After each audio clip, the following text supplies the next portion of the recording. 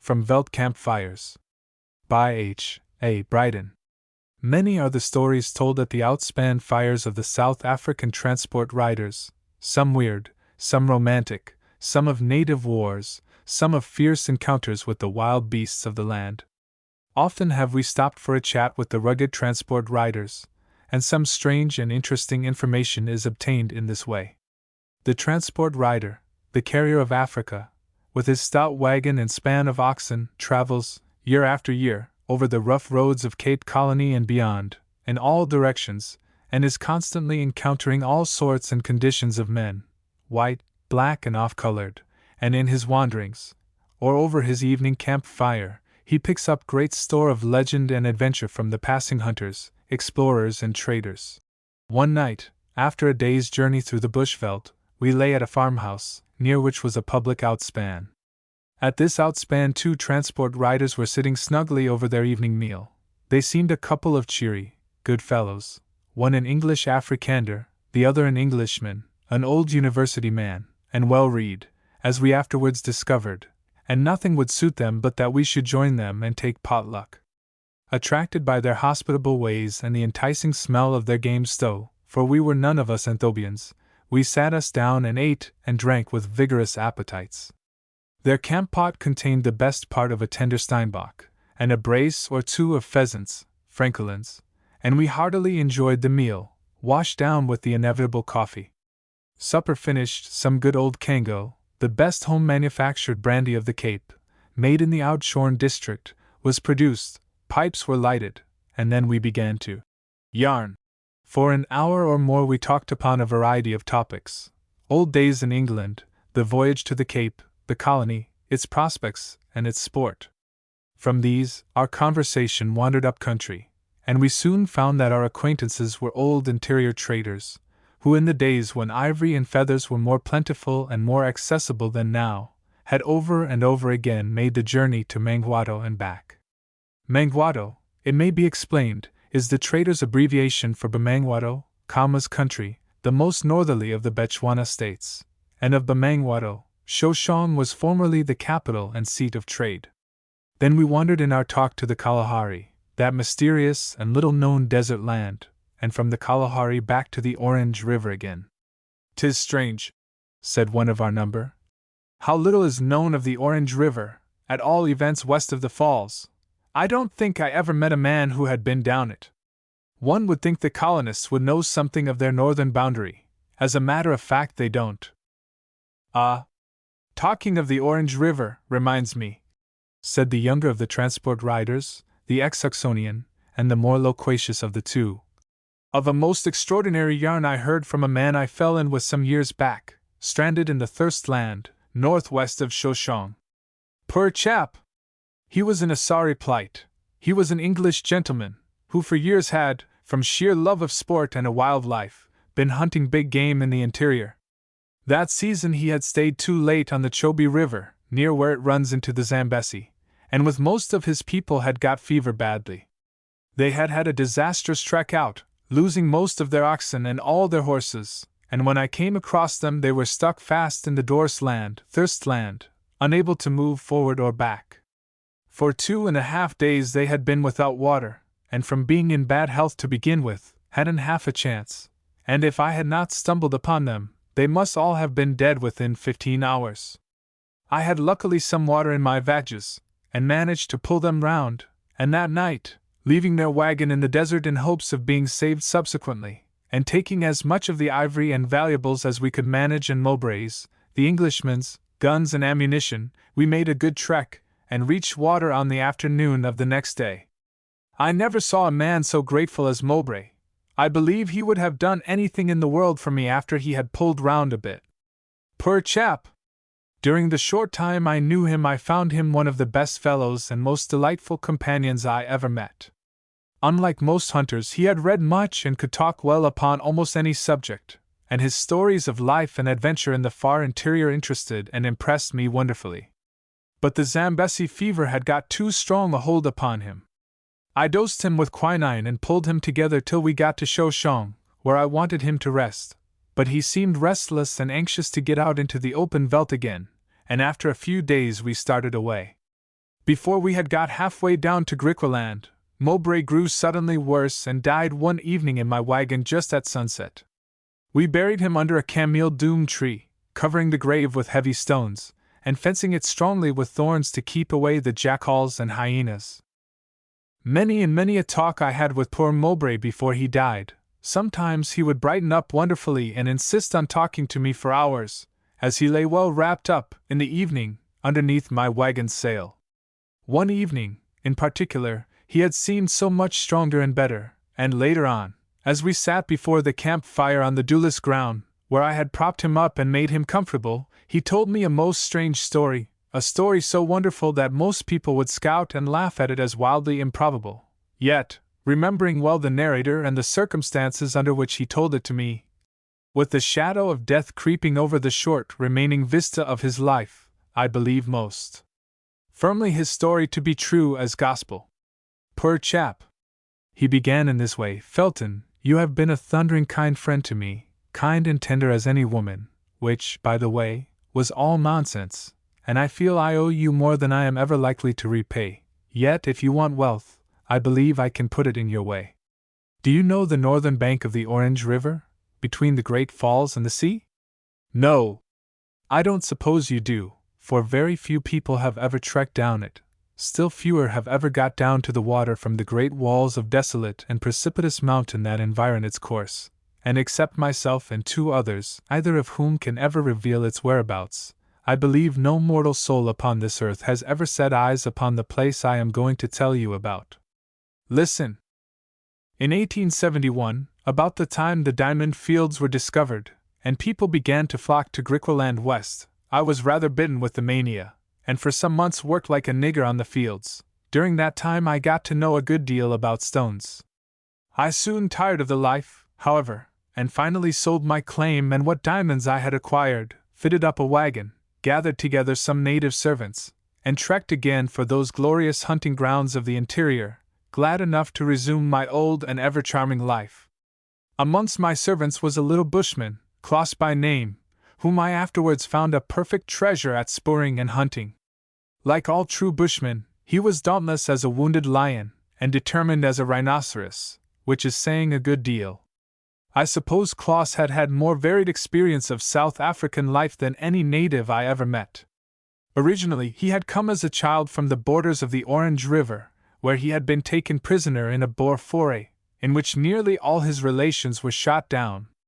He had then been apprenticed in the family of one of his captors, where he had acquired a certain knowledge of semi-civilized life.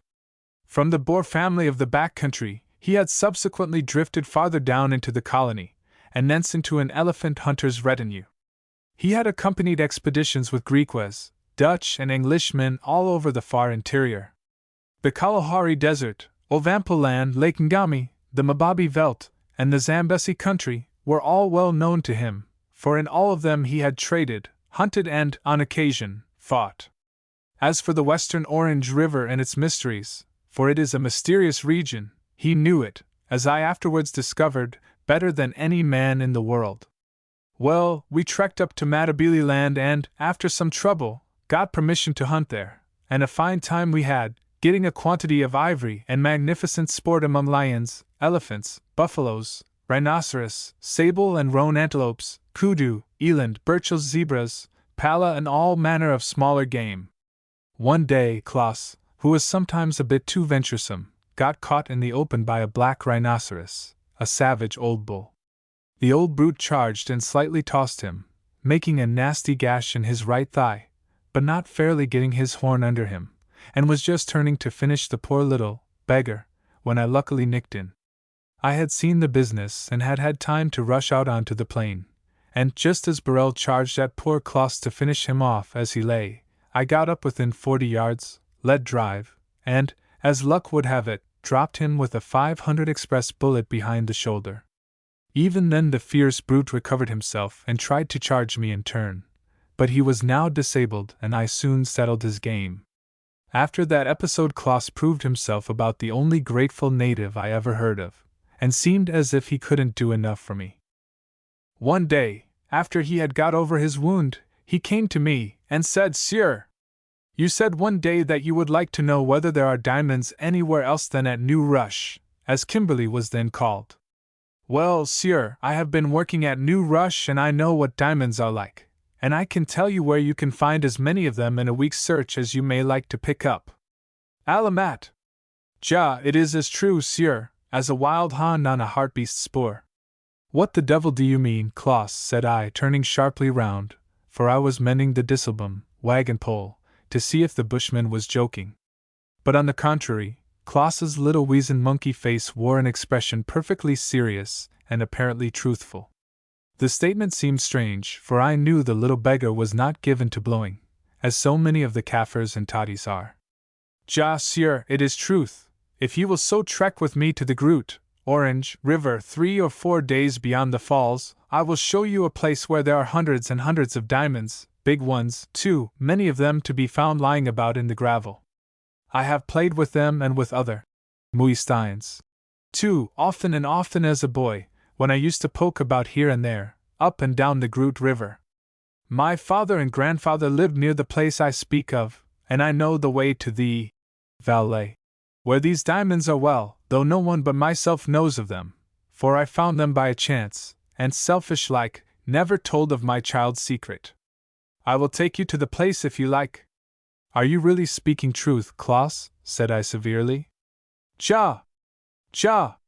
Sir, I am, he earnestly and vehemently reiterated. You saved my life from the rhinoster the other day, and I don't forget it. Again and again I questioned and cross-questioned the little bushman, and finally convinced myself of his truth, and I had too much respect for his keen intelligence to think he was himself misled or mistaken. Well, Klaus, said I at last, I believe you, and we'll trek down to the Orange River and see this wonderful diamond valley of yours. Shortly after this conversation we came back to Shoshong, where I sold my ivory, and then, with empty wagon and the oxen refreshed by a good rest, set our faces for the river. From Shoshong, in Bamangwato, we trekked straight away across the southeastern corner of the Kalahari, in an oblique direction, pointing southwest. It was a frightfully waterless and tedious journey, especially after passing the Langberg, which we kept on our left hand. Towards the end of the journey we found no water at a fountain where we had expected to obtain it, and thereby lost 4 out of 22 oxen, for I had 6 spare ones, and at last, after trekking over a burning and most broken country, we were beyond measure thankful to strike the river some way below the great falls. Klaus had led us to a most beautiful spot, where the terrain slopes gradually to the river, the only place for perhaps 30 or 40 miles where the water, shut in by mighty mountain walls, can be approached, and where we could rest and refresh ourselves and our oxen. Here we stopped 4 days. It was a lovely spot, down the banks of the river, and following its course, grew charming avenues of willows, cameel dooms, acacias, and bastard ebony. 2 or 3 islands, densely clothed with bush and greenery, dotted the broad and shining bosom of the mighty stream. Hippopotami wallowed quietly in the flood, and fish were plentiful. The thorny acacia was now in full bloom, and the sweet fragrance of its yellow flowers everywhere perfumed the air as one strolled by the river's brim. Rare cranes, flamingos, gorgeous kingfishers, and many handsome geese, ducks, and other waterfowl lent life and charm to this sweet and favored oasis. I had some old scraps of fishing tackle with me, and having cut myself a rod from a willow tree, I employed some of my spare time in catching fish, and had, for South Africa, which, as you know, is not a great angling country, capital sport. The fish I captured were a kind of flat-headed barbel, fellows with dark greenish-olive backs and white bellies, and I caught them with scraps of meat, bees, grasshoppers, anything I could get hold of, as fast as I could pull them out, for an hour or 2 at a time. Once I ran clean out of bait, and was nonplussed. However, I turned over a stone or 2, killed a couple of scorpions, carefully cut off their stings, and used them as bait, and the fish came at them absolutely like tigers. I soon caught some 30 pounds weight of fish whenever I went out. The mountains rose here and there around in magnificently serrated peaks, and the whole place, whichever way you looked, was superbly beautiful. There was a fair quantity of game about. Klaus shot some klipspringer antelopes, hereabouts comparatively tame, up in the mountains, and there were koodoos, steinbok, and duikers in the bushes and koppies. After the parching and most harassing trek across the desert, our encampment seemed a terrestrial paradise. The guinea fowls called constantly with pleasant metallic voices from among the trees that margined the river, and furnished capital banquets when required. Many fine francolins abounded, and at evening, namaqua partridges came to the water to drink in literally astounding numbers. We had to form a strong fence of thorns around us, for leopards were numerous and very daring, and there were still lions about in that country.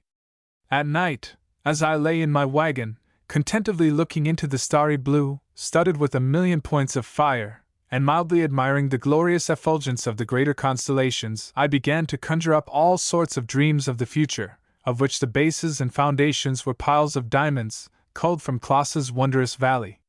Having recruited from the desert journey, and all men and beasts being in good heart and fettle, we presently started away down the river for the Valley of Diamonds.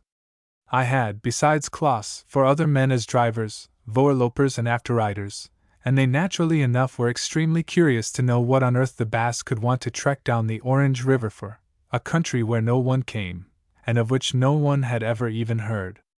I had to tell them that I was prospecting for a copper mine, for, as you probably know, there are many places in this region where that metal occurs.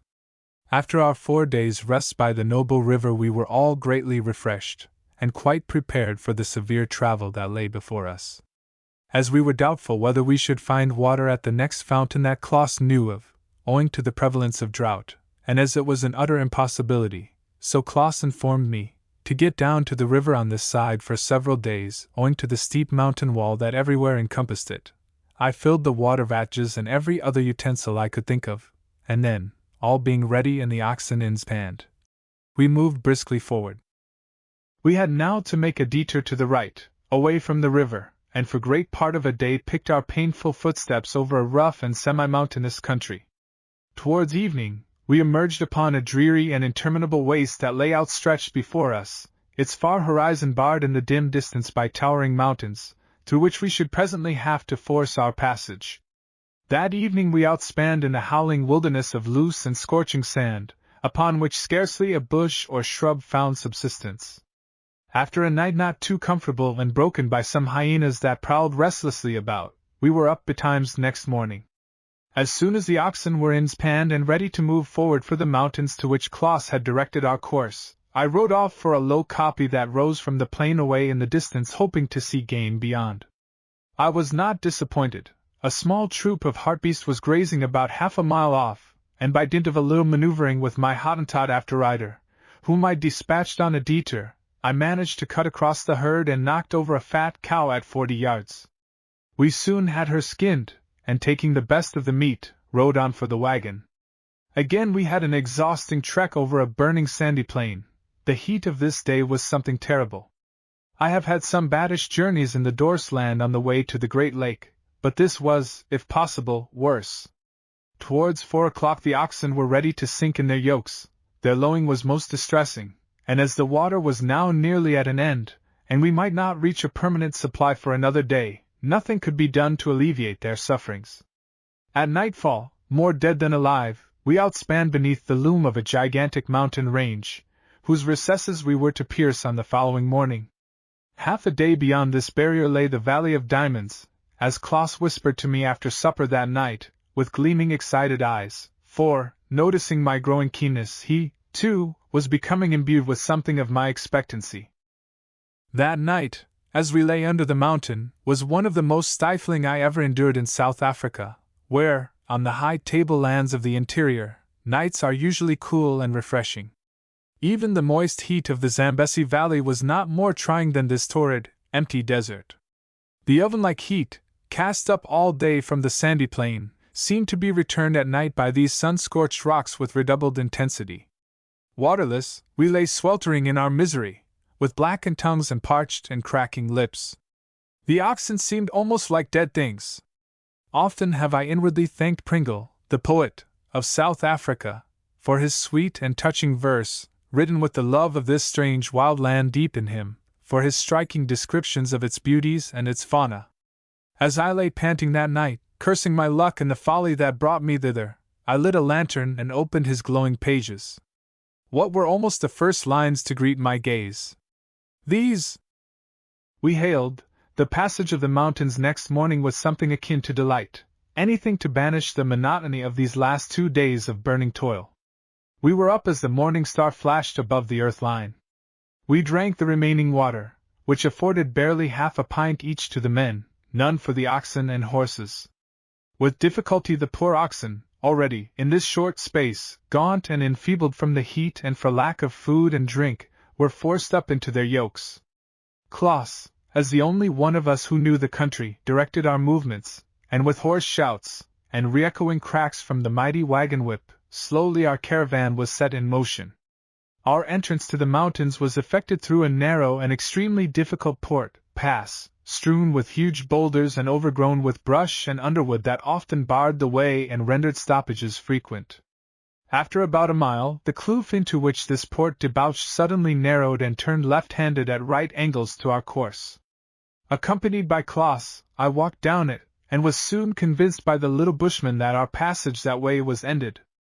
As Klaus had warned me, our only way through and out of the mountains now lay in taking, with our wagons, to the steep and broken hillsides, a proceeding not only perilous, but apparently all but impossible. Yet the thing had to be done, and we at once set the spent oxen in motion and faced the ascent obliquely. After consultation with Klaus, I got out some ropes, which I had fastened to the uppermost side of the wagon, while some stout long poles, which I had previously cut for such an emergency while outspanned at the Orange River, served to prop up our lumbering vehicle from the lower side.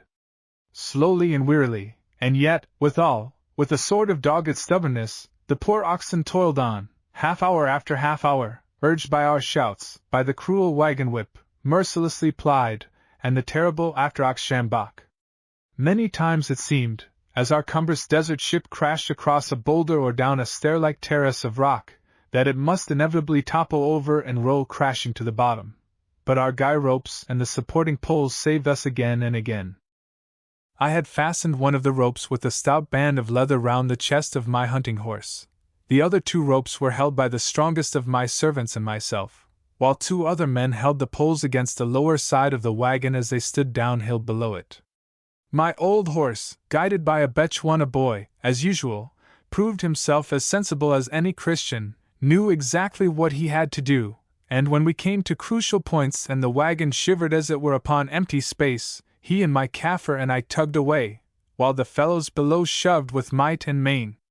And so time after time we averted a catastrophe, so dire that I shuddered to think of it, for in some places, if the wagon had gone, the wreck must have been irreparable and the yoked oxen hurled with it in a broken and mangled heap to the bottom far below us. Well, occasionally halting for a blow, long hours of the most distressing labor I ever experienced were at last got through. We had surmounted and left behind the first huge mountainside, had plunged into a valley, had passed obliquely over the shoulder of another great mountain, and now halted in a deep and hollow kloof lying below a singular flat-topped mountain, conical in shape, that stretched across our onward path. This mountain was flanked on either hand, as we fronted it, by yawning cliffs, and was only approachable from this one aspect. Here we outspanned for a final rest before completing our work, if to complete it were possible. Shading my eyes from the fierce sunlight, I looked upward at the long slope of mountain, broken here and there, and occasionally shaggy with bush. Over all the fierce atmosphere quivered, seething and dancing in the sunblaze. I looked again with doubt and dismay at the gasping oxen, many of them lying foundered and almost dead from thirst and fatigue, and my spirits, usually brisk and unflagging, sank below zero. Klaus had told me previously of a most wonderful pool of water that lay on the crown of a mountain where we should outspan finally before entering upon the portals of the Diamond Valley. Now he came to me and said, pointing upwards, "Sieur, this sweet water lies yonder up the berg. It is a beautiful pool, such as ye never saw the like of. If we reach it we are saved and the oxen will soon get round again. Ye must get them up somehow, even without the wagon." The tiny yellow blear-eyed bushman, standing over me as I sat on a rock, pointing with his lean arm skywards, his anxious dirt-grimed face streaming with perspiration, was hardly the figure of an angel of hope, and yet at that moment he was an angel of the earth, earthy, 'tis true, yet an angel that held before us sure hope of rescue from our valley of despair, for despair, black and grim, now lay upon the faces of my followers and in the eyes of my oxen. Remember, we had tasted no water to speak of for close on 3 days, and had had besides a frightfully trying trek. We lay panting and grilling for an hour or more, and then I told my men that water in any quantity lay at the mountain top and that we must, at all hazards, get the oxen up to it. By dint of severe thrashing with the after-ox sjambok, we at last got the oxen on to their legs, all but 2, which could not be made to rise, and then, leaving the wagon, but taking 3 or 4 buckets, we moved upwards. Only a mile of ascent, or a little more, lay before us, but so feeble were the oxen that we had the greatest difficulty to drive them to the top, even without the encumbering wagon. At last we reached the krantz, and after 100 yards' walk upon its flat top, we came almost suddenly upon a most wonderful and, to us, most soul-thrilling sight. Dense bushes of acacia thorn, speckbum, euphorbia, Hottentot cherry and other shrubs grew around, here and there relieved by wide patches of open space. The oxen, getting the breeze and scenting water, suddenly began to display a most extraordinary freshness. Up went their heads, their dull eyes brightened, and they trotted forward to where the brush apparently grew thickest. For a time they found no opening, but after following the circling wall of bush, at length a broad avenue was disclosed, an avenue doubtless worn smooth by the passage of elephants, rhinoceroses, and other mighty game, in past ages, and then there fell upon our sight the most refreshing prospect that man ever gazed upon. 30 yards down the opening there lay a great pool of water, about 200 feet across at its narrowest point, and apparently of immense depth. The pool was circular, its sides were of rock and quartz, and completely inaccessible from every approach save that by which we had reached it. It was indeed completely encompassed by precipitous walls about 30 feet in height, which defied the advent of any other living thing than a lizard or a rock rabbit. Upon these rocky walls grew lichens of various colors, blood red, yellow, and purple, imparting a most wonderful beauty to the place. The avenue to the brink of this delicious water was of smooth rock somewhat sloping, and in the rush to drink we had the greatest difficulty in preventing the half-mad oxen from plunging or being pushed in which case we should have had much trouble to rescue them. How the poor beasts drank of that cool, pellucid flood, and how we human beings drank, too! I thought we should never have finished. The oxen drank and drank till the water literally ran out of their mouths as they at last turned away. Then I cast off my clothes and plunged into the water. It was icy cold and most invigorating, and I swam and splashed to my heart's content. After my swim and a rest I directed my men to fill the 4 buckets we had brought, and then, leaving the horses in charge of one of their number, we drove the cattle, loath though they were to leave the pool, back to the wagon, going very carefully so as not to spill the water. At length we reached the valley, only to find our 2 poor foundered bullocks lying nearly dead. The distant lowing of their refreshed comrades had, I think, warned them of good news, and the very smell of the water revived them, and after 2 buckets apiece of the cold draught had been gulped down their kiln-dried throats, they got up, shook themselves, and rejoined their fellows. We rested for a short time and then ins panned and started for the upland pool. The oxen, worn and enfeebled though they were, had such a heart put into them by their drink, and seemed so well to know that their watery salvation lay up there, only a short mile distant, that they one and all bent gallantly to the yokes and dragged their heavy burden to the margin of the bush-girt water. We now outspanned for the night, made strong fires, for the spur of leopards was abundant, stewed some bustards, ate a good supper, and turned in.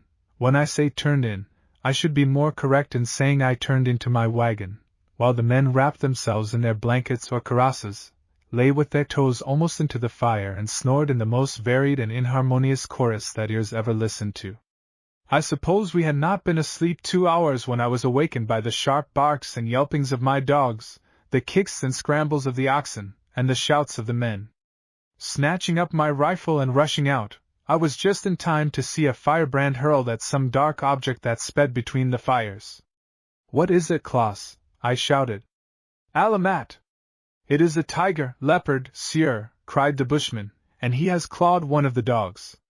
True enough, on inspecting the yelping sufferer, Rui Cat, a brindled red dog, and one of the best of my pack, I found the poor wretch at its last gasp, with its throat and neck almost torn to ribbons. Nothing could save the unfortunate animal.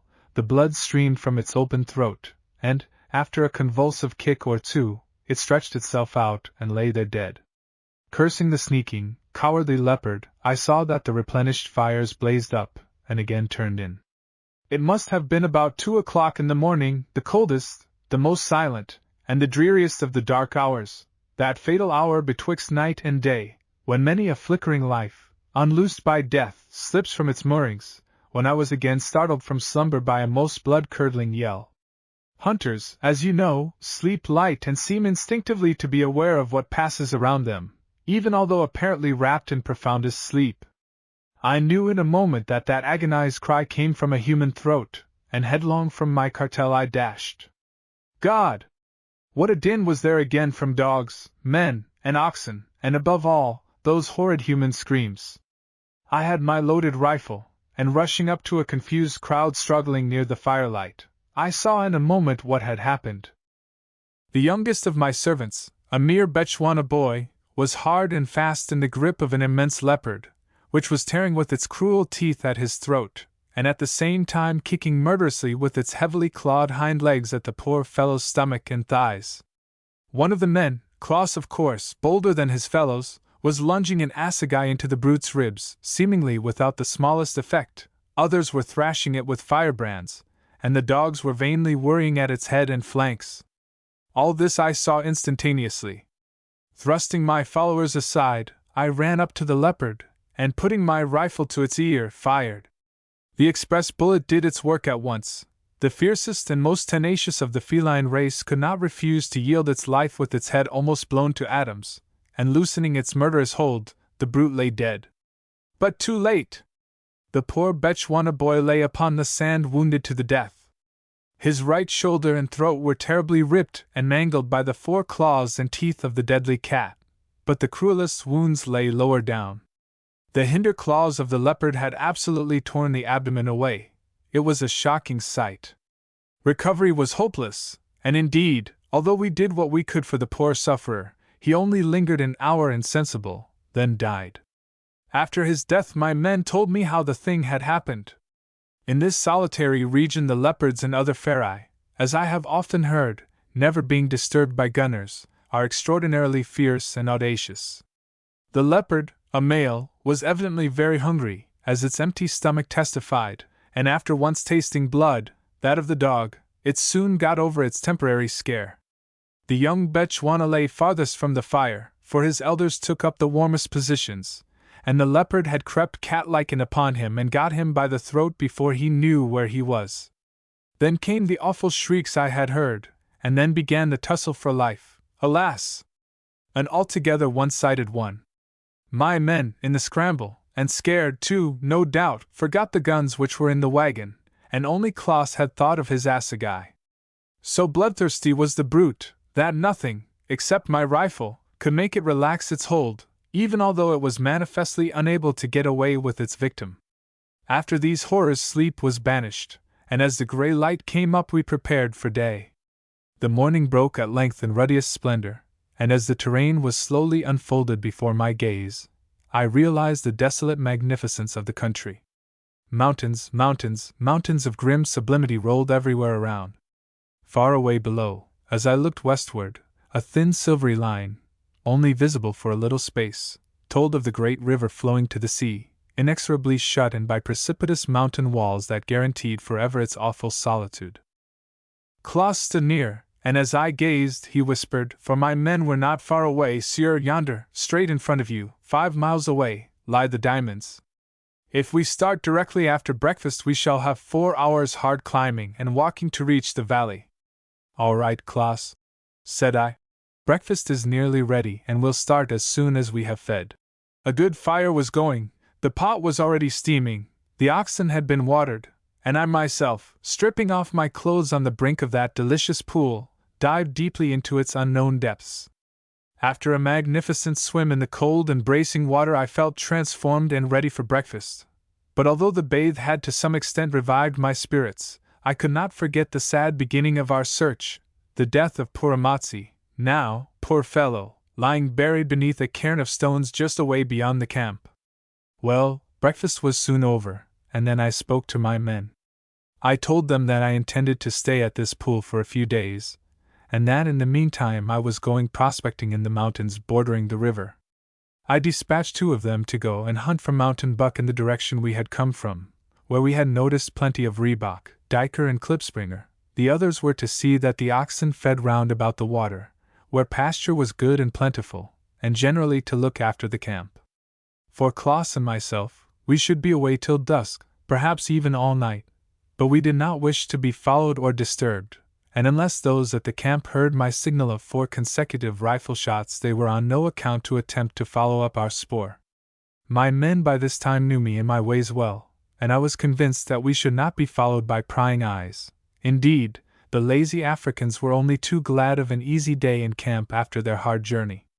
Taking some biltong, dried flesh, biscuits, and a bottle of water each, and each shouldering a rifle, Klaus and I started away at 7 o'clock. The little beggar, who, I suppose, in his bushman youth had wandered baboon-like all over this wild country, till he knew it by heart, showed no sign of hesitation, but walked rapidly downhill into a deep gorge at the foot, which led half a mile or so into a huge mass of mountain that formed the north wall of the Orange River. This kloof must at some time or another have served as a conduit for mighty floods of water, for its bottom was everywhere strewn with boulders of titanic size and shape, torn from the cliff walls above. It took us a long hour of the most laborious effort to surmount these impediments, and then with torn hands and aching legs we went straight up a mountain, whose roof-like sides consisted of masses of loose shale and shingle, over which we slipped and floundered slowly and with difficulty. I say we, but I am bound to admit that the bushman made much lighter of his task than I, his ape-like form seeming indeed much more fitted for such a slippery breakneck pastime. At length we reached the crest, and then, after passing through a fringe of bush and scrub, we scrambled down the descent, a descent of no little danger. The slipping shales that gave way at every step often threatened, indeed, to hurl us headlong to the bottom, which we should most certainly have reached mere pulpy masses of humanity. At last this stage was ended, and we found ourselves in a very valley of desolation. Now we were almost completely entombed by narrowing mountain walls, whose dark red sides frowned upon us everywhere in horrid and overpowering silence. The sun was up, and the heat, shut in as we were, overpowering. Moreover, to make things more lively, I noticed that snakes were hereabouts more than ordinarily plentiful, the bloated puff adder, the yellow cobra, and the dangerous little night adder several times only just getting out of our path.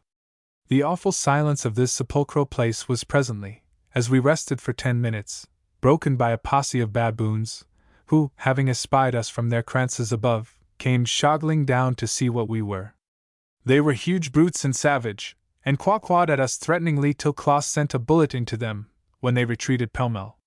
We soon started again, and pressed rapidly along a narrow gorge some 50 feet wide with perfectly level precipitous walls, apparently worn smooth at their bases by the action of terrific torrents, probably an early development of the Orange River when anciently it made its way through these grim defile. The ground we walked upon was, I noticed, composed of sand and rounded pebbles, evidently water-worn and of various kinds. Some of them were round masses of the most beautiful transparent crystal spar, often as large as a man's head. Presently the causeway narrowed still more, and then, turning a sharp corner, we suddenly came upon a pair of leopards sauntering coolly towards us. I didn't like the look of things at all, for a leopard at the best of times is an ugly customer, even when he knows and dreads firearms, and here, probably, the animals had never even heard the report of a gun.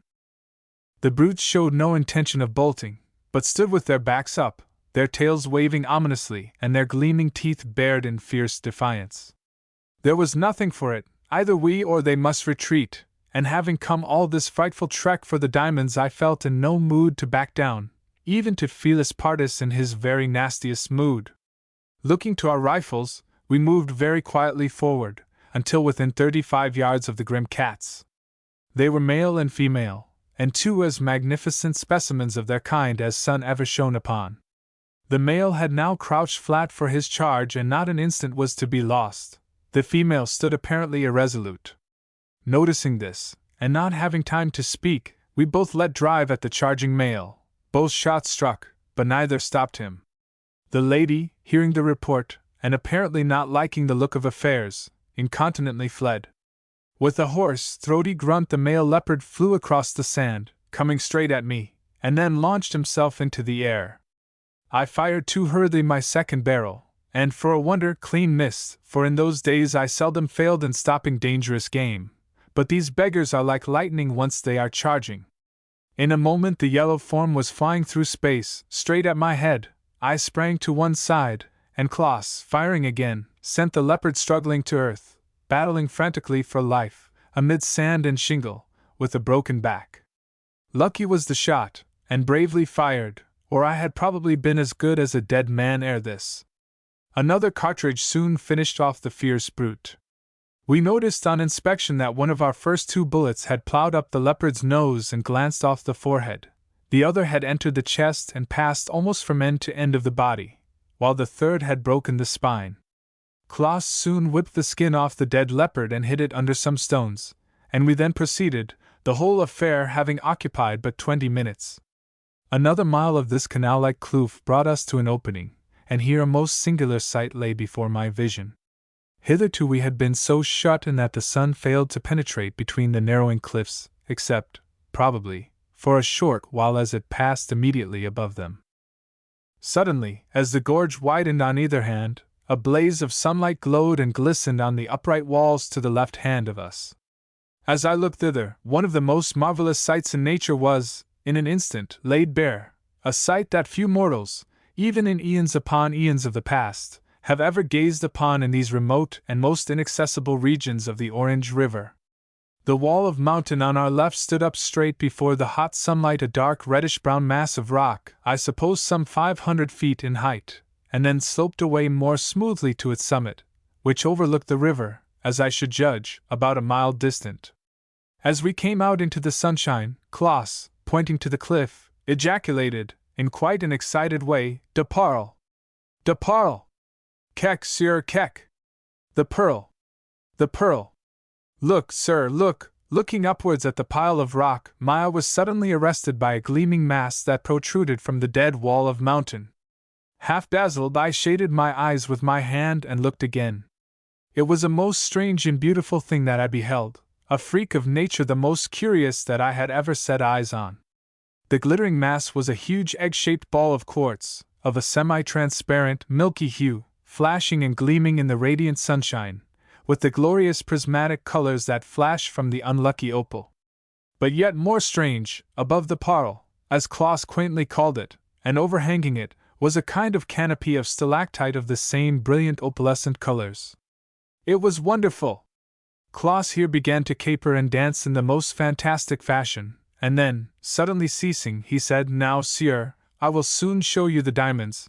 They are there," pointing to a dark corner of the glen, right through the rock. "What made you call that shining stone up there, De Parle?" said I, as I gazed in admiration at the beautiful ball of crystal. "Well, sire, I was once with a wine boar at the Parle, down in the old colony, and a man told me why they called the mountain there De Parle. And he told me, too, what the pretty gems were that I saw in the young vrouw's best ring when she wore it, and I then knew what a parle was and that it came from a fish that grows in the sea. And I remembered then the great shining stone that I found up here, when I was a boy, on the Groot River, and I thought to myself, 'Ah, Klaus, that was the finest parle ye ever saw, that near where the pretty white stones lay. I mean the diamonds yonder, sire.' At last, then, we were within grasp of the famous stones, concerning whose reality I had even to the last had secret misgivings. It was a startling thought.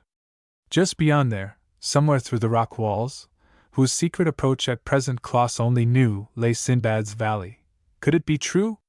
Could I actually be within touch of riches unspeakable, riches, in comparison with which the wealth of Croesus seemed but a beggar's hoard?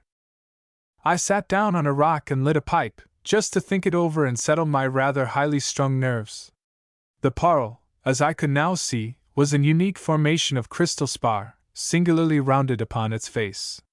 It and the glorious canopy of hanging stalactite above it must have been reft bare by some mighty convulsion that had anciently torn asunder these mountains, leaving the ravine in which we stood. As we drank from our water bottles and ate some of the dried flesh and biscuits we had brought with us, I noticed Klaas's keen little eyes wandering inquiringly round the base of the precipice in our front. He seemed puzzled, and as we finished our repast and lit our pipes again, he said, "The hole in the rock that leads from this kloof to the diamonds should be over there," pointing before him. "But I can't quite make out the spot. The bushes have altered and grown so since I was here as a boy, years and years ago." We got up and walked straight for the point he had indicated and reached the foot of the precipice. All along here, where the sand and soil had been swept in bygone floods or had formed from the slow disintegration of fallen rock from above, cactus, euphorbia, aloe and brush grew thickly, and in particular the curious Euphorbia candelabrum, with its many branching arms, stood prominent. The bushman hunted hither and thither in the prickly jungle with the fierce rapidity of a tiger cat after a running guinea fowl. But inasmuch as he was sometimes prevented from immediately approaching the rock wall, he appeared unable to hit off the tunnel that led, as he had formerly told me, to the valley beyond. Suddenly, after he had again disappeared, he gave a low whistle, a signal to approach, to which I quickly responded. Quietly pushing my way towards him, I was astonished to see within a small clearing a thick and high thorn fence, outside of which Klaas stood.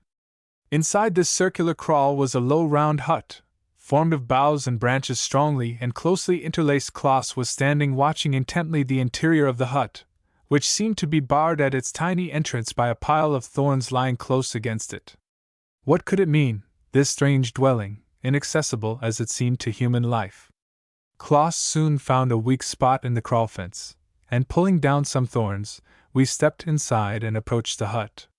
Here, too, Klaas pulled away the dry acacia thorns from the entrance, and was at once confronted by a tiny bow and arrow, and behind that by a fierce little weazen face. Instantly, my bushman poured forth a torrent of his own language, redundant beyond expression with those extraordinary clicks of which the bushman tongue seems mainly to consist. Even as he spoke, the bow and arrow were lowered, the little head appeared through the entrance, and the tiniest, quaintest, most ancient figure of a man I had ever beheld stood before us. Ancient, did I say? Ancient is hardly a meet description of his aspect.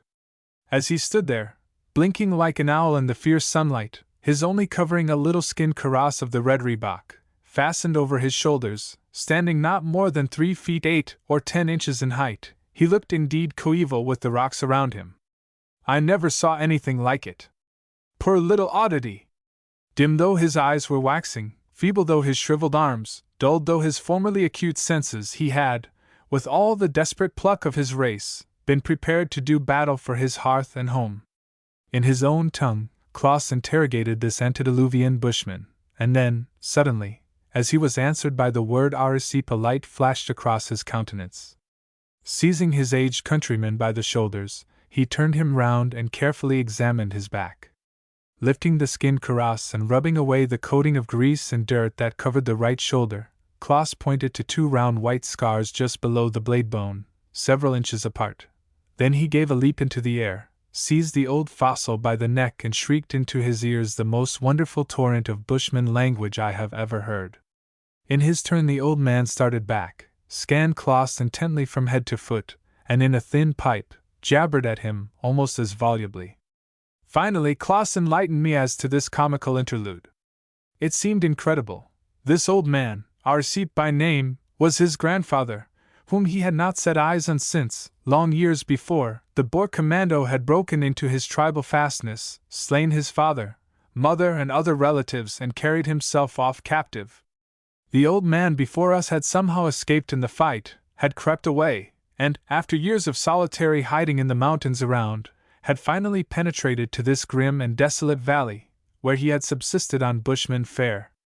Snakes, lizards, roots, gum, bulbs, fruit, and an occasional snared buck or rock rabbit, these, and a little rill of water that gushed from the mountain-side hard by, supplied him with existence. Here he had lingered for many years, alone and isolated. His only fear had been, as he grew older and feebler, the leopards infesting the neighboring mountain. Against their attacks had he built the strong thorn fence, carefully closed at night, and the door of thorns which he wedged tightly into the entrance way. A strange meeting indeed it was, but after all not stranger than many things that happen in the busy world. So far as I could learn from Klaus, who himself was between 40 and 50, the ancient figure before us was laden with the burden of more than 90 years. Think of it! 90 summers of parched bushman land, of burning Orange River mountains, 90 seasons of hunger and thirst and dire privations. Great part of the earlier period varied by raids on the flocks of the Boers and battles for existence with the wild beasts of the land.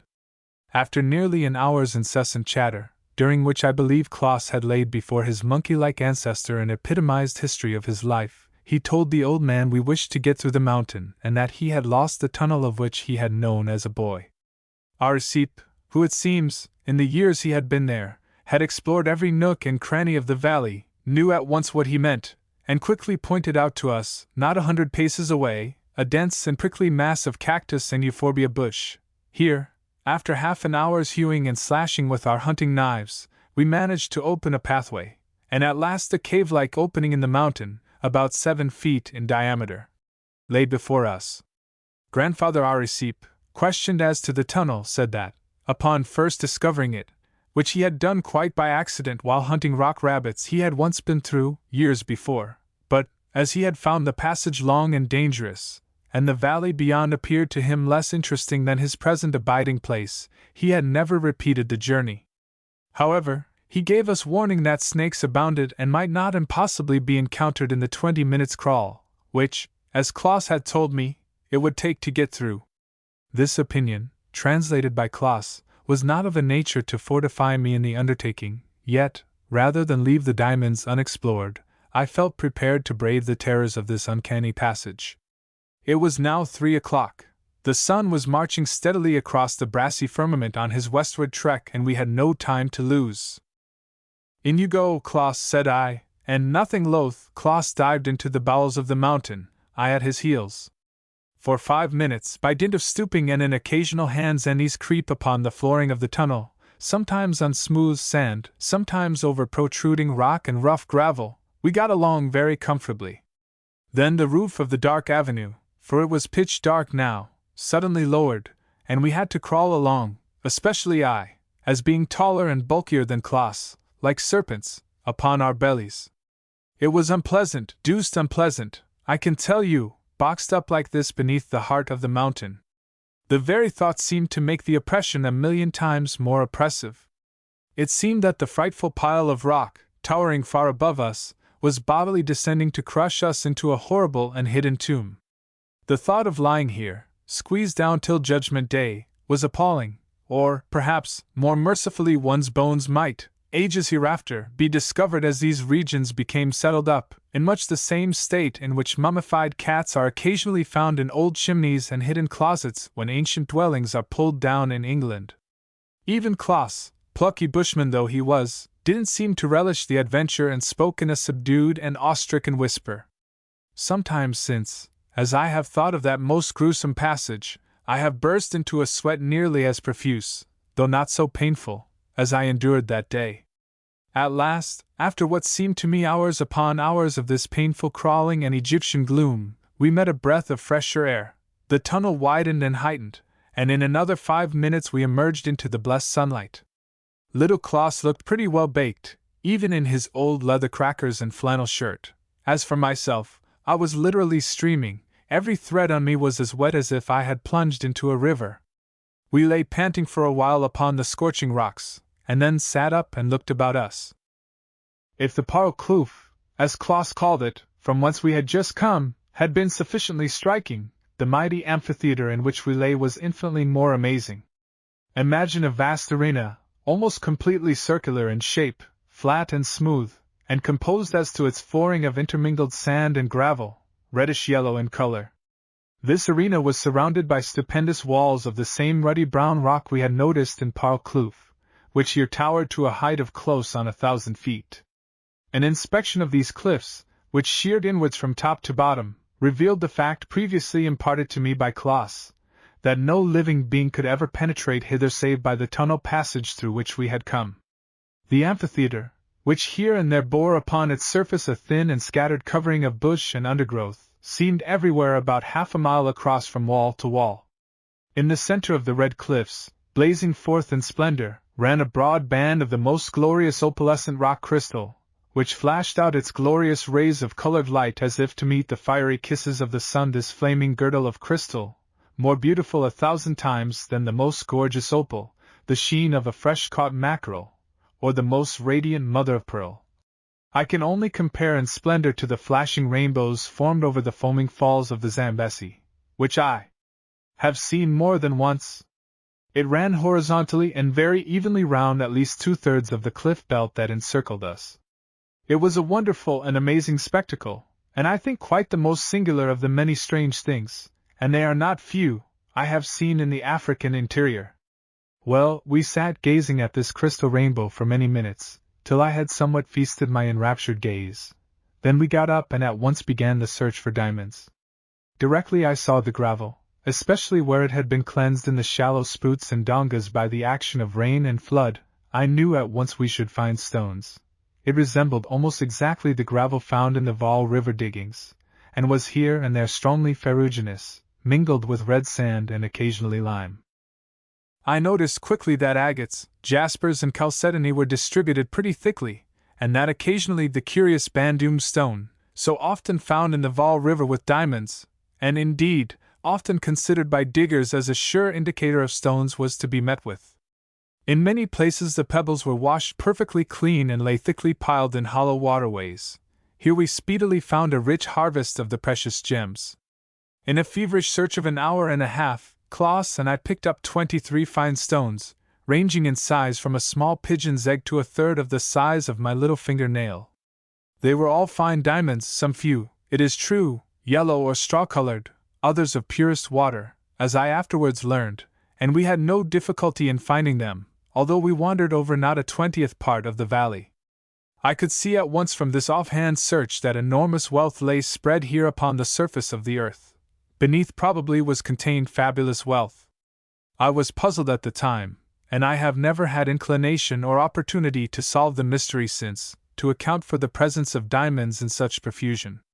Whether they were swept into the valley by early floodings of the Orange River through some aperture that existed formerly, but had been closed by volcanic action, or whether, as I am inclined to think, the whole amphitheater is a vast upheaval from subterraneous fires of a bygone period, is to this hour an unfathomed secret. I rather incline to the latter theory, and believe that, like the Kimberley pipe, as diggers call it, the diamondiferous earth had been shot upwards funnelwise from below, and that ages of floods and rain-washing had cleansed and left bare the gravel and stones upon the surface.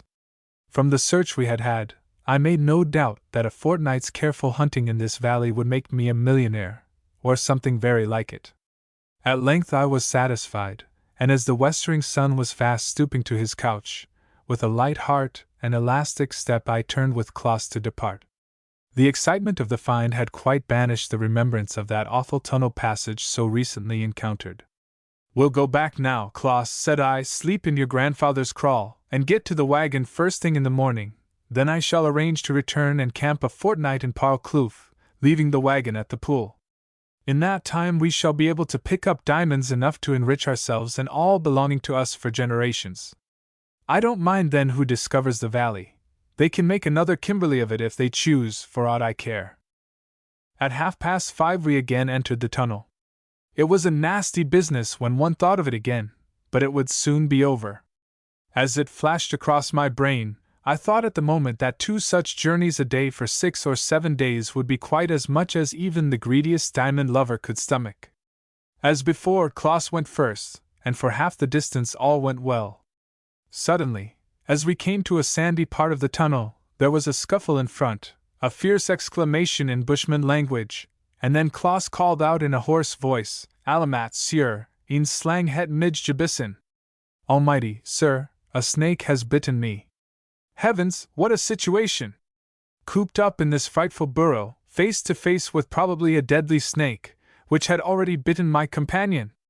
Almost immediately Klaus's voice came back to me in a hoarse guttural whisper. "I have him by the neck, sieur. It is a puff adder and his teeth are sticking into my shoulder. If you will creep up and lay hold of his tail, which is your side of me, we can settle him, but I can't get his teeth out without your help. As you will remember, The puff adder's striking fangs are very curved and are often difficult to disengage once it has made its strike. Per Klaus!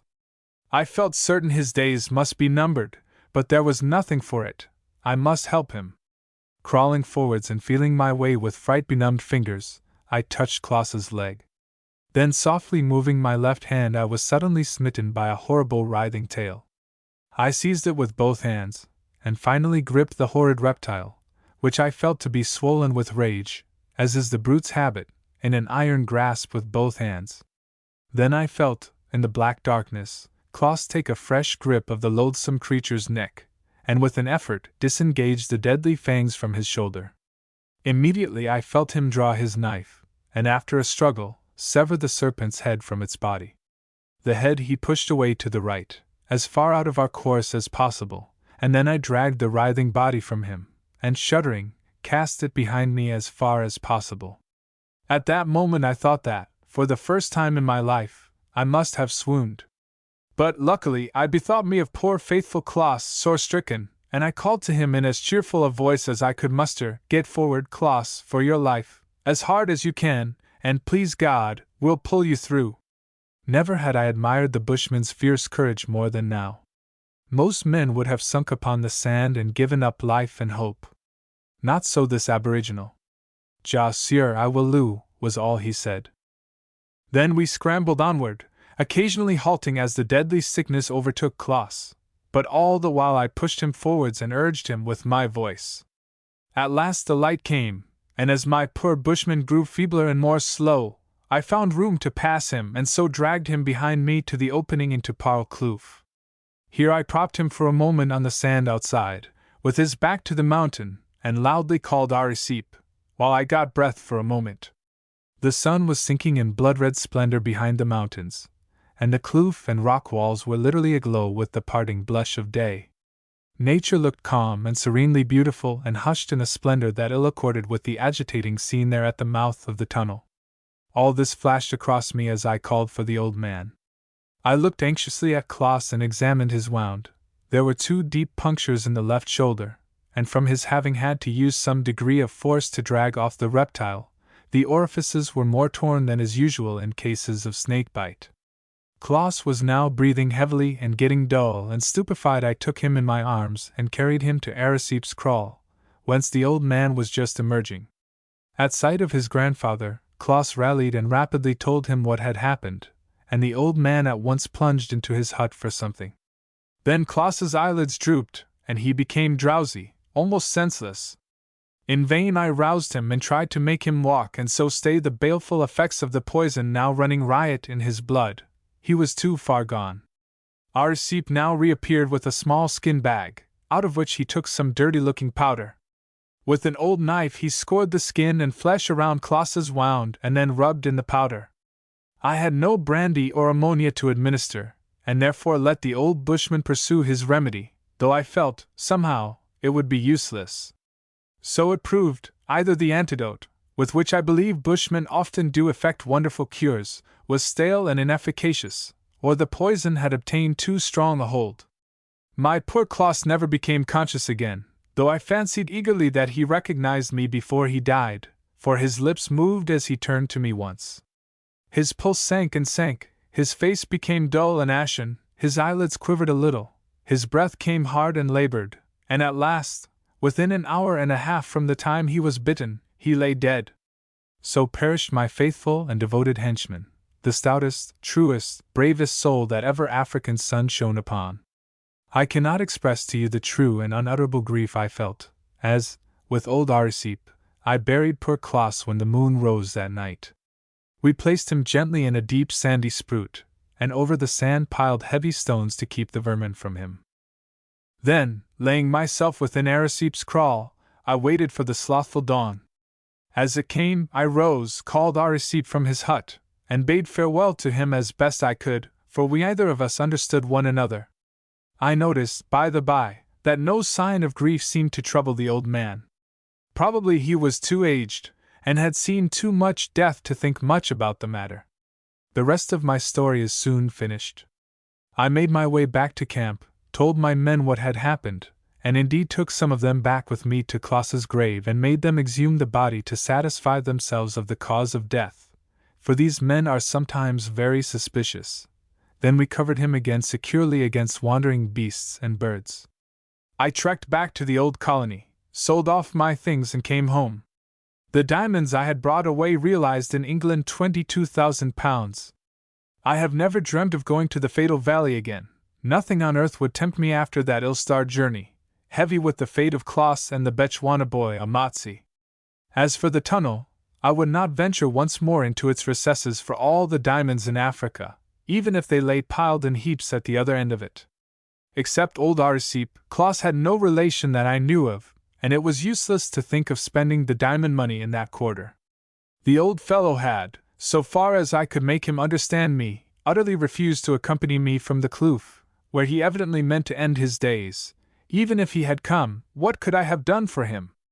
At his time of life, and with his peculiar habits, he could hardly have begun the world again, even if I had brought him home, bought him a country house, taken rooms in Piccadilly, dressed him in the height of fashion and launched him upon society. Therefore I left him as I found him. Klaas, I have never ceased to mourn from that day to this. Part of the £22,000 I invested for some relatives. The balance that I kept suffices, with what I already possessed, for all possible wants of my own. Then I came back to my dearly loved South Africa for the last time, and a few weeks later made the journey to the Chobe River, from which you rescued me in the Thirstland. Such was the story related to us by the transport rider, in a clear and singularly graphic manner, to which these pages do scant justice. Our narrator wound up by telling us that Mowbray had further imparted to him the exact locality of the Diamond Valley, but he added, I have never yet been there, nor do I think that, for the present, it is likely I shall go. Some day before I leave the Cape I may have a try and trek down the Orange River, but I don't feel very keen about that secret passage, after poor Mowbray's experiences. We had sat rapt listeners for some hours of that soft, calm, African night. The glorious stars looked out from above us in their deep blue dome. The Southern Cross shone in serene effulgence, as if, too, its sparkling gems claimed an interest in the legend of the lost diamonds. It was now 2 o'clock, and the camp fire of the transport riders burned low. Just one more suppy we had with our friendly entertainers, and then, with hearty expressions of thanks and goodwill, rose to seek our beds. That night, before falling asleep, I pondered long upon the strange narrative we had heard. Often since have I done so. Often, too, have I thought of the lone grave of the English hunter, Mowbray, far out upon the verge of that dim and mysterious desert, the Kalahari. Chapter 2. The Story of a Tusk. It was a fine spring morning in the city, even in the great dingy warehouse, where Cecil Kensley was engaged in cataloguing a vast store of ivory in preparation for the periodical sales. The sun beamed pleasantly. It lit up the dark corners of the building, and played everywhere upon hundreds of smooth, rounded elephant's teeth, varying in color from a rich creamy yellow to darkest brown, from the gleaming tusk, fresh chopped within the last year from the head of a young bull, to the huge, dark, discolored, almost black-skinned tooth, that for 100 years had lain unnoticed in some mud swamp, or for generations had decorated the grave or crawl fence of some native chief. There they lay, those precious pillars of ivory, solid scrivellos, Egyptian soft teeth, Ambras hard irregulars, billiard and bagatelle scrivellos, Bengal teeth, Siam, Niger, Abyssinian, Bombay, West Coast, Cape, and all the rest of them, upon which the world sets so great a store, and for which mankind is so rapidly exterminating a species. Those wonderful teeth, dumb memorials, so many of them, of dark tales of blood and suffering, of slave raids, plundered villages, murders, floggings, terrible journeys to the coast, unutterable scenes of horror and woe, what histories could they not unfold? But the tusks lay there, hugging their grim secrets, silent and mute enough. Cecil Kensley, the person cataloguing these treasures of ivory in a purely matter-of-fact way, was a good-looking, fair-bearded man of 30, partner in a wealthy firm, a bachelor, somewhat of a man of pleasure out of office hours, but in business smart, shrewd and hard-working. The cataloguing of such an accumulation of ivory as that great warehouse held was a lengthy business, and all day, until 4 o'clock, Kensley was engaged, with the help of the warehouseman, sorting, turning over and writing down. Before taking a short rest for luncheon, his eye fell upon one magnificent tusk, long, perfectly shaped and balanced, massive, highly polished, and in color, of the richest chrome yellow. It lay somewhat apart, and appeared to have no fellow. A careful inspection of the rest of the warehouse, and a single glance at that peerless tooth, showed that, even out of all that vast collection, no possible match for it could be found. Kensley had been working all the morning at the far end of the warehouse. He now stood by the tusk which had so taken his eye. "Hullo, Thomas!" he said, interrogating the man who stood by him. "What have you got here? What a grand tooth! Where's the fellow to it? Is it an odd one?" "Yes, sir," replied the man. "It's an odd tooth, and a rare beauty. It's years since I saw the like of it. It's a grand tusk, as you say. I ran the measure over it, and it went 9 feet 2 inches, and it weighs just on 170 pounds. It's as nigh perfect as can be, but there's just one little bit of a flaw down there by the base, an old wound, or something of the kind. There's a sight of good ivory in that tooth, and it must be as old as the hills a'most." Kensley had seen, in the 14 years of his experience, thousands of fine teeth. Yet, connoisseur though he was, he thought, as his eye ran lovingly over that magnificent 9 feet of ivory, splendid in color, curve and solidity, that he had never seen such another. He stooped to look at the flaw the man spoke of. Within a foot of the darker portion at the base, just beyond where the ivory had manifestly emerged from the flesh of the gum, there appeared a curious fault in the graining of the tooth, elsewhere perfect. The growth had been disturbed by some foreign substance, and the graining, instead of being as regular and even as a pattern woven by machinery, swept in irregular curves round the center of the flaw. Kensley rose to his feet again. "It's not much of a fault," he said, "and the tooth's a real beauty. I've been meaning this long time past to have such a tusk at my rooms, to decorate a corner or hang upon the wall. I think I'll take that fellow, Thomas, and pay for it. It will be a long time before I come across a better. See that it goes up to my flat tomorrow, will you, and take care how it's carried. I don't want it spoiled." "All right, sir," replied the man. "I'll see to it myself. I'll give it a bit of a clean up and take it up for you tomorrow morning." 2 evenings after this conversation, Cecil Kensley left the office and walked, as was often his custom, steadily westward.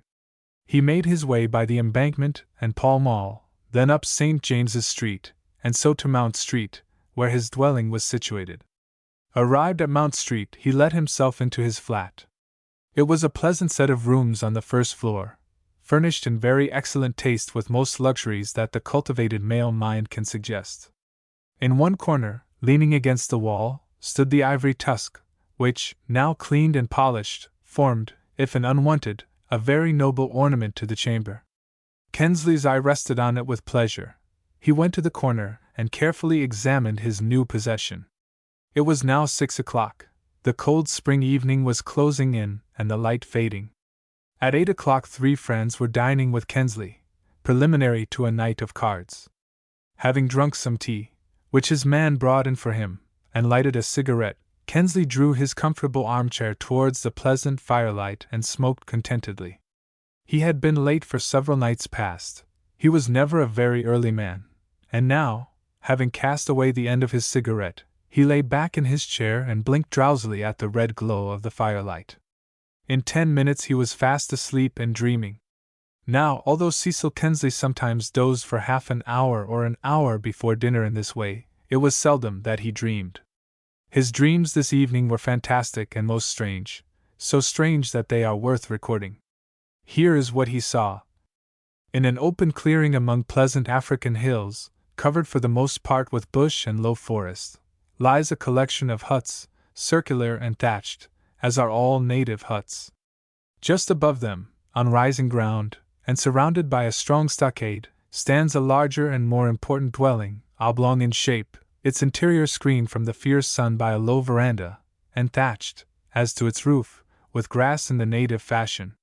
It is a hot morning in the glowing tropical summer, the season of rains. Vegetation and flowers are everywhere in their freshest verdure and beauty. Fleecy clouds lie at this early hour of morning upon the face of the eastern sky, and hang in a long line midway upon the sides of a high mountain some miles distant. Seated just outside the stockade enclosure is a European, clad in the broad-brimmed hat, doublet, loose breeches, and buff riding boots of a bygone time. Somehow the face of this European, with its sallow cast, peaked beard, and fierce mustaches, is strangely familiar to the eye and brain of the dreamer, though he cannot in his sleep exactly recall how. Round about the Portuguese, for he is of that race, are half a dozen soldiers of his country, in buff coats and steel caps, bearing in their hands antique pieces, snap-hunces. Squatting in front are 13 or 14 naked Africans, waiting the white man's will.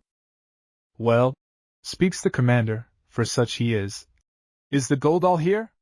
Stand forward, Cañada." A native steps out from his fellows, and hands the commander a quill of gold dust and tiny nuggets, the fruit of a week's hard toil and labor of himself and his family.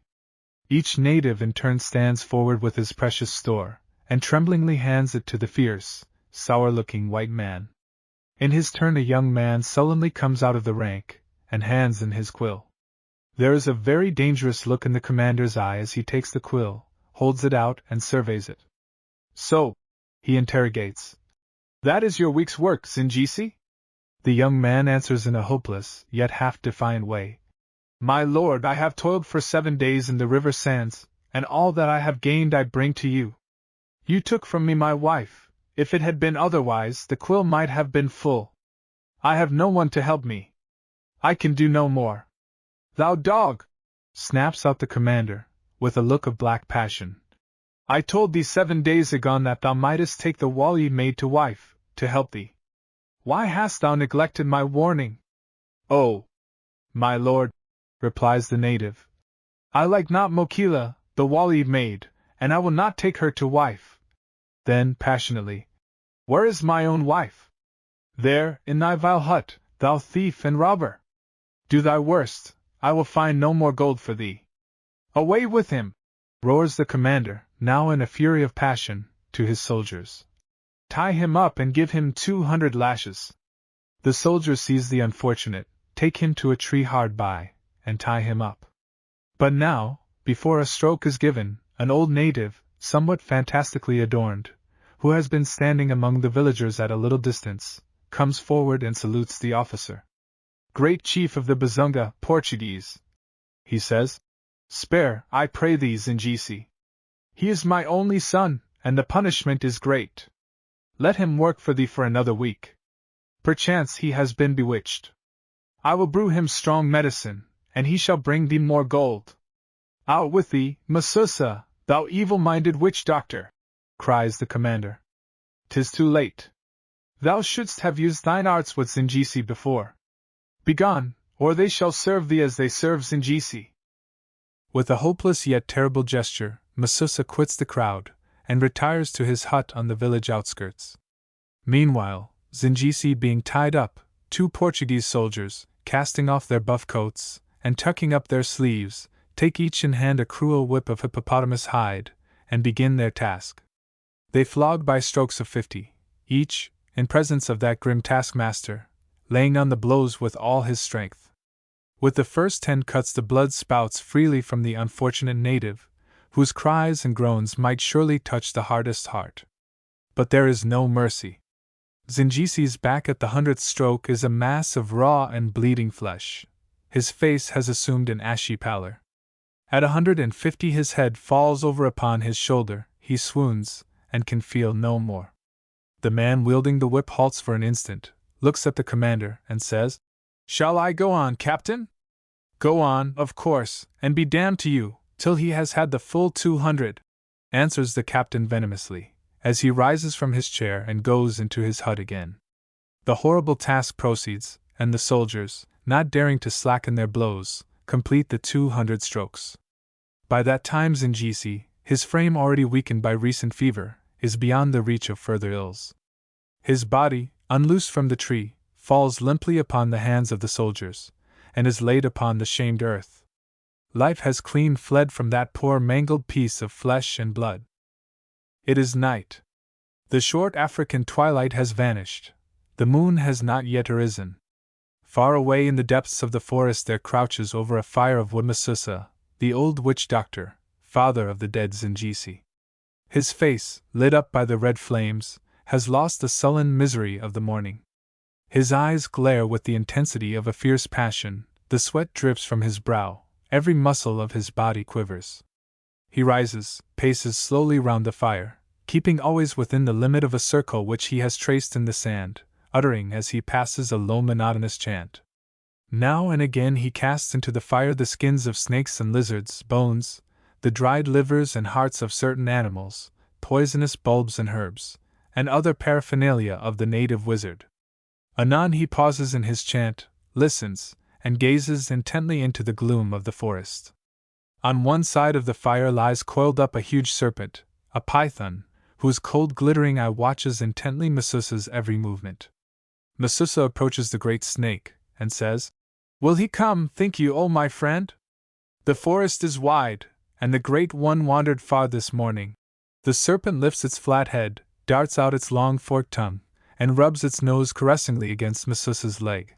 Then, swiftly uncoiling, it glides to the other side of the fire and lies with its head pointing to the forest. Masusa goes and stands by its side. Presently a rumbling noise is heard. Nearer and louder it comes, and then from the pall of the forest there looms within reach of the firelight a huge dark form, the form of an immense bull elephant. The great creature, bulking there dark and mysterious within the ring of firelight, bears but one tusk, long, thick and even. Its head moves very slowly up and down, its outstretched trunk gently quivers as it tests every air of the night, and its small sunken eye, fixed keenly upon Masusa, indicates expectation. "O Great One," says Masusa, saluting with upstretched right hand, "Lord of the forest, wisest of the creatures, thou hast come at my summons. Hear me! Thou and I were born long ago upon the same night, in the same country. Long have we known one another, long have been friends, since the day when thy mother was slain by the spears of Monomotapa, and thou and I grew up together as children within the kraal of the king. But now I wax old, and near my end, while thou art in thy prime, still young and lusty, and like to live an old man's lifetime and more. And before I leave this earth for the land of shadows, one thing I have to ask of thee. Thou rememberest, long, long years ago, how I whispered to thee, when thy tusk was budding and thy captivity grew dangerous to thyself, that now was the time to seek the forest and escape.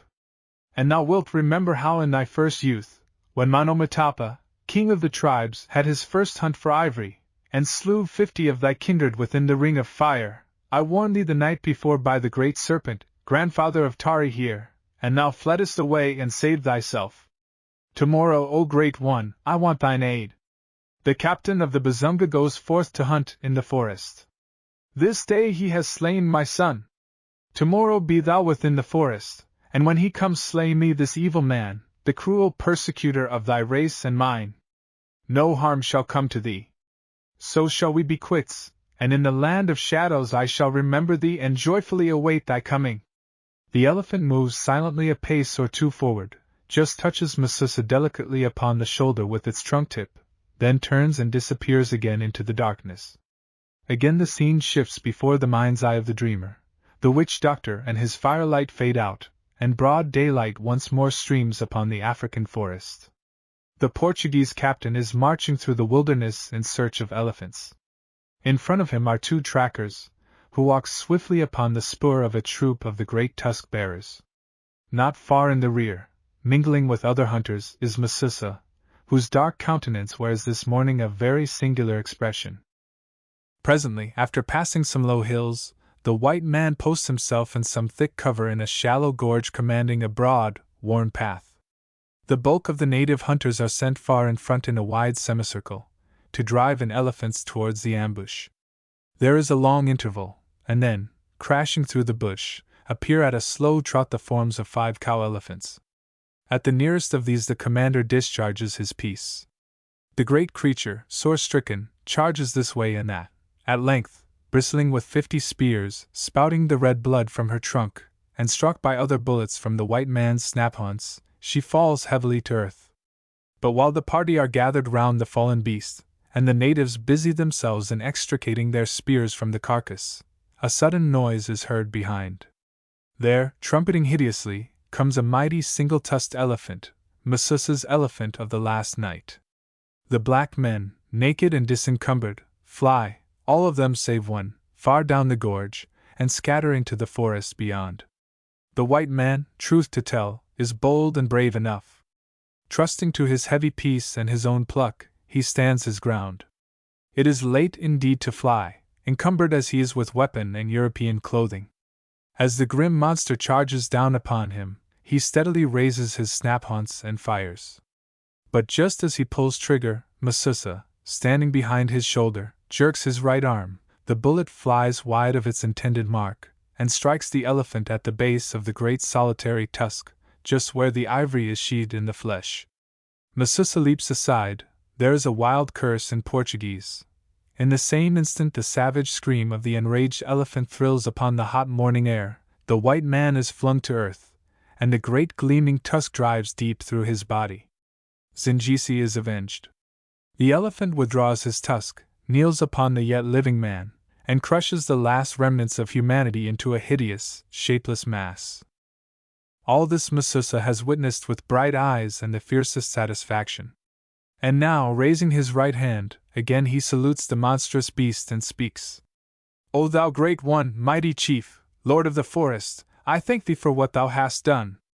My time grows short, I die quickly. But thou, O my friend, live to slay the accursed white men, who pursue thy kindred and bring death and worse than death into this land of thine and mine. As he runs on, Masusa's voice seems as the voice of one possessed. His eyes are fixed and open, as though gazing far into futurity. And when thine appointed time comes, he goes on, still addressing the mighty beast before him. Let thy tusk carry with it yet more of death and evil to the white man. There is blood now upon it, let blood be with it in its passage through the years to come, until it shall once more mingle with the earth again. And now, great one thing more has to be done. Let my blood mingle here with the white man's, slay me, O my friend, and all shall be finished. But the elephant stands there in front of the frenzied African, its little eyes fixed upon his eyes, its body swaying ever so slightly from side to side, its trunk held out as if inquiring. I see what thou requirest, O great one, cries Masusa. Thy blood too must flow, and at my hands. Suddenly he raises his spear, plunges it into the creature's trunk, and as suddenly withdraws it. The beast screams with pain, the blood gushes forth from the spear thrust, and in a moment, with a blow of the wounded member, the elephant has beaten the old native to the ground. In the next moment the re-infuriated beast kneels quickly upon Masusa and crushes the life from his frame, as it had crushed the white man's.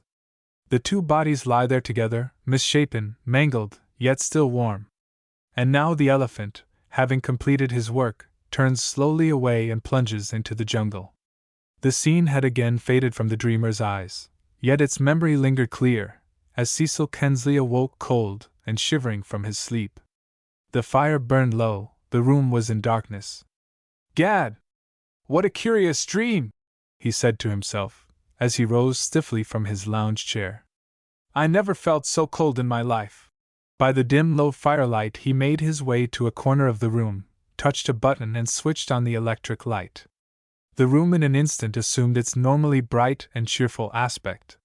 First putting some coals upon the fire, Kensley went to the sideboard, poured himself out a liqueur glass of brandy, and drank it down. That's better, he said to himself.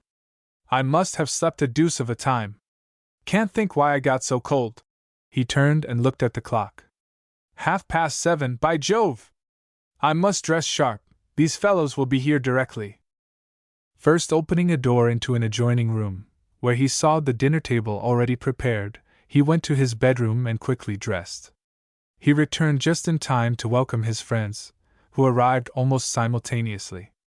Of the three guests, two were Englishmen, average types of their race, the other a dark, good-looking foreigner, of engaging manners.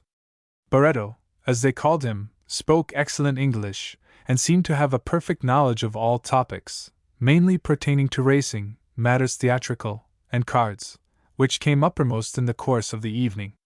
During the 5 minutes before dinner was announced, one of the visitors caught sight of the tusk standing in the corner of the room. "Hello, Kensley," he said. "What's this? Something new, isn't it?" "Yes," returned his host. "It's a big tooth I came across in the warehouse lately. On the whole, it's about the finest bit of ivory I ever saw, and so, as such specimens grow scarcer every year, I collared it. Makes a nice ornament, doesn't it?" "Magnificent!" rejoined Barreto, who had meanwhile approached, and was intently examining the tusk. "I've seen a good many tusks in my time, but I have never seen the fellow of this." "Why, where did you pick up your knowledge of ivory, Barreto?" asked Kensley. "I knew you were up to most things, but I didn't know that you were a judge of elephants' teeth." "Well, you see," returned Barreto, "my family have had to do with Africa for between 200 and 300 years. Several of them have left their bones there. I served as a lieutenant with the Portuguese troops in Mozambique when I was a youngster. After that I came home what you call invalidish. No, invalid, with fever, and as I didn't intend Africa to have my bones, I left the army and went into diplomacy." "I see," replied Kensley. "Well, that tusk," patting the great tooth affectionately, "must have been once something of a neighbor of yours. It came from behind Mozambique or Sofala. The elephant that carried it has, I take it, been dead many a long year. From the look of the ivory, and the way it's been preserved, I should imagine that tooth has lain in some chief's hut for best part of a century. Possibly it has been some cherished fetish. It could tell some tall stories, I'll bet, if it could speak. But come along, you fellows, here's dinner at last."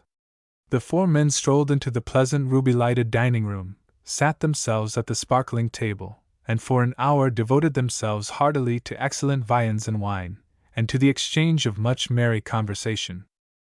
At 9:45, after some lingering over cigars and coffee, the party returned to the drawing-room, where card tables were laid. 2 other men came in, and poker was started. The fortunes of the game waxed and waned, as they will do, but somehow, half-hour after half-hour, the luck ran dead against Barreto. It was easy to see that the Portuguese was a skillful and a smart player, yet, do what he would, bluff boldly or lie low, he steadily lost.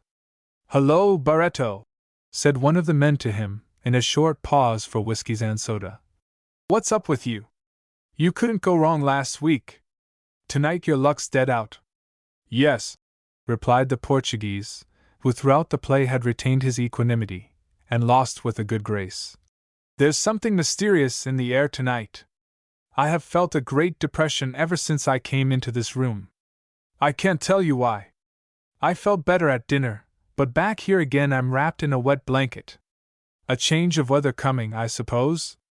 A man who's had African fever can generally foretell it." The play went on for another half-hour, by which time, as the clock chimed the 1:15, Barreto had lost between 30 and 40 pounds.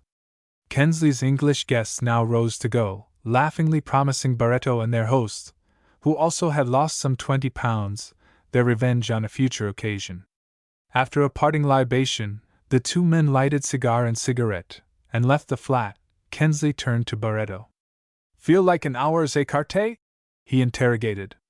"By all means," answered the Portuguese, with a pleasant smile. Kensley brought out fresh cards, and the 2 sat down facing one another, the table between. It seemed at écarté that Barreto could not lose. The stakes were heavy, and Kensley's deficit began to mount up ominously. He was a practiced player, and well used to the ups and downs of card luck, yet, easy as was his manner, a looker-on might have noticed a grimmer and graver look deepening about the lines of his mouth. Suddenly Kensley sprang to his feet, his eyes flashing, his face flushed with anger. "You damn cheat!" he gasped, throwing down his cards. "For a long time I couldn't believe my eyes, but there's no other word for it. You're a common swindler. I saw you pass that card," pointing to a king. "I've seen you doing the same thing before. Not 1 cent will you get out of me. Leave my rooms, and take care either I nor my friends ever see the face of you again. If we do, there'll be trouble." At first, as the Englishman blurted out his indignation, which, it may be said at once, was perfectly honest and deserved, Barreto attempted, with a gesture of courteous deprecation, to offer explanations. At last he obtained speech. "You are mistaken, utterly mistaken," he said calmly. "I think you must be mad. Anyhow, I have won this money fairly, and I demand it. If you don't pay, I shall make the fact public." "You damned villain!" gasped Kensley. "Get out of my rooms at once, before I put you out." The expression upon Barreto's face changed now instantly from a plausible calm to one of wild and deadly hate. He saw that Kensley was firm, and not to be played upon. He glanced round the room. As ill luck would have it, there hung, among other trophies upon the wall near him, an Indian knife in its sheath. In an instant Barreto grasped the handle, drew the knife flashing from its cover, and turned upon Kensley. "Now, Mr. Kensley," he said, with a very unpleasant look upon his face, "you will pay me that £55, and withdraw what you just now said, or take the alternative." Few Englishmen care for knife play. Unlike the men of southern Europe, they seem to have an instinctive horror of the weapon. Kensley little liked the job. The adversary before him looked very evil, far more evil than he could ever have imagined him. Yet, being a man of courage and of action, he took the only course that seemed at the moment open to him. He flung himself in a flash upon Barreto, trying to seize the man's arm before he should strike. He was not quick enough to avoid the blow. The keen knife ripped through his smooth shirt front, and penetrated the upper part of his chest, just under the collarbone. Kensley's fighting blood was now up. The wound, though a nasty one, was not disabling. He grappled with Barreto, forced his right arm and dagger behind his back, and then, twining his right leg round his opponent's, put forth all his strength and threw him, falling upon him as he did so. The room was thickly carpeted, and the fall, though a heavy one, made no great noise. The Portuguese gave a choking cry, and shuddered, as Kensley thought, very strangely. Barreto had ceased struggling from the instant he fell, and, in a strangely altered voice, gasped once in Portuguese. "I am a dead man." Kensley cautiously released his grip. He feared treachery, some trick. But Barreto moved no more. One glance he gave as Kensley rose. His eyes rolled, then he lay quite still. A horrible fear dawned upon the Englishman. He gently lifted the man, and looked at his back. The right arm lay listless now, and had released its grip of the knife. Alas! That long knife, fashioned by some cunning artificer for Wild Hill men, so keen and deadly for the taking of life, had done its work. By some ghastly misfortune, it had penetrated the ribs and pierced Barreto's heart. The man lay there, flabby and inert, as Kensley soon convinced himself, dead beyond all hope of recovery. As Kensley rose, and with a sickening feeling at his heart surveyed the dead man's face, something in its appearance touched a chord of memory. "Great God!" he said to himself. "Is it reality, or am I still dreaming? This is the face of the Portuguese soldier I saw as I sat asleep before the fire this evening." His eye wandered from the dead man's face to the great yellow tusk gleaming there still and silent in the corner of the chamber. As he looked, a new light seemed to leap into his mind. Again he saw, as in a flash, before the eye of memory, those strange scenes in the African forest. Now, whether it was coincidence, fate, black magic, call it what you will, the ivory tusk, standing there in the corner of that silent room, now a chamber of death and horror, was the tusk of the elephant seen by Kensley in his singular dream, vision it might rather be called, of that fateful evening. The name of the dead man upon the carpet there was Manuel Barreto. The name of the Portuguese captain whom Kensley had in his dreams seen slain by the single-tusked elephant, more than 200 years agone, was Manuel Barreto too. The one was a lineal descendant of the other. Zingisi's death was again avenged. All this, however, Cecil Kensley, as he stood there, haggard and white-faced, knew not. He only surmised dimly some part of it. The clock chimed out 2 in soft, resonant tones. Kensley went to the spirit stand, poured out some brandy in a tumbler, and drank it down. Then he touched the electric bell. His man came to the door, heavy-eyed and sleepy. At sight of Barreto's body, the scattered cards upon the floor, his master's shirt front soaked in blood, he turned ghastly pale and opened his mouth to make exclamation. "Thompson!" said his master. "There has been terrible work. Go into the street and fetch a policeman and a doctor." Pressing a handkerchief to his wound, he sank into a chair as his man went forth upon the errand. The great tusk, the key to that grim tragedy, still gleamed there behind him, cold, inscrutable, majestic, its history of blood not yet ended. Chapter 3. Jan Prince's Kloof. Far away in the gloomiest recesses of a range lying between Zwartrugens and the Zwartberg, Cape Colony, not far from where the mountains of that wild and secluded district give place to the eastern limits of the plateau of the Great Karoo, there lies hidden, and almost unknown, a kloof or gorge, whose dark and forbidding aspect, united to the wild and horrid legend with which it is invested, prevents any but the chance hunter or wandering traveler from ever invading its fastnesses.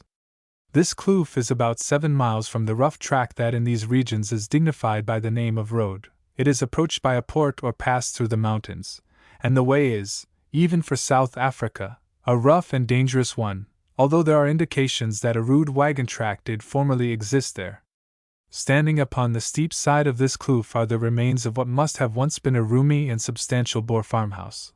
But the 4 walls are roofless, the windows and doorways naked and destitute of sashes, the euphorbia, the prickly pear, and clambering weeds grow within and without, the lizard and snake abide there.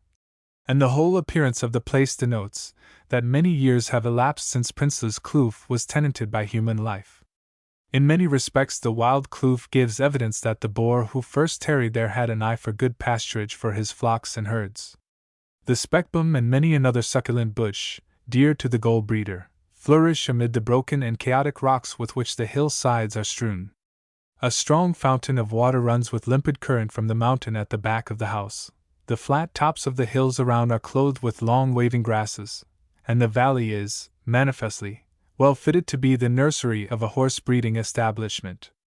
A tributary of the Gamtoos River flows deeply, if fitfully, below the sheer and overhanging cliffs in a chain of pools, called Zico Gats, Sea Cow or Hippopotamus Deeps. The hippopotamus, though his name lingers behind, no longer revels in the flood, and the bottom of the valley is in many parts fertile and suited for the growth of grain and fodder crops.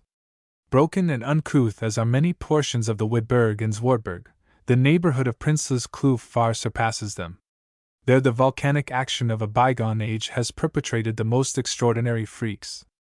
The mountains are torn into shapes so wild and fantastic, that, viewed in profile against the red glow of the setting sun, all manner of weird objects may be conjured before the imagination. In some places, as the kloof runs into the heart of the hills, the cliff sides are so deep, so precipitous, and so narrow, that but little sunlight can penetrate beneath, and even on a hot day of African summer a chill strikes upon the spectator passing through. It is not difficult to understand, from a Boer point of view, that this stern valley was a well-chosen spot in which to build a farmhouse.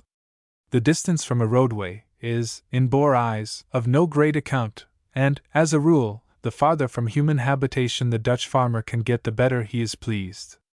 As for the forbidding aspect of the kloof, the stolid, unimaginative Boer would be little troubled on that score. He has no eye whatever for picturesque or scenic effect, and will plant himself as readily upon the treeless wastes of the Orange Free State, or the most stony, barren mountainside of the Old Colony, as in the most beautiful and wooded country that South Africa can give him. When Jan Prinsloo trekked into the kloof, towards the end of the last century, the place must have been a very paradise and nursery of game.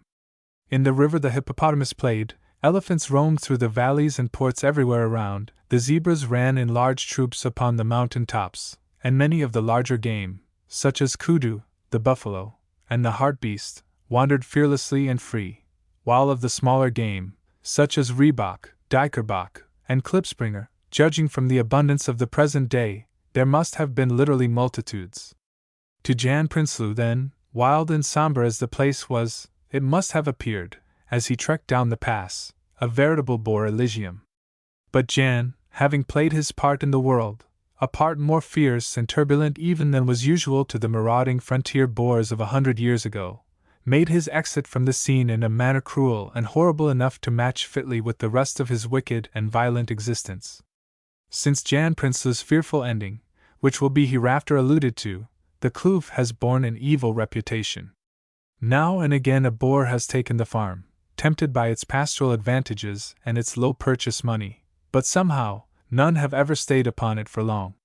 The last tenant, an Englishman, quitted it hastily nearly 40 years ago, and ever since then the house has become year by year more somber and more desolate. The footsteps of human beings now rarely penetrate thither, and even the very Kaffirs avoid the place. In September of the year 1860, a young English Afrikander, Stephen Goodrich by name, who had, from the time he could handle a rifle, been engaged in the far interior in the then lucrative, if dangerous, occupation of elephant hunting, having amassed, at the age of 30, some £4,000 or £5,000, after 14 years of hunting and trading in northern Bechuanaland and the Lake Ngami region, threw up the game, and trekked down to Grahamstown with his last loads of ivory.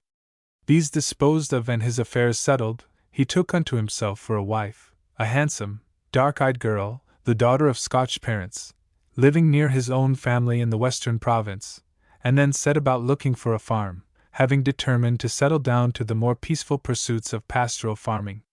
After a month of riding hither and thither, inspecting farms in the districts of Swellendam, Oudtshoorn, and George, none of which pleased his fancy, he turned his attention to the Eastern Province. Goodrich had been long and continuously away from the Cape, and in the brief intervals when he had rested from his hunting and trading expeditions he had usually stayed with his father, an old colonist, in Swellendam, a district to the southwest of the colony. His knowledge, therefore, of the Eastern Province was necessarily somewhat restricted. Stephen, by chance, heard one day from a Boer trekking by with fruit and tobacco, that another Boer named Van der Meulen was leaving his farm near the end of Zwartberg. Losing no time, Stephen saddled up, paid temporary farewell to his wife, whom he left at his father's house, and traversing Lang Kloof and crossing the Kugelberg, he entered, on the afternoon of the third day, Prince's Kloof, whither he had been directed. It was a glorious hot afternoon in early summer, the sun shone as only it can in Africa, and under its brilliant rays and with the wealth of vegetation and flower life springing up everywhere around, the kloof, savage though it appeared, put on its mellowest aspect, and as Goodrich rode up to the farmhouse and noticed the flocks and herds, all sleek and in good condition, he thought that there might be worse places in which to outspan for life than this beautiful, if solemn valley. At the farmhouse he was welcomed by the owner, Van der Meulen, and after a stroll round the kraals and supper over a business conversation took place before the family retired to rest, which, as it seemed to the young Englishmen, they did hurriedly and with some odd glances at one another. Next morning all were up early, and Goodrich rode round the farm, all good mountain pasture, embracing some 19,000 morgen, rather more than 40,000 acres, in its area. The Boer, in his uncouth, rough way, warmly praised the farm. The price he asked was extremely small, and the annual government quit rent very trifling. Van der Meulen explained as his reason for selling the place, apparently so much below its value, that he had been offered, at an absurdly small price, a very fine farm in the Transvaal by a relation who had lately annexed the best of the land of a native chief, and, as many of his blood relations, Voortrekkers of 1836, were settled there, he wished to quit the colony quickly and join them. Finally, Goodrich agreed to buy the farm, together with part of the stock, and early on the following morning, left the kloof. The purchase was shortly completed at Cape Town, where the vendor and purchaser met a week afterwards, and the Van der Meulens having trekked out with all their household goods and belongings, the Englishman and his wife prepared to enter upon their property. Stephen Goodrich, then, with 2 wagons, carrying his wife, her white female servant, and a quantity of furniture and household and farming necessaries, and taking with him 4 Hottentots and half a dozen horses, trekked again through Lang Kloof, over the Kugelberg, and thence through a country partly mountain, partly karoo, until one afternoon early in October, the wagons crossed the deep and dangerous drift of the river, and went up through the port that led into Prince's Kloof.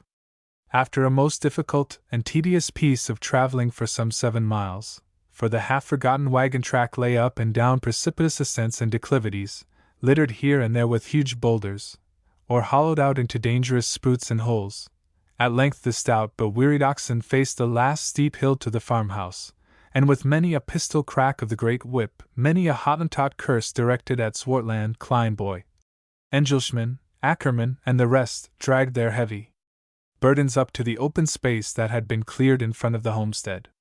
It had been arranged that Van der Meulen's eldest son should remain upon the farm until Goodrich and his wife had arrived, and further, that an old Hottentot, Cupido by name, who knew the farm and its ways well, and 2 young Kaffirs, who had lately arrived from the Transkei in search of work, should transfer their services to the newcomer.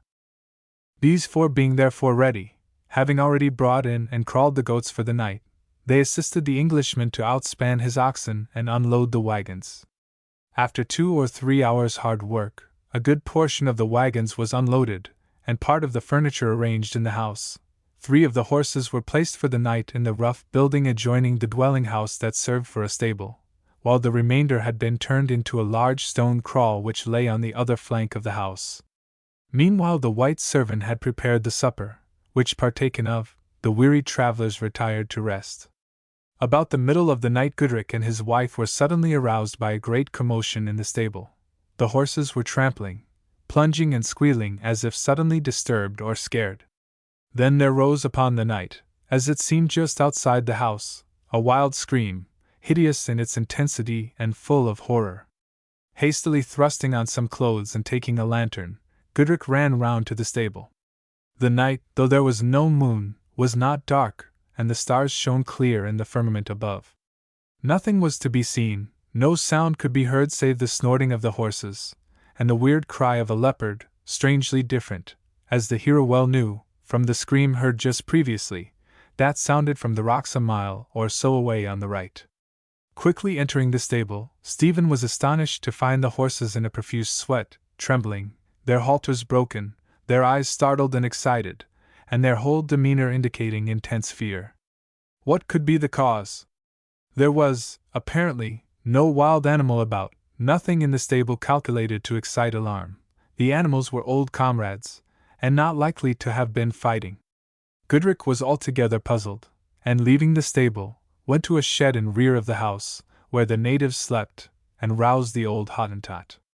The man could give no reason for the disturbance.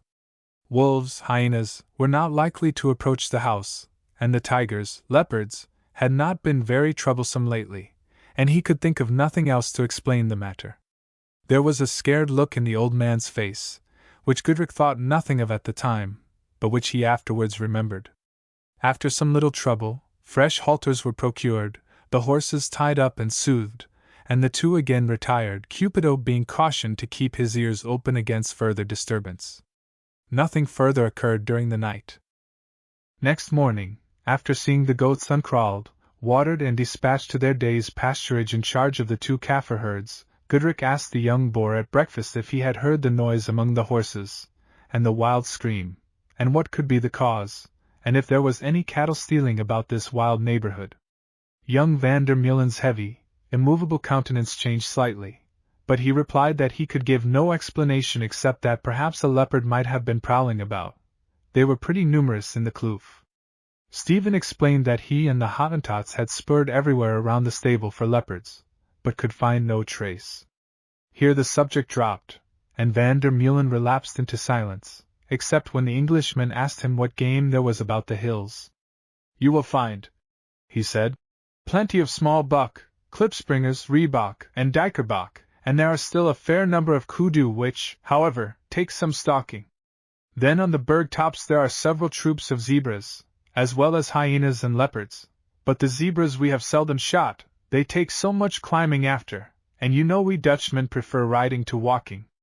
You will find also lots of springbok and steinbok and some black wildebeest, new, on the plains beyond the mountains.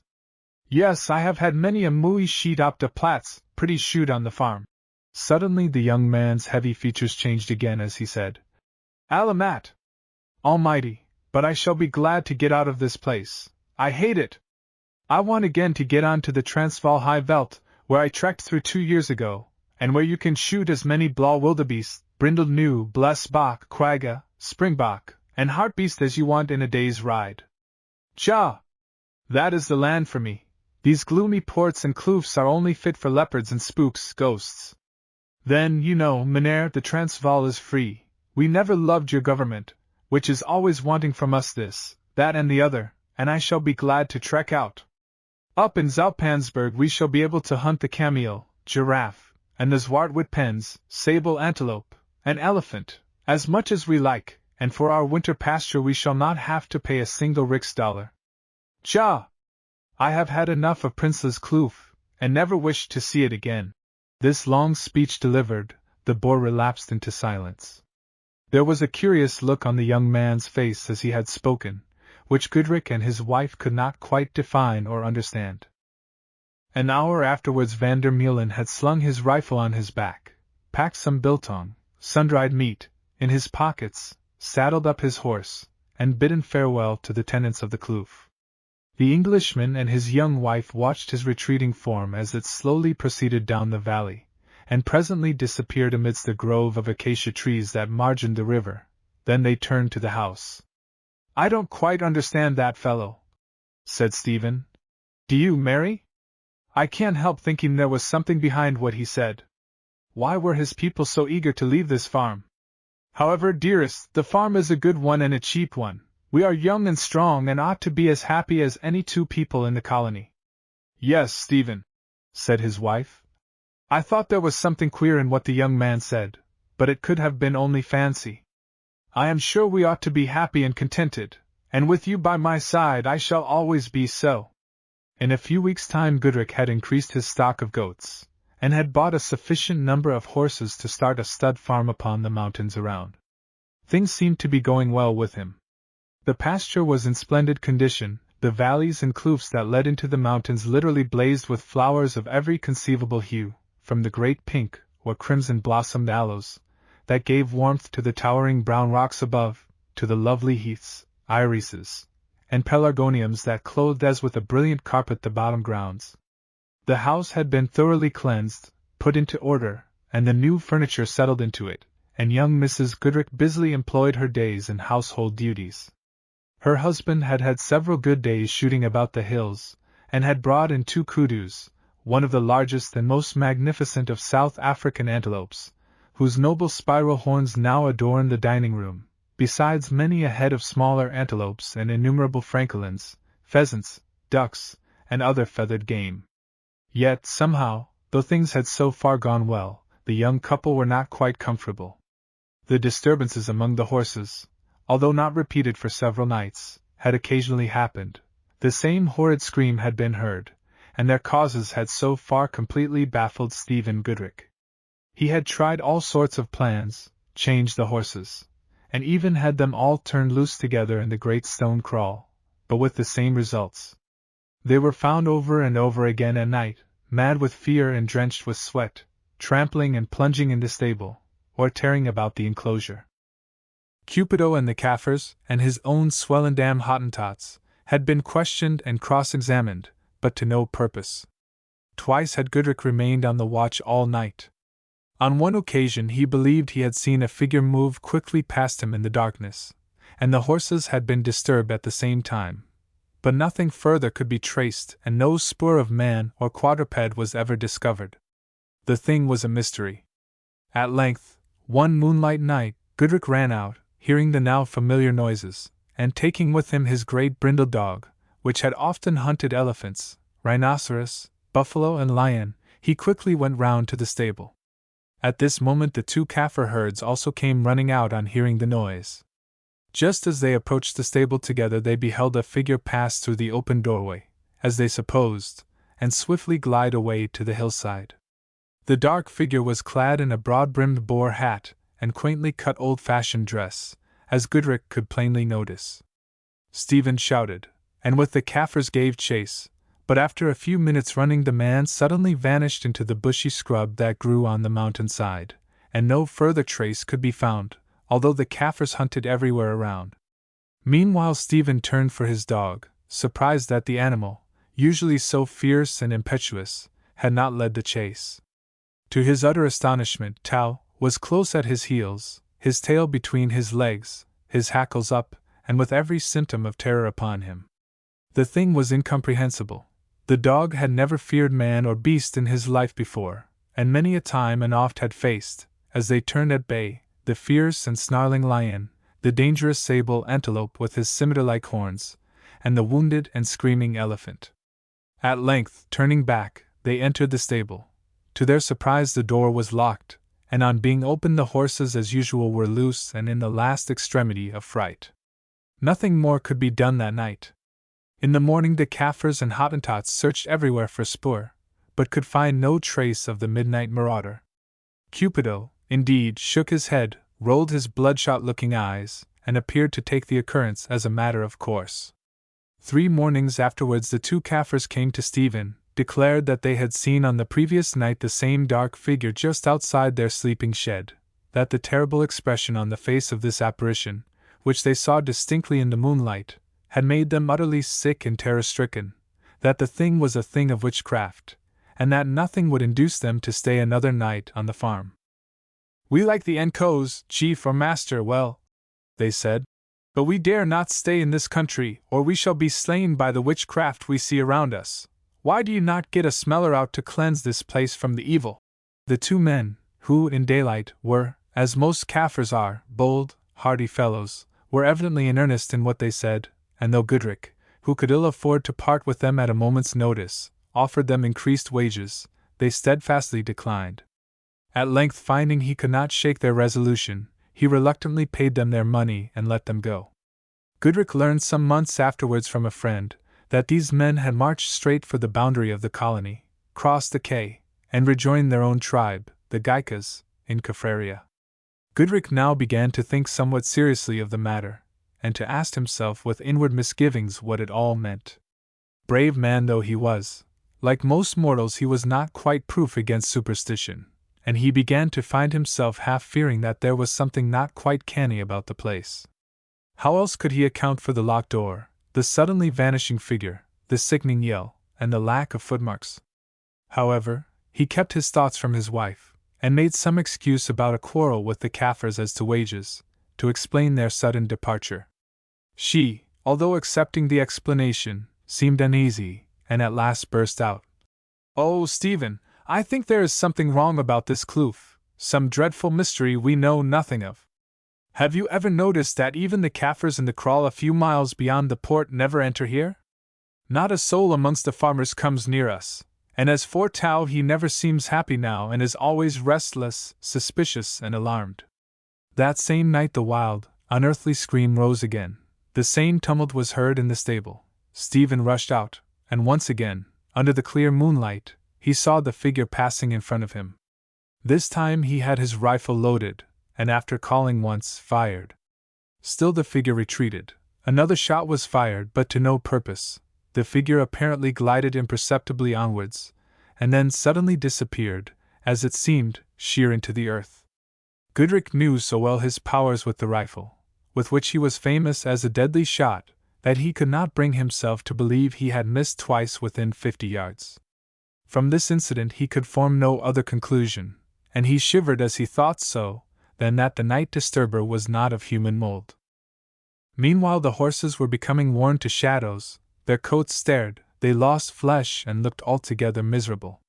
Fresh horses had been brought in, but the effect was ever the same. Shortly after, 2 of the Swellendam Hottentots left, and the other 2, with Cupido and Mrs. Goodrich's servant, alone remained. Goodrich was now in great straits. He could not immediately procure other native servants, and only managed to get through his farm work with the greatest trouble and exertion.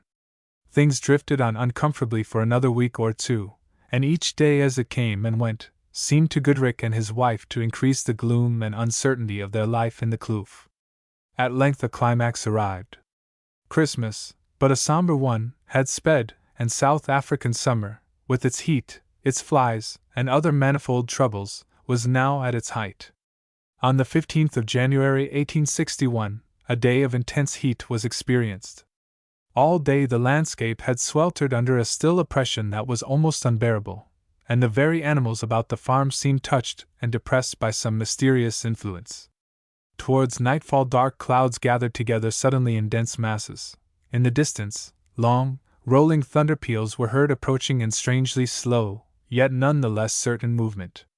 Cupido, the old Hottentot, had fidgeted about the house a good deal all the evening, and finally, just before 10 o'clock, he asked his master if he might for that night sleep on the floor of the kitchen, in order, as he put it, to attend more quickly to the horses if anything scared them. Goodrich noticed that the old man looked agitated, and good-naturedly said, "Yes." Still slowly onward marched the stormy batteries of the sky, until at 11 o'clock they burst overhead with a terrific crash, preceded by such lightning as only Africa can show, that literally seemed to tear and rend each nook and corner of the gorge, reverberating with deafening repetition from every krantz and hollow and rocky inequality in the rude landscape. Rain fell in torrents for a time, then ceased. Again and again the thunder broke overhead, while the lightning played with fiery tongue upon mountain and valley, showing momentarily, with photographic clearness, every object around. Sleep on such a night was out of the question, and Goodrich and his wife sat together listening with solemn faces to the hideous tumult. At length, at about 12 o'clock, the storm for a brief space rolled away, only to return in half an hour with increased severity. Goodrich had gone for a few moments to the back door, which faced partly towards the entrance to the kloof, and found Cupido standing there, seemingly listening intently. As the tempest approached again with renewed ferocity, some strange confused noises, shrieks and shouts as it seemed, were borne upon the strong breeze that now preceded and hurried along the thunder clouds. "Hullo!" said Goodrich. "What the deuce is that? There surely can't be a soul about on such a night as this?" Again a hideous scream was borne up the valley. "Good God!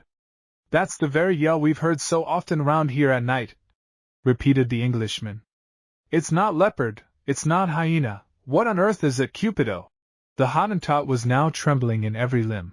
His yellow, monkey-like face had turned ashy gray, and his bleared eyes seemed full of some intense terror. "Bass," he stammered out, "it's Jan Prince's night, and if you're wise you'll shut the doors fast, pull down the blinds, and not stir or look out for an hour." "What do you mean, man?" "I mean that the ghosts of Jan Prince, who was slain here years ago, and his murderers are coming up the kloof." At that moment the cries and shoutings sounded closer and closer up the valley, and it seemed as if the rattling of horses galloping along the rock-strewn path could be distinguished through the storm. Just then the other two Hottentots, who at length had also heard the din, rushed across from their shed and huddled into the kitchen. Mrs. Goodrich at the same instant ran into the room. "What's the matter, Stephen?" she cried. "I am certain there is some dreadful work going on." "Yes, wife, there is some devilish thing happening, and I mean to get to the bottom of it. I haven't hunted 15 years in the interior to be frightened by a few strange noises." So speaking, the young farmer went to the sitting-room, took down and rapidly loaded 2 rifles and his revolver, and returned to the kitchen. Handing one rifle to the Hottentot, he said, "Here, Cupido, take this. I know you can shoot straight, and if needful, you'll have to do so. Wife, give the totties a sippy each of brandy." This was quickly done. The result seemed, on the whole, satisfactory, and the Hottentots somewhat reassured. In a few more seconds the storm burst again in one appalling roar. After it could now be heard the clattering of hoofs up the hillside, mingled with shrieks and shouts. This time the tempest passed rapidly overhead, the dense black clouds rushed on, and suddenly the moon shone out with wonderful brightness. Onward came the strange noises, sweeping past the side of the house as if up to the great stone cattle kraal that lay 60 yards away. Then was heard the loud report of a gun. Stephen could stand it no longer. "Come on, you fellows, with me!" he exclaimed, as he ran out towards the kraal. Cupido and Mrs. Goodrich, who would not be left behind, alone followed him. The white servant woman and the remaining 2 Hottentots stayed in the kitchen, half dead with fright, the one on a chair, her apron clasped to her head and ears, the others huddled up in a corner. The 3 adventurers were not long in reaching the kraal, whence they heard proceeding the same dreadful cries and shrieks, mingled with the trampling of feet. Goodrich first approached the entrance, which he found wide open. The sight that met his eyes, and those of his wife and Cupido close behind, was enough to have shaken the stoutest heart. Under the clear illumination of the moon, which now shone forth calm and serene, the enclosure seemed as light as day. In the far corner, to the right hand 70 paces distant, the half-dozen horses that had been turned in stood huddled with their heads together like a flock of sheep. On the opposite side from the entrance, a frightful-looking group was tearing madly round. First ran a tall, stout figure, clad in the broad-brimmed hat and quaint old-fashioned leathern costume, which Goodrich in a moment recognized. In its hands it grasped a huge, long, old flint roer, a smooth-bore elephant gun, such as the Boers used in earlier days. The figure, as it fled, had its face half-turned to its pursuers, who consisted of 6 half-naked Hottentots armed with assegais and knives. As the chase, for such it was, swept round the kraal and the figures approached the entrance, every face could be plainly discerned, and this was the horrible part of it. These faces were all the faces of the dead, gaunt, ghastly, and grim, and yet possessed of such fiendish and dreadful expressions of anger, cruelty, and lust for blood, as to strike a chilling terror to the hearts of the 3 spectators. Brave man and ready though he was, Goodrich felt instinctively that he was in the presence of the dead, and his rifle hung listlessly in his hand. Closer the fearful things approached the spellbound trio, till, when within 30 yards, the leading figure stumbled and fell. In an instant, with diabolical screams, the ghostly Hottentots fell upon their quarry, plying assegai and knife. Again the awful scream that the kloof knew so well rang out upon the night.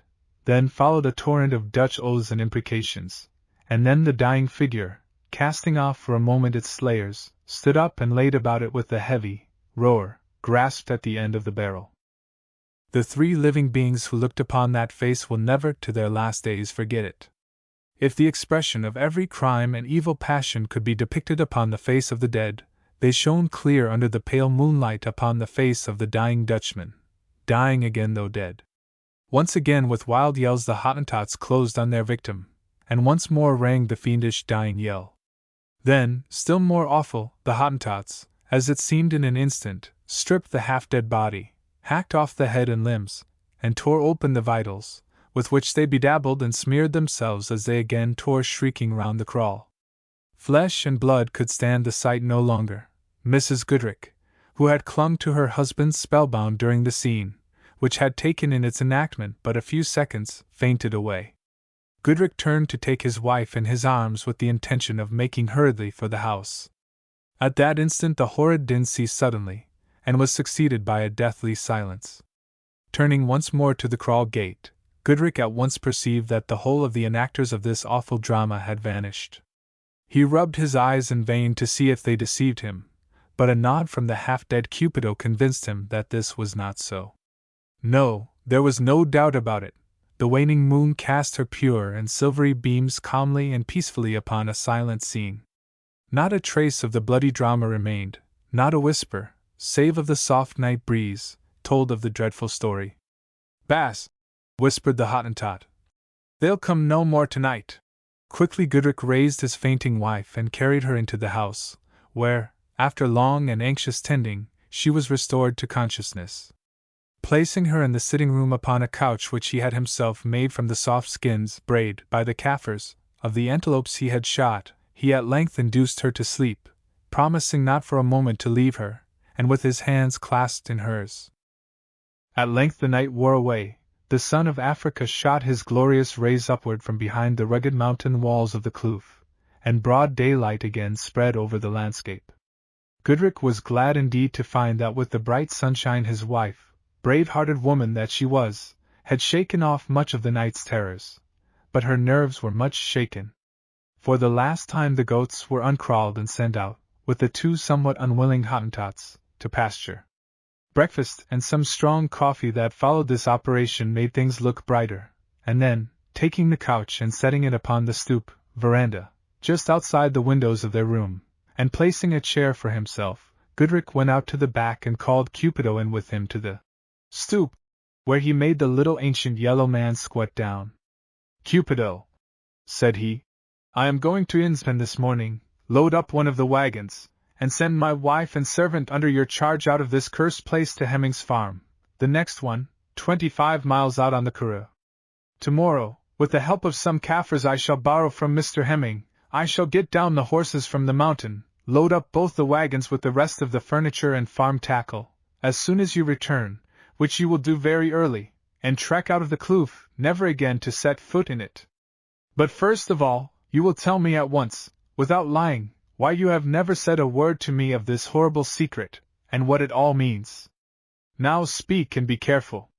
"Well, Baas," said Cupido, speaking in Boer Dutch, the habitual language of the Hottentots, "you have been a kind Baas to me, and the Jevrouw," nodding to his mistress, "has been good to me too, and I will tell you all I know about this story. I would have warned you long ago, but Baas van der Meulen, when he left, made me promise, under pain of being shot, not to say anything. I believe he would have kept his word, for he often gave me the sjambok, and I dare not speak.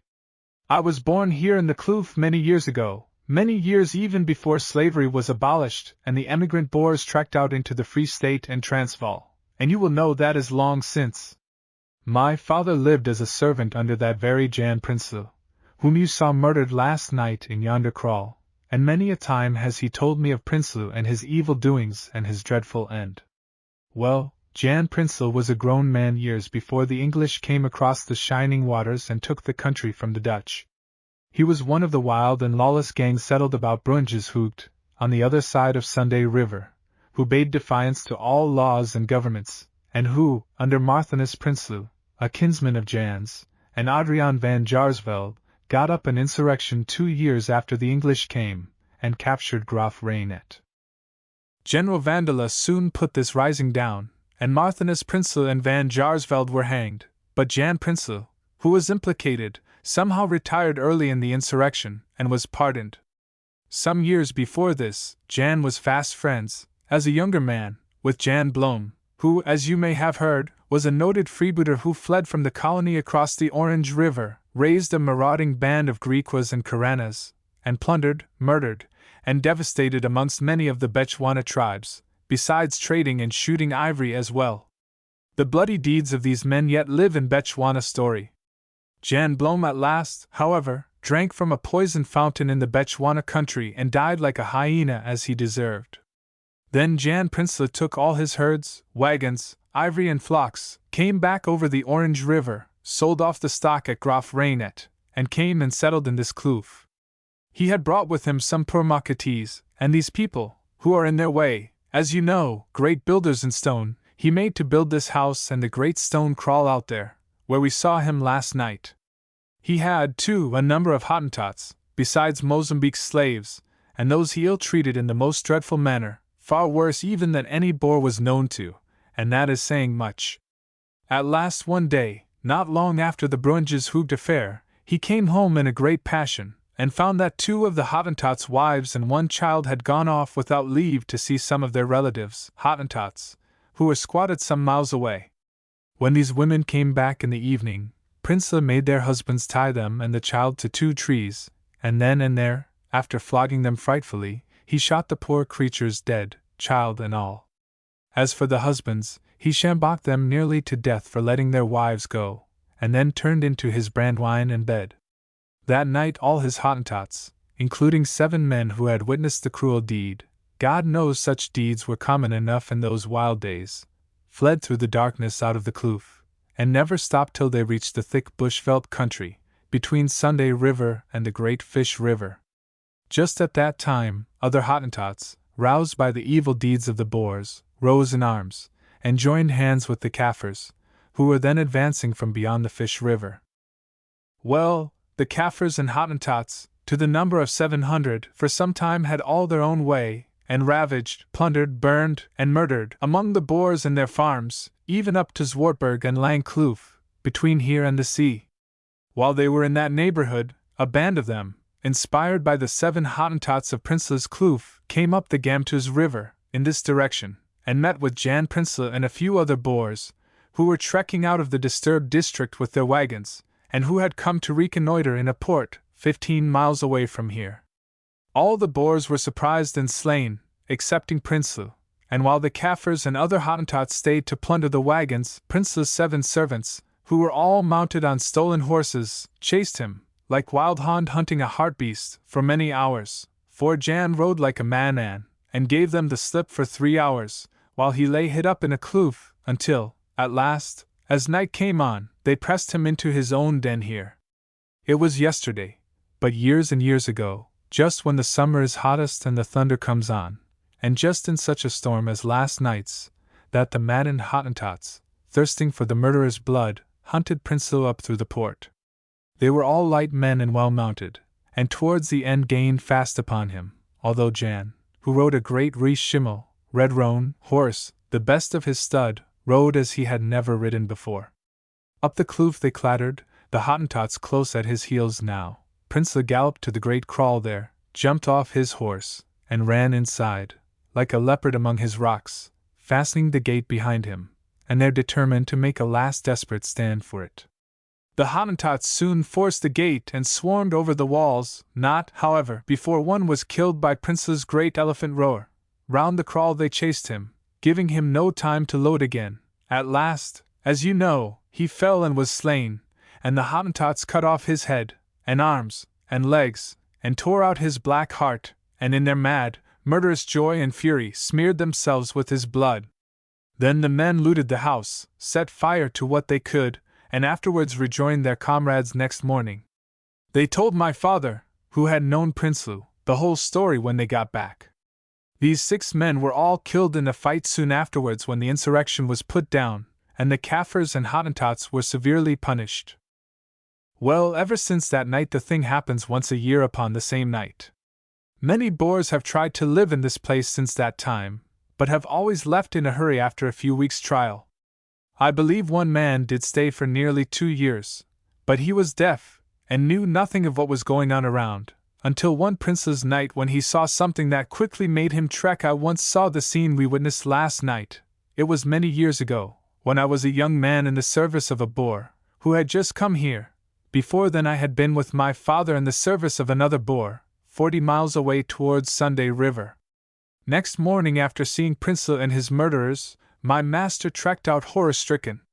I never thought to have seen the horrible thing again, but 8 months ago, when the Van der Meulens came here, I was hard up and out of work, and though I didn't half like coming into the kloof again, I thought, perhaps, after so many years, the ghosts might have vanished. I hadn't been many nights here though, before I knew too well I was mistaken. Even then I would have left, but Van der Meulens swore I should not. He and his family came here soon after Prinsloo's night, and left before it came round again. But after the old man and his sons had twice been face to face with Jan's spook prowling about the stable and kraals, and even looking in at the windows, they were not long before they wanted to clear out, and now you know their reason, Baas. Yes, Cupido, to my cost I do, said Goodrich.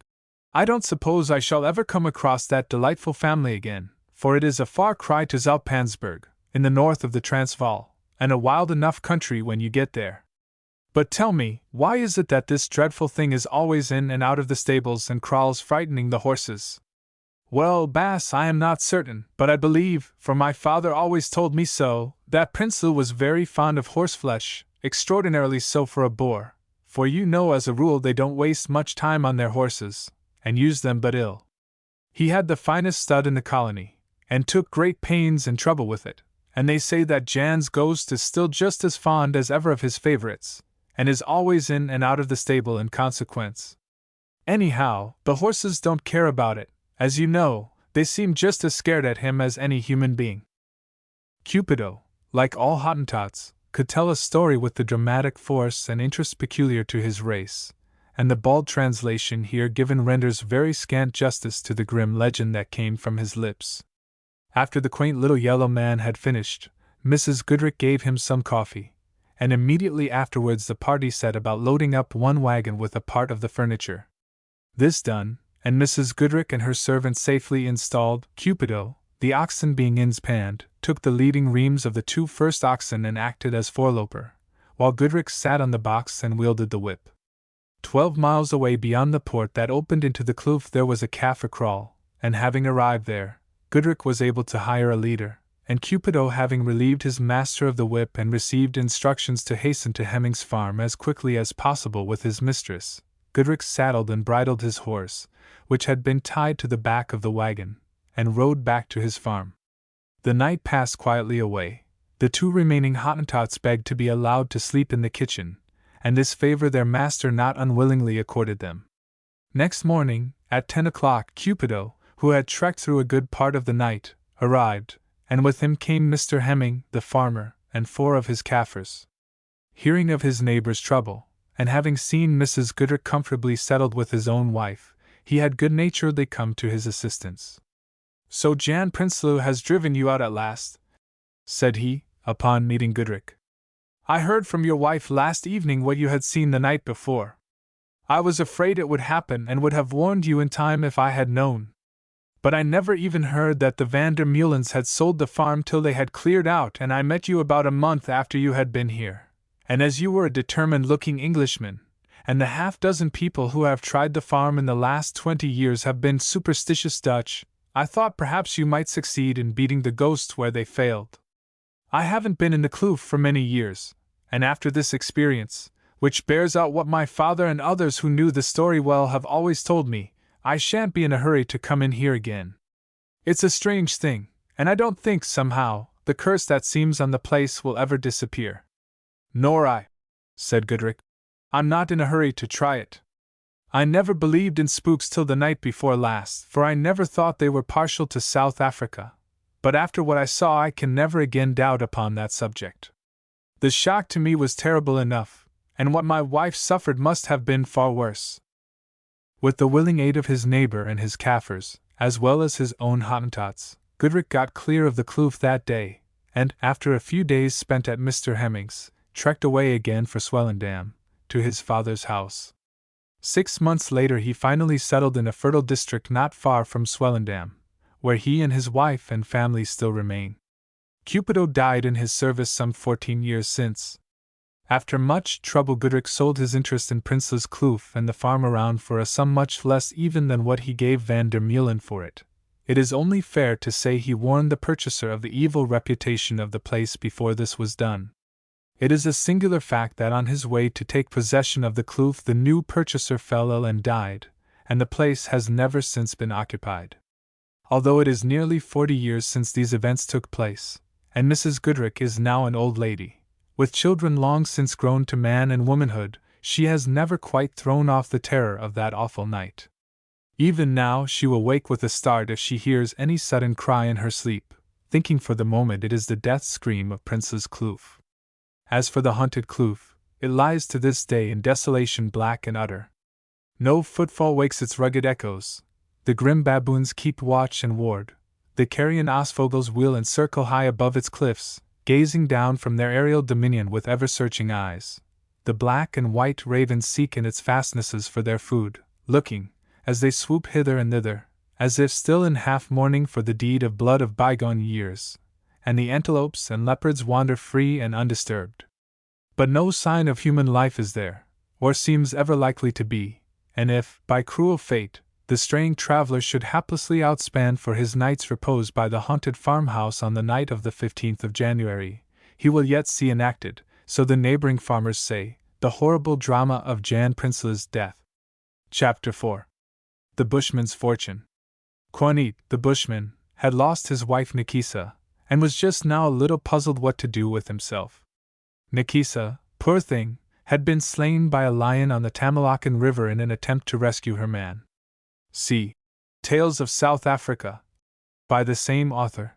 The attempt was successful so far as Quanit was concerned, but Nikisa and the babe she carried had fallen victims. Quanit had quickly got rid of Nikisa's child by her first husband, Siniqui. It was a useless encumbrance to him, and he had sold it for a new assegai to some Badawana people near Lake Ngami. The Masawa was how at a loose end. The companionship of Nikisa during their year and a half of union, married life it could scarcely be called among these nomads, had been very pleasant. Nikisa was always industrious, and had saved him an infinity of trouble in providing water, digging up roots and groundnuts and picking the wild fruit when game was scarce, and a score of other occupations pertaining to the bushman's life. Now she was gone, and he must shift for himself again, which was a nuisance.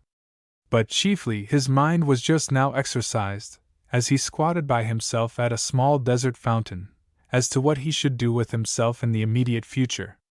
Suddenly an old and long-cherished plan flashed across his mind. Years before, as a young lad, his father had taken him on a long hunting expedition to a distant corner of that vast desert of the Kalahari, in which the Massawa Bushmen make their home. He remembered the stalking of many ostriches, and the acquisition of great store of feathers. He remembered a long, long piece of thirst country through which they had toiled, and he remembered most of all coming presently to the solitary abode of a white man, planted in that distant and inaccessible spot, an abode almost unknown even to the wild Massawa of the desert. From this white man his father had obtained for his feathers, amongst other things, a good hunting knife, a treasured possession which he himself now carried. That white man, his wagon, there were no oxen, he remembered, nor horses, the house he had built for himself, and its fascinating contents, the strong fountain of sweet water which welled from the limestone hard by, all these things he remembered well. But most of all he recalled an air of mystery which enveloped everything. When he and his father had approached the white man's dwelling, they had seen him, before he set eyes on them, digging in a depression of the open plain a mile from the house. Much of the grass had been removed, and piles of sand and stones were heaped here and there were heaps, too, he remembered, near the house. Juanit's father had, when they left that secret and unknown place, strongly impressed upon his son the absolute necessity of silence concerning the white man and his abode. The white man gave value for feathers, good value in a bushman's eyes, which the harsh and bullying Badawana people of Chief Morami and Gabe, Lake Ngami, never did. On the contrary, the Badawana robbed the poor bushman of all his spoils of the desert whenever they got a chance, which happily was not often. Now Juanit had plenty of time upon his hands and no settled plan. The mystery of the lone white man had always fascinated him. He would go now and see if he still lived. It was some winters ago, but he might still be there. So Juanit filled 3 ostrich eggs in a calabash with water, made fresh snuff against the journey, and next morning, long before the clear star of dawn had leaped above the horizon, started upon his quest. He was well equipped for a Massawa. His giraffe hide sandals, not needed till the thorns were traversed, and his little skin cloak, neatly folded, were fastened to one end of his assegai. At the other end hung the full calabash of water. His tiny bow, quiver of reed arrows, bone-tipped and strongly poisoned, and a rude net of fiber containing 3 ostrich eggs of water were slung over his back.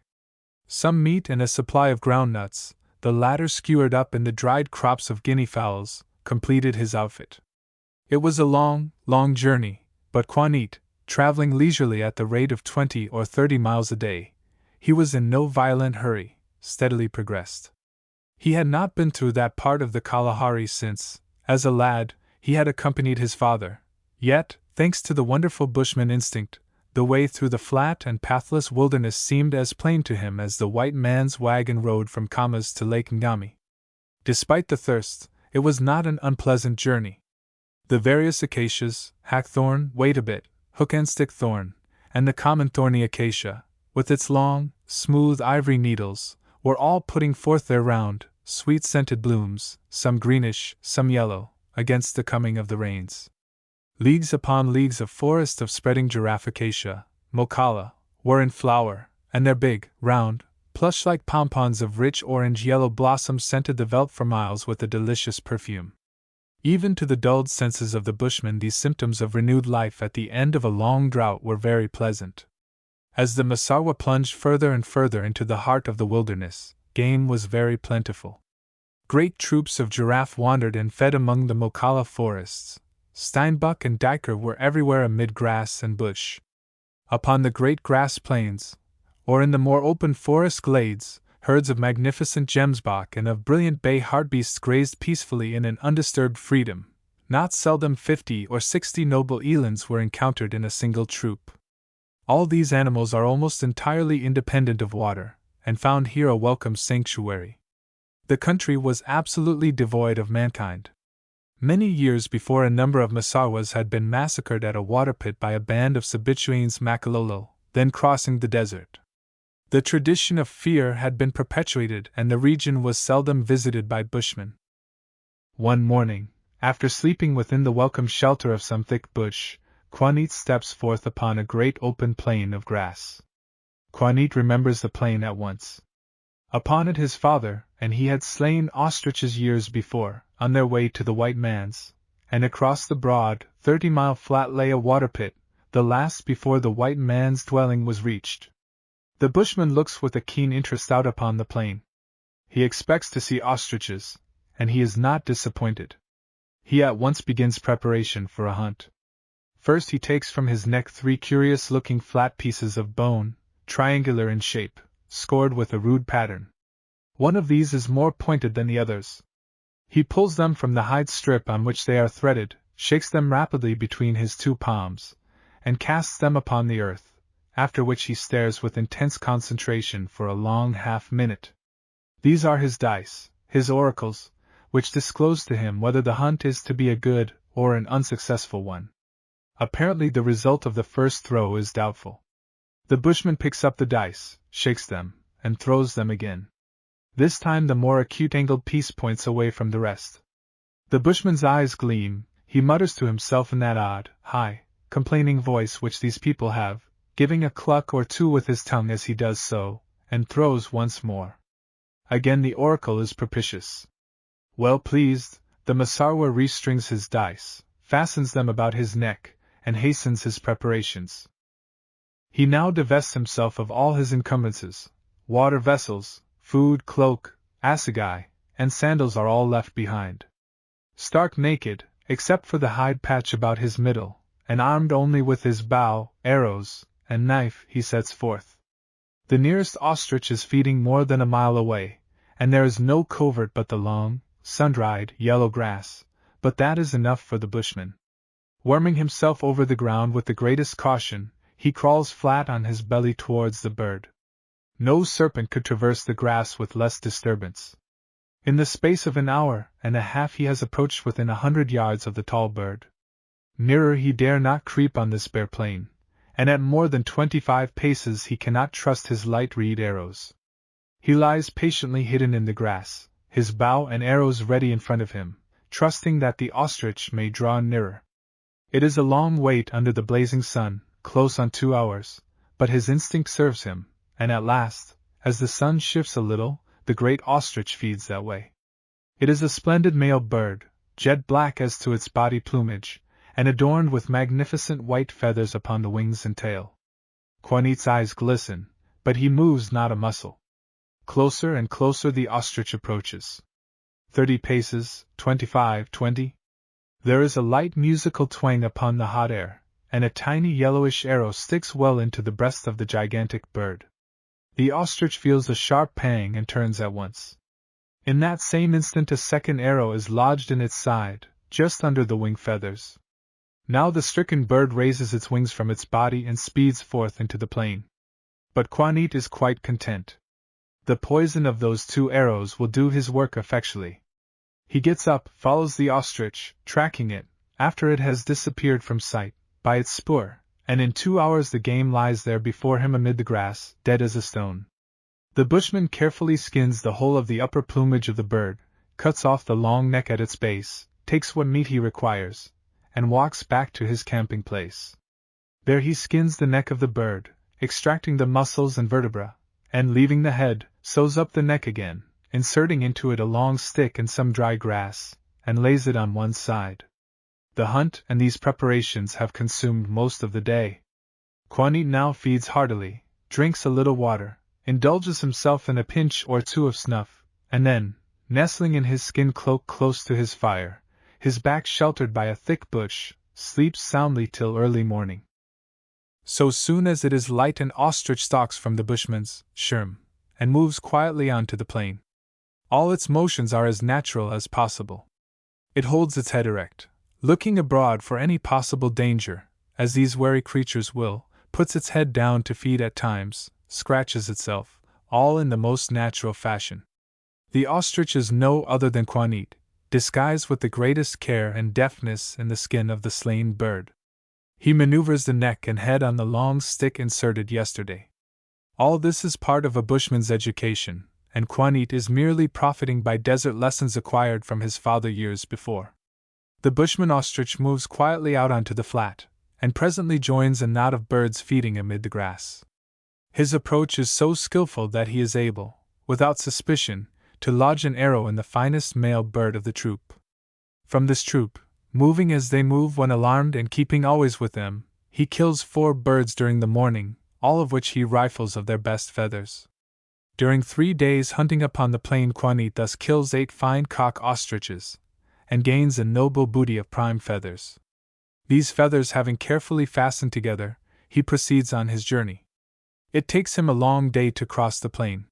He rests at the limestone water pit on the other side, recruits his water calabash and eggshells, and then sets himself for the wearisome 2 days of waterless journey to the white man's settlement. He travels faster now, and late in the second afternoon reaches the well-remembered spot. The digging upon the grass plain seems to him as he passes it much larger than of old. Many heaps are now grass-covered and even overgrown with low bushes. But chiefly Quanit notices that the dry bed of an ancient stream, which ages since ran here, has been greatly excavated. The banks are piled up with soil, and the channel is much deeper than when he last saw it. Quanit smiles to himself and marvels at the white man's profitless labor. The man is alive, that is certain, his spoor plainly tells that tale. In another mile, following the path worn long since, the Masarwa walks into the pleasant open glade just upon the outskirts of the camelthorn forest, where the dwelling stands. It is exactly as Quanit remembers it, a low cottage of wattle and daub, neatly thatched. The old wagon still stands there under the spreading acacia 50 yards to the left. It is now rotten and dilapidated, almost falling to pieces. The white ants have been busy with it. There are signs of cultivation. Away to the right, near the fountain, a patch of malai and tobacco ground is almost ready for the rains that soon must fall. In front of the red mud walls of the hut, now glowing warmly beneath the rays of the dying sun, sits the white man in an old wagon chair. As Quanit walks up, he starts, rises, and, looking hard at the bushman, says, "Who is it?" Then, looking still harder, "Surely Dwar the Masarwa?" "Nay," answers Quanit, "it is not Dwar, but Quanit, the son of Dwar. Dwar died in the drought, in the season that 3 lions pulled down the giraffe by the pool of Makwa." The white man laughs grimly. "That is the answer of a true Masarwa," he says. "How can I tell when Dwar died? But now I remember you, Quanit. You were here as a lad with your father, and you are as like Dwar as one kiewit's egg is like another. What do you do here? The Masarwa seldom comes this way." "Oh, my lord," returned Quanit, "I lost my wife on the Tamalakan River and I wished to wander again. I thought I would hunt this way and see if the white man still abode here. Here are feathers which he may wish to buy." The white man was long silent and gazed hard at Quanit, and as he gazed his eyes seemed to wander dreamingly into the past. Meanwhile Quanit, squatting there in the red sand in front of him, had time to observe him well. The white man had changed a good deal. His glance, which the Masarwa remembered as shifting and uneasy, was the same, but otherwise he was different from the strong man he had last seen. He stooped and was very thin, his face was deeply lined, the flesh followed tightly the contour of the bones. The beard and hair, which the bushman remembered as an intense black, were now thickly streaked with white. While the 2 men sit thus silent, let us look into the white man's past, that past which at this moment he himself retraces within the mazes of his brain. James Felton, 15 years before, was a Namaqualand trader, who knew the interior and its natives well, and had prospered moderately. He had not a very good reputation. When diamonds were discovered and the rush took place to the Vaal River, he happened to be down country. He joined the rush, and chumming with an Englishman fresh from the old country, spent many months in digging.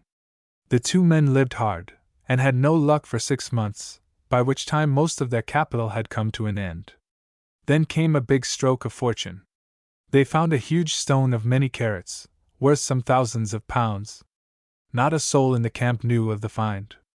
But one day Felton had disappeared, his partner was found in their tent stabbed to the heart, and a hue and cry arose. The hue and cry did not last long. The camp was far too busy in those days with its own affairs to trouble greatly about bringing felons to justice. Felton had carefully covered up his traces, and the search presently died away. Felton had, as a matter of fact, ridden off on a fleet horse by night and had secured 3 good days' start. Avoiding all dwellings, he rode across the Veldt, and presently reached a kraal on the north bank of the Orange River, where he had left a wagon, oxen, and some stores some 6 months earlier, just before he had been bitten with the diamond fever. Within 6 hours of his arrival at the kraal he had inspanned his oxen and trekked away north into the heart of the Kalahari. At first he had luck. There were plenty of wild melons, tsama, about the desert, and failing water, his oxen subsisted on these for some weeks. At Lahudatu, a Kalahari kraal, where the only native he had with him lived, he paid off the man and thence trekked on alone. But as he pressed yet north the tsama failed, and one after another the oxen fell in their yokes and died of thirst and exhaustion. It was a ghastly struggle for life. Felton managed to reach the pleasant fountain where Quanit found him, and there halted. He had reached a remote place, surrounded by thirsts, a place unknown to white men. Here he would rest for a year or 2. The remnant of his oxen, save 2, soon after died from eating a poisonous plant, tulp, as the Boers call it, and he was stranded whether he liked it or no. But the place suited him very well. He was haunted by the gnawing fear of detection. The crime itself, the foul murder of his friend, troubled him little at present in the haste and toil of flight, but the consequences of it, the terror of retribution and of justice, dwelt with him incessantly. He would stay here till things were forgotten, and then escape north far into Portuguese territory, and so to Europe. Meanwhile there was plenty of game around him. He had a plentiful store of ammunition, enough for many years, with care, and was fond of sport. He would hunt ostrich feathers, and thus collect wealth to add to the value of that wonderful diamond, which he carried ever about him.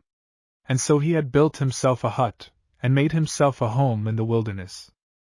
Rambling with his gun about the country near the place of his settlement, he had found one day a dry riverbed, where water had evidently run in ages past. Some of the gravel here and there, left uncovered by the light sand of the desert, struck him. He brought a spade and searched carefully, and presently from a washing picked out a small diamond. The discovery electrified him. That here in this secret place, happened upon by the merest accident in that desperate flight from the great diamond stretches of the Vaal River, he should have lit upon another field, seemed the wildest improbability of a dream. Yet so it was.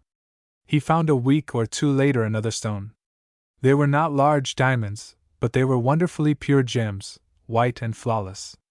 He now set to work with feverish energy. He would amass a huge fortune in a year or 2 and then get away to some civilized country, and enjoy that life of luxury and indulgence for which inwardly his soul had always pined. He had a few trading tools on his wagon, among them picks and spades. These easily sufficed him. He worked steadily for 3 years in the dry riverbed, until the time when Quanit and his father had made their way to his hut. His success had not been very great. Thus far the stones were scarce and far apart, and not very large. Moreover, the toil of carrying the stuff to his fountain for washing purposes was great, and took up much time. But 4 years after the bushman's visit, a turn came. Moving farther along the dry channel he had at length hit upon much richer soil. Fine diamonds of considerable size were occasionally to be found after the washings, and slowly the man's store of gems increased. Yet, always hoping for some yet greater streak of luck, he toiled on. Now at last, in the leather bag, locked in a corner of his wagon chest, he had a great fortune. But for the last 2 years his health had begun to fail. Some internal trouble sapped at his strong frame. He lost flesh and grew old and wrinkled. The fitful beating of his heart, palpitations, and even sudden pangs, alarmed him. He gave up digging. He had barely enough energy at times to shoot or snare game, and keep himself in meat. He must escape from the desert, which he now loathed, and get to Europe and obtain medical advice. No doubt he could be put right again. For months he had been casting about for some means of escape from what was now in his weakened state a prison. He doubted whether he could struggle on foot to the next water, 60 long miles of heat and thirst, and there were other long thirsts to be traversed before he could even strike a native settlement and buy a horse or oxen. And here, in the midst of his perplexities, the bushman had turned up. Nothing could have been more fortunate, it was absolutely providential. Felton felt that evening more cheerful than he had done for years past. His troubles would vanish now. That night he treated Juanit to a magnificent feed, for a bushman, opened his last bottle of brandy, the long-treasured remnant from a case of 24, and under the mellowing influence of the liquor and companionship, his spirits rose immensely. The old bright dreams, which had been fading in the last year or two, rose clear before him. He understood the Karana dialect, which much resembles Massawa, and he had no difficulty in conversing with the Bushmen. From him he gleaned a little, a very little, of what was passing in the native states around him. Moremi reigned at Lake Ngami. Kama had succeeded Mocking and ruled the Bamangwato. Secheli still lived. The white men came oftener into the country, the game grew scarcer. He could glean little else than these bare facts from the desert man. Yet it was wonderfully pleasant to use his tongue, to break the long silence of the lonely wilderness, to exchange ideas even with a Massawa. The two men talked for a couple of hours, then Felton motioned Juanit into a corner of the hut, and himself lay down upon his rough bed. Juanit curled himself up under his hartebeest skin cloak, and was soon fast asleep. He woke as usual very early, but Felton was awake before him. Peering from under his cloak, Juanit saw in the dim light of early morning that the white man was sitting on his bed. He had in his hands a skin bag. He opened this and poured out its contents on the couch.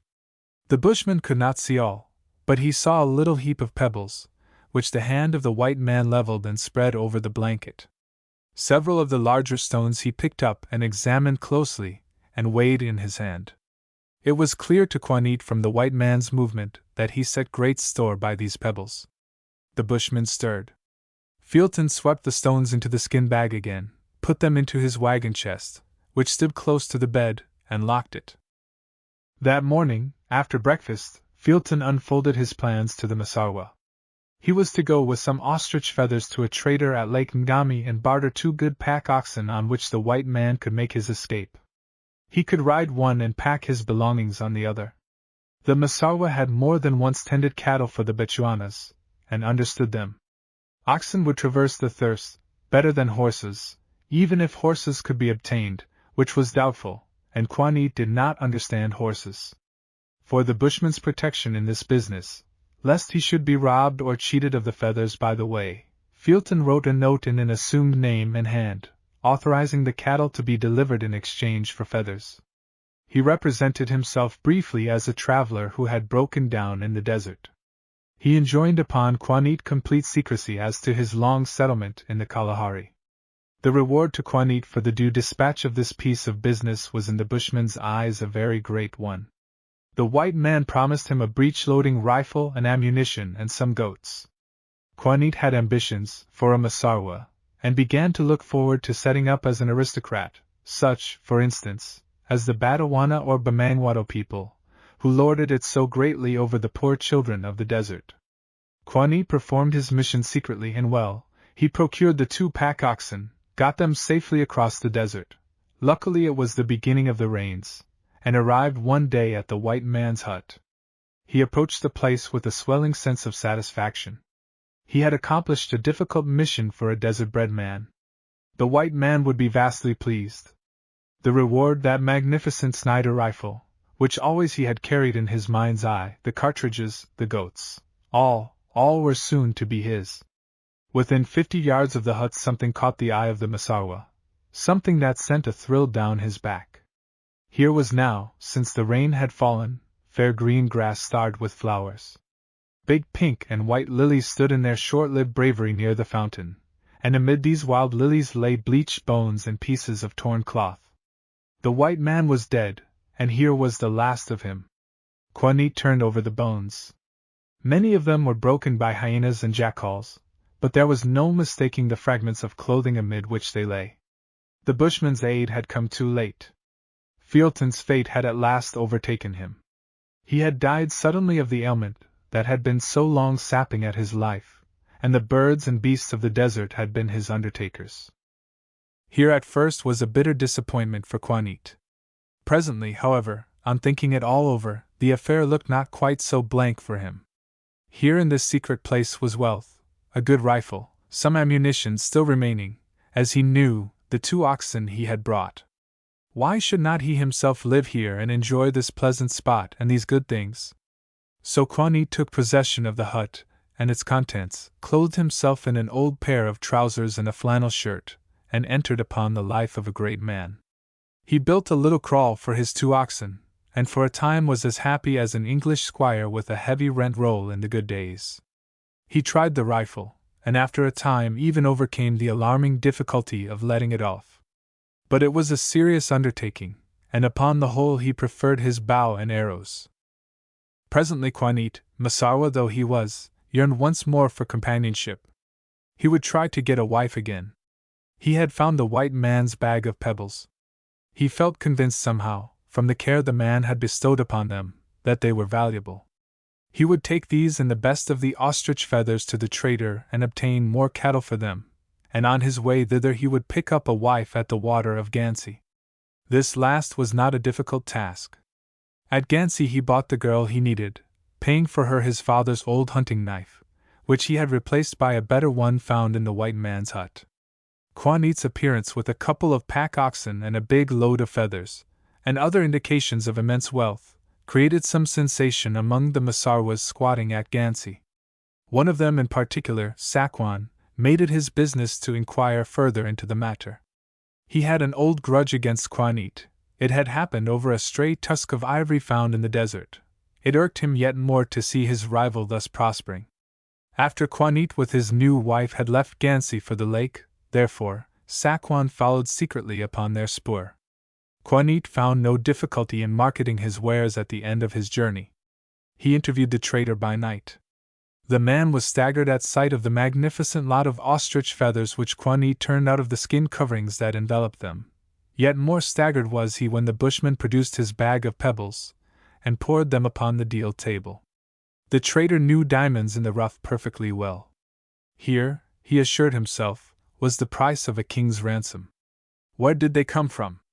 Were there more of them? To these questions Kwanit returned evasive answers. He knew nothing more than that he had found them in the desert. There were no more of them. What then, asked the trader, did Kwanit want for the lot? Feathers and pebbles? They were not worth much to him, but he would buy them. Kwanit had thought all this out. His fortune was worth to him, he conceived, 10 head of cows, a bull, 20 goats, some Snyder ammunition, a hat, a suit of trade clothes, and a shawl for his wife. He shook a little with excitement as he proposed these enormous terms. The trader laughed to himself at the Masarwa's idea of wealth. He knew well that that wonderful bag of diamonds alone was worth some tens of thousands of pounds. And the feathers, magnificent, prime bloods, long and snow-white, represented 300 or 400 pounds at least. He haggled a little to save appearances, and finally closed the bargain. 2 days later, Kwanit and his wife started away from a quiet cattle post belonging to the trader, which lay at some distance from the native town. It was part of the bargain that the trader should see the coast clear, so that the bushmen might get away unknown to the Badawana. This was safely accomplished. The 2 bush people, driving their fortune before them, plunged straightway into the desert. It was an anxious yet a delightful journey for Kwanit. He had made his pile. Henceforth he would rear flocks and herds in that dim corner of the desert and grow ever richer, as rich as a Bechuana. What Masarwa before him had ever accomplished, had ever even dreamt so much. Thanks to the rains, which held late that season, Kwanit got all his stock safely over the journey and reached his goal. It was a fine clear morning as they drove the cattle and goats up to the pleasant fountain, now brimming over with the rains, which Kwanit knew so well. There stood the hut and the wagon just as he had left them. Partridge-like francolins were calling sharply near the water. Brilliant rollers and woodpeckers, and bizarre hornbills, with monstrous yellow bills, were flitting to and fro among the trees of the Mokala Grove. Beautiful wild doves cooed softly from the spreading branches of the great giraffe acacia, beneath which the old wagon stood. Bands of sand grouse were drinking, splashing, and stooping at the water. The grass was still green, flowers still flourished, the place looked very fair.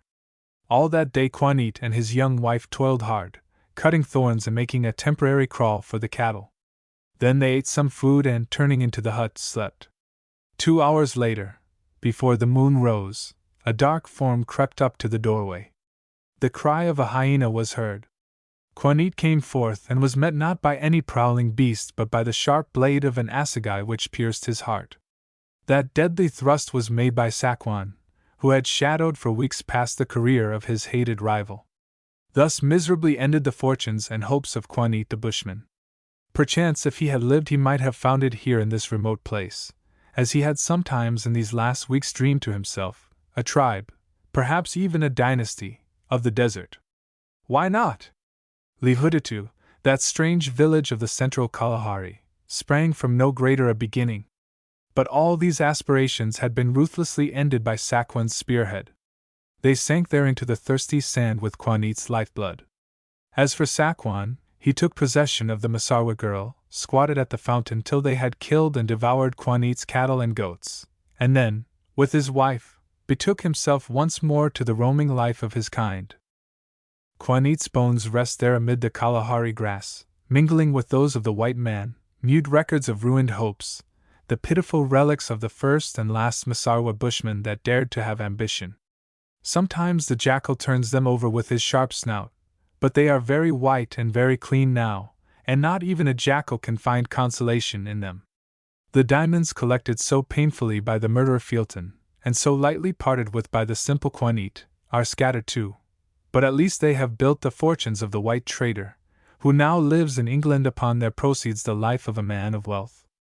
He can little guess, nor, I suppose, would he be greatly interested to know, the sorry ending of the desert nomad to whom he owes his luck.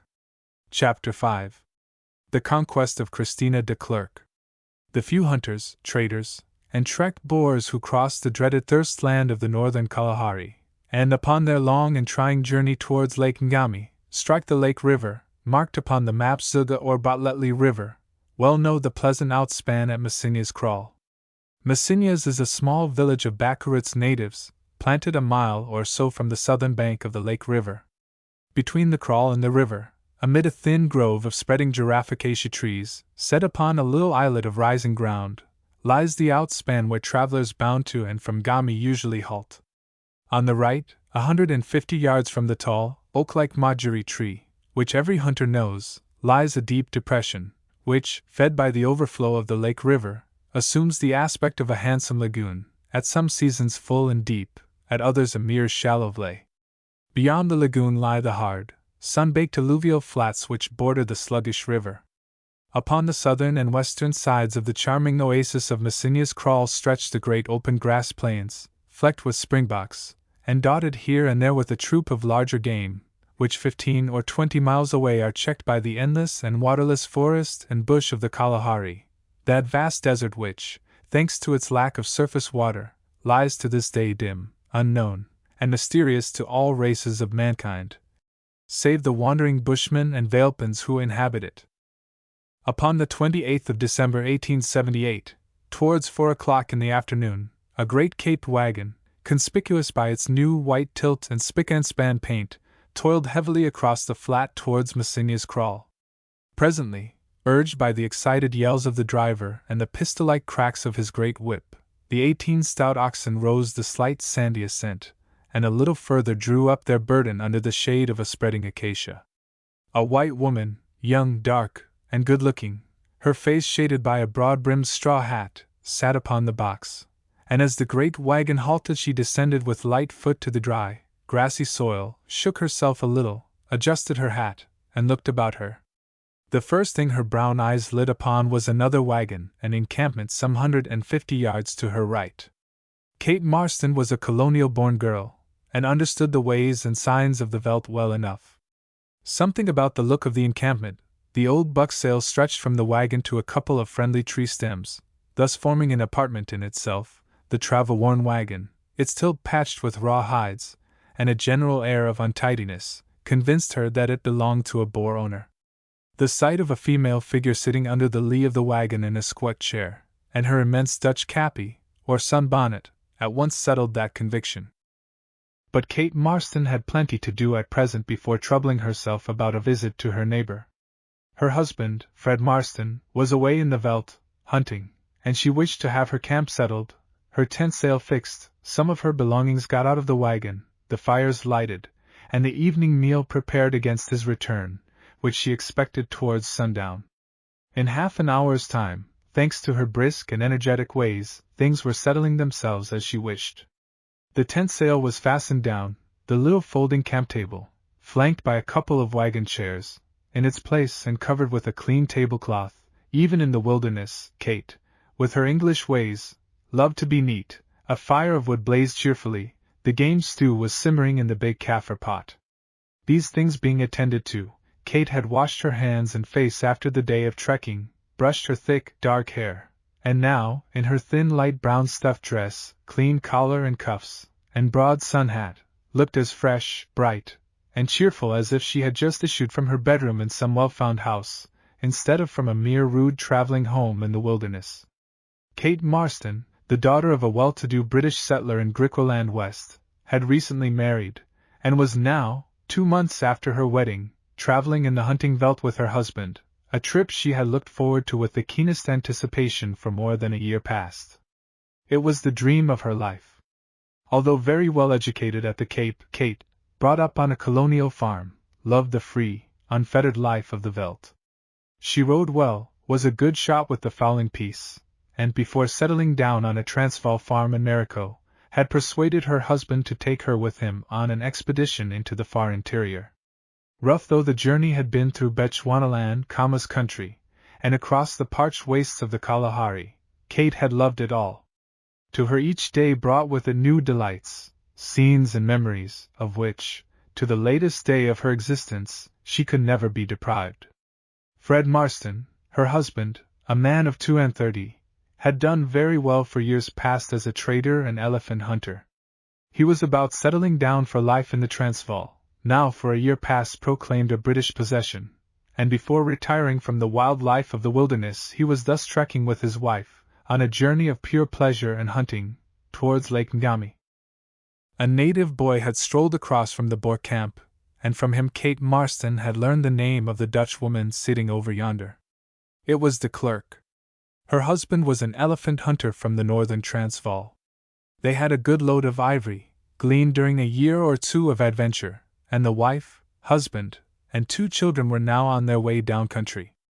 Kate was not very sure of her reception if she went across. The Transvaal Dutch were, since the annexation of their country, not only disaffected towards the British government, but rude and uncivil towards individual English folk. However, Kate understood the Dutch and their language exceedingly well, and her cheerful nature inclined her to be friendly. She had often before now thawed the stubborn reserve of a Boer huisvrouw. She would go across and pay the Dutch camp a visit. A walk of less than 200 yards, and she stood by the de Klerk's wagon. Now Vrouw de Klerk had heard from her native servant, sent casually across to pick up news, who and what the new arrivals were. She was not much comforted. She had hoped to see the faces of Dutch folk. Here were only English, whom she hated. However, she was not to be caught napping. She had washed her children's faces and hands and her own, pinned a big bow of blue ribbon at her throat, and put on a clean cappy, and had even donned a nearly new black alpaca apron. She sat under the wagon sail, cutting up dried onions into a tin dish, but as Kate Marston approached she made no attempt to meet her. She was not a bad-looking woman, Christina de Klerk, as Boers, who are not noted for female beauty, go. She had plenty of light brown hair, drawn tightly back from her face and knotted under her great sunbonnet, but the face was, as is so often the case with Afrikander Dutch women, broad, high-boned, and absolutely lacking in color. The blue eyes were somewhat pale and colorless, and although she was a young woman, little more than 23, a dull, stolid, even hard expression was already settling itself for life upon her lineaments. Christina was a tall, big woman, but her figure was thick, heavy, and altogether devoid of grace. Stiff and unyielding it was as her own nature. Bred up in a remote back country in Waterberg, scarcely educated at all, if reading with no great ease from the great family Bible can be called education, Christina had, like most of her fellows, a mind almost untouched by civilization, a mind narrow, bigoted, and prejudiced to a degree almost inconceivable to denizens of modern Europe. But when all was said and done, allowances were to be made for Christina de Klerk. The grandchild of one of those Dutch families which had quitted the Cape and thrown off English rule in the Great Trek of 1836, the daughter of a frontiersman, who, after making himself a home in the wilds of the northern Transvaal, had seen his beloved republic entered and possessed by the very British from whom he and his parents had trekked. She had from infancy been nurtured in a blind and unreasoning hatred against all English people. Just now, as Kate Marston advanced and stood before her tent, her naturally grave and impassive face had assumed a very sour and unpleasant look. Christina had surveyed with rapid sidelong glances the Englishwoman's approach. She now took a full, steady, but by no means friendly look at her as Kate halted and spoke. In these glances and in that look she had time to observe that the Englishwoman was young, very good-looking, and, in a Boer woman's eyes, well-dressed. All this tended little to lull her wrath. The woman, she felt, was her superior. She hated her for it. And as Kate spoke in a soft, clear English voice, with that lip speech which, to users of the rough, thick, guttural Dutch, seems mincing and super-refined, Christina detested her yet more. Her husband hated the English, her father and grandfather had hated them. Now at this moment her spirit rose in a burning flame of resentment against the woman who had come to speak to her. "Good evening, Vrouw de Klerk," said Kate pleasantly. "Good evening," repeated Christina in a low, sub-acid voice, looking away into her bowl of sliced onions. "We have just come up country, and I hear you are on your journey out. I thought I should like just to step across and ask if there is anything we can do for you. We have plenty of stores on our wagon. You may be short of coffee, sugar, or other things. And I thought, too, perhaps, as you have been away in the Veldt so long, you might like to have news from down country." Christina no longer looked away, but now stared straight into the Englishwoman's face. A faint flush had risen upon her dull cheeks. Her anger, the pent-up hatred of years, was now at boiling point. "I want to know and hear nothing," she replied in a hard, set voice, with much energy. "The English have stolen our Transvaal country. We have nothing to say to them until we have got that country back. You took the old colony from us. You took Natal, which we won with our blood. Now you have taken the Transvaal. ACH. And yet you are surprised that we hate you. If I were dying I would not take one drop of cold water from an Englishwoman. We are enemies. You know it. And yet you must pursue us even here in the Veldt. I want to have nothing to do with your people at all or at any time." Kate was a good deal staggered at this outburst, but she knew the Dutch and their uncouth ways. She knew that their bark is often far worse than their bite. In a perfectly calm tone, but with some spirit, she replied, "Your welcome is surely a churlish one, Mevrouw de Klerk, and your accusations are very absurd. I am an Afrikander like yourself, and I know of these things. I will grant that perhaps the Dutch in the old colony had some reason for their great trek. But that is a tale more than 80 years old, which should surely be forgotten. As for Natal, there were, as I happen to know, for my mother was a Natal colonist, English traders at Port Durban years before the Boers trekked into the country. And for the Transvaal, surely you must admit that your weakness and misgovernment was so great that the English government had to step in to save your country and the rest of South Africa from Zulu and other native dangers." Vrouw de Klerk was preparing to answer vigorously.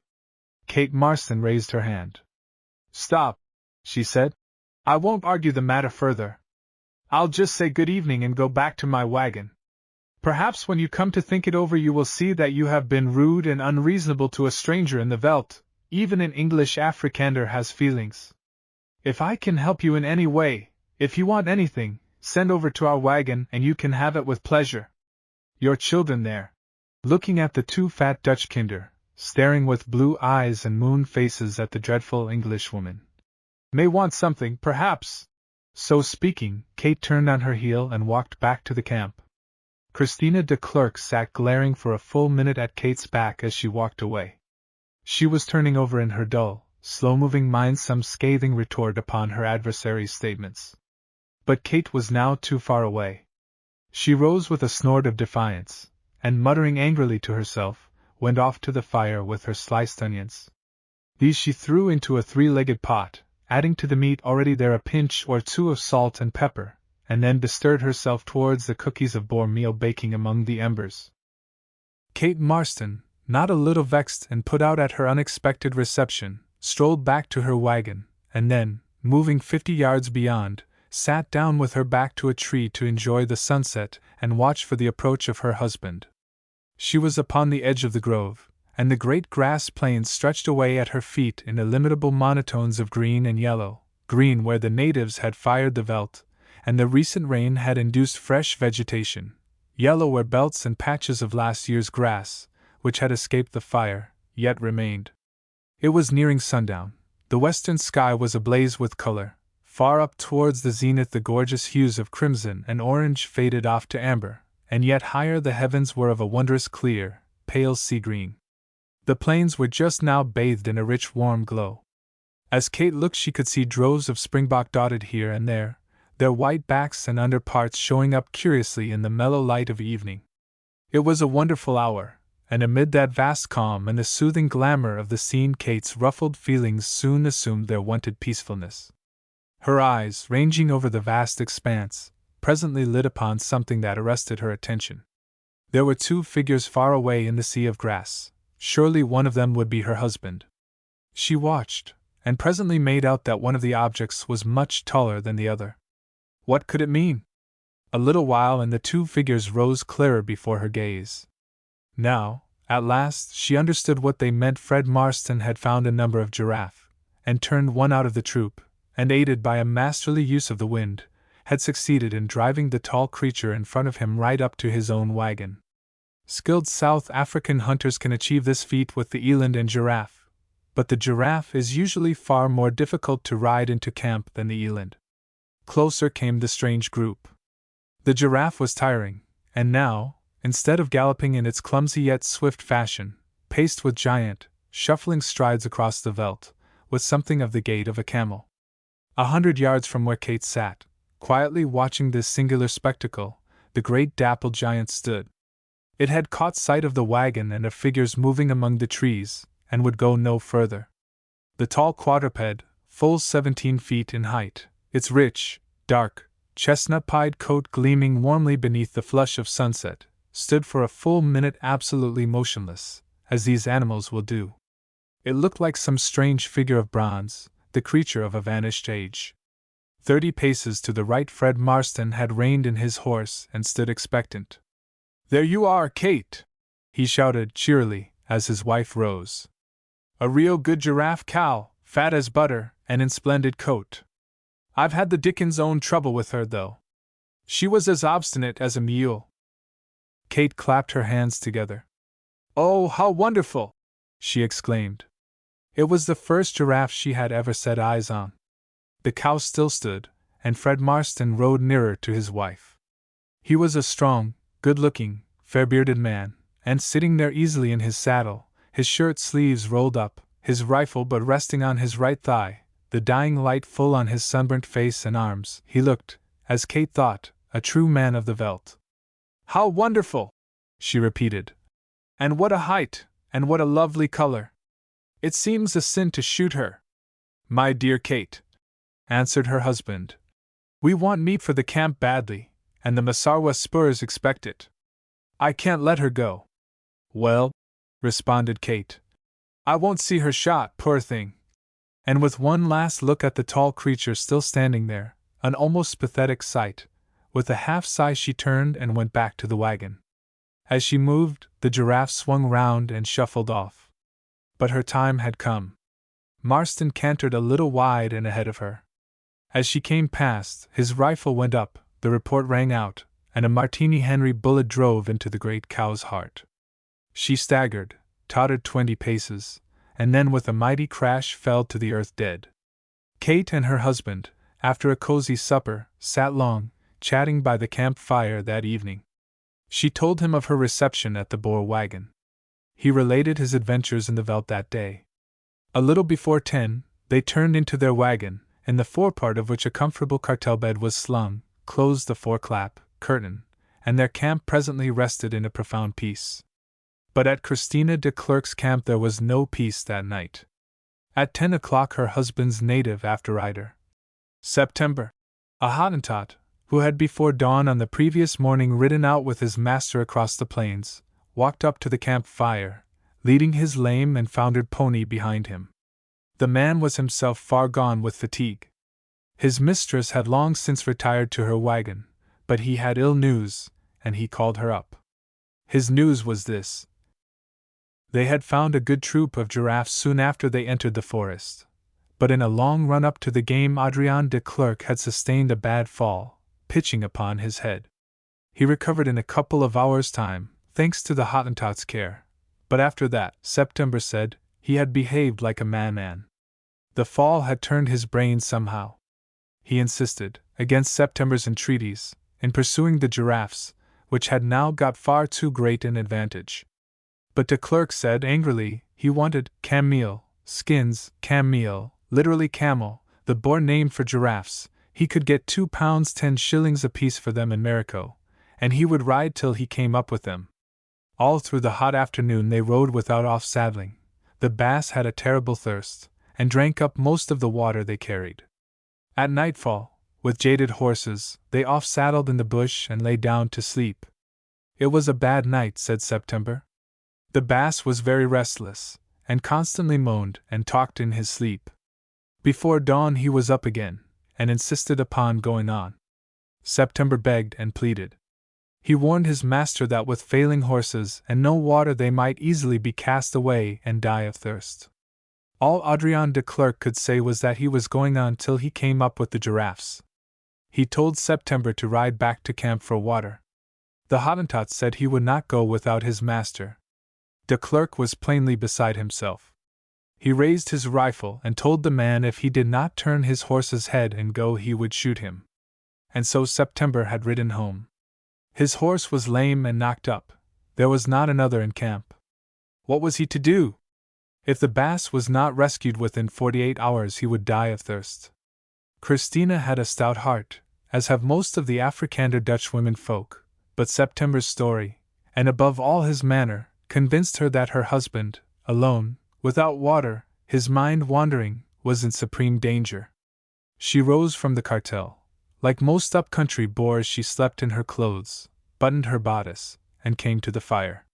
An inspection of September's pony at once convinced her that the animal was unable to travel further. As it was, September had been compelled to walk by its side during most of that day's journey home. It was dead lame and suffering from the effects of fatigue and 2 days' thirst. What was she to do? Christina stood there with the Hottentot by the fire blaze, discussing every possible plan. They might carry water by the aid of natives, but that would involve waiting till the morning, and even then a journey of probably more than 40 miles would have to be taken on foot. And then, as September pointed out, it was more than likely that Messinia's people, who were not over fond of the Boers, would point-blank refuse to go.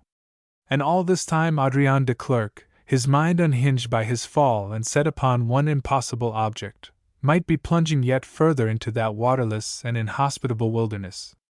His image rose clear before her mind's eye, the thirsting, haggard man, the sinking horse, and then the terrible end, and the vultures streaming down from the sky. She knew but too well the danger. What, oh God! What should she do? Leaving the tired Hottentot to squat over the fire, she paced frantically up and down near the wagon, turning over impossible projects in her agonized mind. It was a glorious night.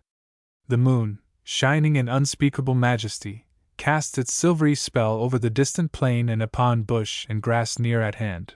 Its amazing light pierced the foliage of the acacias and wrought wondrous patterns beneath her feet.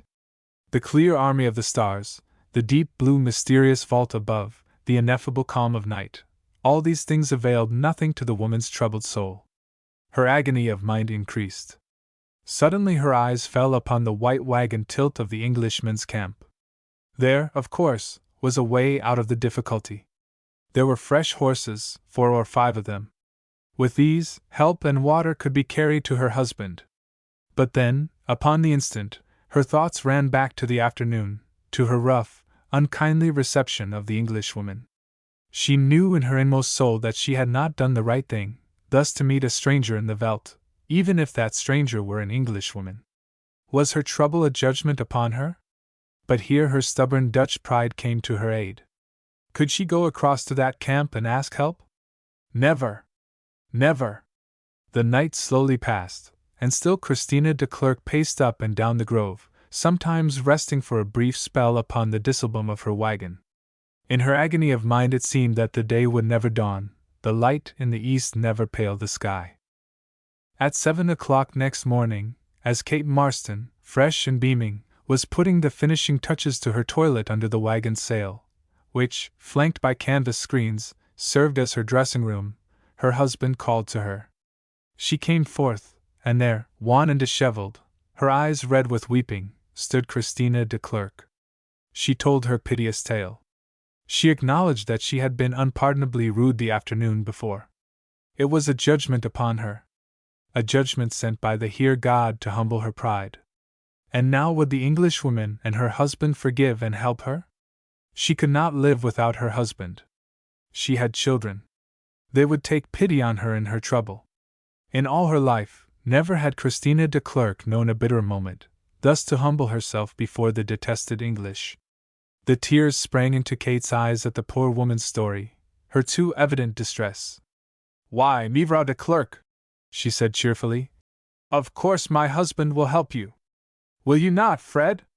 We should be a poor kind of English folk, indeed, if we could listen to a trouble like yours without doing all we could for you." "Wait 10 minutes, Mevrouw de Klerk," said Marston, taking her by the hand, "while I swallow some breakfast and get the nag saddled, and we'll go at once with water on your husband's spoor." In 15 minutes, taking a spare horse loaded up with 2 vatches of water, and September, the Hottentot, on another fresh nag, to act as guide, he set forth. "Never fear, Mevrouw de Klerk," he said cheerily, as, putting aside her heartfelt, sobbing thanks, he rode off. "We shall bring your husband back all right." As a matter of fact, Fred Marston knew that he had a difficult and dangerous task before him, to rescue a man half out of his mind, wandering in that terrible thirstland. He accomplished his task, but, as he had expected, with the greatest difficulty. He and September, taking up the spoor of the wanderer, had followed it hour after hour into the parched forest country. Not until halfway through the second day did they find de Klerk, lying insensible, a mile or 2 beyond his dead horse, himself nearing his end. Resting all that afternoon and evening, they revived the boar with the aid of water, brandy, and a little food, and riding all that night and part of the next day, brought Christina de Klerk her man, safe and sound, though terribly worn and jaded, into camp. All were fagged and knocked up. Without water the horses could have held out but a few hours longer. How Christina passed those miserable 2 days of suspense she never afterwards quite knew. But for the kindly help and sympathy of Kate Marston, she declares she never could have got through. The next day was New Year.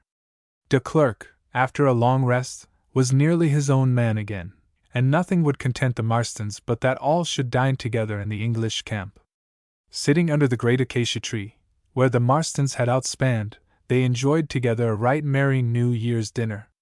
Christina de Klerk never forgot that time of trial. They trekked down to the Transvaal, and Adriaan de Klerk, it is true, rode out with his fellow countrymen and fought in the successful Boer War of 1881. But in their estimate of the English, individually, their feelings have never wavered since that New Year's tide of 1879. "There may be bad English as there are bad Dutch," says Christina, as she sometimes tells the tale of her man's rescue to some of her countrywomen. "And Rhodes and Chamberlain. ACH. They are too good for shooting even. But I believe most of the English folk have good hearts. For my part, so long as I live, and I hope so long as my children shall live after me, there shall be always a welcome for the English in this house. Adriaan and I owe them far too much to forget the kindness we received at their hands.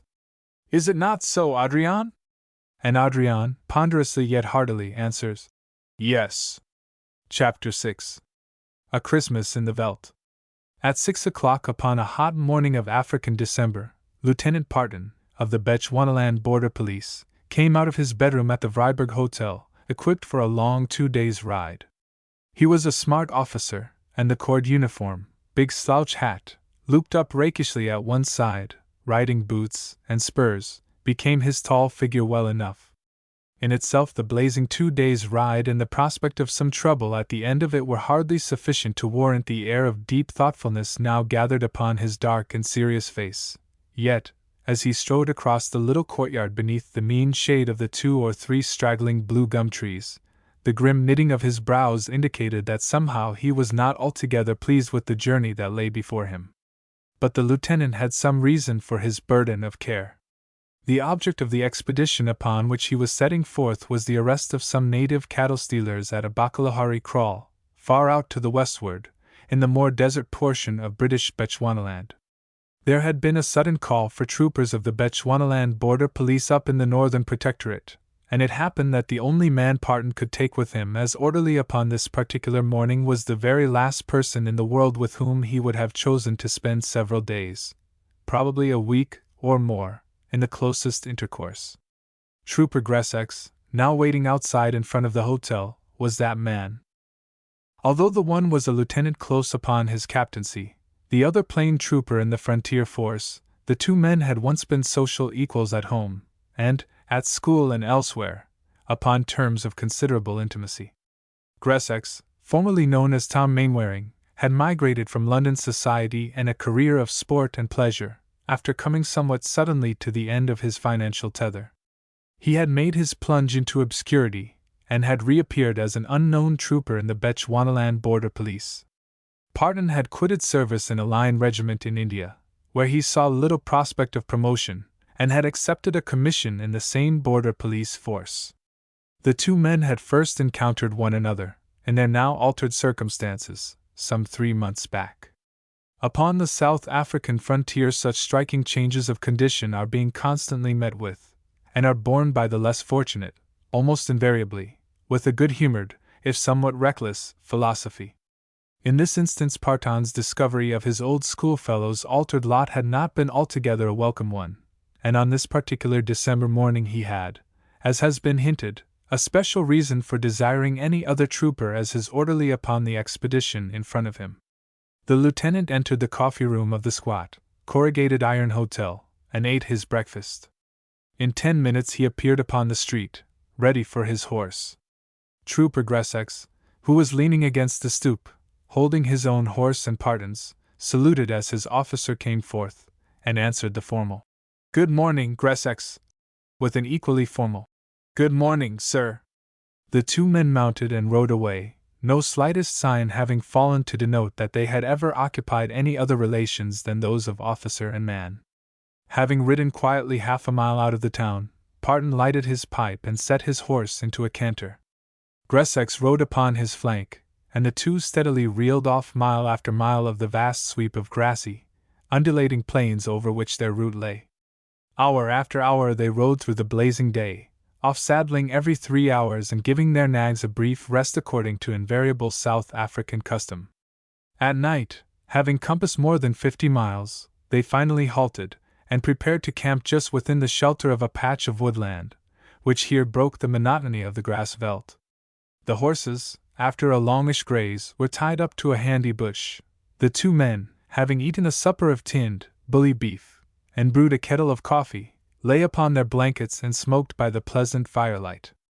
The few scraps of conversation which they exchanged related solely to the expedition before them, Gressex having more than once made the journey to Missoura's kraal. Aloft the infinite calm of the far-off, dark blue heaven, now spangled with a million stars, seemed to invite deep and peaceful sleep after a hard day's riding. A refreshing coolness now moved upon the veldt, the tender airs whispered softly through the long grasses, a cicada droned drowsily in the thornbush. All nature promised rest. At 9 o'clock both men, lightly wrapped in their blankets, with their feet to the fire and their heads pillowed in their saddles, were fast asleep. At 1 o'clock in the still, early morning Gressex was awakened by the sound of a voice. He rose softly upon his elbow and looked about him. The stars shone more gloriously than ever, but the Southern Cross had fallen from its erect position and now lay over upon its side. The veldt was perfectly quiet, save for the plaintive wailing of a far-off jackal, which had got their wind and was crying out the news to his fellows. Even the cicada had ceased its weary drumming. As Gressex lay upon his elbow listening, he perceived that the sounds he had heard came from Parton, who was talking fitfully in his sleep.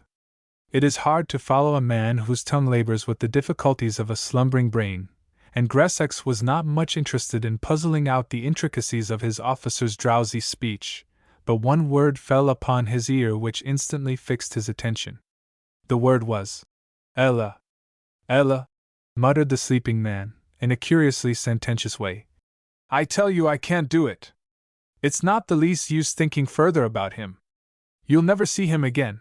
Why harp upon a broken string? Some day I hope you'll be kind and give. Gressex had, after that one word, small difficulty in following the halting speech of the sleeping man. He waited impatiently for other sentences, but the voice was hushed again. That name, Ella, told him a good deal. It told him that, although in their long ride of the previous day Parton had not reverted in the slightest degree to their former friendship and its environments, his mind now, during the hours of sleep, was running busily in old channels. The word Ella and its associations roused many a pang and many a memory in the soul of Gressex, as he lay there under the silent stars. 100 questions and doubts shaped themselves in the trooper's mind for the next hour or more. At last sleep again overtook him, and he remembered no more till pale dawn came round and he awoke. Already the little coqui francolins, the prettiest of all the African partridges, were calling with sharp voices to one another near the pan of water 50 yards away, and an early sand-grouse or two were coming in for their morning drink. It was time to be breakfasting and away. The embers were blown up, fresh wood was put on, and the kettle boiled for coffee. The two men, after an exchange of "Good morning," breakfasted almost in silence. The horses were got in from their feed of grass, saddled up, and the journey was resumed. The blazing morning passed, as in all these long Veldt rides, in monotonous fashion. At 3 o'clock, in the hottest period of the afternoon, the two men emerged from a long 2 hours' stretch of bastard yellowwood forest. Suddenly Parton, who was a little in front, reined up with a "S.H." upon his lips. Gressex followed the lieutenant's glance, and saw what had arrested his progress. Half a mile to the right, just outside the forest, a troop of noble gemsbok were resting beneath a patch of acacia thorn trees. Some were lying down, some standing, but all, even the usually tireless sentinel nearest the wagon track, were overcome by the heat, and, for such suspicious game, a little relaxed in their watchfulness. Such an opportunity was too tempting to be passed by. A plan of operations was quickly evolved as the two men withdrew their horses within the shelter of the wood. It was curious to observe how instantly the prospect of sport had broken down the thick hedge of reserve between them. They now whispered together rapidly and with intense animation. Gressex turned his horse's head and rode back through the forest in a semicircle towards the game. Presently he dismounted, fastened his horse to a bush, and then with the greatest caution stole towards the troop. At last, from behind a screen of bush, he has the game well before his gaze. They are 150 yards away. Between them and the watcher's clump of bush is open grass veldt, and there is no possibility of getting a foot nearer. Gressex sits down, sidles imperceptibly to the left hand, and now has in front of him a fair shot. Even now there is not a breath of suspicion among the dozen great antelopes out there in the open. Gressex can note easily their striking, black and white faces and spear-like horns. The shade of the acacias is somewhat scanty, and he can see plainly the splashes of the sunlight gleaming through the foliage bright upon their warm gray coals. Now he takes aim at the bull nearest, draws a long breath, and pulls trigger. The Martini Henry bullet flies true, and claps loudly, as upon a barn door, on the broadside of the gallant beast. The gemsbok leaps convulsively forward and scours away upwind. In the same instant there is dire commotion among the troop. The recumbent antelopes spring up wildly, and with their fellows stretch themselves at speed, and few animals can rival this antelope in speed and staying powers, in rear of the stricken bull. Gressex hurriedly fires another shot and misses clean. And now, as Parton had foreseen, his opportunity has come. The troop will cross his front within less than half a mile. He gallops full tilt from the sheltering woodland and rides his hardest to cut them off. He is perfectly successful, so successful that he cuts off the main troop from the two leading antelopes, and while the animals stand for a moment in utter bewilderment, he jumps off and gets his shot. The bullet flies high, yet luckily, the vertebra of the big cow he aimed at is severed on the instant, and she falls in her tracks. More's dude, as a Boer would say, as dead as mutton. At the report of Parton's rifle, the troop scatters and flees again. Parton jumps into the saddle and tears after Gressex's wounded bull, which, 300 yards in front, is manifestly failing fast. The stout pony, now thoroughly excited with the chase, gains rapidly. The Gemsbok is pumping its lifeblood from mouth and nostrils, and cannot stand up much longer. But suddenly, without warning, Parton's nag puts its foot into a deep hole hidden by the long grass and goes down. Parton is shot violently over its head and comes heavily to the veldt. In the next 3 seconds Gressex's Gemsbok fails suddenly, and sinking quietly to earth, breathes out its last. Gressex himself is quickly on the spot and first applies himself to Parton, who now sits ruefully with his hat off, gathering his scattered senses and nursing a broken left arm. Gressex has once helped to set a man's arm in the hunting field, and he now goes to work. First he cuts quickly from a piece of fallen wood 2 flattish splints, then he unwraps one of the puttees from his legs. This winding gear makes an admirable bandage. Next he proceeds to set the damaged limb. Luckily it is the forearm, and after a painful ordeal of pulling, endured with set teeth by Parton, Gressex adjusts the broken bone and binds on the splints. With the other putty, a sling is then extemporized. Parton has some brandy in a flask in his saddlebag. He takes a pull at this, and while Gressex cuts off the heads, tails, and some of the meat from the slain Gemsbok and fastens them upon the saddles, he sits with somewhat more ease and contentment smoking a welcome pipe which the trooper has filled and lighted for him after the operation. Half an hour later the journey is resumed again. It was a long 20 miles to the Bakalahari village to which they were traveling. The pace was slow, out of consideration for the wounded arm, and it was not until well on into the night that they rode into the beehive-like collection of round native huts, and called up the 2 border policemen stationed there. For 2 days the swollen and painful state of Parton's arm prevented him from taking further action in the affair of the cattle stealers, which had necessitated his sudden patrol. Meanwhile he rested, gleaned quietly all the intelligence that was to be gleaned, and prepared for action. He interviewed, of course, Missoura, the native chief settled here, and made a casual inquiry as to the stolen cattle, but he was careful not to let it appear that he had made a special journey on that account. The chief, it was well known, was not well affected to government, but he protested that no stolen cattle or cattle stealers had come into his country, and appeared to be anxious to aid in any inquiries that might discover the marauders. To lull his suspicions, Parton, on the 2nd day of his arrival, requested him to send out runners to his various cattle posts so as to ascertain whether fresh stock had lately come in. This the chief promised to do on the following day. But Parton had meanwhile, thanks to the alacrity of the 2 troopers quartered in the town and to a native spy of theirs, gained exact information of the whereabouts of the stolen cattle and their thieves. They stood at a remote and little-known cattle post of this very chief, some 25 miles from the town, and Parton had now laid his plans to ride out during the night and make their recapture early next morning.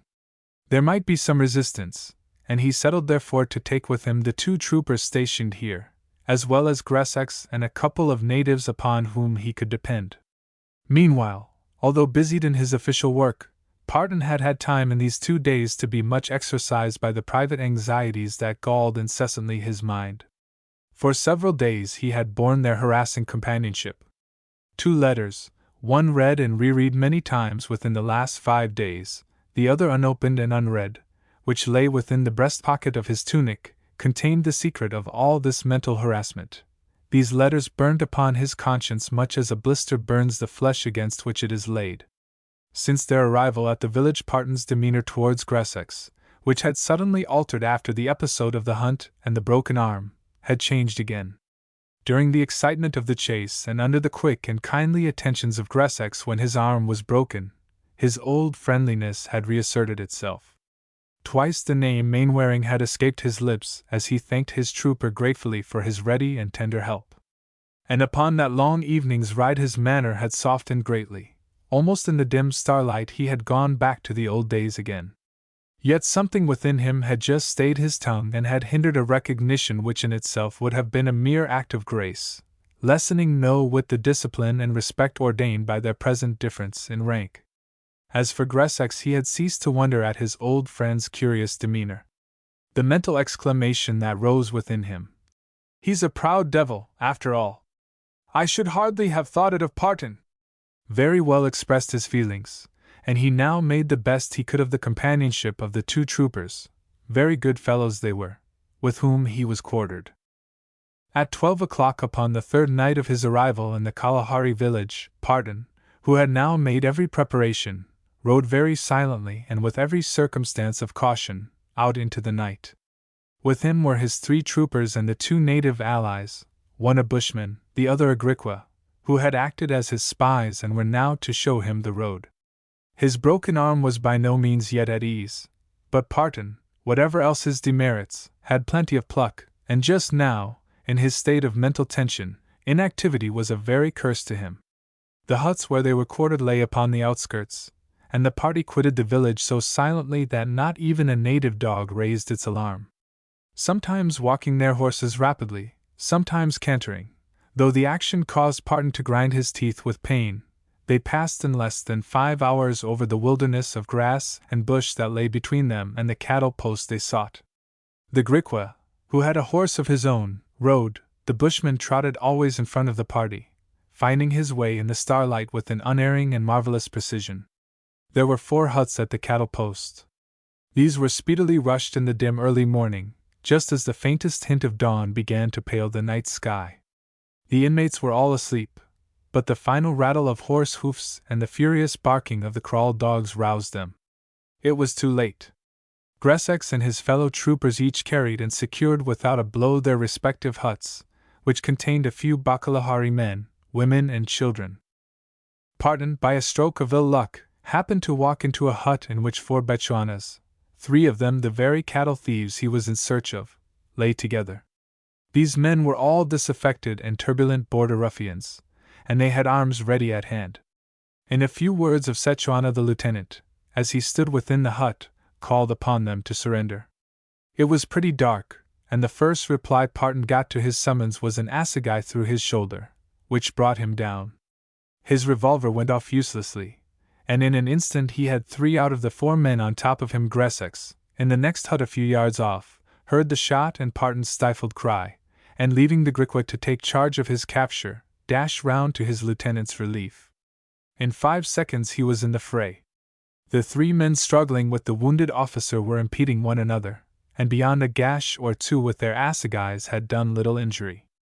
Gressex ran in among them, loosed off his carbine at the nearest man and settled him, struck another with his empty weapon a blow on the arm which broke it and disabled its owner, and threw himself upon the remaining native, who had Parton still by the throat. But in that instant the 4th occupant of the hut, who had been standing back in the dark shade watching the struggle, came in. He lunged with the assegai he had snatched up at Gressex's broad back. The sharp blade shore through the trooper's tough cord tunic and flannel shirt, and drove deep into his right lung. At this moment another trooper appeared with a blazing wisp of grass. By the light of it, as he flung it upon the floor, he could take in the whole scene. His carbine was undischarged. He leveled it instantly at the man attacking Gressex, and dropped him with a bullet through the heart. Here then was the situation. The cattle post was captured, 2 of the thieves were slain, another disabled.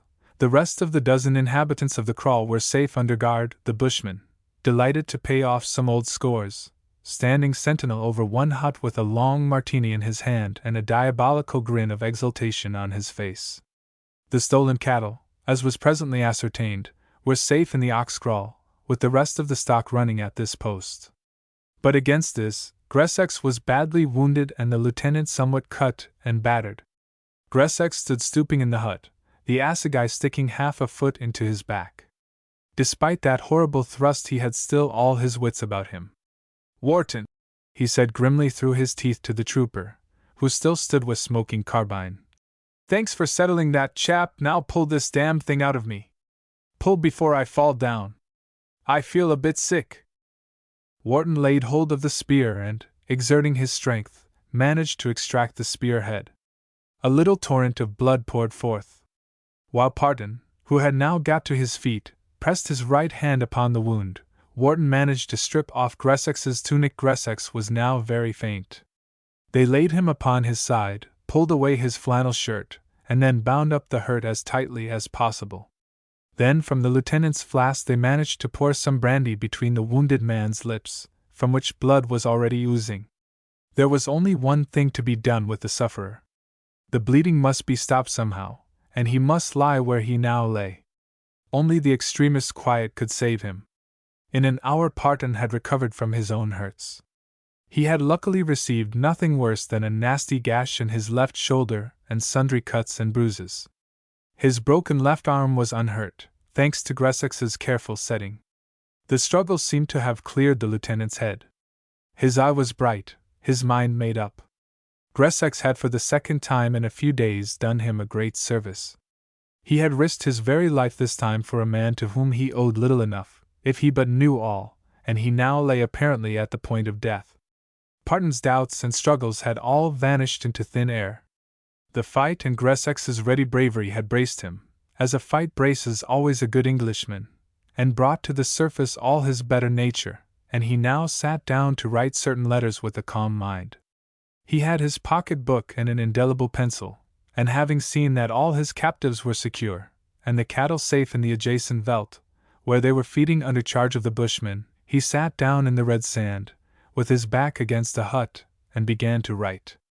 Before his writing is completed, it will be well to glance at those 2 letters in his breast pocket, of which mention has been previously made. Here is the open letter, addressed to Lieutenant B.F. Parton, Bechuanaland Border Police. International Hotel, Cape Town, December 12, 189. Dear Mr. Parton, the address of this letter will probably surprise you. I received your letter in London on the morning I left for South Africa, whither I have come with my uncle, Colonel Mellersh, and my cousin, Kate Mellersh, on a trip we have long planned. We are staying at Cape Town for a few days, and are then going on to Kimberley to see the diamond mines, and perhaps make an expedition into the Transvaal or Bechuanaland. I must first reply to your letter. I am sorry, more sorry than I can express, that you should have reopened that old topic, which I quite thought and hoped, for the sake of your own peace of mind, had been finally dismissed, if not forgotten, nearly 3 years ago. My mind is as fully made up as it was when I last saw you, nor is it ever likely to change in the way you seem to suggest and hope for. I grieve very much to have to again say this to one whom I respect and like, but it is better to make clear at once that there is not the slightest prospect of any change in my sentiments. I must tell you frankly that I have the very strongest of all reasons for this. The reason that my affections have long since drifted in another direction, the direction, I may as well at once say here, of our mutual friend, Mr. Mainwaring. You say in your letter that if ever you can be of service to me I may command you at any time. I take that expression to be a sincere one, and I am going to put it to a very severe test. Mr. Mainwaring, before he left England, purposely avoided seeing me, quite from a mistaken motive, but wrote me a letter telling me of his affection for me, and saying goodbye, as he supposed, forever. If he had seen me instead of sending that letter, a great deal of misery might have been avoided. I have been unable to glean the slightest hint of his whereabouts until a week before I left England. Mr. Mainwaring has within the last few weeks come into some considerable property from an old uncle, from whom he expected absolutely nothing, who has quite lately died, and has now no reason to remain in exile longer.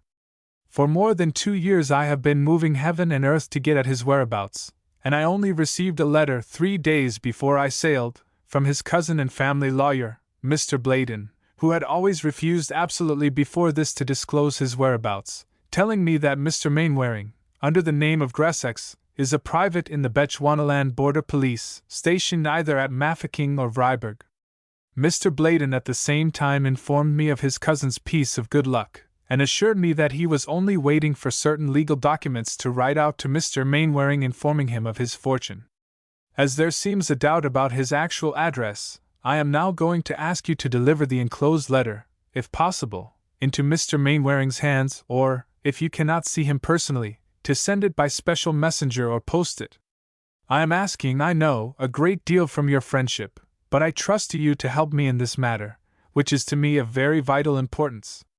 You know me sufficiently, I think, to be aware that I am not trying to find Mr. Mainwaring because his ship has come in. I am almost ashamed to say it, ample means of my own, and Tom's good luck has nothing to do with the question. But I do want to find him at once, and I can only think of you, as an officer of his regiment, as the likeliest person to help me. Pray, forgive me the double burden that I fear I may be putting upon you by this letter.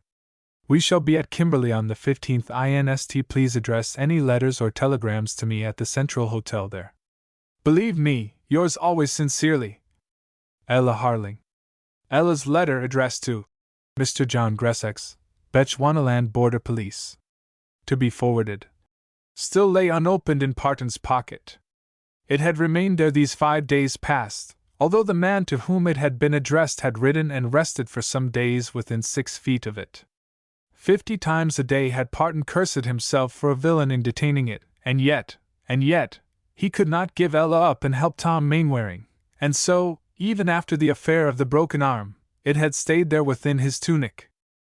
Parton's first note was to Ella Harling, telling her of Gressex's, Mainwaring we may now call him, serious condition, and begging her, if possible, to come up by rail at once from Kimberley to Vryburg and thence drive as rapidly as possible the 100 miles across the Veldt to Missoura's town, where she would find a trooper who would bring her out to the cattle post where Mainwaring lay. That, as Parton said to himself, was something off his mind. It was some little expiation for the wrong he had done Ella and his old friend, and he felt pounds better already. His next letter was to the officer in command at Vryburg during his absence, reporting affairs, and requesting that 2 more troopers should be at once sent to Missoura's town, to aid in bringing in the prisoners and cattle, and to keep in check any attempt by the disaffected Missoura to create trouble. He requested also that a light wagon might be dispatched for the wounded man, with certain nursing comforts and drugs that might be useful. He begged that, if possible, a doctor should also be sent, as the case was an urgent and serious one.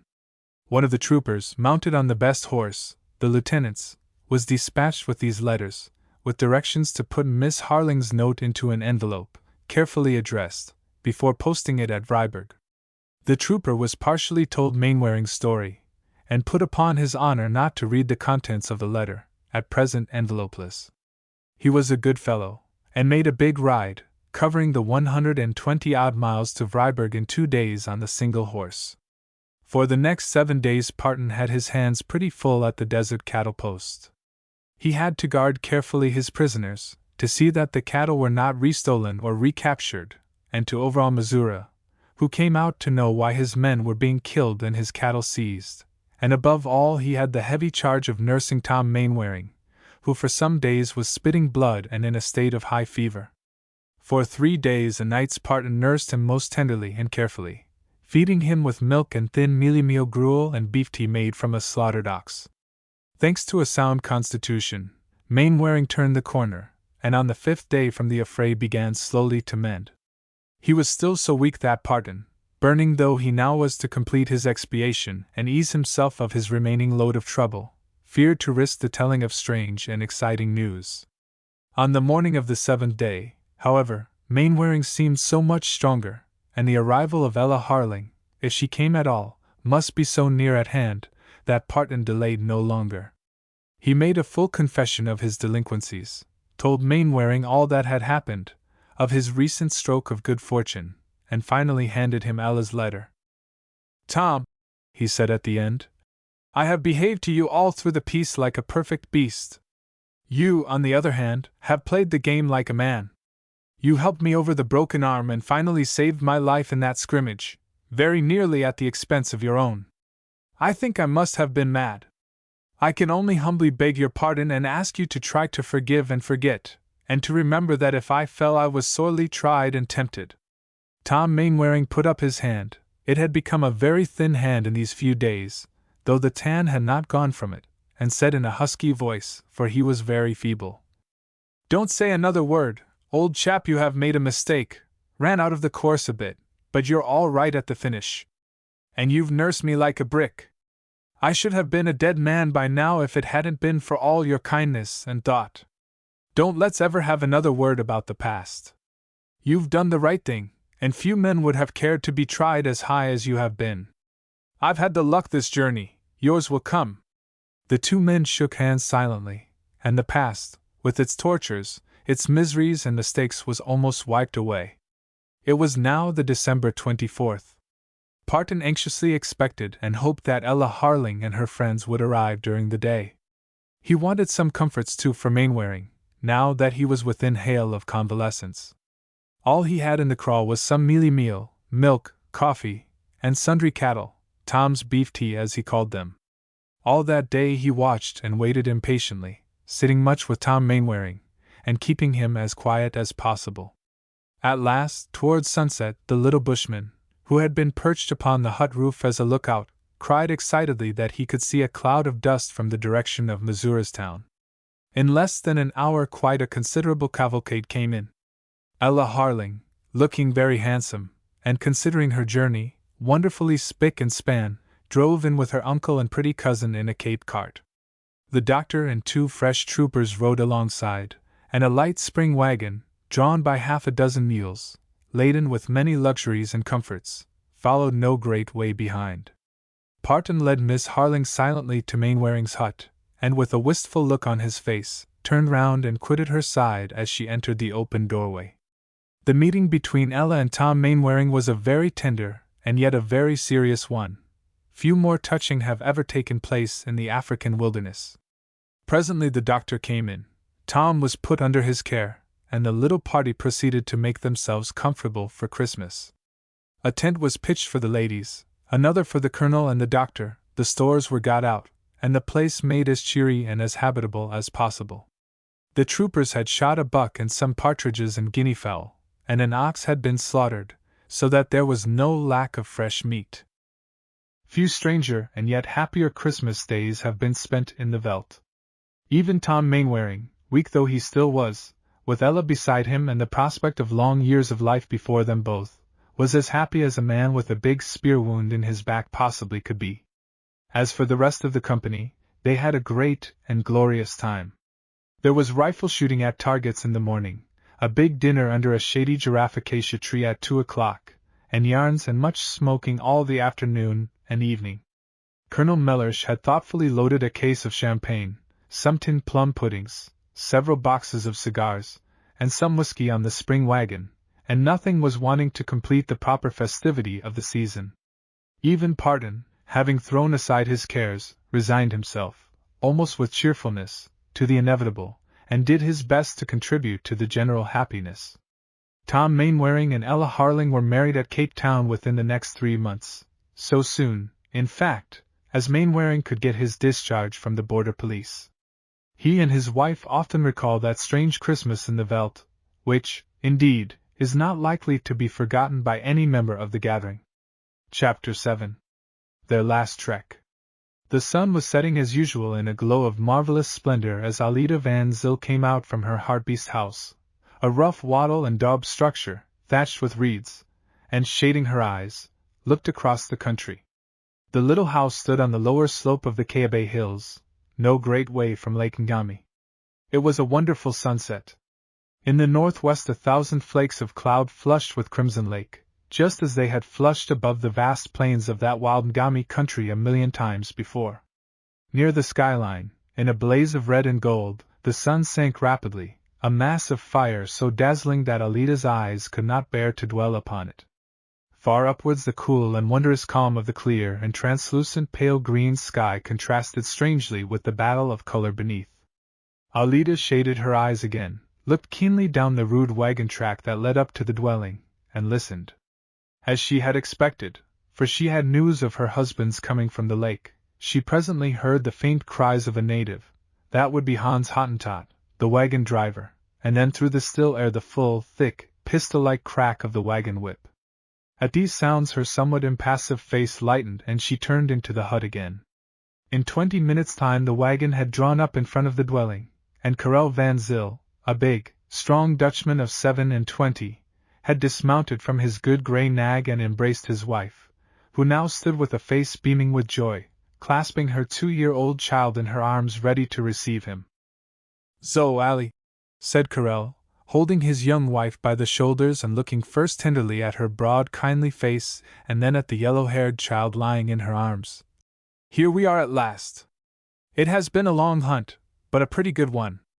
I left a wagon load of ivory, rhinoster horns, and hides at Jan Stromboom's at the lake and got a good price for them. I traded 50 good oxen as well and sold them at £3 10 a head to Stromboom also, after no end of a haggle.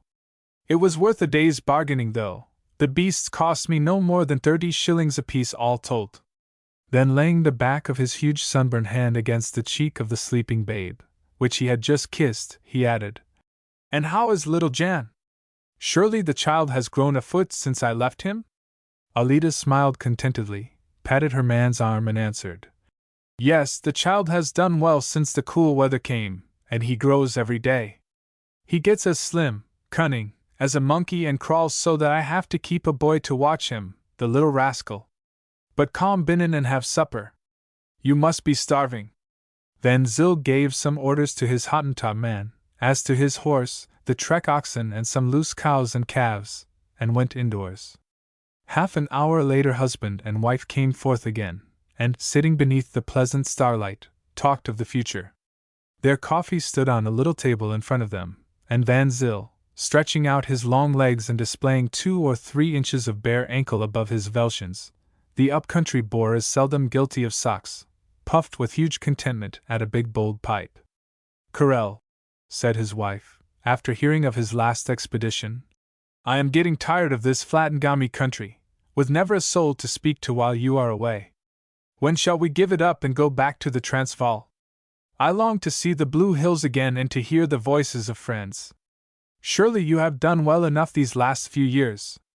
You can buy and stock a good farm, 6,000 morgen at least. A morgen is rather more than 2 acres, and you told me when we married, now 3 years agone, Karel," she laid her hand upon his as she spoke, "that you did not mean to spend all your life, like your father, in the hunting veldt." "No, Ali, I don't," rejoined Van Zyl, taking his wife's hand into his too and pressing it tenderly. "You shall go back to the Transvaal, my lass, and we will buy a farm in Russenburg and live comfortably and go to Notmal, communion, once a quarter. And if I do want to hunt now and again, why I'll cross the Crocodile River and try the Nuanetsi and Sabi River veldt, where Relof van Staden and his friends travel to. But we must have one more trek together, Ali, and this time you and the child shall go with me. Coming to the lake, on my way home from this last hunt, I met messengers from Nala, captain of a tribe far up the Okavango, who asks me to take my wagon up to his kraal and hunt elephants in his country. He promises me the half of all ivory shot, and will find spurs and show me his best veldt and give me every help. Twice before has Nala sent to me thus, and once to my father in years gone by. I believe it is a splendid hunting veldt. Elephants as thick as pala in river bush, thousands of buffalo, plenty of rhinoster and lots of other game. We ought, with luck, to pick up 400 pounds worth of ivory. And so, wife, we'll pack the wagon, get more powder and cartridges at the lake and trek up to Ndalas." "And this shall be your last trek in this country, Karel?" asked his wife. "Amwyan Magtet, the very last," said Van Zyl. "How soon can we start?" "I shall be ready in 3 days," returned Ali. "In 3 days be it," said Van Zyl in his deep voice. And then, with a mighty yawn, he stretched himself, knocked the ashes from his pipe, and putting his arm round his wife's waist, went indoors for the night. 2 months later the Van Zyls were nearing Dala's kraal on the Okavango, sometimes called the Kubangui River, that great and little-known stream flowing from the northwest towards Lake Ngami. They had had a hard trek of it past the lake, across a score or 2 of streams and small rivers, skirting many a swamp and lagoon, and now at last, one hot afternoon, as they looked up the broad, shining river, they set eyes on a green island lying in midstream, dotted about with huts, and knew that they were in sight of Ndala's kraal. Hans, the Hottentot, had once been up to this place and knew Ndala, and Hans pointed out the captain's hut, and showed them where their wagon should stand by the river bank, and so they outspanned and prepared to make themselves comfortable. Across the river, beyond the island, the country undulated gently in well-wooded, bush-clad, sandy ridges, with here and there a palm or a baobab to catch the eye. Reddish boulders of sandstone projected from the river's brim, between the southern shore and the island, forming a little cataract over which the swift waters poured with a pleasant, and not too angry or unseemly swirl. And as they unyoked the tired oxen and Alida Van Zyl, tired with sitting, descended from the wagon to look about her, all seemed fair and pleasant and peaceful to the travel-stained trekkers. For they had had a hard passage up the river, and the cattle were in need of rest and good feeding, if they were to drag the great wagon back to the lake and thence. Alida's soul rejoiced as she thought of it, to the dearly loved Transvaal once more. And now long, narrow, dug-out canoes shot out from the island and came paddling across the stream with envoys from the chief, to know whose was the wagon and what was the business of the newcomers, and to bring a message of greeting and peace from Nala, the lord and ruler of all this wild and little-known country. Whilst his wife unpacked some of her wagon gear, and Zwartby, the foreloper, got out the pots and kettle and lit a fire to prepare the evening meal, Van Zyl, taking with him Hans as interpreter, ferried across in one of the native canoes to interview Nala. The chief, a tall youngish Kubangui, with a rather shifty eye, received them in his kotla, an open enclosure adjoining his hut, surrounded by a tall reed fence. He expressed himself pleased to see Van Zyl and hoped that he might have much fortune with the elephants in his country. Then Van Zyl, having thanked the chief for his courtesy, ordered his Hottentot, Hans, to lay before Ndala the presents which had been brought for him. These were a fine blanket of gaudy colors, a quantity of beads, a cheap smooth-bore musket, and some powder, bullets, and caps. As these articles were temptingly laid before Ndala, the chief's eyes gleamed approvingly, and, in spite of his efforts, a broad grin overspread his features. Then more conversation followed between Ndala and Hans, conversation which Van Zyl was unable to follow, and presently, after half an hour's interview, the reception was at an end. Van Zyl was paddled back to his wagon, and during supper related to his wife the friendly reception he had met with from the Kubangui captain. Next morning at about 8 o'clock Ndala in person came over to the Boers' camp. Never before had he seen a white man's wagon, and he was naturally burning with curiosity to set eyes upon the treasures gathered within the recesses of that mysterious house on wheels. He brought with him as presents a goat, some Capricorn, and a tusk of ivory weighing about 30 pounds. Nothing would content him but that he should mount the forecastle box of the wagon and pry into that strangely fascinating interior. He saw many things that stirred his cupidity. 2 fine rifles, cartridges, bags of sugar and coffee, cases of trading gear, store clothing, cheap knives, blankets, beads, looking-glasses, powder, lead, and other rich and rare things which were being got out for purposes of trading and with a view to resettling the contents of the wagon after the confusion of a long trek. And, with the greedy delight of a miser with his gold, he plunged his arms up to the elbows in a case of blue and white bird's-eye beads, which lay too temptingly exposed to his gaze, and asked that the whole of this fabulous treasure should be dispatched to his kraal. To this Van Zyl demurred. He would give the chief a portion of the beads, a complete suit of cord clothes, a shirt, and a pair of velshans. After a long and heated argument, conducted through the interpretation of Hans, Ndala somewhat sulkily gave way and expressed himself content to take what the Boer offered him. As for Van Zyl, his eyes flashed angrily, as, turning to his wife, sitting in the shade near the back of the wagon, he said, "They are all alike, these naked Kaffir captains. Thieves and skelms, only desiring to rob of his all the white man who ventures into their country. I thought, from what Hans had said, that this Ndala was a better fellow, but alamat! He's no better than the rest of the dirty cattle. However, there's ivory to be got here, without doubt, and we must have patience." "For my part," Alida replied, "I like the appearance of this man not at all. Watch him, Karel. I believe he will try to do you an ill turn before you have finished with him." Meanwhile Ndala had been holding conversation with Hans, as he peered about the camp and inspected the cattle, and especially that, to him, Wonderful Curiosity, the Dutchman's hunting horse. Van Zyl had started from the Kaabé Hills with 3 nags. Of these one had died of horse sickness, while another had been killed by lions, so that only his grey, a tried old favorite, Salted, against the sickness and a splendid beast in the hunting Veldt, remained to him. Ndala gazed long and curiously at the shapely grey, as Hans indicated its good points and expatiated on its manifold virtues. Once more the chief wandered back to the wagon, where Van Zyl was measuring out some of the blue and white beads into a skin bag. His greed was too much for him, and again through Hans he demanded that the Dutchman should hand him over the whole case full, pointing out that, considering his importance as monarch over all these regions, so trifling a present ought not to be denied to him. But Van Zyl was, like many of the Dutch Afrikanders, a man of quick temper, little accustomed to be dictated to by natives who in his own country were mere hewers of wood and drawers of water to the white man. The blood sprang to his face, his eyes flashed angrily, and flinging down the leather bag of beads, which he had just tied up, he turned angrily upon the chief. "Tell him," he said, with an impatient gesture to Hans, "that he may take it or leave it. I have offered gifts enough until I see elephants and gather ivory. If Ndala is not content, tell him I'll inspen the wagon again and trek out of his country and go into some other veldt, where elephants are at least as plentiful and chiefs more accommodating."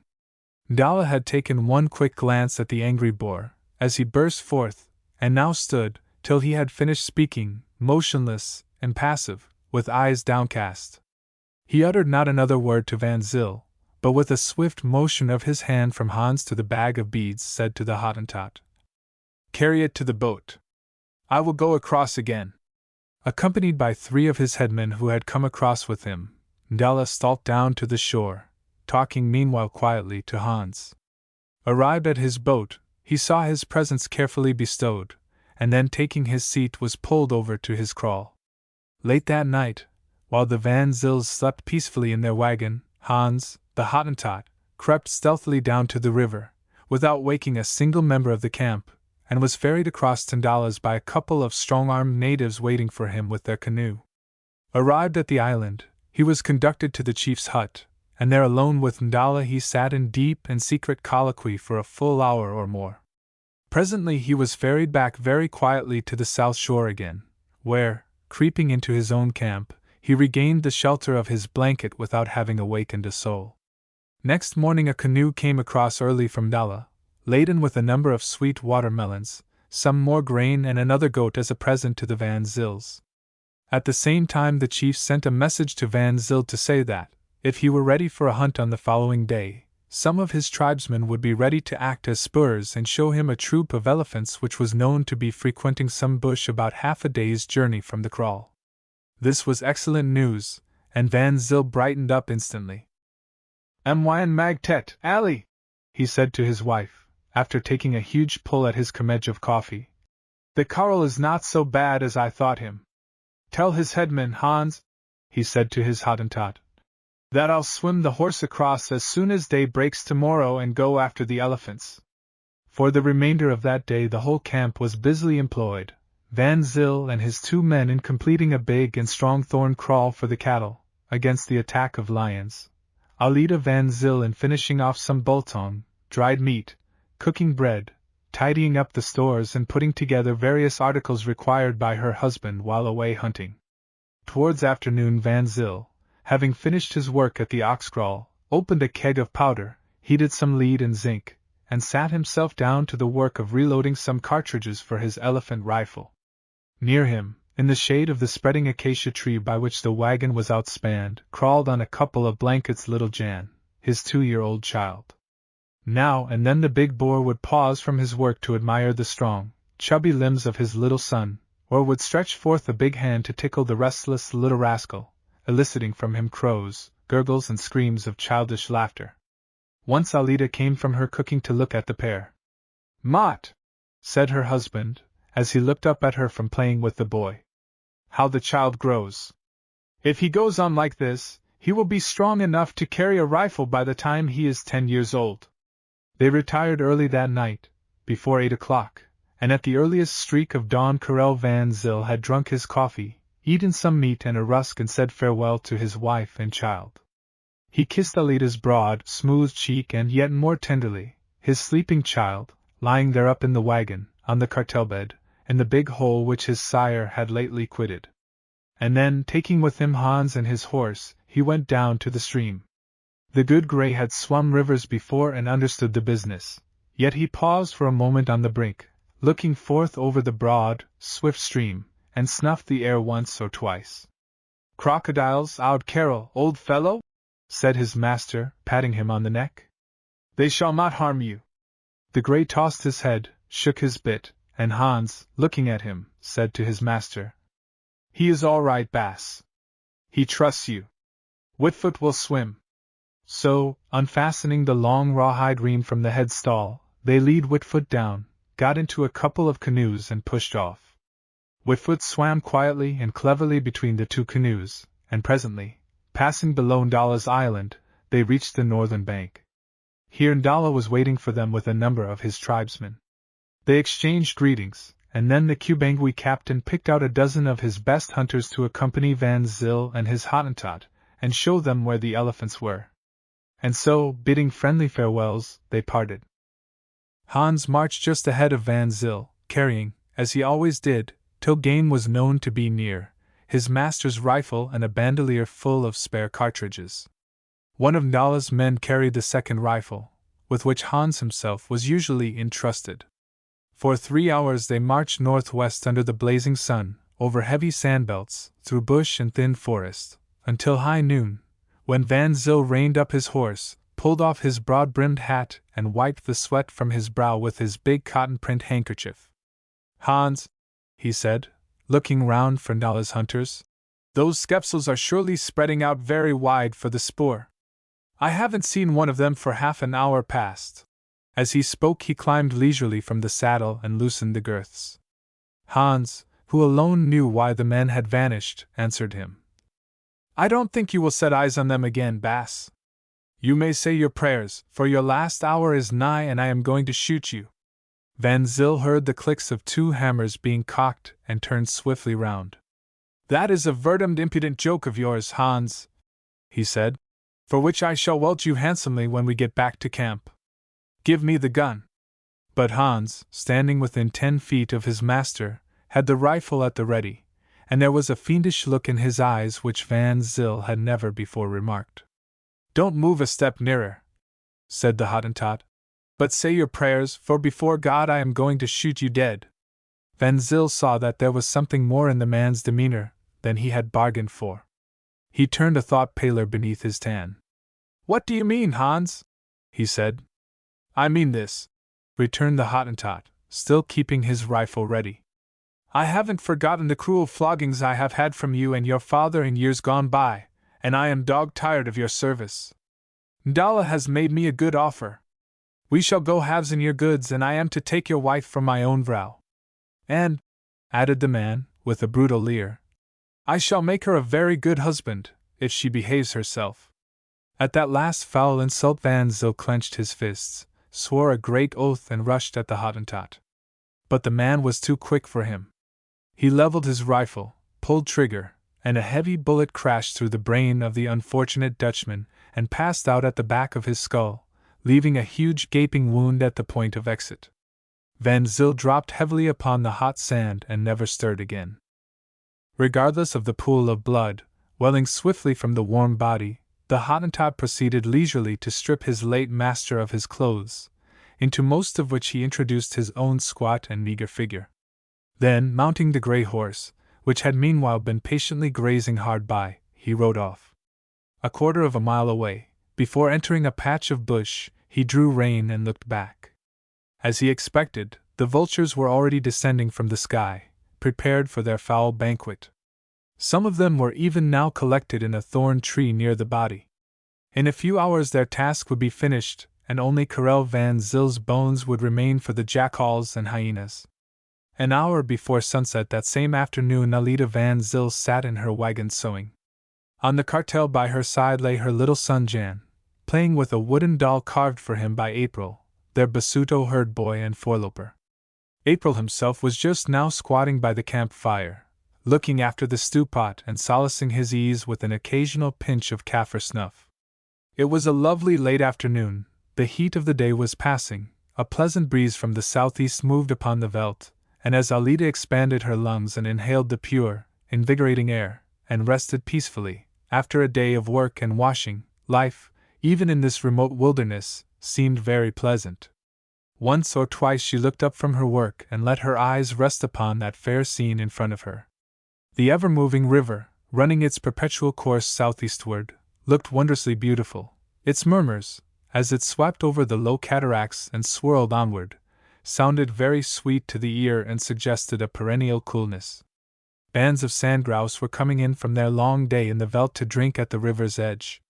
Their sharp but not unpleasing cries sounded constantly overhead as they sped swiftly to the stream and then, after wheeling hither and thither once or twice, stooped suddenly to the margin, alighted and drank thirstily. Skeins of wild duck passed up and down the stream. Now and again splendid Egyptian geese took flight and with noisy honks flew on strong pinions to some other part of the water or to the trees fringing the river course. Dainty avocets, sandpipers and other wading birds were to be seen here and there in the shallows, while ashore the francolins were calling sharply to one another. As she sat in the cartel, with her feet resting on the wagon box, Alida Van Zil's thoughts ran in a pleasant current back to her Transvaal home. She pictured to herself the long, trying trek over Lake Ngami and the weary Thirstland passed, Kamas and Secheli's countries traversed, and beautiful Mariko and the western Transvaal entered. And from there Russenburg, with its fair hills and valleys and smiling farmsteads, was, as it were, but a step. 3 or 4 months of elephant hunting here at Dallas, and her man would have finished his wanderings in these regions, and they would be inns panning and turning their faces for home again. And then peace from wanderings and a comfortable homestead and the faces of kinsfolk and friends. A pleasant, pleasant thought. While she thus dreamed her daydream of the future, a canoe had, unnoticed by her, shot across the stream and made its landing on the shore 100 yards or so behind the wagon. In a few minutes the sound of approaching footsteps made her look up from her sewing. She saw, for the moment she believed her eyes must have deceived her, not 5 yards from the wagon, Hans, the Hottentot, Hans carrying her husband's rifle and tricked out in clothing, notwithstanding that sleeves and trousers were liberally turned up, at least 3 sizes too big for him. There was a strange look in the man's eyes, half guilty, half triumphant, as he glanced up at his mistress. What in the name of the here God could it all mean? And then a pang gripped her heart.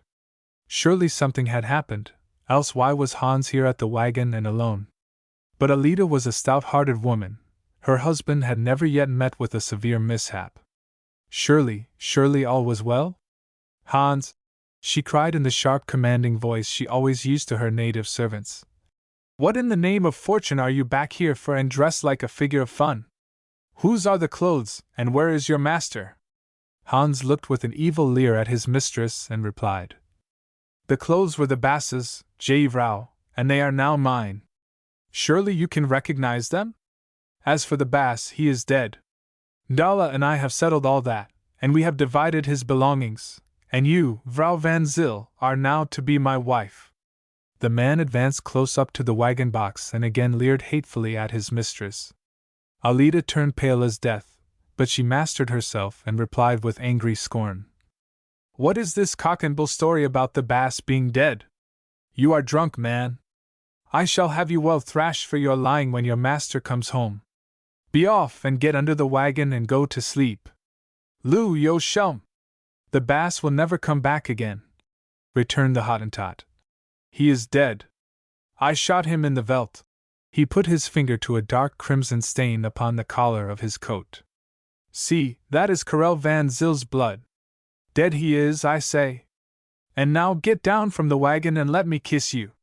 You are to be my wife in future, and mind you, you'll have to behave yourself. Something, as she looked at the Hottentot and his absurd clothing and the dark stain of blood, told Alida Van Zyl that all this was God's or the devil's truth she was listening to. But like most of her race, she was a strong-minded woman, bred through long generations of ancestors to a life of rough toils and many dangers. She was horror-stricken, but not in the least likely to faint. Suddenly she half rose, stretched up her hand to the side of the wagon, and took down from the hooks on which it rested a loaded carbine which Karel van Zyl always left for her protection. Cocking the weapon, she pointed it at Hans and threatened to pull the trigger. Hans ducked as the carbine was leveled and sprang out of harm's way. Darting round to the side of the wagon, he yelled in a shrill, angry voice, "I shall come for you later on, my fine vrouw, and when it is dark I shall know how to manage you.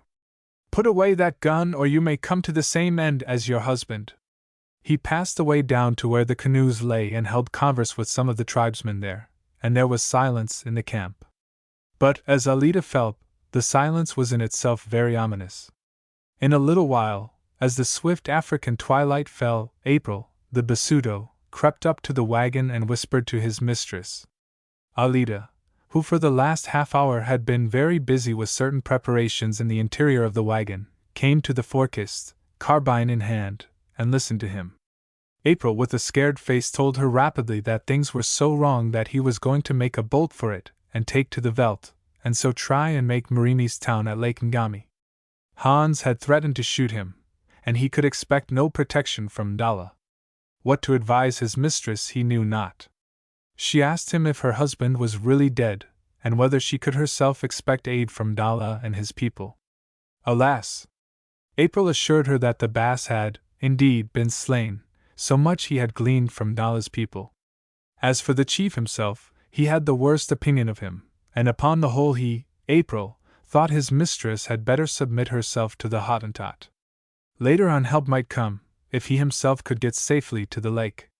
But April would stay no longer, not even at his mistress's earnest entreaty, and crept away. A minute later Alida heard the stamp of feet, sounds of a scuffle, and then a blood-curdling scream rang through the growing darkness. More struggling, the sound of thuds, a muttered groan, and then all was silence. Alida, listening with awed white face and nerves at their fullest tension, shuddered and drew back to her child. That was poor April's death scream beyond a doubt. She lighted a lantern and then, sitting far back in the wagon, close to her sleeping child, waited for the next scene of this dark tragedy. Who can picture the distress of this poor creature, strong, able-bodied, yet helpless against a cruel destiny? To quit the wagon would be madness. If she attempted to escape with her child into the Veldt, a few hours of spurring by the morning light would bring her enemies upon her. Dark and bitter as have been the hours of many a Dutch Afrikander woman in her times of trial, few can have endured the tortures that now racked the soul of Alida van Zyl.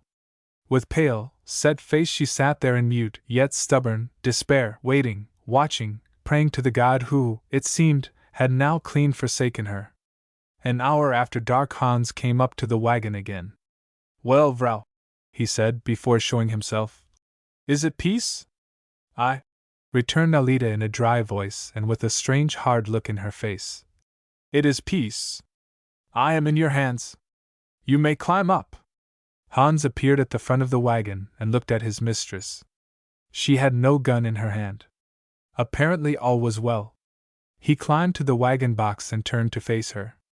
At that moment Alida van Zyl seized the candle from her open lantern and dropped it into an open cask of gunpowder which stood ready just behind the cartel. The darkness was for one awful moment broken by a blaze of hellish fire. A frightful explosion rocked the earth and rent the air for miles.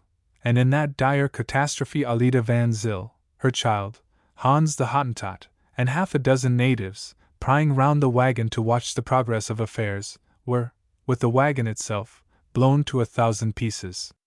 Thus miserably ended the last trek of Karel and Alida van Zyl. Chapter 8. The Luck of Tobias de la Rey. Tobias de la Rey was one of those pastoral, hunting Boers who are still to be found in some numbers in the remoter parts of the North and East Transvaal. His farm was a poor one, he had no great head of stock, sheep did very ill upon that Veldt, and Tobias, like others of his class, finding it hard to make ends meet, was in the habit annually, as his father had been before him, of making a hunting trip beyond the Transvaal during the season of winter and bringing back as much ivory and as many skins of giraffe, hippopotamus, and the larger antelopes as he could get together during 6 months' hunting. This cargo he took down to Zeerust, in the Marico district, and sold there. Once or twice he had been led so far afield in search of elephants that he and the other boars hunting with him had remained away 2 seasons. But still Tobias was a poor man. He had no luck with his stock, his land was not good enough to grow tobacco, and now at the age of 24, when most good boars are married and have children about them, he remained in single wretchedness, for in the judgment of the uxorious boar, by the age of 22, every Dutch Afrikander, if he is worth his salt, ought to be married and settled. It was not de la Rey's fault by any means. He had more than once offered himself for the hand of some well-to-do neighbor's stout daughter, but his advances had, hitherto, purely by reason of his poverty, been civilly declined. The South African winter season was just now setting in. It was the month of April, and Tobias, who meant having another hunt this year, had already made all his preparations. His wagon was refitted and overhauled, his trek oxen were ready and his servants at hand. His hunting horses, 3 of them, 2 unsalted, including his old, salted, ewe-necked Garin, Blaubach, a gaunt, knowing old Blauschimmel, Blue Roan, which had carried him already 4 seasons in the hunting veldt, were pastured near the house and fed occasionally with mealies, to give them heart and condition for the hard life that lay before them. And Tobias himself had this year obtained permission from Kama, chief of Bamangwato, to pass through his country, following the route of the Trek Boers, who had gone through 2 seasons before, and had determined to hunt in the wild and little-known country far to the northwest of Lake Ngami. But before setting forth, Tobias had a visit to pay. He had viewed with increasing favor this last year or 2 Gertrude Terblands, niece of Mevrouw Johanna Terblands, with whom she lived. Truey was an orphan and had some land and stock of her own. She was a dark, brown-eyed, sturdy girl of 16, and Tobias de la Rey regarded her and her farm and stock as highly desirable acquisitions. This morning, therefore, he saddled up his best-looking nag and tripped briskly off, with that curious ambling gait, something between a trot and a canter, so greatly affected by the Dutch Afrikanders. Tobias had dressed himself with some care. He wore a new broad-brimmed hat, decked with a couple of short white ostrich feathers. He had struggled with immense difficulty into a collar, and was resplendent in a blue satin necktie. And he wore a suit of new quarter-store clothes, purchased for his hunting outfit. His spurs, too, were new and shining. Tobias meant to make a bit of a splash today, and although he was not prepared for the solemnity of an opsiding, that all-night form of courtship, dear to the heart of the boar, and had therefore no candle in his saddlebag, he wished to leave upon the minds of Truey and her aunt, on this leave-taking, the most favorable impression possible. Tobias himself was a huge, loose-limbed boar, standing 6 feet 2 in his velshins. He was a rough, unkempt-looking fellow, even at his best today. His straggling beard and mustache and long shaggy hair were of a fiery red. His broad, freckled face and smallish gray eyes were vacant and expressionless in all ordinary affairs of life, even in presence of the fair Truey herself. Only the excitement of hunting could rouse the man. Then he was, like most of his fellows, a different being, transformed from a dull, listless, stupid-looking giant to a man of action, alert, active and energetic even as an Englishman. The horse he best strode was the youngest and best-looking of his stud, a not bad-looking bay 5-year-old, which today was resplendent in a new cheap curb bridle of that frightfully severe pattern always affected by the South African Dutch. His saddle was not new, but a gorgeous red and yellow saddlecloth, in de la Rey's eyes, fully atoned for that defect. Tobias rode steadily north up the Nilstrom River, and in 3 hours' time came in sight of the Terblands' homestead, Vogelstruisfontein, Ostrich Fountain, an ordinary Dutch farmhouse, built of Kaffir bricks and whitewashed, and backed by goat and cattle kraals, a grove of fruit trees, peach, apricot and quince, and a weeping willow or 2.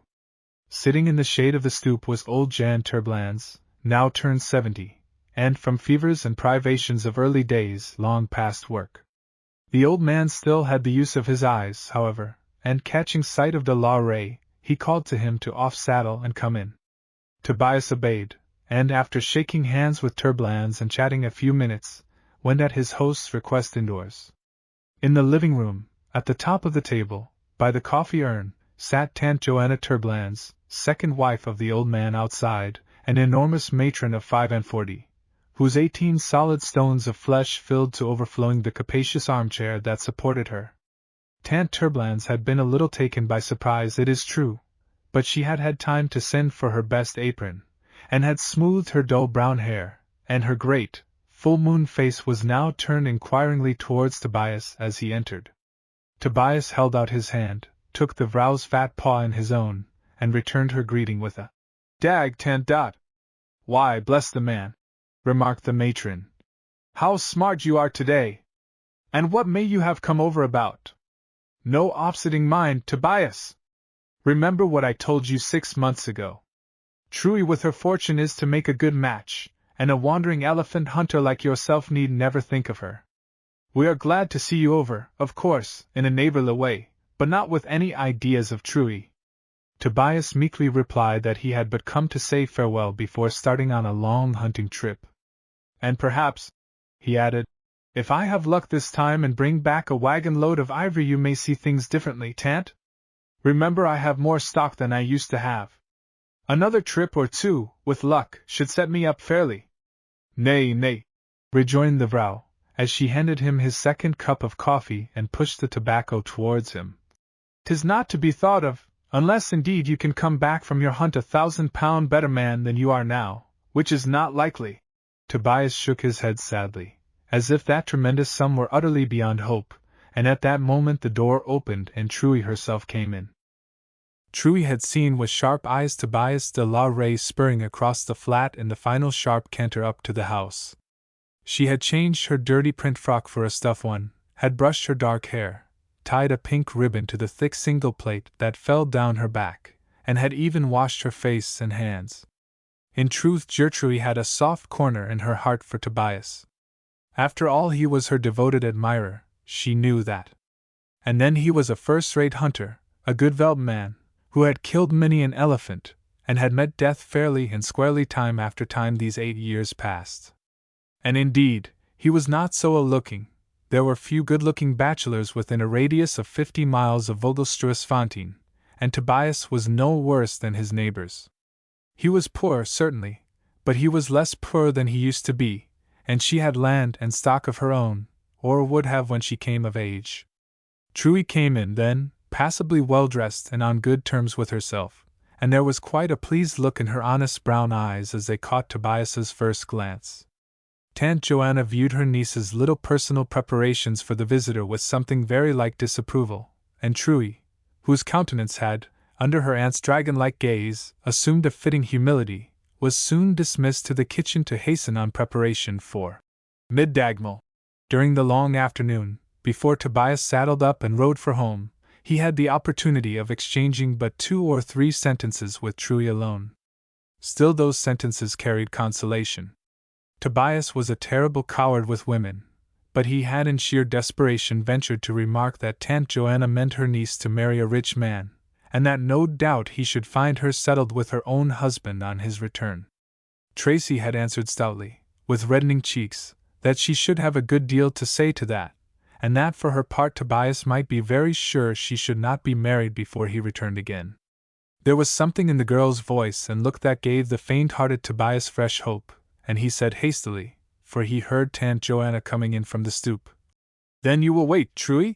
And Truey answered under her breath, yet very steadfastly, "Yes, I will wait, Tobias." And there was a very warm pressure of the hand between these two, far different from the usual lifeless handshake of the Boers, as they said farewell. Tobias climbed briskly to his saddle at 4 o'clock, touched his nag with the off spur to make him show himself a little, and from his safe eminence fired his parting shot at Vrouw Turblands. "Farewell, Tant, I shall be back in 12 months £1,000 better man, with the wagon loaded up with ivory. ACH. Tobias, man, you will be too late," rejoined the huge dame from the stoop, in her sharp voice. "Too late, I tell you. Never mind, good luck to you, and farewell." But behind her, as she spoke these words, stood Truey, shaking her head, and her head shake and the look in her kind eyes, just now dim with tears, were consolations good enough and reassuring enough for Tobias de la Rey as he rode off. It was a glorious mellow evening, that, as Tobias galloped home in a frame of mind not often usual to one of his sluggish breed. If he had killed a brace of elephants, with teeth averaging 50 pounds apiece, he could not have felt more lively. Long afterwards did Tobias recall that shining evening as he rode home from Vogelstruisfontein. Never had the grass veldt looked more fair, the bush more green, the distant mountains more ruddy with the flush of sunset. Never had life itself seemed more worth the living. Leaving a kinsman to look after his farm and stock, de la Rey trekked next morning for the far distant hunting grounds that were his goal. A year later he and his shooting fellow, Klaus Erasmus, a first-rate hunter like himself, were outspanned with their wagons in a wild region, unknown even to the trek Boers in their wanderings, towards the Kubangui River. It was plainly apparent, from the look of their outfits, that the hunters had had a very rough time of it during these 12 months. Their wagons were worn and battered, the tents had long since been torn to shreds by the thorns and were now replaced by the hides of game. Their combined stud, they had started with 7, had now dwindled to a pair of jaded-looking nags, one of which was de la Rey's old salted schimmel, Blaubach, now looking, if possible, more gaunt and antique than ever. The two men had had no great luck hitherto. It had taken them 4 good months to reach the elephant country, and after 8 months' hunting they had shot and traded between them little more than 1,500 pounds weight of ivory. They had determined, therefore, to hunt for a second season. Twice or thrice in the unhealthy season just ended had they been each very near to death from fever and dysentery, and both looked yellow and pulled down. Yet in the last few days luck had turned. They had stumbled by chance upon a veldt thick with elephants. They had slain 3 yesterday and were now hot upon the spur of an immense troop, which on the coming morning they hoped to attack. At 7 o'clock, having supped and smoked their pipes, they turned into their wagons and slept. Hunters, and especially Dutch hunters, rise early, and seek their cartels betimes, after a hard day in the veldt. An hour before dawn they were stirring, coffee was drunk, some food swallowed, the horses were saddled up, the rifles got out, cartridge belts buckled on, the hunters mounted, and with their native spurs, set out upon the trail just as the light was breaking through the white mist of early morning. 3 bushmen spurred for them, and besides these, 2 native servants, fair shots and reliable hunters, carried rifles and accompanied the Boers on foot. Hour after hour the keen bushmen held upon the broad trail of the retreating herd, upon whose skirts they had now been hanging these 3 days past. It was a mighty troop, as near as could be judged by the trail left, at least 150 strong. The sun rose and beat hotly down upon the thick bush in which the party were now involved. Hour after hour they pressed steadily on, and still the big troop kept its lead. At 2 o'clock, in the hottest, weariest hour of afternoon, they began the ascent of a steepish hill, up which the elephants had climbed in their retreat. Their horses were showing signs of collapse. It was a matter of absolute necessity that they should off-saddle for half an hour and give them a much-needed rest. The spurs, too, wanted rest and a drink from their calabashes and a welcome pinch of snuff, that ineffable blessing to the worn and jaded black man. While they off-saddled and the horses rested and fed a little, the native hunters were in deep consultation. The bushmen, especially, were jabbering in their queer inarticulate language, in whispers, of course, and their gestures indicated that something very exciting was stirring in their minds. Presently Lucas, the Griqua, who carried a gun, came to the 2 Boers and translated. What the bushmen wanted to point out was this. Below the hill, on the farther side, lay an immense marsh, which was just now in its most treacherous condition. A week before it was under water, and no elephants would have faced it. A week later, under the influence of the fierce sun, it would have dried sufficiently to bear the weight even of an elephant. If, said the bushmen, the elephants, which were now assuredly nearing the summit of the hill, browsing slowly as they climbed, could be driven down the steep into the marsh, they would be hopelessly embogged. The big troop, the bushmen said, they knew every herd of game in that vast veldt, just as the average Kaffir knows his own cattle, had been driven far out of their own feeding grounds, and this part of the country was strange to them. The 2 Boers listened with a fierce intensity to this absorbing scheme. They pulled at their beards, knit their brows, and leaped hungrily at each word as it came from the mouth of Lucas, the Griqua. Here was the chance of a lifetime, and they knew it. In half an hour the plan of campaign was settled, the horses were saddled up and the 7 hunters, spreading out in a whitish line, advanced upon their game. They reached the summit of the hill. There, 300 yards below, in a broad opening of the bush, moved very slowly at least 60 huge elephants, most of them carrying long white teeth. In other parts of the thick bush the dusky forms and pale gleaming tusks of other mammoths could be counted. The boars dismounted, left their horses behind them, and one upon either flank, crept in. The 2 natives carrying guns were in the center. The 3 bushmen, armed only with assegais, served to maintain the thin line of the advance. Halfway down the hill, the Boers fired their rifles into the herd, now close in front of them. The native gunners followed suit, and then, with loud yells, the whole party dashed in upon the elephants. It was a risk, but the plan succeeded to admiration. Half the herd tore terror-stricken down the remaining 300 yards of hill and entered headlong upon the flat marsh in front of them. Half scattered, and turning short round, broke back through the thin cordon of hunters. Of these, 2 big bulls and a cow, all bearing magnificent teeth, fell victims. Leaving these to die, as they quickly did, of their wounds, the hunters ran on and reached the edge of the marsh. Quite a respectable troop was already stuck fast in its treacherous depths. The hunters fired, and fired, and fired again, shot after shot, and as the victims fell, the remainder of the troop, in their desperate exertions to free themselves and escape, only buried themselves yet deeper in the black mud of the smooth, green-looking swamp. It was a scene never to be forgotten. The gunners, black and white, in the fiercest stage of excitement, shouting, screaming, swearing, firing. The bushmen, mad with the lust of blood, venturing with light feet upon the swamp and spearing the hopelessly embogged elephants. The screaming and trumpeting of the great pachyderms themselves, frantic with helpless rage and terror, created in this silent wilderness an infernal pandemonium. By sundown the last elephant but one of all that troop was slain, and 73 of the great tusk-bearers lay dead upon the marsh. One young bull, lighter than its fellows, had marvelously crossed the swamp in safety and escaped. Some of the finest tusks in Africa lay here under the red rays of the dying Sunday. Few were under 30 pounds in weight. Many were well over 50 pounds apiece.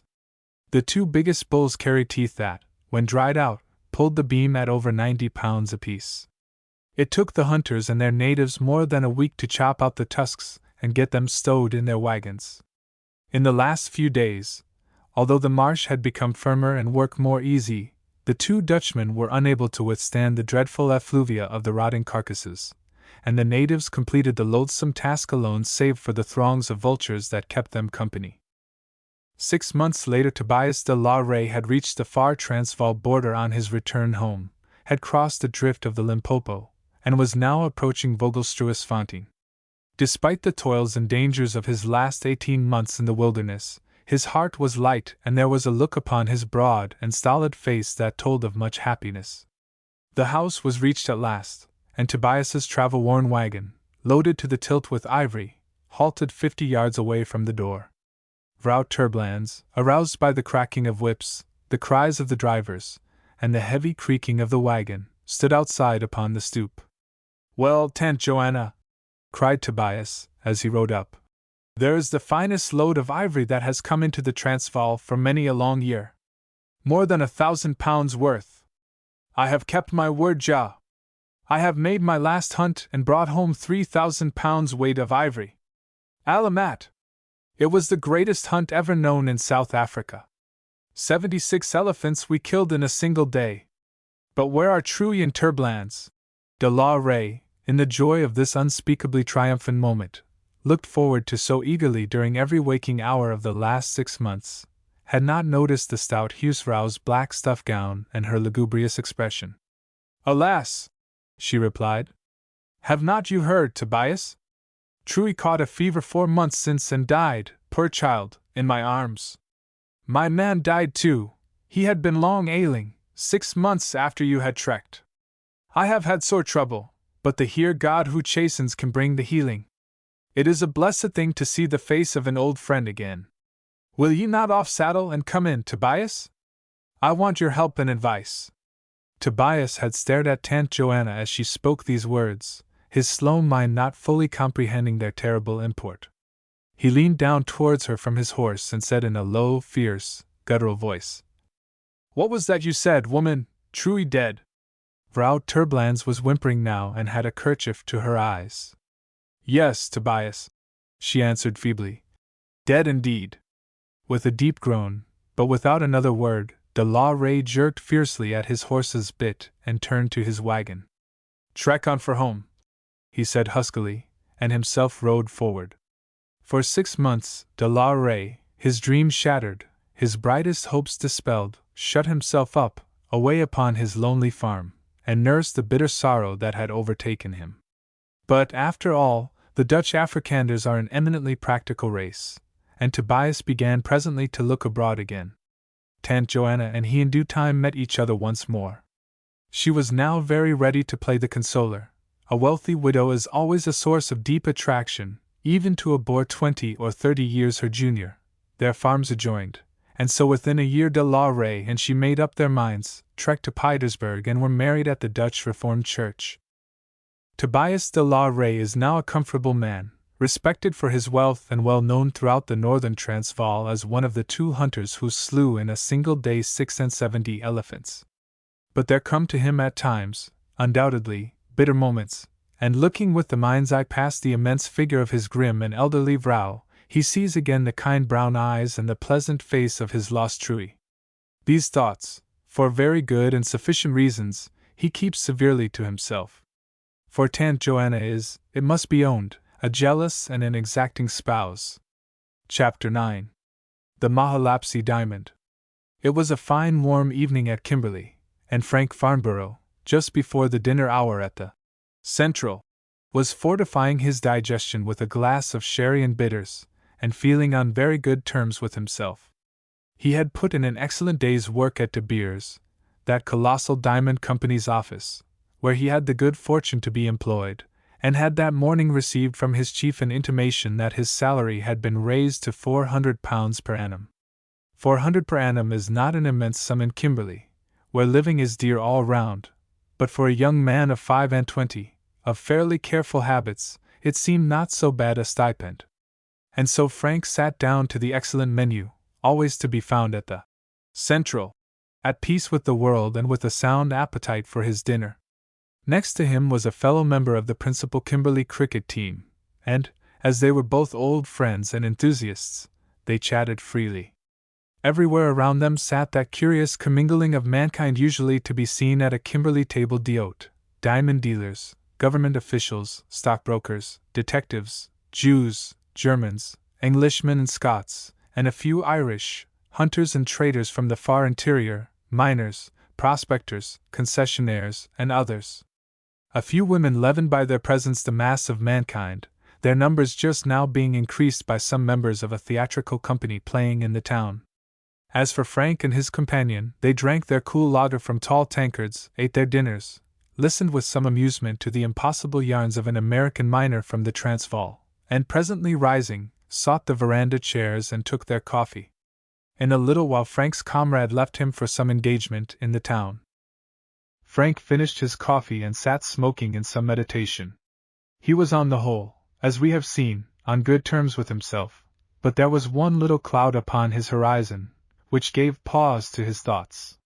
Like many other young fellows, he lodged in the bungalow house of another man, that is, he had a good bedroom and the run of the sitting rooms in the house of Otto Starbrucker, an Afrikander of mixed German and Semitic origin, a decent fellow enough, in his way, who ran a store in Kimberley. This arrangement suited Frank Farnborough well enough. He paid a moderate rental, took his meals at the Central, and preserved his personal liberty intact. But Otto Starbrucker had a sister, Nina, who played housekeeper, and played her part very charmingly. Nina was a colonial girl of really excellent manners and education. Like many Afrikanders nowadays, she had been sent to Europe for her schooling, and having made the most of her opportunities, had returned to the Cape a very charming and well-educated young woman. Moreover, she was undeniably attractive, very beautiful, most Kimberley folks thought her. On the mother's side there was blood of the Spanish Jews in her veins, and Nina, a sparkling yet refined brunette, showed in her blue-black hair, magnificent eyes, warm complexion, and shapely figure some of the best points of that Spanish type. These two young people had been a good deal together of late, mostly in the warm evenings, when Kimberley people sit in their verandas, stoops, they call them in South Africa, cooling down after the fiery heat of the corrugated iron town. It was pleasant to watch the stars, to smoke the placid pipe, and to talk about Europe and European things to a handsome girl, a girl who took small pains to conceal her friendliness for the well-set-up, manly Englishman, who treated her with the deference of a gentleman, a thing not always understood in South Africa, and withal could converse pleasantly and well on other topics than diamonds, gambling, and sport. Frank Farnborough, as he ruminated over his pipe this evening out there in the central, forecourt, garden, I suppose one should call it, asked himself a plain question. Things are becoming steep, he thought to himself. I am getting too fond of Nina, and I half believe she's inclined to like me. She's a nice and a really good girl, I believe. One could go far for a girl like her. And yet, that Jewish blood is a fatal objection. It won't do, I'm afraid, and the people at home would be horrified. I shall have to chill off a bit, and get rooms elsewhere. I shall be sorry, very sorry, but I don't like the girl well enough to swallow her relations, even supposing I were well enough off to marry, which I am not. As if bent upon forthwith proving his newfound resolve, the young man soon after rose and betook himself along the Due Pan road, in the direction of his domicile. Presently he entered the house and passed through to the little garden behind. As his form appeared between the darkness of the garden and the light of the passage, a soft voice, coming from the direction of a low table on which stood a lamp, said, "That you, Mr. Farnborough?" "Yes," he returned, as he sat down by the speaker. "I'm here. What are you doing, I wonder?" "Oh, I'm just now deep in your Malay archipelago.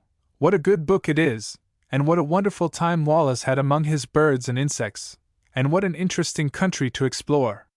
This burnt-up Kimberley makes one sigh for green islands, and palm trees and blue seas. Otto and I will certainly have to go to Cock Bay for Christmas. There are no palm trees, certainly, but there's a delicious blue sea.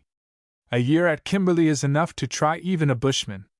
"Well," returned Frank, "one does want a change from tin shanties and red dust occasionally. I shall enjoy the trip to Cape Town too. We shall have a pretty busy time of it with cricket in the tournament week, but I shall manage to get a dip in the sea now and then, I hope. I positively long for it." As Nina leaned back in her big easy-chair, in her creamy surah silk, and in the half-light of the lamp, she looked very bewitching, and not a little pleased, as they chatted together. Her white teeth flashed in a quick smile to the compliment which Frank paid her, as the conversation drifted from a butterfly caught in the garden, to the discovery he had made that she was one of the few girls in Kimberley who understood the art of arraying herself in an artistic manner. She rewarded Frank's pretty speech by ringing for tea. "What a blessing it is," she went on, leaning back luxuriously, "to have a quiet evening. Somehow, Otto's friends pall upon one. I wish he had more English friends. I'm afraid my 4 years in England have rather spoilt me for Otto's set here. If it were not for you, indeed, and one or two others now and again, things would be rather dismal. Stocks, shares, companies, and diamonds, reiterated day after day, are apt to weary female ears. I sometimes long to shake myself free from it all. Yet, as you know, here am I, a sort of prisoner at will." Frank, who had been pouring out more tea, now placed his chair a little nearer to his companion's as he handed her her cup. "Come," he said, "a princess should hardly talk of prisons. Why, you have all Kimberley at your beck and call, if you like. Why don't you come down from your pedestal and make one of your subjects happy?" "Ah," she returned, with a little sigh, "my prince hasn't come along yet, I must wait." Frank, I am afraid, was getting a little out of his depth. He had intended, this evening, to be diplomatic and had manifestly failed. He looked up into the glorious starlit sky, into the blue darkness. He felt the pleasant, cool night air about him. He looked upon the face of the girl by his side, its wonderful Spanish beauty, perfectly enframed by the clear light of the lamp. There was a shade of melancholy upon Nina's face. A little pity, tinged with an immense deal of admiration, combined with almost overpowering force to beat down Frank's resolutions of an hour or two back. He bent his head, took the girl's hand into his own, and lightly kissed it. It was the first time he had ventured so much, and the contact with the warm, soft, shapely flesh thrilled him. "Don't be down on your luck, Nina," he said. "Things are not so bad. You have at all events someone who would give a good deal to be able to help you, someone who—" At that moment, just when the depression upon Nina's face had passed, as passes the light cloud rack from before the moon, a man's loud, rather guttural voice was heard from within the house, and a figure passed into the darkness of the garden. At the sound, the girl's hand was snatched from its temporary occupancy. "Hello, Nina," said the voice of Otto, her brother. "Any tea out there? I'm as thirsty as a salamander." The tea was poured out, the conversation turned upon indifferent topics, and for two people the interest of the evening had vanished. Next morning, early, Frank Farnborough found a note and package awaiting him. He opened the letter, which ran thus: "Kimberly, in a dickens of a hurry. My dear Frank, have just got down by postcart. It was before the railway had been pushed beyond Kimberley, and am off to catch the train for Cape Town, so can't possibly see you. I had a good, if rather rough, time in Manguado. Knowing your love of natural history specimens, I send you with this a small crocodile, which I picked up in a dried, mummified condition in some bush on the banks of the Mahalapsi River, a dry watercourse running into the Limpopo. How the crocodile got there, I don't know. Probably it found its way up the river course during the rains, and was left stranded when the drought came. Perhaps it may interest you. If not, chuck it away. Goodbye. Old Chapter 1 shall be at Kimberley again in 2 months' time, and will look you up. Yours ever, Horace Kent Byrne." Frank smiled as he read his friend's characteristic letter, and turned at once to the parcel, a package of sacking, some 3½ feet long. This was quickly ripped open, and the contents, a miniature crocodile, as parched and hard as a sun-dried ox hide, but otherwise in good condition, was exposed. "I know what I'll do with this," said Frank to himself. "I'll soak the beast in my bath till evening, and then see if I can cut him open and stuff him a bit. He seems to have been perfectly sun-baked." The crocodile was bestowed in a long plunge bath, and covered with water. Frank found it not sufficiently softened that evening, and had to skirmish elsewhere for a bath next morning in consequence. But the following evening, on taking the reptile out of soak, it was found to be much more amenable to the knife, and after dinner, Frank returned to his quarters prepared thoroughly to enjoy himself. First he got into some loose old flannels, then tucked up his sleeves, took his treasure finally out of the bath, carefully dried it, placed its stomach upwards upon his table, which he had previously covered with brown paper for the purpose, and then, taking up his sharpest knife, began his operations. The skin of the crocodile's stomach was now pretty soft and flexible. It had apparently never been touched with the knife, and Frank made a long incision from the chest to near the tail. Then, taking back the skin on either side, he prepared to remove what remained of the long mummified interior. As he cut and scraped hither and thither, his knife came twice or thrice in contact with pieces of gravel. 2 pebbles were found and put aside, and again the knife edge struck something hard. "Hang these pebbles!" exclaimed the operator. "They'll ruin my knife. What the dickens do these creatures want to turn their intestines into gravel pits for, I wonder?" His hand sought the offending stone, which was extracted and brought to the lamplight. Now this pebble differed from its predecessors, differed so materially in shape and touch, that Frank held it closer yet to the light. He stared hard at the stone, which, as it lay between his thumb and forefinger, looked not unlike a symmetrical piece of clear gum arabic, and then, giving vent to a prolonged whistle, he exclaimed, in a tone of suppressed excitement, "By all that's holy! A 50-carat stone! Worth hundreds, or I'm a Dutchman!" He sat down, pushed the crocodile farther from him, brought the lamp nearer, turned up the wick a little, and then, placing the diamond, for diamond it was, on the table between him and the lamp, proceeded to take a careful survey of it, turning it over now and again. The stone resembled in its shape almost exactly the bull's-eye sweetmeat of the British schoolboy. It was of a clear, white color, and when cut would, as Frank Farnborough very well knew, turn out a perfect brilliant of fine water. There was no trace of off-color about it, and it was apparently flawless and perfect. South African diamond experts can tell almost with certainty from what mine a particular stone has been produced, and it seemed to Frank that the matchless octahedron in front of him resembled in character the finest stones of the Vaal River diggings, from which the choicest gems of Africa have come. Many thoughts ran through the young man's brain. Here in front of him, in the compass of a small walnut, lay wealth to the extent of some hundreds of pounds. Where did that stone come from? Did the crocodile swallow it with the other pebbles on the Mahalapsi River, or the banks of the adjacent Limpopo? Why, there might be, nay, probably was, another mine lying dormant up there, a mine of fabulous wealth. Why should he not be its discoverer, and become a millionaire? As these thoughts flashed through his brain, a hand was laid on his shoulder, and a merry feminine voice exclaimed, "Why, Mr. Farnborough, what have you got there?"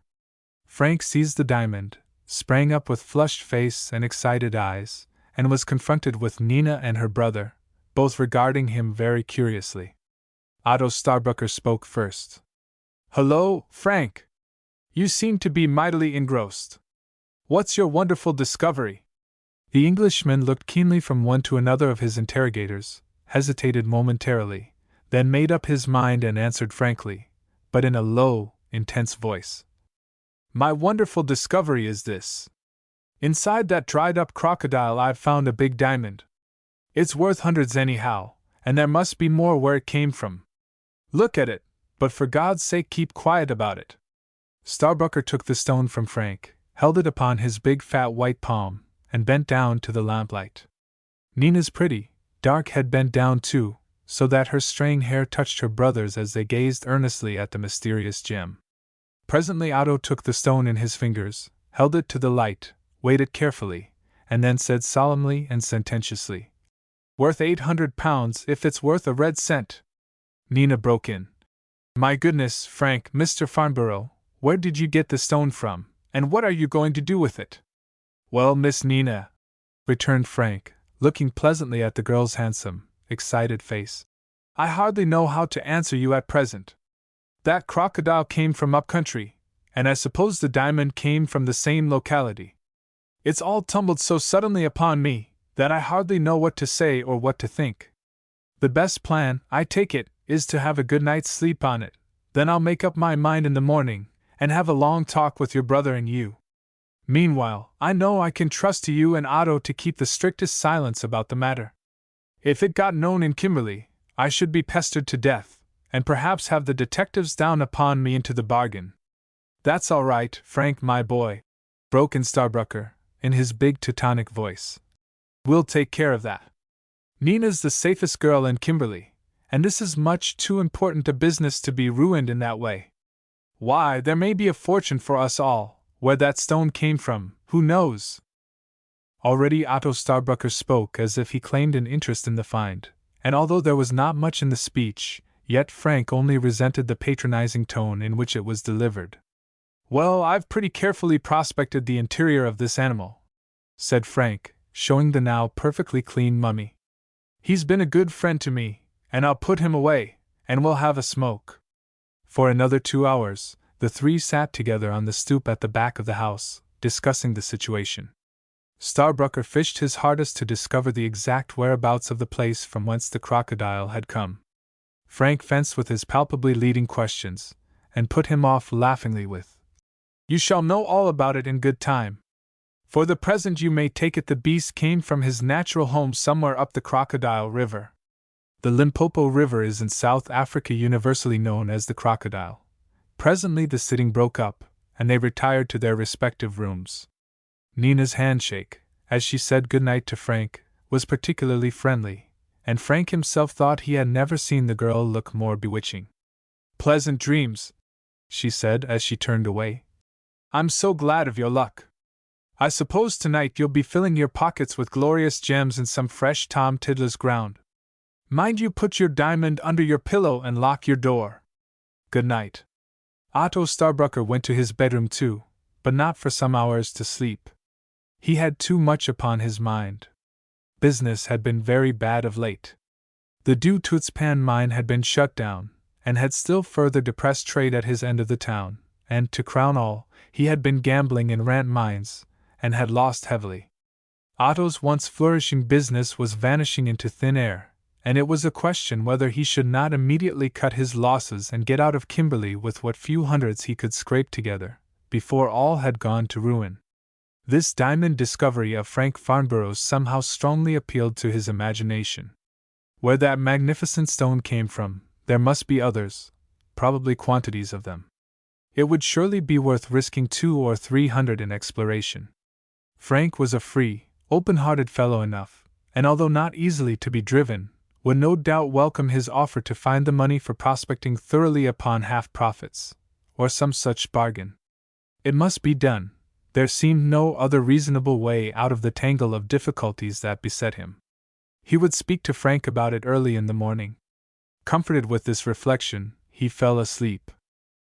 They breakfasted betimes at the Starbruckers, and after the meal, Nina having gone into the garden, Otto proceeded to open his proposal to the young Englishman, who had stayed this morning to breakfast. He hinted first that there might be serious difficulty in disposing of so valuable a diamond, and indeed, as Frank already recognized, that was true enough. The proper course would be to declare the stone to the authorities, but would they accept his story, wildly improbable as it appeared on the face of it? No one in England can realize the thick and poisonous atmosphere of suspicion and distrust in which the immense diamond industry of Kimberley is enwrapped. Its miasma penetrates everywhere, and protected as is the industry by the most severe and brutal, nay, even degrading, laws and restrictions, which an all-powerful ring has been able to force through the Cape Parliament, no man is absolutely safe from it. And even Frank, an employee of the great De Beers Company itself, a servant of proved integrity and some service, might well hesitate before exposing himself to the tremendous difficulty of proving a strong and valid title to the stone in his possession. "Well, Frank," said Starbrucker, "have you made up your mind about your diamond? What are you going to do with it?" "I don't quite know yet," answered Frank, taking his pipe out of his mouth. "It's an infernally difficult puzzle, and I haven't hit on a solution. What do you advise?" Here was Otto's opening.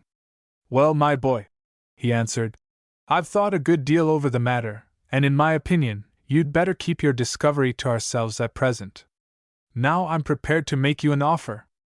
I'll find the expenses of a prospecting trip to the place where your crocodile came from, and take a competent miner up with us.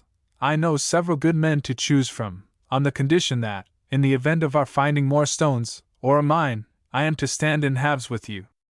I suppose such a trip would cost £300 or thereabouts. It's a sporting offer. What do you say to it?" "No, I don't think I'll close at present," returned Frank. "I'll take another few hours to think it over. Perhaps I'll mention the matter to an old friend of mine, and take his advice." Starbrucker broke in with some heat. "If you're going to tell all your friends, you may as well give the show away at once. The thing will be all over camp, and I wash my hands of it. Let me tell you, you're doing a most imprudent thing. Kimberley is still called by its early name of camp among old inhabitants." "Really," said Frank coolly enough, "the stone is mine at present, and I take the risk of holding it. I haven't asked you to run yourself into any trouble on my account." "No," returned the other, "but you are under my roof, and if it became known that I and my sister knew of this find, and of its concealment, we should be practically in the same hole as yourself. Now, my dear boy, take my advice, keep your discovery to yourself till we meet this evening, and let us settle to run this show together. You won't get a better offer, I'm sure of it."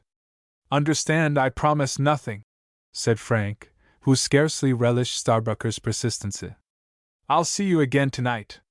After dinner that evening, the two men met again. Frank reopened the topic, which had meantime been engrossing Starbrucker's thoughts to the exclusion of all else. Frank at once declared his intention of going to see the manager next day, to tell him of the find and take his advice. Otto Starbrucker made a gesture of intense annoyance. You are never going to play such an infernal fool's game as that, surely? He burst out. I've made you a liberal offer to prospect thoroughly at my own expense the place where that stone came from, on half shares. If you accept my offer, well and good. If you don't, I shall simply tell your little story to the detective department, and see what they think of it. Think it well over. I'll come and see you tomorrow morning early. He turned on his heel, and went out of the house. Frank had felt a little uncomfortable during Otto's speech, but now he was angry. So indignant at the turn affairs had taken, and at the threat, idle though it was, held out to him, that he determined next day to quit the house and have done with the man altogether. He had never liked him. True, there was Nina. Nina, so utterly different from her brother. He should be sorry indeed to leave her. She had a very warm corner in his heart. He would miss the pleasant evenings spent in her company. What should he do without her merry camaraderie, her kindly, unselfish ways, the near presence of her bewitching face, and her evident preference for his company? At that moment Nina entered the room. Frank looked, as he felt, embarrassed, and the girl saw it at once. What's the matter, Frank? You ought to look happy with that 800-pound diamond of yours, yet you don't. Aren't things going as you like, or what is it? No, answered Frank, reddening. Things are not going quite right. Your brother has made me a proposition, which I don't quite see in his light, and we've rather fallen out about it. However, my tiff with Otto need make no difference between you and me. We haven't quarreled, and I hope you won't let our old friendship be broken on that account. Indeed, no, returned Nina. Why should it? But I shall see Otto and talk to him. I can't have you two falling out about a wretched diamond, even although it is a big one. Since you came here, things have been so much pleasanter, and…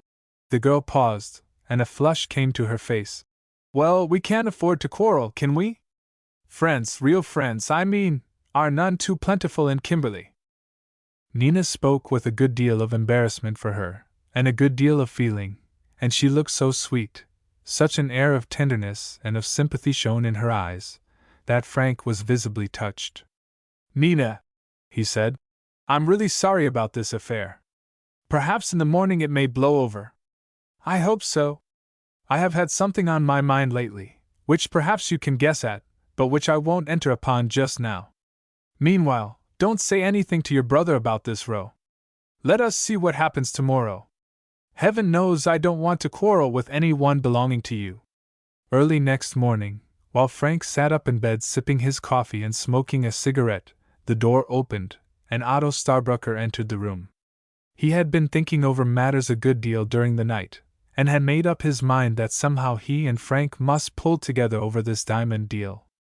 His big, florid face was a trifle solemn, and he spoke quietly for him. But he found Frank as firm as ever against his utmost entreaties. I've thought it all out, Frank said. I don't like your plan, and I mean to show our manager the stone today, and tell him all about it. I think it will be best in the long run. He spoke quietly, but with a mind obviously quite made up. The blood ran to Otto's head again. All his evil passions were getting the upper hand. Frank, take care, he said. You are in a dangerous position about this diamond. I don't think you quite realize it. Once more I warn you, don't play the fool. Make up your mind to come in with me and we'll make our fortunes over it. Frank began to get angry too. It's no use harping on that string further, he said. I'm not coming in with you under any circumstances, and you may as well clearly understand it, and take no for an answer. Then, half throwing off the light bedclothing, I must get up and have breakfast. Otto glared at him for a second or two before he spoke. For the last time I ask you, are you coming in with me? There was clear threat in the deliberation of his tones, and Frank grew mad under it. Oh, go to the dickens, he burst out. I've had enough of this. Clear out of it, I want to get up. Otto stepped to the door. I'm going now to the detective office. You'll find you've made a big mistake over this. By heaven! I'll ruin you, you infernal, stuck-up English pup!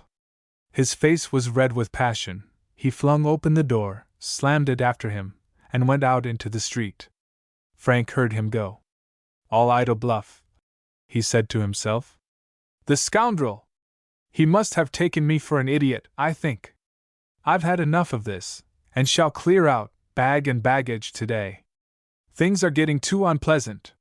He jumped up, poured the water into his bath, and began his ablutions. Meanwhile, Otto Starbrucker, raging with anger and malice, was striding along the shady side of the street, straight for the chief detective's house. Despite his tinge of Jewish blood, there was in his system a strong touch of the wild, ungovernable temper, not seldom found in the Teutonic race. It was not long before he had reached the detective's house, and announced himself. Carefully subduing, as far as possible, the outward manifestation of his malicious wrath, he informed the acute official, to whom he was, at his own request, shown, that his lodger, Mr. Farnborough, was in possession of a valuable unregistered diamond, which he stated he had found in a stuffed crocodile's interior, or some equally improbable place. That to his own knowledge the stone had been unregistered for some days, although he had repeatedly urged Farnborough to declare it, that the whole surroundings of the case were, to his mind, very suspicious, and finally, that, as he could not take the responsibility of such a position of affairs under his roof, he had come down to report the matter. The detective pricked up his ears at the story, reflected for a few moments, and then said, I suppose there is no mistake about this business, Mr. Starbrucker. It is, as you know, a very serious matter, and may mean the breakwater. Mr. Farnborough has a good position in De Beers, and some strong friends, and it seems rather incredible, although we're never surprised at anything, where diamonds are in question, that he should have got himself into such a mess as you tell me. I am quite certain of what I tell you, replied Starbrucker.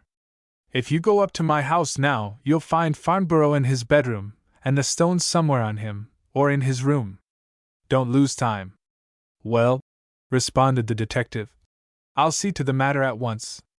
So long, Mr. Starbrucker. Mr. Flecknoe, the shrewdest and most active diamond official in Kimberley, as was his wont, lost not an instant. He knows the tainted gale of a quarry.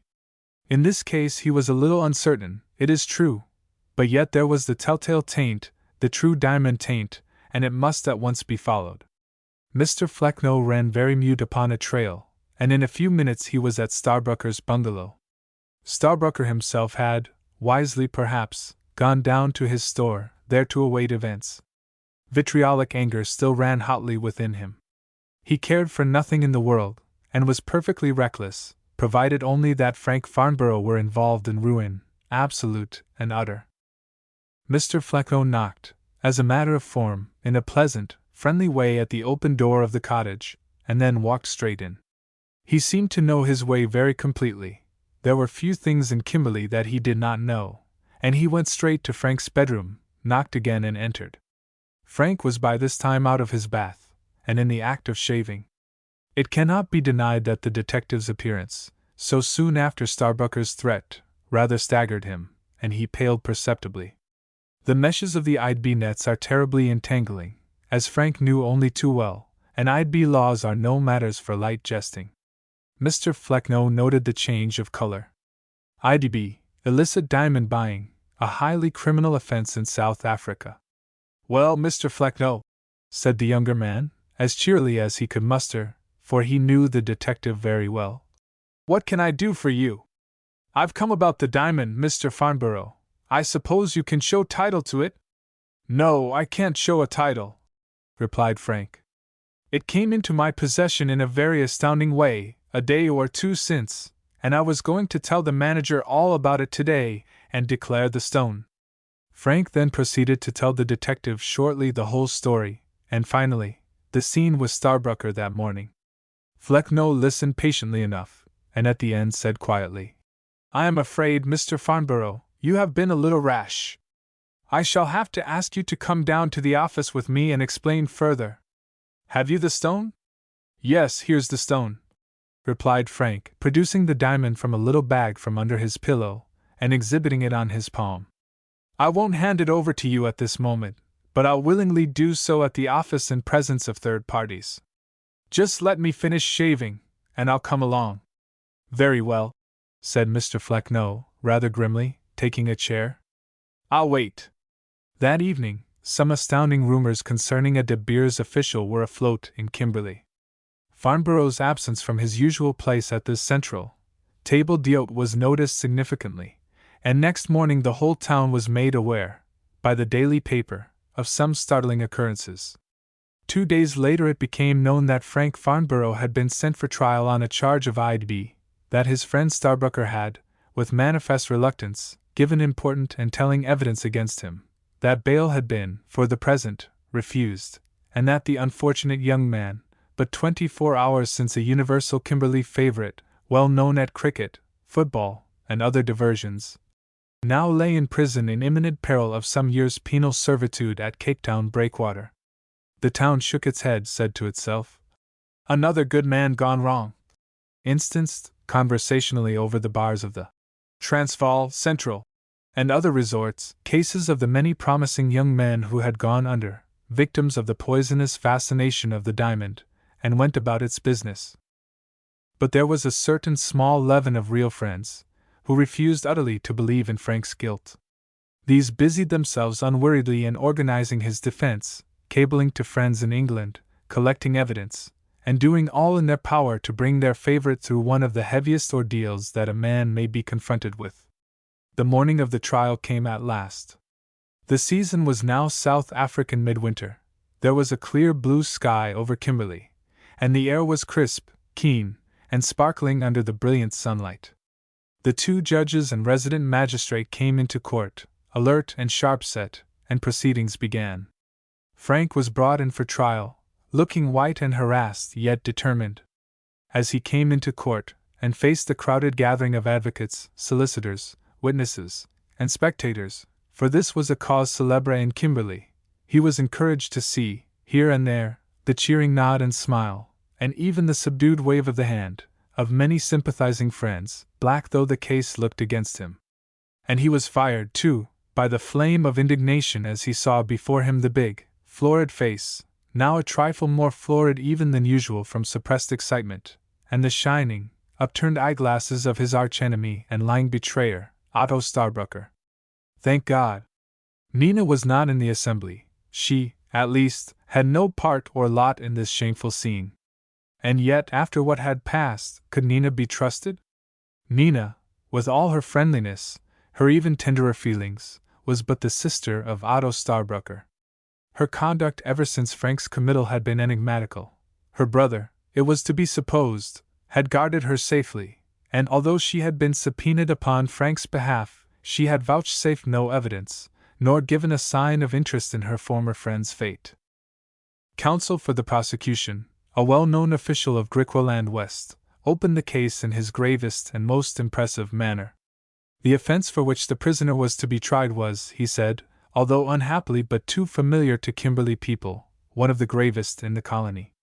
One feature of this unhappy case was the position of the prisoner, who, up to the time of the alleged offense, had borne an unimpeachable character, and had been well known as one of the most popular young men in Kimberley. Possibly, this very popularity had furnished the reason for the crime, the cause of the downfall. Popularity, as most men knew, was, in Kimberley, an expensive luxury, and it would be shown that for some time past, Farnborough had moved and lived in a somewhat extravagant set. The learned counsel then proceeded to unfold with great skill the case for the prosecution. Mr. Starbucker, an old friend of the prisoner, and a gentleman of absolutely unimpeachable testimony, would, with the greatest reluctance, prove that he had by chance found Farnborough in possession of a large and valuable stone, which the prisoner, apparently surprised in the act of admiring it, had alleged, in a confused way, to have been found, in what? In the interior of a dried crocodile. One of the most painful features of this case would be the evidence of Miss Starbucker, who, though with even more reluctance than her brother, would corroborate in every detail the surprising of the prisoner in possession of the stolen diamond. He approached this part of the evidence with extreme delicacy, but, in the interests of justice, it would be necessary to show that a friendship of the closest possible nature, to put it in no tenderer light, had latterly sprung into existence between the prisoner and the young lady in question. Clearly, then, no evidence could well be stronger than the testimony, wrung from Miss Starbucker with the greatest reluctance and the deepest pain, as to the finding of Farnborough in possession of the diamond, and of the lame and utterly incredible tale invented by him on the spur of the moment, when thus surprised by the brother and sister. The evidence of Mr. and Miss Starbrucker would be closely supported by that of Mr. Flecknoe, the well-known Kimberley detective, who had made the arrest. Mr. Starbrucker, it would be shown, had urged upon the prisoner for 2 entire days the absolute necessity of giving up and declaring the stone.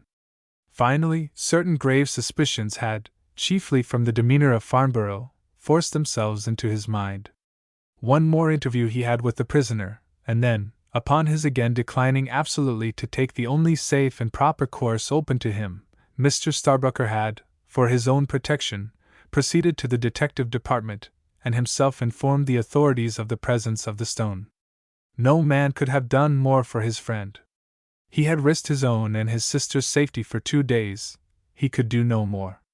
The prisoner's statement to the Starbruckers and to Mr. Flecknoe was that the crocodile skin came from the Mahalapsi River in North Bechuanaland, and that the stone must have been picked up and swallowed by the living reptile somewhere in those regions. He, counsel, need hardly dwell upon the wildness, the ludicrous impossibility, of such a theory. 3 witnesses of the highest credibility and reputation, well known in Kimberley, and in the markets of London and Amsterdam, as experts in diamonds, would declare upon oath that the so-called Mahalapsi diamond, the learned counsel rolled out the phrase with a fine flavor of humorous disdain, came, not from the far-off borders of the Bechuanaland River, but from the recesses of the De Beers mine. From Kimberley itself. It is perfectly well known in South Africa that diamond experts can at once pick out a particular stone and indicate its mine of origin. Practice has created perfection in this respect, and stones, whether from De Beers, Du Toitspan, Bultfontein, the Kimberley mine, or the Vaal River, can be at once identified. Here there was a visible sensation, that mysterious compound of shifting, whispering, and restless movement, in court. Yes, continued the advocate, the stone is beyond all shadow of a doubt a De Beers stone. It is not registered. The prisoner has no title to it. The diamond is a stolen diamond, and if, as I have little doubt, I shall succeed in proving my facts to you clearly and incontestably, the prisoner must take the consequences of his guilt. If indeed he be guilty, then let justice, strict but not vindictive justice, be done. Kimberley, in spite of the severest penalties, the most deterrent legislation, is still eaten up and honeycombed by the vile and illicit traffic in diamonds. The advocate warmed to his peroration, and, as he was a holder of De Beers shares, he naturally felt what he said. The court was already becoming warm. He took out his handkerchief, and wiped his brow. It is hot work delivering an important speech in South Africa. In the name of heaven I say, he continued, striking the desk with his clenched fist, let us have done with this vile and monstrous traffic, that renders our city, one of the foremost cities in South Africa, a byword and a laughing-stock among the nations. Otto Starbrucker was the first witness called. He gave his evidence with great clearness, and conveyed, with consummate skill, the impression of his extreme reluctance and pain at having thus brought his former friend into trouble. Only the natural instinct of self-protection, on behalf of himself and his sister, and the absolute refusal of the prisoner to declare the diamond, had induced him to take the extreme step of informing the authorities. One item, and that an important one, was added to the evidence tendered by him upon the occasion of the prisoner's committal. He had omitted then to state that on 2 evenings, shortly before his discovery of the diamond in Farnborough's possession, he had seen the prisoner, not far from the house, in earnest conversation with a native. The time was evening, and it was dark, and he was unable to positively identify the boy. This evidence, as was suggested by counsel for the prosecution, tended manifestly to couple the prisoner with a native diamond thief, and thereby to tighten the damning chain of evidence now being wound about him. Starbrucker suffered it to be extracted from him with an art altogether admirable. He had not mentioned the fact at the former hearing, thinking it of trifling importance. The prosecuting advocate, on the contrary, exhibited it with manifest care and parade, as a most important link in the case. This piece of evidence, it may be at once stated, was a bit of pure and infamous invention on Otto's part, an afterthought suggested by seeing Frank once give an order to a native groom. In the hands of himself and a clever advocate it did its work. In cross-examination, Otto Starbucker suffered very little at the hands of the defending advocate, skillful though the latter proved himself. The prisoner's theory, and indeed, perfectly true story of his, Starbucker's, repeated offers of a prospecting partnership, and of his ultimate rage and vexation upon Frank's refusal, he treated with an amused, slightly contemptuous surprise. The man was a finished actor, and resisted all the assaults of counsel upon this and other points of the story with supreme skill and coolness. The touch of sympathy for the prisoner, too, was never lost sight of. Frank Farnborough, as he glared fiercely at this facile villain, reeling off lie after lie with damning effrontery, felt powerless. What could he do or say against such a man? To express the burning indignation he felt, would be but to injure his case the more fatally.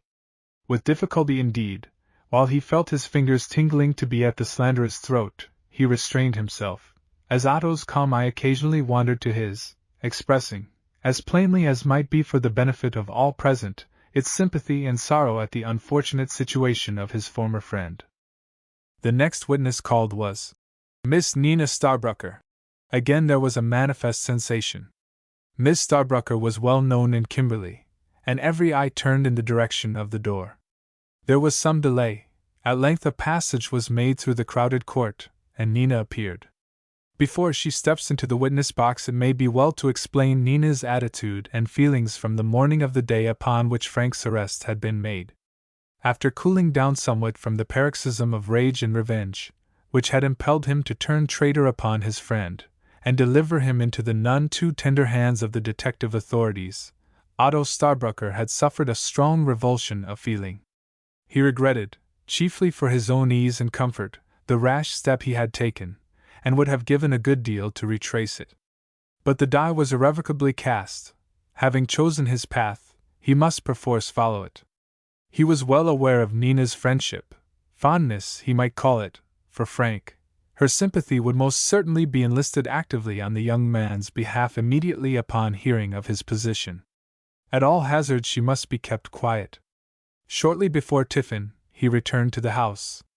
Calling Nina into the sitting-room, he shut the door and sat down. "Nina," he said, "I have some bad news for you. Don't excite yourself, or make a fuss, but listen carefully and quietly to what I tell you, and then we'll put our heads together and see what is best to be done." Nina turned pale. She feared some news of disaster to Otto's business, which latterly, as she knew, had been none too flourishing. Otto went on. "I heard, late last night, from an unexpected quarter, that the detective people had an inkling of an unregistered diamond in this house. You know very well what that means. I went to Frank Farnborough both late last night and early this morning. I begged and entreated him, for his own sake, for all our sakes, to go at once first thing this morning and hand over and declare the stone. This he refused to do, and in a very insulting way. I had no other course open, for my own safety and yours, but to give the information myself. I am afraid matters have been complicated by the discovery that the diamond is a De Beers stone, undoubtedly stolen. Frank is in a temporary mess, but we shall be able to get him out of the difficulty somehow." Nina had uttered a low cry of pain at the beginning of this speech. She knew too well the danger, and, as Otto went on, her heart seemed almost to stand still within her. "Oh," she gasped, "what is to be done? What shall we do? I must see Frank at once. Surely an explanation from us both should be sufficient to clear him?" She rose as she spoke. "My dear Nina, first of all we must do nothing rash. We shall no doubt be easily able to get Frank out of his trouble. The thing is, of course, absurd. He has been a little foolish, as indeed we all have, that is all. For the present you must leave everything to me. I don't want to have your name dragged into the matter even for a day. If there is any serious trouble, you shall be consulted. Trust to me, and we shall make matters all right." By one pretext or another, Otto managed to keep his sister quiet, and to allay her worst fears, until 2 days after, by which time Frank had been sent for trial and was safely in prison. Nina had meanwhile fruitlessly endeavored to possess her soul in patience. When Otto had come in that evening and told her of the news, "Why was I not called in evidence?" she asked fiercely. "Surely I could have done something for Frank. You seem to me to take this matter, a matter of life and death, with very extraordinary coolness. I cannot imagine why you have not done more. You know Frank is as innocent as we are ourselves. We ought to have moved heaven and earth to save him this dreadful degradation. What can he think of me? I shall go tomorrow and see his solicitors and tell them the whole of the facts." Next morning, Nina read an account of the proceedings in the newspaper. It was plainly apparent, from the report of Otto's evidence, that there was something very wrong going on. She taxed her brother with it. "My dear Nina, be reasonable," he said. "Of course Frank has got into a desperate mess. I was not going to give myself away, because I happened to know, innocently, that he had an unregistered diamond for 2 or 3 days in his possession. I have since found out that Frank knew a good deal more of the origin of that diamond than I gave him credit for, and it was my plain duty to protect myself." This was an absolute fabrication, and Nina more than half suspected it. "But you were trying to make arrangements with Frank to prospect the very place the stone came from," said the girl. "I admit that fully," replied Otto calmly. "But I never then suspected that the diamond was stolen. I imagined it was innocently come by. It was foolish, I admit, and I am not quite such an idiot, after giving the information I did, to own now that I was prepared to go in for a speculation with Frank upon the idea of the diamond being an up-country one. Now, clearly understand me, not a word must be said upon this point, or you may involve me in just such a mess as Frank is in." Nina was fairly bewildered, and held her peace. Matters had taken such astounding turns. The diamond, it seemed after all, was a stolen one, and a De Beers stone to boot. She knew not what to think, or where to turn for guidance and information. And yet, something must be done to help Frank. For the next few days the girl moved about the house like a ghost, seldom speaking to her brother, except to give the barest replies to his scant remarks. Several times she was in a mind to go straight to Frank's solicitor and tell her version of the whole affair. But then, again, there were many objections to such a course. She would be received with great suspicion, as an informer from an enemy's camp. After almost insufferable doubts and heartaches, Nina judged it best to wait until the day of trial, and then and there to give her version of the affair as she knew it. Surely the judge would give ear to a truthful and unprejudiced witness, anxious only to save an honest and cruelly misused man. Surely Frank could and should be saved. About a week before the trial, she was subpoenaed as a witness on behalf of both prosecution and defense, and finally, the day before the terrible event, Otto had a long interview with her upon the subject of her evidence. Her proof he himself had carefully prepared and corrected with the prosecuting solicitor, excusing his sister upon the ground of ill health and nervousness, but guaranteeing her evidence at the trial. He now impressed upon her, with great solemnity and anxiety, the absolute necessity of her story coinciding precisely with his own. Nina listened in a stony silence, and said almost nothing. Otto was not satisfied, and expressed himself so. "Nina," he said sharply, "let us clearly understand one another. My tale is simple enough, and after what has occurred, the finding of a stolen diamond and not an innocent stone from up-country, I cannot conceal from myself that Frank must be guilty. You must see this yourself. Don't get me into a mess by any dangerous sympathies, or affections, or feelings of that sort. Be the sensible, good sister you always have been, and whatever you do, be careful, guard your tongue and brain in court, with the greatest watchfulness. Remember my reputation, your brother's reputation, is at stake, as well as Frank's." Nina dared not trust herself to say much. Her soul sickened within her. But for Frank's sake, she must be careful. Her course on the morrow was fully made up. She replied to Otto, "I shall tell my story as simply and shortly as possible. In spite of what you say, I know, and you must know, that Frank is perfectly innocent. I know little about the matter, except seeing Frank with the diamond in his hand that night. You may be quite content. I shall not injure you in any way. Otto Starbrucker was by no means satisfied with his sister's answer, but it was the best he could get out of her. He could not prevent, it was too late now, her being called as a witness. Come what might, she was his sister and never would, never could, put him into danger. At last the time had come. Nina made her way, with much difficulty, to the witness box, steadily took her stand and was sworn. All Kimberley, as she knew, was looking intently and watching her every gesture. She had changed greatly in the last few weeks, and now looked, for her, thin and worn, almost ill. The usual warmth of her dark beauty was lacking. An ivory pallor overspread her face, but her glorious eyes were firm, open and determined, and honesty and truth, men well might see, were in her glance. She looked once quickly at the two judges and the magistrate sitting with them, and then her eyes met Frank's, and for him a world of sympathy was in them. It did Frank good, and he breathed more freely. Nina, at all events, was the Nina of old. The prosecuting advocate opened the girl's evidence quietly, with the usual preliminaries. Then very gently he asked Nina if she was well acquainted with the prisoner. Her reply was, "Yes, very well acquainted. I suppose," continued counsel, "I may even call him a friend of yours?" "Yes," replied Nina, "a very great friend." "Without penetrating unduly into your private affairs and sympathies, Miss Starbrucker," went on the advocate, "I will ask you to tell the court shortly what you actually saw on the night in question, the night, I mean, when the diamond was first seen by yourself and your brother." Here was Nina's opportunity, and she took advantage of it. She told plainly, yet graphically, the story of that evening. She portrayed the amazed delight of Frank on the discovery of the stone, his free avowal of his find, the knife in his hand, the open crocodile on the table, the pebbles previously taken from the reptile's stomach. She went on with her story with only such pauses as the taking of the judge's notes required. Counsel, once or twice, attempted to pull her up. She was going much too fast and too far to please him, but the court allowed her to complete her narrative. She dealt with the next 2 days.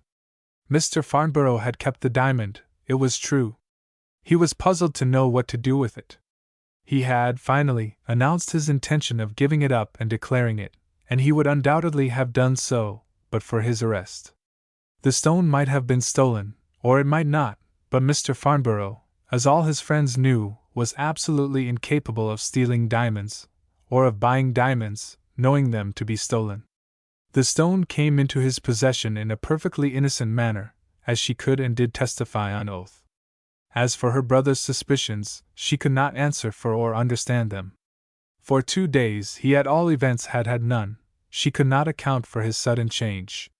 Spite of the judge's cautions, she concluded a breathless little harangue, for she had let herself go completely now, by expressing her emphatic belief in Frank's absolute innocence.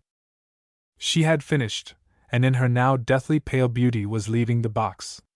There were no further questions asked by counsel upon either side. Nina had said far too much for the one, and the advocate for the defense judged it wiser to leave such a runaway severely alone. Who knew in what direction she might turn next? He whispered regretfully to his solicitor, "If we had got hold of that girl, by George! We might have done some good with her, with a martingale and double bid on." The senior judge, as Nina concluded, remarked blandly, for he had an eye for beauty, "I am afraid we have allowed you a good deal too much latitude, Miss Starbrucker, and a great deal of what you have told the court is quite inadmissible as evidence." As for Otto, he had stared with open mouth and fixed glare at his sister during her brief episode. He now heaved a deep breath of relief, as he watched the judges. "Thank God!" he said to himself savagely under his breath. "She has overdone it, and spoilt her own game, the little fool!" Nina moved to her seat and sat, now faint and dejected, watching with feverish eyes for the end. The case for the prosecution was soon finished. 3 witnesses, experts of well-known reputation and unimpeachable character, testified to the fact that the stone was a De Beers stone, and by no possibility any other. Evidence was then put in, proving conclusively that the diamond was unregistered. Counsel for the defense had but a poor case, but he made the best of it.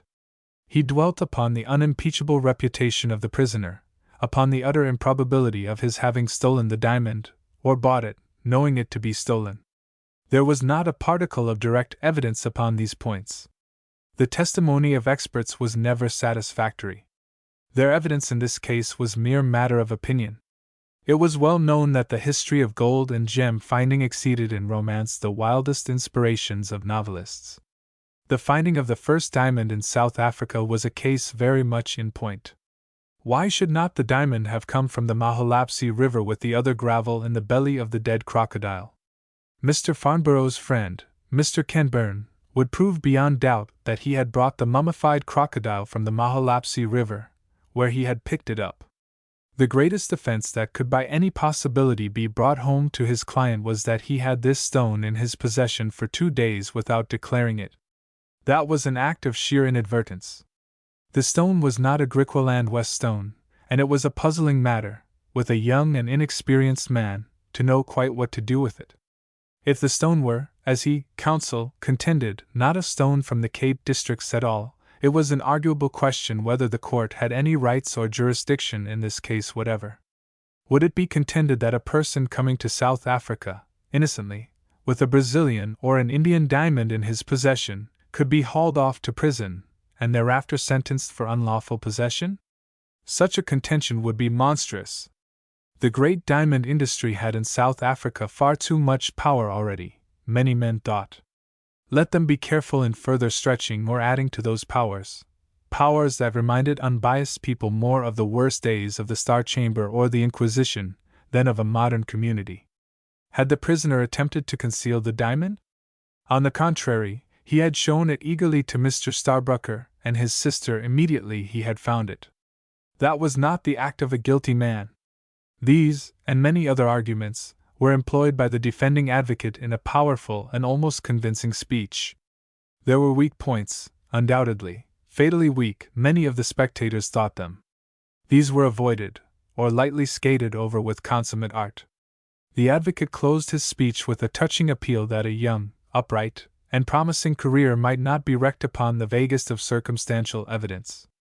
The speech was over, all the witnesses had been called, the addresses concluded. The afternoon was wearing on apace, and the court was accordingly adjourned.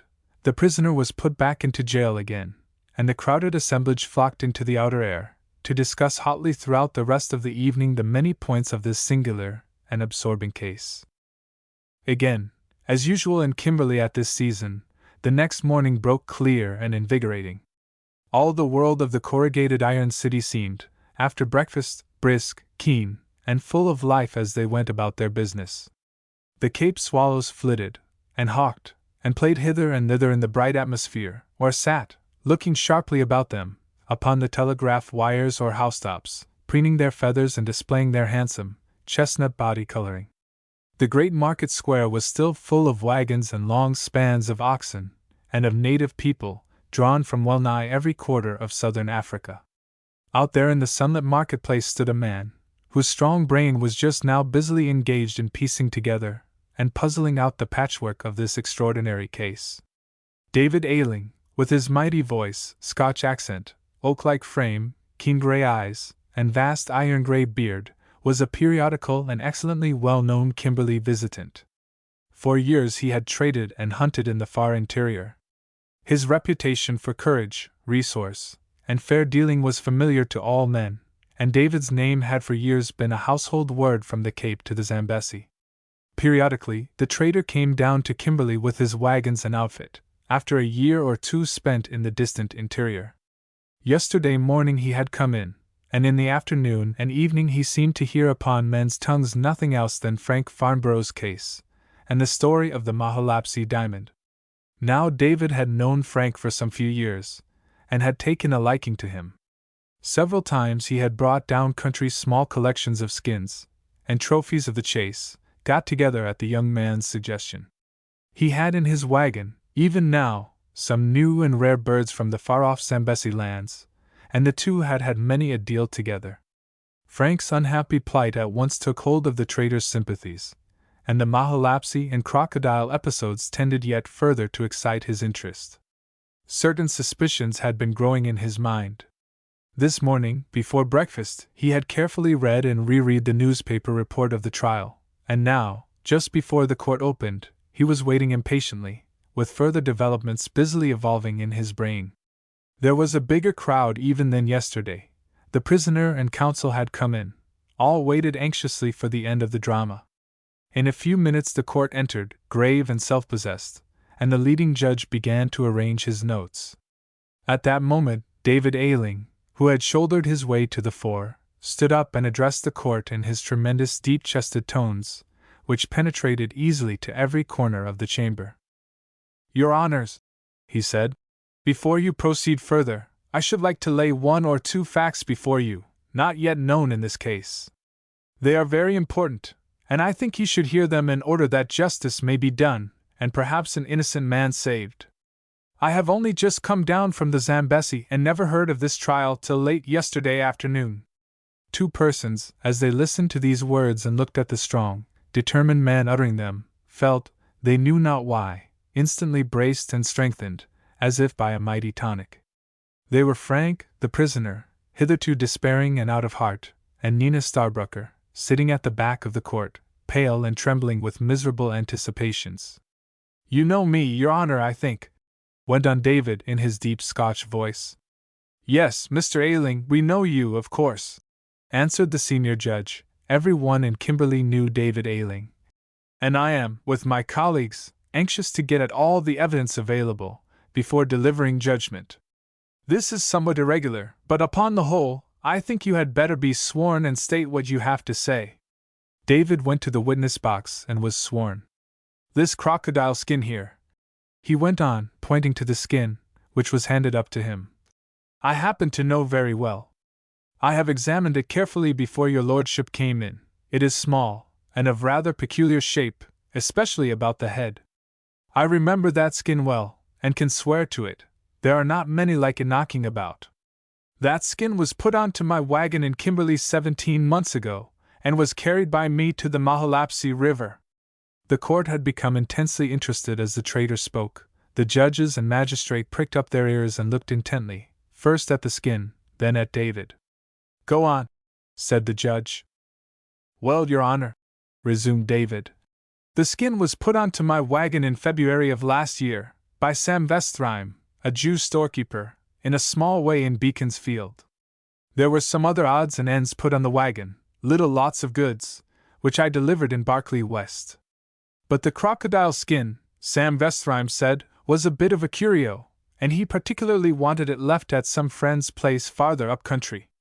I was in a hurry at the time, and forgot to take the name, but Sam said there was a label on the skin. The thing was pitched in with a lot of other stuff, and lay there for a long time. Lost sight of it till we had got to the Mahalapsi River, where the wagon was overturned in crossing. I offloaded, and the crocodile skin then turned up with the label off. We were heavily laden. The skin was, I thought, useless. We were going on to the Zambesi, and I had clean forgotten where the skin ought to have been left. It seemed a useless bit of gear, so I just pitched it away in the bushes, in the very spot, as near as I can make it, where Mr. Farnborough's friend, Mr. Ken Byrne, found it, nearly a year later, as he came down country. That is one remarkable thing. I would like to add, my lord, that the Mahalapsi is a dry river, never running except in rains, and in all my experience, and I have passed it some scores of times, I never knew a crocodile up in that neighborhood. The chances of there being any other crocodile skin in that sandy place and among those bushes, where Mr. Ken Byrne found this one, would, I reckon, be something like 1,000,000, David pronounced it 1,000,000, to 1. There is one other point, Your Honors. Long after Sam Vestheim delivered that skin on my wagon, I read in the newspapers that he had been arrested for IDB, only a few weeks after I saw him, and sentenced to a term of imprisonment. I have been puzzling mightily over this case, and I must say, the more I think of it, the more unaccountable seems to me the fact of Sam Vestheim sending that dried crocodile skin up country. If it had been down country, or to England, I could understand it, but in this case it seems very much like sending coals to Newcastle. I never knew that Sam was in the IDB trade till I saw his imprisonment in the paper. I think he had some peculiar object in getting that skin out of his house. And I cannot help thinking, your honors, that Sam Vestheim, if he could be found, could throw a good deal of light on this crocodile and diamond business. In fact, I'm sure of it. It's quite on the cards, to my thinking, that he put the diamond in that crocodile himself. Some questions were put to the witness by counsel for both sides, without adding to or detracting from the narrative in any way. The court seemed a good deal impressed by David's story, as indeed did the whole of the crowded audience, who had breathlessly listened to its recital. Mr. Flecknoe, the detective, was called forward. He informed the court that Sam Vestheim was now at Cape Town undergoing a long term of imprisonment. He was no doubt at work on the breakwater. The senior judge was a man of decision, and he had quickly made up his mind. After a short whispered consultation with his colleagues, he spoke. The turn this case has taken is so singular, and the evidence given by Mr. Ayling has imported so new an aspect, that in the prisoner's interest we are determined to have the matter sifted to the bottom. I will adjourn the court for a week, in order to secure the convict Vestheim's attendance here upon oath. Will this day week suit the convenience of all counsel in this case? Counsel intimated that the day of adjournment met their views, and once more the crowded court emptied. As David Ayling turned to leave, he caught Frank Farnborough's eye. He gave him a bright, reassuring nod, and a wink which did him a world of good. Altogether, Frank went back to another weary week's confinement in far better spirits than he had been for many days. There was, at all events, some slight element of hope and explanation now. And it was refreshing to him as a draught of wine, to find such a friend as David Ayling fighting his battle so stoutly, so unexpectedly. Nina Starbrucker stole silently out of the court, only anxious to get home and escape observation. There were many eyes upon her, but she heeded them not at all. Thank God! There seemed some ray of light for Frank. For herself, whether Frank came out triumphantly or no, there was no outlook, all seemed blackness and gloom. Otto's part in this wretched business had made ruin of all her hopes. Her brother's treachery had determined her upon seeking a career of her own, work of some sort, anywhere away from Kimberley. She must get, and get at once, so soon as the trial was over, and whatever its result. Once more, in a week's time, the court wore its former aspect. The characters were all marshalled for the final act. The new addition to the cast, Mr. Samuel Vestheim, a lively, little, dark-visaged Jew of low type, seemed on the best of terms with himself. For more than 15 months he had been hard at it on Cape Town breakwater, or rode scarping upon the breezy heights round the Cape Peninsula, always, of course, under the escort of guards and the unpleasing supervision of loaded rifles, and really he needed a little rest and change. This trip to Kimberley was the very thing for him. What slight sense of shame he had ever possessed had long since vanished under his recent hardening experiences, and as the little man looked round the crowded court, and saw the well-remembered faces of many a Kimberley acquaintance, it did his heart good. He positively beamed again, in a properly subdued manner, of course. The senior judge remarked to the advocates, "Perhaps it will save the time of all if I put some questions to this witness myself." The suggestion was gracefully received, and the judge turned to the little Jew, now attentive in the witness box. "Samuel, or Sam Vestheim, you are a convict now undergoing a term of penal servitude at Cape Town, I think?" "Yeth, my lord." "It may perhaps tend slightly to lessen or mitigate the extreme term of your imprisonment if I receive perfectly truthful and straightforward answers to the questions I am going to ask. Be very careful, therefore. Any future recommendation on my part to the authorities will depend upon yourself." "Yeth, my lord," answered Sam, in his most serious manner, and he meant it. "About 17 months ago you were in business in Beaconsfield, were you not?" "Yeth, my lord." "Do you know Mr. Ayling here?" pointing to the trader. "I do, my lord." "Do you remember entrusting Mr. Ayling with some goods about that time to take up country?" "I do, my lord." "What were they?" "There were 3 cases of groceries to be delivered in Berkeley West, and a crocodile skin to be left at the place of a friend of mine near Zeerust, in Marico, Transvaal. Take that skin in your hands." The crocodile was handed up like a baby. "Do you recognize it?" Yeth, my lord, that is the identical skin, I believe, that I handed to Mr. Ayling. Now, be careful. Was there anything inside that crocodile skin? The little Jew saw now exactly which way the cat jumped, and he saw, too, that only the truth could be of use to him in the weary days and years yet to come on Cape Town breakwater. The court was hushed by this time to an absolute silence. You could have heard a feather fall, almost. Well, my lord, the little Jew replied, there was something inside that crocodile. I had had a little bit of a speculation, and there was a big diamond inside the crocodile skin. I put it there myself. You see, my lord, he went on rapidly, I had been doing 1 or 2 little transactions in stones, and I fancied there was something in the air, and so I put away that diamond and packed it off in the crocodile skin, safe, as I thought, to a friend in the Transvaal. It was a risk, but just at that time it was the only way out of the difficulty.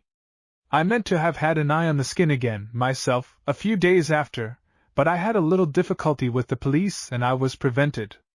As Sam Vestheim finished, Frank could have almost hugged him for the news he brought. An irrepressible murmur of relief ran round the crowded court, a murmur that the usher was for a minute or two powerless to prevent. The judge whispered to an attendant. The diamond was produced and handed to the Jew. Do you recognize that stone? Said the judge. I do, my lord, answered Vestheim emphatically. That is the stone I put inside the crocodile. I could swear to it among 1,000. The little man's eyes gleamed pleasurably yet regretfully upon the gem as he spoke. Here, then, was the mystery of the fatal, puzzling diamond cleared up. There were few more questions to ask. The little Jew frankly admitted that the stone was a De Beers stone, stolen by a native worker. There was little else to learn. Frank was a free man, practically, as he stood there, jaded and worn, yet at least triumphant. It was a dear triumph, though, only snatched from disaster by the merest chance in the world, the coming of David Ayling. And the tortures, the agonies he had suffered in these last few weeks of suspense.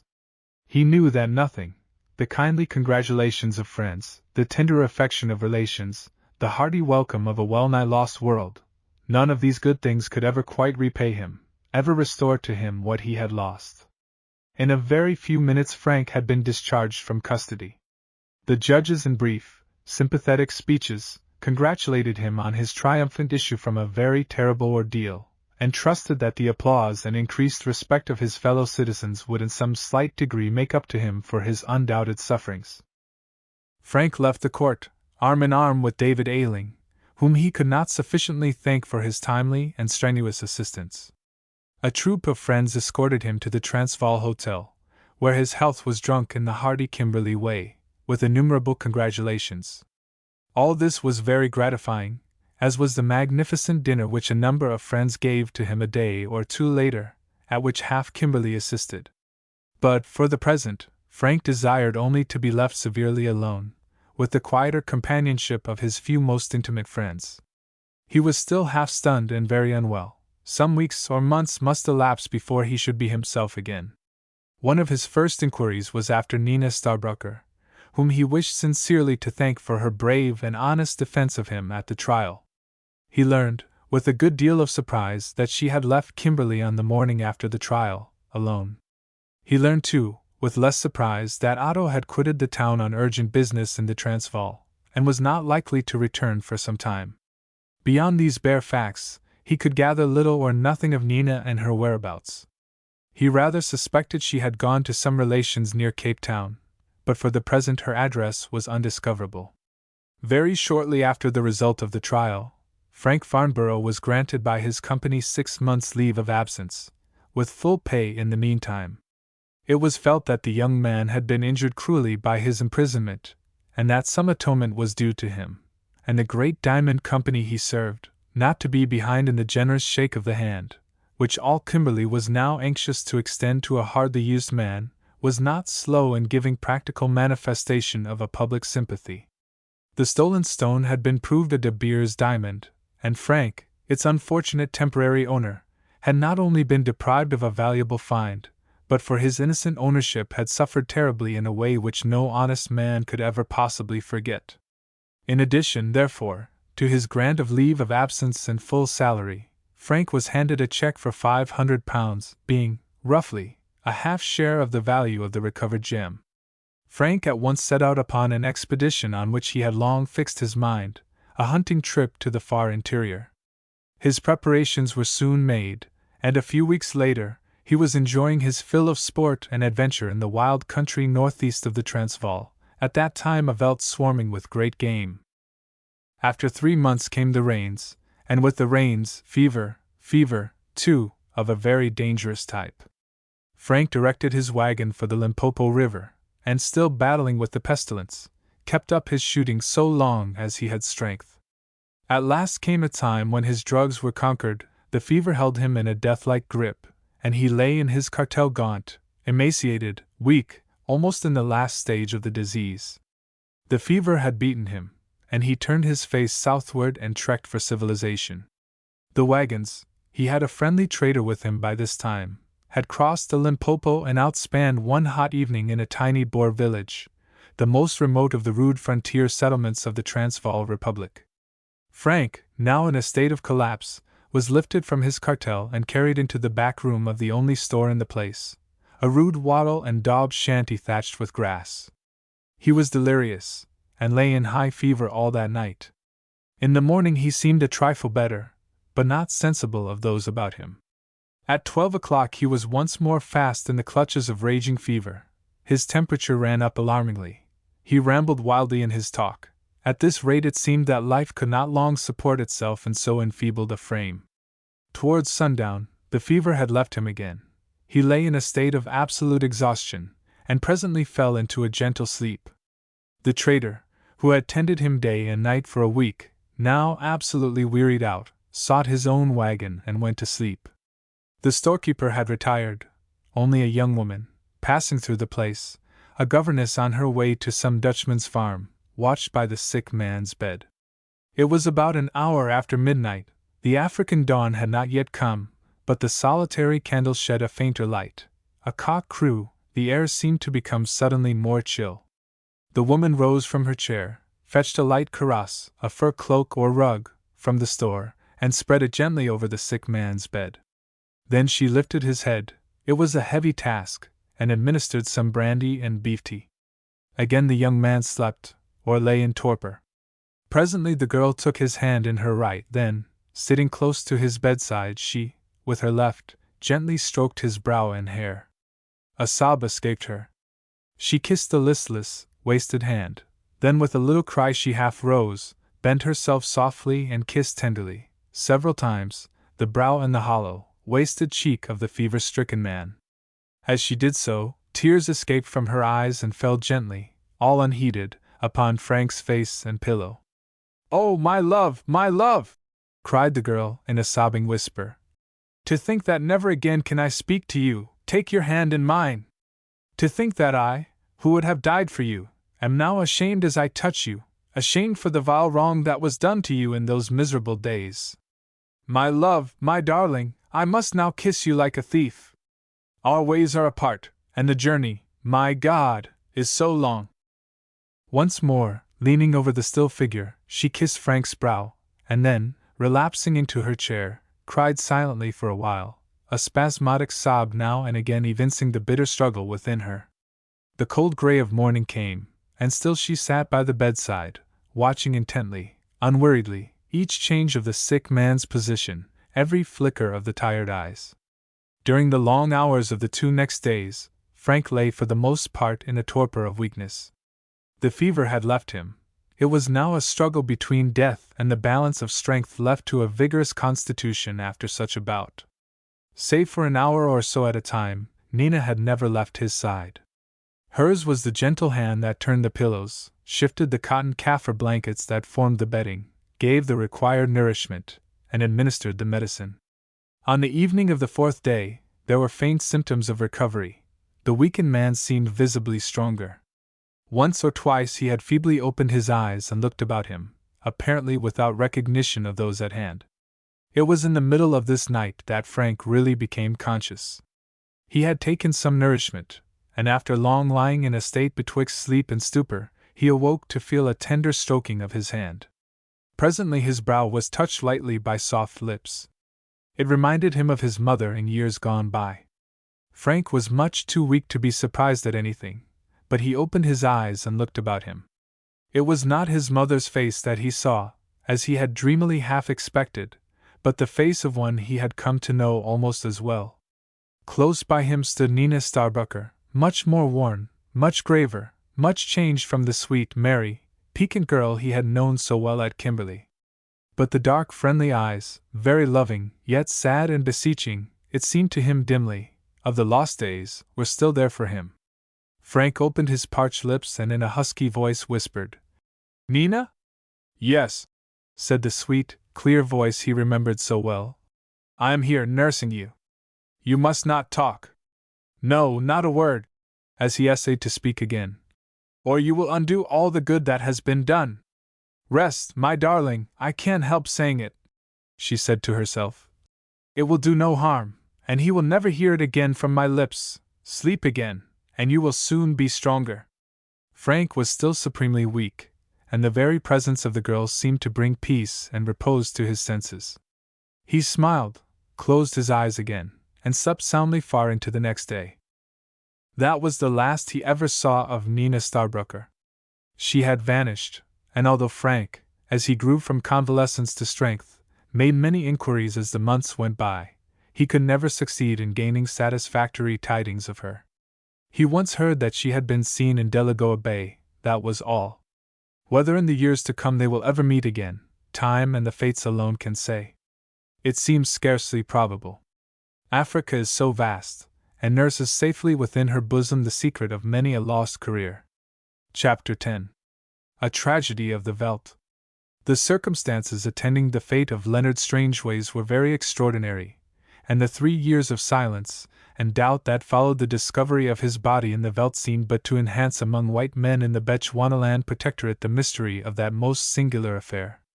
The whole tragedy, from the very remoteness of the place in which it was enacted, was little known south of the Orange River. I have, therefore, thought it worth while to rescue from complete oblivion the grim, strange, and unwonted circumstances of that dark business. Leonard Strangeways was, in the year 1890, when I first met him, one of the pioneers who entered Mashonaland. He was one of those devil-may-care, reckless, wandering fellows, so many of whom are to be found upon the frontiers of civilization in southern Africa. I first saw him, outspanned at breakfast, near Pala Camp on the Crocodile River, with a number of other men, going into Mashonaland upon the same errand as himself. He was the life and soul of the party, and was superintending the bossing up of the meal. For the next week our wagons moved on together, and I saw a good deal of Strangeways. He was a tall, handsome fellow of 30 or 31. He seemed to be a general favorite with his party, mainly, I imagine, because he was one of those capable men who excel in everything they undertake.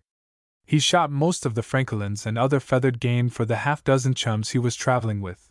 He had not been long in South Africa, and yet he seemed to comprehend the ways of the native servants and the methods of travel exceedingly well.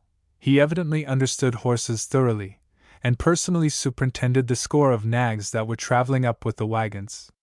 He could inspan and outspan oxen, and was already master of other useful Veldt wrinkles, which usually take some time to acquire.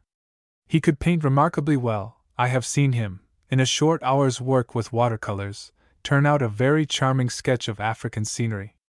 And at night, by the campfire, Strangeways' banjo and his deep, rich voice were an inevitable request. It is not judged well to inquire too closely into the antecedents of men in the South African interior. I gathered, during the week of travel alongside of Strangeways, that he had led a wandering life for some years, and had recently come across to the Cape from Australia, where he had done little good for himself.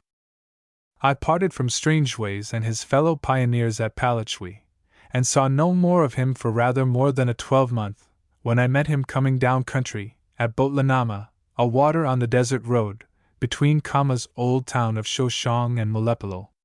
In latter days this was not the usual route to and from Palachwi and Matabeleland, but having been several times by the Crocodile Road, I happened to have taken the more westerly route for a change. On waking up next morning, After a hard and distressing trek from the nearest water in this thirsty country, Lopeep, I was surprised to see another wagon outspan almost alongside. Still more surprised was I to find one of its two occupants, Leonard Strangeways, also with a fellow pioneer traveling down country. Our greeting was a hearty one, and indeed I, for my part, was exceedingly well pleased to have encountered once more so genial and pleasant an acquaintance. Strangeways had passed a year in Mashonaland, and like most of the other Mashonalanders of that distressful season, 90 to 91, had had some pretty tough experiences. However, he had weathered the storm, had sold his pioneer farm, and the options over a number of mining properties, for cash at a good price, and was now going down to Cape Town to enjoy himself, and, as he expressed it, to blow some of the pieces. He was in the highest spirits. He had trekked down by this more westerly route for the purpose of getting some shooting. He was a keen sportsman, and was anxious as he came down country to secure the heads of the gemsbok and hartebeest, two large desert-loving antelopes, not found in Mashonaland. He had succeeded in bagging two gemsbok to the westward of Lopeep, and after breakfast, was riding out in search of hartebeest. I had had a hard ride in the sun on the day preceding, and my horse was knocked up. I was not inclined to accompany Strangeways on his quest, therefore I did not see him again till late in the evening, when he returned with a native hunter. It was an hour or two after dark when they came up to the campfire, where we were drinking our coffee and enjoying a quiet smoke. He rode into the cheerful blaze and dismounted. He had upon his saddlebow the head and horns of a fine hartebeest bull, the trophy he had coveted, and behind were the skin and a good quantity of meat from the same antelope. "There," said he, flinging down the head triumphantly. "That's been a devilish tough customer to bring to bag, but we did the trick after all. If it hadn't been for Maradi here," jerking his head at a grinning Bechuana boy, "we should have lost the buck. We followed the blood spur for 5 mortal hours, and but for Maradi I should have given it up as a bad job. By Jove! I'm fairly beat."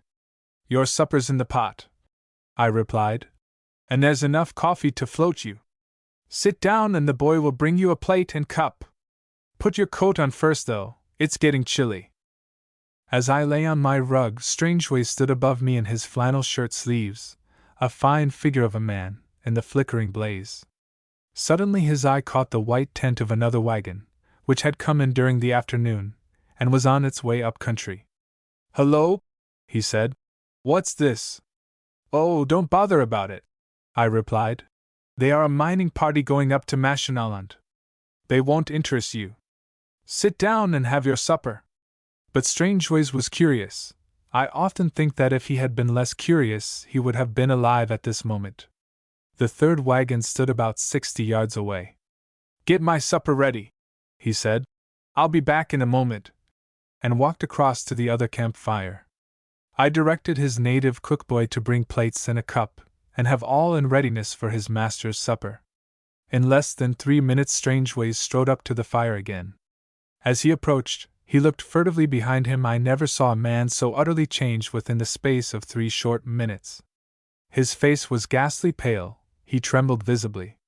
He said not a single word, but went straight to his horse, which was being off-saddled. He picked up the saddle again, clapped it on the poor tired brute's back, and to my intense astonishment put his foot in the stirrup and mounted. "Strangeways," I said, "what in heaven's name are you going to do? Come and sit down and let the nag alone." He turned on me a white, terror-stricken face. "SH! For God's sake!" was all he said, under his breath. One glance he threw towards that other campfire, and then, kicking his horse with the spur, he passed behind our 2 wagons and rode straight out into the gross darkness of the veldt. I was so astounded at this extraordinary proceeding, that I confess I let Strangeways ride away without any further protest than the few words I had uttered. I now jumped to my feet and followed in the direction he had taken. I saw and heard nothing. I was about to shout his name, but I had been so impressed with the terror depicted on his face, that I forbore to cry out after him. Somehow, it struck me that he wanted silence. I had always found him a most sensible, level-headed fellow. He had some reason undoubtedly for this sudden fear and strange departure. I waited by the fireside for half an hour, all sorts of doubts and hypotheses thronging my brain. What could it mean? Here was a man, tired, worn out and hungry, and above all, desperately thirsty, after a hard day's hunting and 11 hours spent in the saddle under a burning sun, suddenly flying off from his supper, his rest, and the pleasant camp fire, mounting his tired horse and riding straight out into the veldt with some strong terror gripping at his heart. And such a veldt as it was here. Sheer desert, except for a scanty pit of fall water now and again at long intervals. He could not be mad. He was sane as a judge before he visited the other campfire. What in God's name could it mean? I worried my brain for half an hour, and then gave it up. I now roused Strangeway's pioneer comrade, who had retired early and had been asleep all this time, and talked the thing over with him. We could find no solution. The other campfire seemed to contain the only possible explanation of this strange event. We walked across to it. I had previously spoken to these wayfarers, who consisted of a mining engineer and 3 prospectors. The engineer received us civilly. He inquired in a bantering way after our friend, who, he averred, had come across, stared like a stuck pig for a moment, and then suddenly turned on his heel and vanished. 2 of his prospectors, one a Cornish man, the other a Yankee, sat by the fire, smoking. They were decent, quiet, civil-spoken men. The third, an Italian, had, they informed me, turned into his wagon and gone to sleep. We had a quarter of an hour's chat, and then, finding that we could make nothing of the mystery over here, we went back to our own fire again. We had not thought it necessary to enlighten the mining party as to Strangeway's sudden departure, nor, indeed, did they manifest any further interest in him. They had caught but a fleeting glimpse of his face, and then, as they said, he had turned and bolted. Halton, Strangeway's comrade, and I returned to our campfire, waited up till 11 o'clock, a late hour for the veldt, and then, seeing that nothing further was to be done that night, we turned in, tired enough, and slept soundly. I was awake at 6 next morning. My native boy brought me, as usual, my coffee. "Bass," he said, "did Bass know that a man from the other wagon came over here in the night with a lantern and looked in Bass's wagon and into the other wagon too?" No, I knew nothing of this, and I told the boy so. I looked into Strangeway's wagon.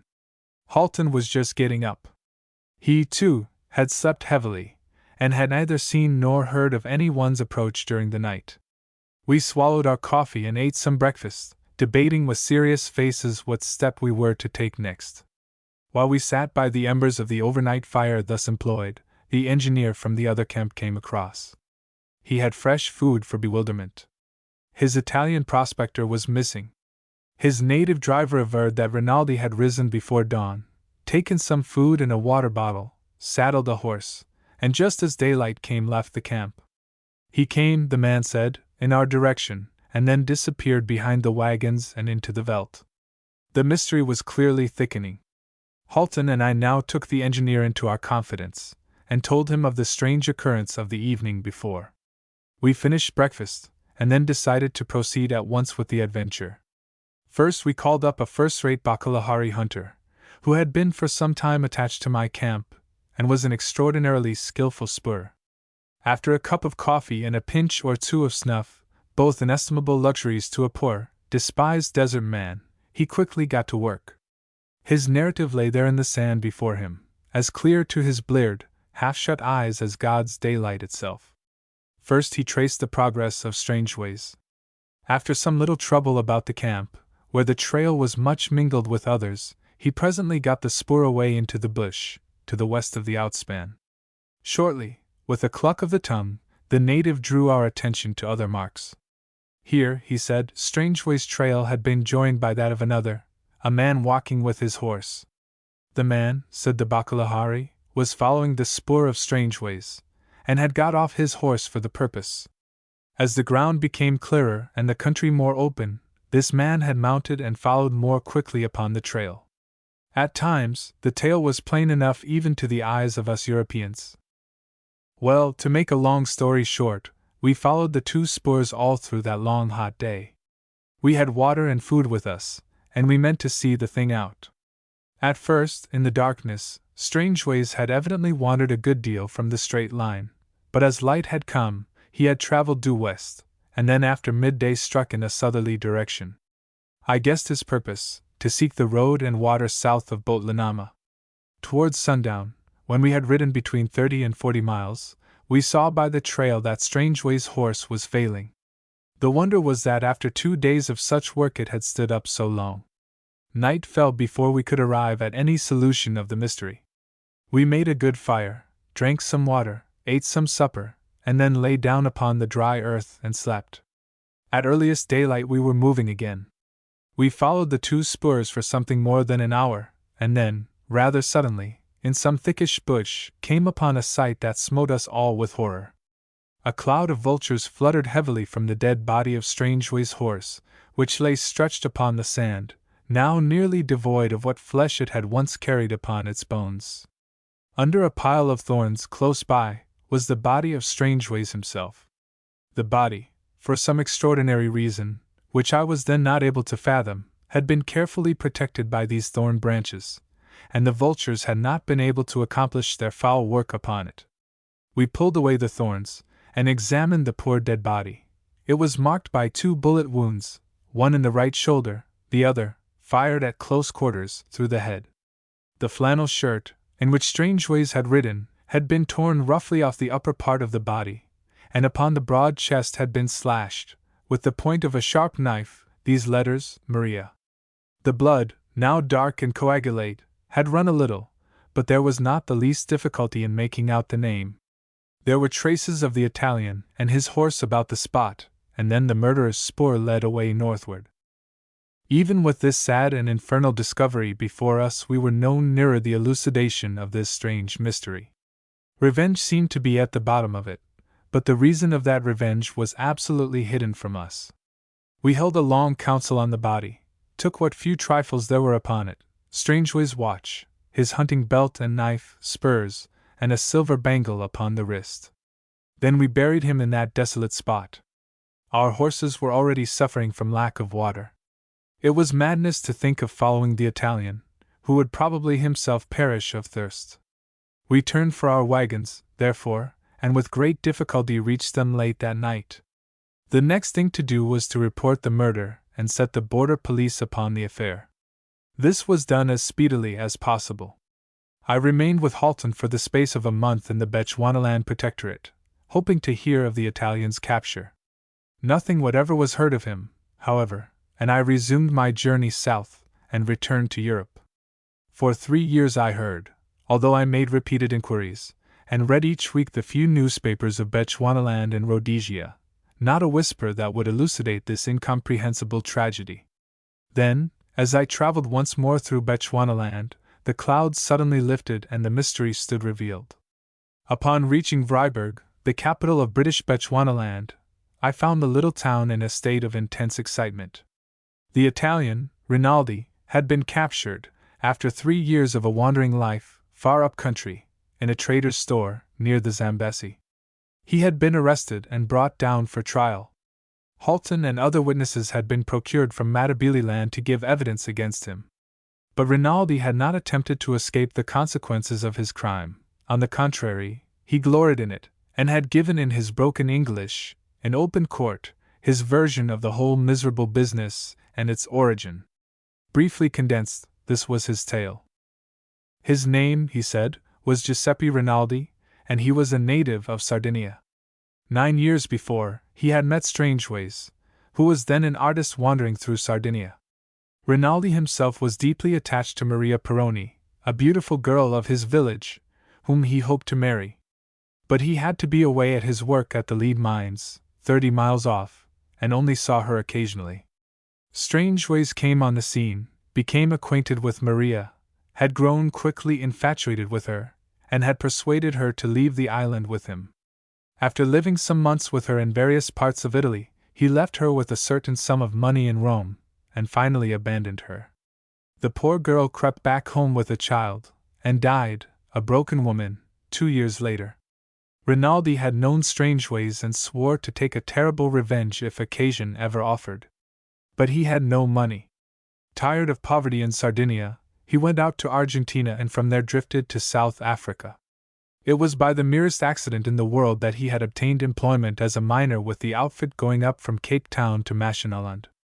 And it was still more of an accident that he had seen Strangeway's face at the campfire that night at Botlhanama. The rest is briefly told. He had crept across in the darkness, and found that Strangeways was not in his wagon. At earliest dawn he had taken a horse, provisions, water, and a rifle, and followed his spoor into the desert. Thanks to his life in the mountains of Sardinia, and his experience of cattle ranching in the Argentine, he was an expert tracker, and had no difficulty in following the trail. He had come up with Strangeways, whose horse had foundered, just at sundown.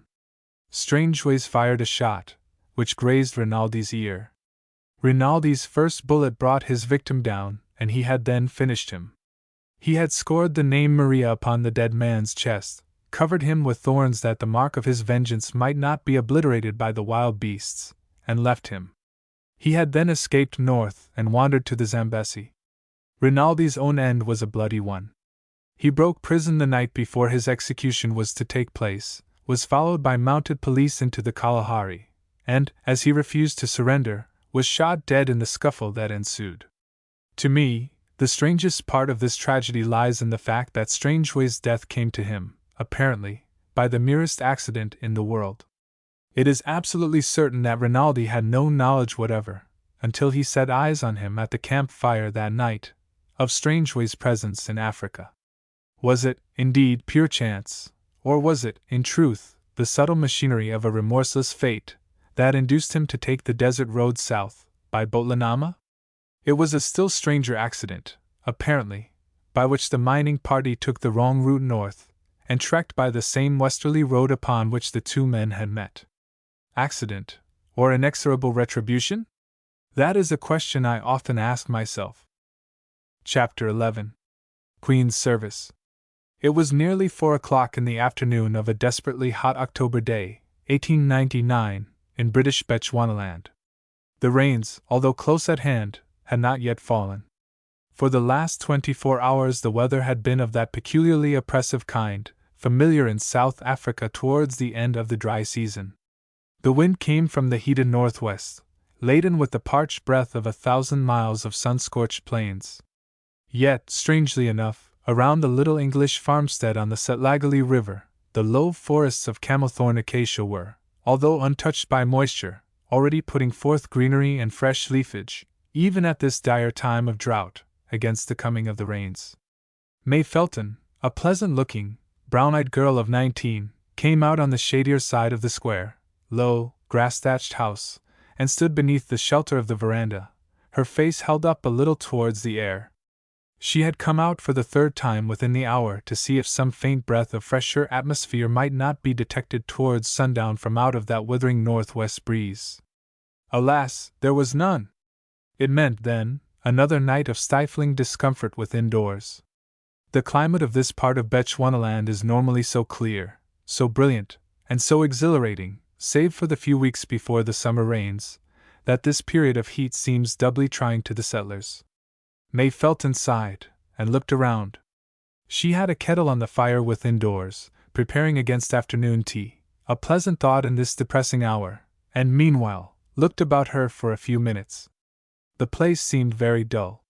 Her father and 2 brothers had ridden off 3 days since, driving before them all their cattle and goats, with the intention of placing the stock as far as possible out of the reach of the Transvaal and Free State Boers, just then raiding and freebooting across the border. Vryburg, some 50 miles south, was practically defenseless, and lay, too, in the midst of a Dutch farming population, already more than disaffected towards the British government. Mafeking, 40 or 50 miles to the north, thanks to Baden-Powell's energy and military talent, was in a good state of defense, but was already practically invested by a strong Boer commando. May's father, John Felton, was well known and liked by many of the Dutch farmers on either side of the border.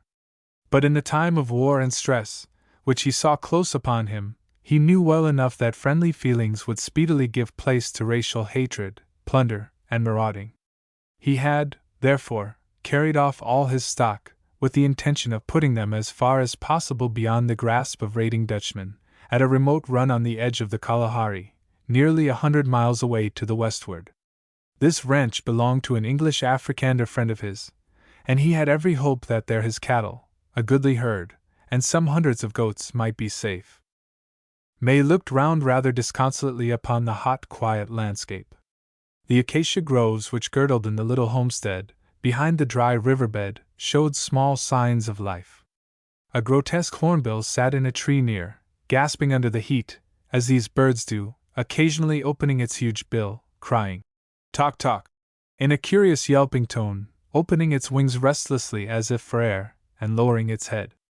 In a bush, on the left hand, a beautiful crimson-breasted shrike occasionally uttered a clear ringing note.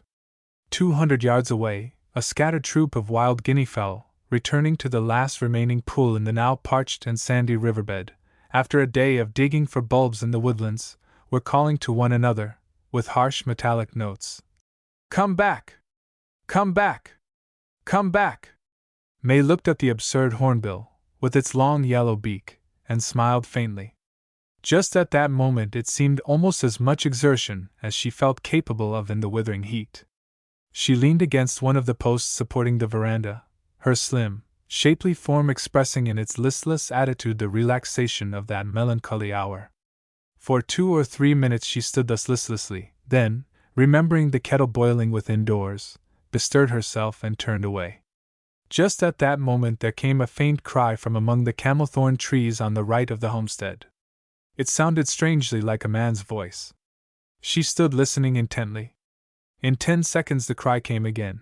This time it seemed more faint. The girl threw off her langour upon the instant. "Selity!" she cried, in a clear ringing voice. "Selity, Tlakwan! Come here!" In 2 minutes Selity, a Bechuana youth, clad in a ragged flannel shirt and a pair of his master's discarded riding breeches, came shuffling round. She spoke to him in Sechuana. "Selity," she said, "I heard someone calling in the trees there not very far away. Go and look. Straight beyond that biggest tree there." The lad went off, walked 200 yards into the woodland, becoming lost amid the timber, and then his voice sounded back towards the house. "Missy May! Missy May! Here is Engelsman. Come quick!" Snatching up a broad-brimmed straw hat from within doors, the girl went quickly in Selity's direction. In less than 3 minutes she was by his side, among the trees and tall grass, leaning over the body of a young sunburnt Englishman, which the Bechuana supported in his arms. The man had no coat on, and May Felton saw at once, from the blood-stained flannel shirt, that he was badly wounded. He looked just now so lifeless that he might well be dead, yet the girl remembered that only a few minutes before she had heard him call.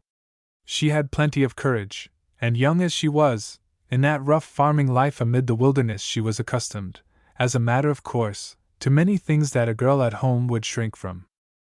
As she looked intently at the inert figure before her, she noted that the man still breathed. Once he groaned very softly. There was nothing for it but to pick him up and carry him to the house. It was a heavy task, but with May carrying him by the legs and Selity supporting him under the arms, they managed, with great exertion, to get him to the stoop. There they laid him down for a moment, while May ran indoors and fetched out her mother. As they came out to the stoop, bearing brandy and water, it was apparent that the young man's wound had broken out afresh. Blood was slowly soaking through the already blood-sodden shirt, and silently forming a pool on the stone flooring. There was no time to be lost. They got him to bed and washed and bound up his wound. A bullet had gone right through the shoulder, making clear ingress and egress, but cutting some vein in its passage, and he had lost evidently quite as much blood as he could afford. Then they gave him brandy and water, and presently he came round from his long faint. When he had had some soup and a little bread later on, he was able to tell them something of his tale. His name was James Harlow.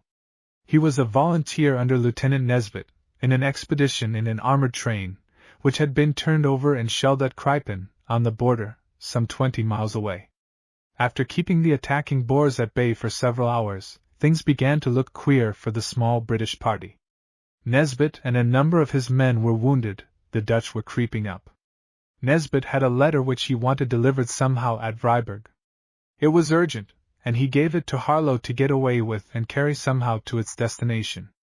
Harlow crept away through the grass, but just as he thought he was getting out of range, and raised himself for a moment to reconnoiter, a bullet pierced his left shoulder and laid him in the dust. He rose presently and crawled on.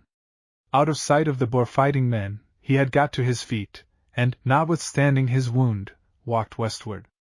A friendly native had given him a lift for 12 or 14 miles on a led horse, but towards sundown, having sighted 3 or 4 mounted men, had become alarmed and abandoned him.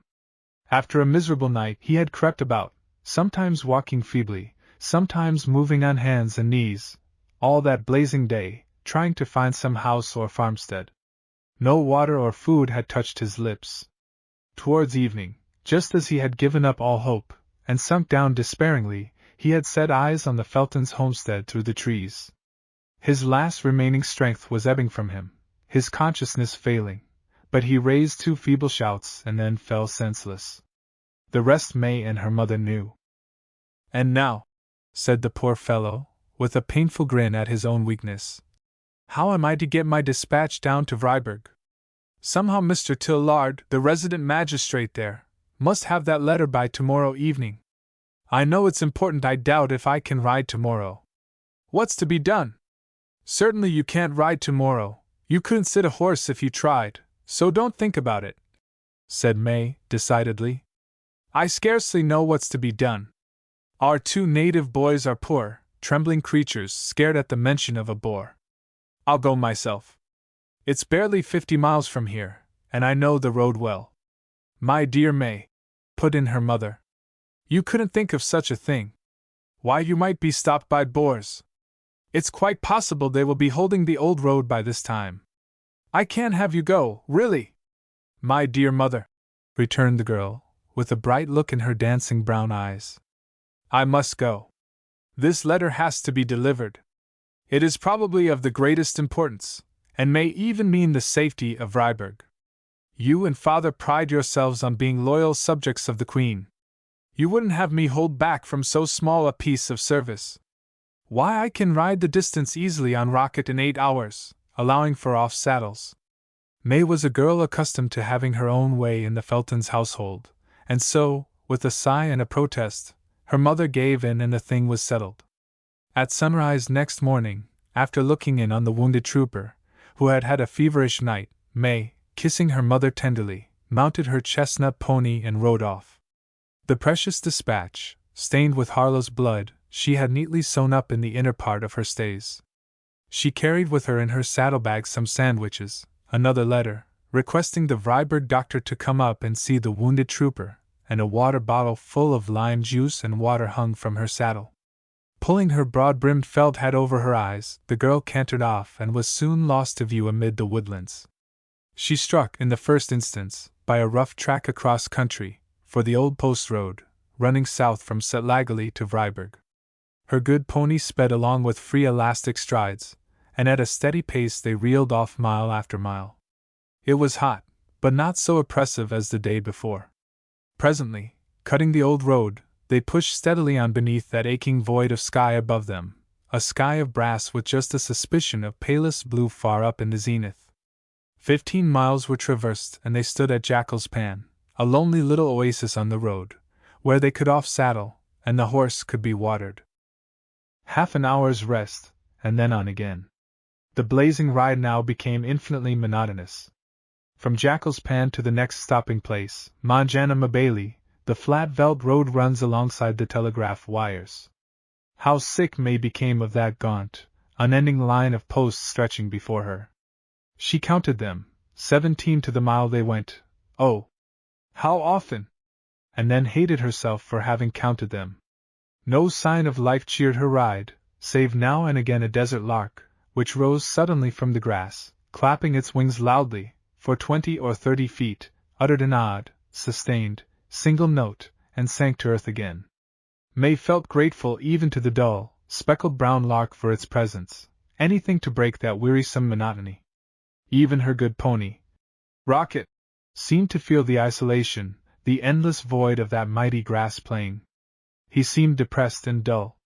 Still, when his mistress spoke to him and patted his neck, he pricked his ears gaily, shook his bit, and reached out with never-tiring stride. At last! At last! May sighted in the distance the twin, rounded hills of Monjanamabailey, and in another 3/4 of an hour had ridden up to the farmhouse. 3 wagons were outspanned there, and before she could realize her danger, the girl found herself in the center of a little knot of the Boers of the district, on their way to welcome their brethren of the Transvaal, now raiding across the border. 1/4 of a mile away she had some thought of turning from the road to avoid the outspan and its risks, but it was too late. She saw that she was watched, that mounted men were ready for a pursuit, and so she judged it better to go boldly on. The leader of the band interrogated her as to her business. She produced her letter to the Vryburg doctor and stated her mission.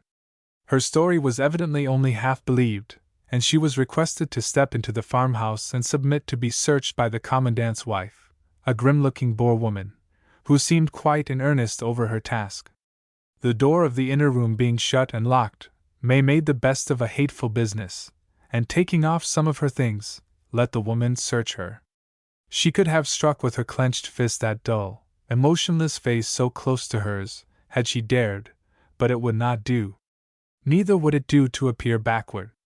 Boldness might save her. She slipped off her stays and carelessly offered them for the woman's inspection. The woman looked at them, turned them over, and handed them back. The girl's heart, which had stood still for a thrilling second or two, beat easily again. She had triumphed. The missive, so cunningly hidden within her stays, still reposed snugly in its hiding place. Her wonderfully neat sewing had passed muster. She was safe, that is, if she could get away. The search was at length over, and the Vrouw Erasmus, in a grumbling way, expressed herself satisfied. As she buttoned the last button of her Holland riding bodice, May turned, with flashing eyes, upon her tormentor. She spoke Cape Dutch fluently, and her words told. "I shall not forget your insulting search, Mevrouw Erasmus," she said, "as long as I live. I know quite well who you are and where you come from. You have made a big mistake. You think your people are going to get the best of this war. You know nothing about the strength of England. You don't know, and I suppose you won't believe until it is too late, that the Queen of England will send out 10,000 men after 10,000, until your insolent attack is beaten down and put an end to. When it is all over," she went on, in more cutting tones, "you will look very foolish. You and your husband will lose your good farm here in Bechuanaland, and what will you do then? Instead of being prosperous on your own farm, under a good government, you will become mere wretched trek Boers, without a morgen of land you can call your own. You really ought to be ashamed of yourselves, coming out to fight against a government, which, here in British Bechuanaland, has done nothing but good for you." The girl had better have held her tongue. Vrouw Erasmus was mad. Her huge, pallid face was flushed to a deep crimson. "You skepsel!" she cried. "To speak to me, the wife of a good burgher, like that! I have a mind to take a sjambok to you. You shall stay in this house no longer. This is my man's farm now. You English never had a right in the country, and the burghers will in future enjoy the land. Go you out, and sit there under the wagon shade, and keep a civil tongue in your head." May was more than pleased. She had no wish at all to remain indoors. She walked out to the nearest wagon, found her saddle, took her sandwiches from the saddlebag, and, with the help of her lime juice and water, made a good lunch. Meanwhile Vrouw Erasmus went up to her husband, who with the rest of the Dutch farmers was saddling up for some expedition, and spoke earnestly to him. She was evidently impressing commands, for in a minute or two he came up to May and told her she was not to go for the present.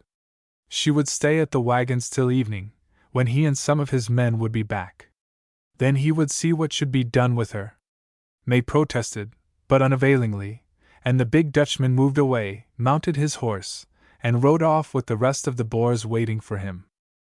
In spite of her practical duress, there were two little gleams of satisfaction radiating in the mind of the English girl. One of these arose from the fact that there was not a single Dutchman left at the camp, the other for the reason that she saw an instrument of release lying almost ready to her hand. When Commandant Erasmus had taken down his Mauser rifle from the inside of the wagon just in front of her, she noted that he had left another weapon hanging on its hooks. From the same hooks depended a bandolier, well filled with cartridges. There was only one doubt in her mind. Did those cartridges fit the Martini Henry carbine hanging there? She was a courageous girl, quick-witted, and knowing her own mind. If the cartridges were right, she meant to make a bold stroke for freedom. For half an hour she sat there, demurely enough, in the shade of the wagon, now keeping an eye on the retreating forms of the Boer horsemen disappearing westward, now looking at the grim, massive Boer woman sitting under the shelter of a wagon sail on the far side of her husband's wagon. At length the last Dutchman's head had vanished in the warm distance. It was very hot, and Vrouw Erasmus, sitting guard there over the English girl, palpably dozed at her post. She had lately dined, and she was in the habit of sleeping after the midday meal. Her eyes closed. May rose, crept to the wagon, climbed softly to the box. In another second she had taken down the carbine from its hooks, slung the bandolier over her shoulder, opened the breech of the weapon and pushed in a cartridge. Thank heaven it fitted! She was safe. The click of the breech action roused the sleeping woman. She opened her eyes, looked across to the other wagons. Her prisoner was gone. She rose hastily, came forward, and there, on the voorkist of her own wagon was this terrible English girl, pointing her husband's carbine at her. She retreated a few paces at the apparition. Now, Mevrouw Erasmus, said May smilingly in Dutch. It is my turn. See, this carbine is loaded. She opened the breech, took out the cartridge and replaced it, and snapped the action to again. I know how to use a rifle, and I mean to shoot if you try to hinder me. Your boys are all away in the Veldt with the trek oxen. I heard your man say so. I know there is only that one Griqua lad about, and I am not afraid of him. Remember, I shoot if I am interfered with. The woman was paralyzed at the audacity of her prisoner. She could do nothing. She looked across the empty plain and then at the ragged Griqua-herd lad, sitting there on his heels at the ashes of the fire, scraping out a cooking pot with a piece of wood, and grinning at the mad English girl, and she found no help. There was not another gun handy, nor, if there were, did she know whether, with this formidable, accursed, well-armed girl, she or the boy would dare to lay hold of it. She muttered something very unpleasant between her teeth, and then spoke aloud, in her sourest tones, to May Felton. Have your own way, she said. I cannot prevent you. What do you want? I mean to saddle up and be off, returned May, in her most angelic voice. I know, dear Mevrouw Erasmus, that you hate English company, and as I don't approve of your husband having so many weapons about him in these troublous times, I am going to take this rifle and these cartridges with me. They belong fairly, considering that your man is playing a traitor's game, to the British government. Vrouw Erasmus took a step forward, as if she would have made for the girl, but, as May raised her weapon, thought better of it. Once in her huge arms, she could have easily mastered the girl, but the risk was too great. If you take the gun, she said threateningly, it is stealing, and if we catch you again we shall try you under Transvaal law. We are all Transvaalists now, or shall be directly, she added triumphantly. There you are quite wrong, dear Mevrouw, returned May, in her sweetest tones. Now if you had behaved nicely and politely, as I know you can do, I might, yes, really, I think I might have returned the gun. But you know perfectly well that it is fairly forfeited, and I shall hand it over to the resident magistrate at Vryburg. Vrouw Erasmus ground her teeth again, shook her head, and growled dissent. How she hated this bantering English girl. Now, Mevrouw, pursued May, if you will seat yourself nicely under the tent-sail there, and if your boy remains quietly where he is, I shall do you no injury. The vrouw sat down heavily on her wagon chair, with an air of gloomy resignation. There was nothing to be done. May went to her pony, which stood tied up to the wagon wheel, and still holding her carbine and keeping a watchful eye on her two guardians, picked up her saddle, adjusted it, girthed up, and put on the bridle. Then she mounted and rode off at a smart canter. Farewell, dear Mevrouw Erasmus, she cried as she went. We'll take great care of the carbine. Don't forget to give my compliments to your husband. The Boer woman waited till she had gone 100 yards or more, and then roused the Griqua lad. "Get a rifle and cartridges," she cried, pointing to the house. "Indoors yonder. Quick, you shall." The lad rose and went indoors, none too willingly, and brought out a sporting rifle and a cartridge belt. "Put in a cartridge and shoot, you fool!" shrieked the enraged vrouw, pointing to the retreating figure. "Hit the horse! Hit the girl! Stop them somehow!" The Griqua lad put in a cartridge and raised the rifle. The girl was now 250 yards away, galloping fast. "No, Mevrouw," he said, lowering the gun again. "You can sjambok me, but I can't fire. If I hit her, it's murder, and I daren't do it." Speechless almost with rage, the woman struck him in the face with her hand. "You dog!" she shouted. "By the Almighty, you shall suffer for this!" Meanwhile, Mayfelton was speeding along over the 18 miles of Veldt road that led her to Vryburg and comparative safety. It was before Vryburg had been surrendered. She galloped it in one piece, and thanks to her good pony, compassed the distance in rather more than 2 hours, having ridden close on 50 miles since dawn. Arrived at Vryburg, she delivered her dispatch, together with the captured rifle and cartridges, to the resident magistrate, receiving his hearty congratulations in return. Next day, accompanied by the doctor and a couple of policemen, she started for home again. Making a long detour, and avoiding Manjana Mabali, they reached her father's homestead just at sunset. Chapter 12. A Transvaal Morning.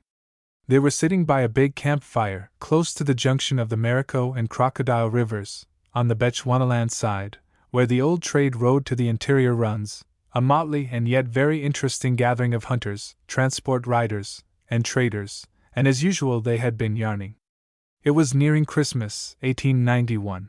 The weather was waxing very hot, and the night was so warm that even the oldest man of the party, old John Blakeman, easily to be recognized by his white head and grizzled beard, sat in his flannel shirt, without a coat, his sleeves rolled up, his brawny, sunburnt arms folded across his chest. The night was very still, scarcely an air of wind stirred. Occasionally a Kiewit plover uttered its mournful, chiding cry. The not unmusical croak of frogs was heard, bubbling softly from a swamp a little way off. These, with an occasional cough from the trek oxen, as they lay peacefully at their yokes, were the only sounds that here broke the outer silence of the veldt. Tales of adventure are a never-failing source of interest at these fireside gatherings, and a number of hunting stories, more or less well-founded, had been trotted out. A somewhat assertive up-country trader, lately returned from the Ngami region, had just finished a highly colored narrative, in which a couple of lions had been easily vanquished. According to his theory, these great carnivora are as readily bagged as wild duck at a vley. "That's all very well," rejoined old John Blakeman, taking his pipe from his mouth and a pull at his beaker of whiskey and water. "You may have had a stroke of luck, Hayford, and killed a brace of 'em without much trouble or danger, but in my judgment lions are not to be played with. A hungry lion, and more especially a starved, worn-out old manaki, who can't kill his natural food properly, is, on a dark, stormy night, the most dangerous, cruel, and persistent beast in Africa, the very devil incarnate. Guns and gunners have a good deal tamed the extraordinary boldness of lions in the last 30 years. I can remember the time when they killed cattle, aye, and even Kaffirs, in this very country where you now sit, in open daylight. Why, Katrina Visser, wife of a Marico Boer, lost her child, a lad of 6 years old, by a lion, in broad daylight, killed at 4 o'clock in the afternoon, within 50 yards of her door. That happened 34 years ago, in 1857, in the Marico country, within less than 60 miles of this very outspan. I remember it but too well. The following morning, which happened to be Easter Day, was one of the saddest and at the same time the most exciting I ever experienced." "Tell us the yarn, John," clamored a number of voices together. "Yours are always worth listening to." "Well, lads," went on the stout old fellow, filling his pipe and relighting it with much care and deliberation from a smoldering ember. "It's a long story, but I'll cut it as short as possible. It happened in this way. I began trading up here in the early 50s. In those days, as you know, and a good deal later, It was a long and serious business, and each trip always spoilt a year. We used to trek up through Natal, climb the Drakensberg, then cross the Free State Plains. There was plenty of game there in those days, and looking in at Mooie River Dorp, Potchefstroom, as we call it now, pass on through Marico. I hunted as well as traded in those days and knew very well all the Marico Boers, with some of whom I sometimes joined forces. They were a rough but very hospitable lot of fellows, and some of them, Jan Viljoen, Martinus Swartz, Franz Joubert, and others, some of the finest shots and pluckiest hunters in the world. I hunted elephants towards the lake for 2 seasons with Gerrit Visser, husband of Katrina, the woman I'm going to tell you about. They lived in a rough hartbeest house of wattle and reeds in a magnificent kloof on a tributary of the Marico. Well, in '57, Gerrit and I met, as we had arranged, at one of the farmhouses near the Barrelong border, prepared for a big trip towards the Tamalakan River. I got on, as I say, very well with the Dutch frontier fanners. My trading goods were very acceptable to the vrouws and meisjes, and the owner of the farm where I was outspanned kept open house during the week I was there. What with shooting gear and clothing for the men, and sugar, coffee, groceries, and trinkets, stuffs, and prints for the women, I offloaded a good part of my trading outfit while outspanned at this place, and did, as usual, a rattling good business. We had no end of junketing. Dances, dust, and liquor at night, and horse racing and target shooting in the daytime. The bottle seemed always on the table, but these Dutchmen are pretty hard-headed, and there was some tall shooting in spite of the festivities. Jan Viljoen, who had trekked with his wife from the Nisna, in Cape Colony, towards the end of the 30s, and had fought against Sir Harry Smith at Boomplatz in 1848, was, with Martinus Swartz, about the best of a rare good lot of rifle shots. We shot usually at a yokeski or a bottle at 100 and 150 yards, and then Viljoen would call for an eau de cologne flask, standing little higher than a wineglass, and we blazed at that. I was pretty good with the gun in those days, but 2 or 3 of the Marico Boers usually got the best of me. Well, after a week of this kind of thing, the trading was finished and I had had enough of Dutch festivities, and so Gerrit Visser and I trekked for the Bemangwato, where Macken, Kama's uncle, was then chief. Here I traded for another week, and then Gerrit and I set our faces for the northwest, crossed the Thirst Land, and trekked along the north bank of the Lake River. We got plenty of giraffe, gemsbuck, eland, hartebeest, blue wildebeest, springbok, zebra, and so on, for the first month, and along the Botlekli we killed some sea cows and buffaloes, which swarmed in those days. But we had no luck with elephants till we struck the Tamalakan River. Here and along the Mababi, and from there towards the Chobe River, we did very well, bagging in 4 months hunting between 60 and 70 elephants, many of them carrying immense teeth. Towards the Chobe, where very few guns had at that time been heard, we had remarkable sport. We shot also a number of rhinoceros, some of them, the white rhinoceros, with magnificent 4 horns. Altogether we had a fine season, one of the very best I ever remember. But it was desperately hard work, the bush was awful, water was often very scarce, and every tusk we got was, I can tell you, hardly earned. Lions were sometimes very troublesome. We lost a horse and 2 oxen by them and had some nasty adventures ourselves. When we reached the Chobe River, I never saw anything like the herds of buffalo. There were thousands of them. Sometimes you might see a troop as thick as goats in a kraal. We shot 80 buffaloes on this trip, and might have got any quantity more. I had my best hunting nag killed under me by an old wounded bull, and should have been done for myself but for Visser, who came up in the very nick of time, and shot the brute as I lay on the ground almost under his horns. I was so bitten with the life of the Veldt and the wandering fever in those days that I should have liked to have stayed out another year and pushed far up the Chobe, which was then as now little explored.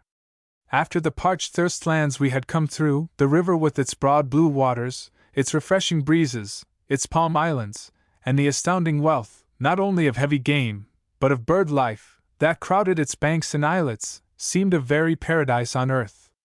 Even Gerrit Visser, as stolid, matter-of-fact a Dutchman as you should meet in South Africa, was struck by the marvelous beauty of the river scenery. But Gerrit hated punting about in the wobbly, crank, dugout canoes, in which the natives took us from one island to another, and for him, half the fun of the hunting was spoiled by the navigation necessary to obtain it.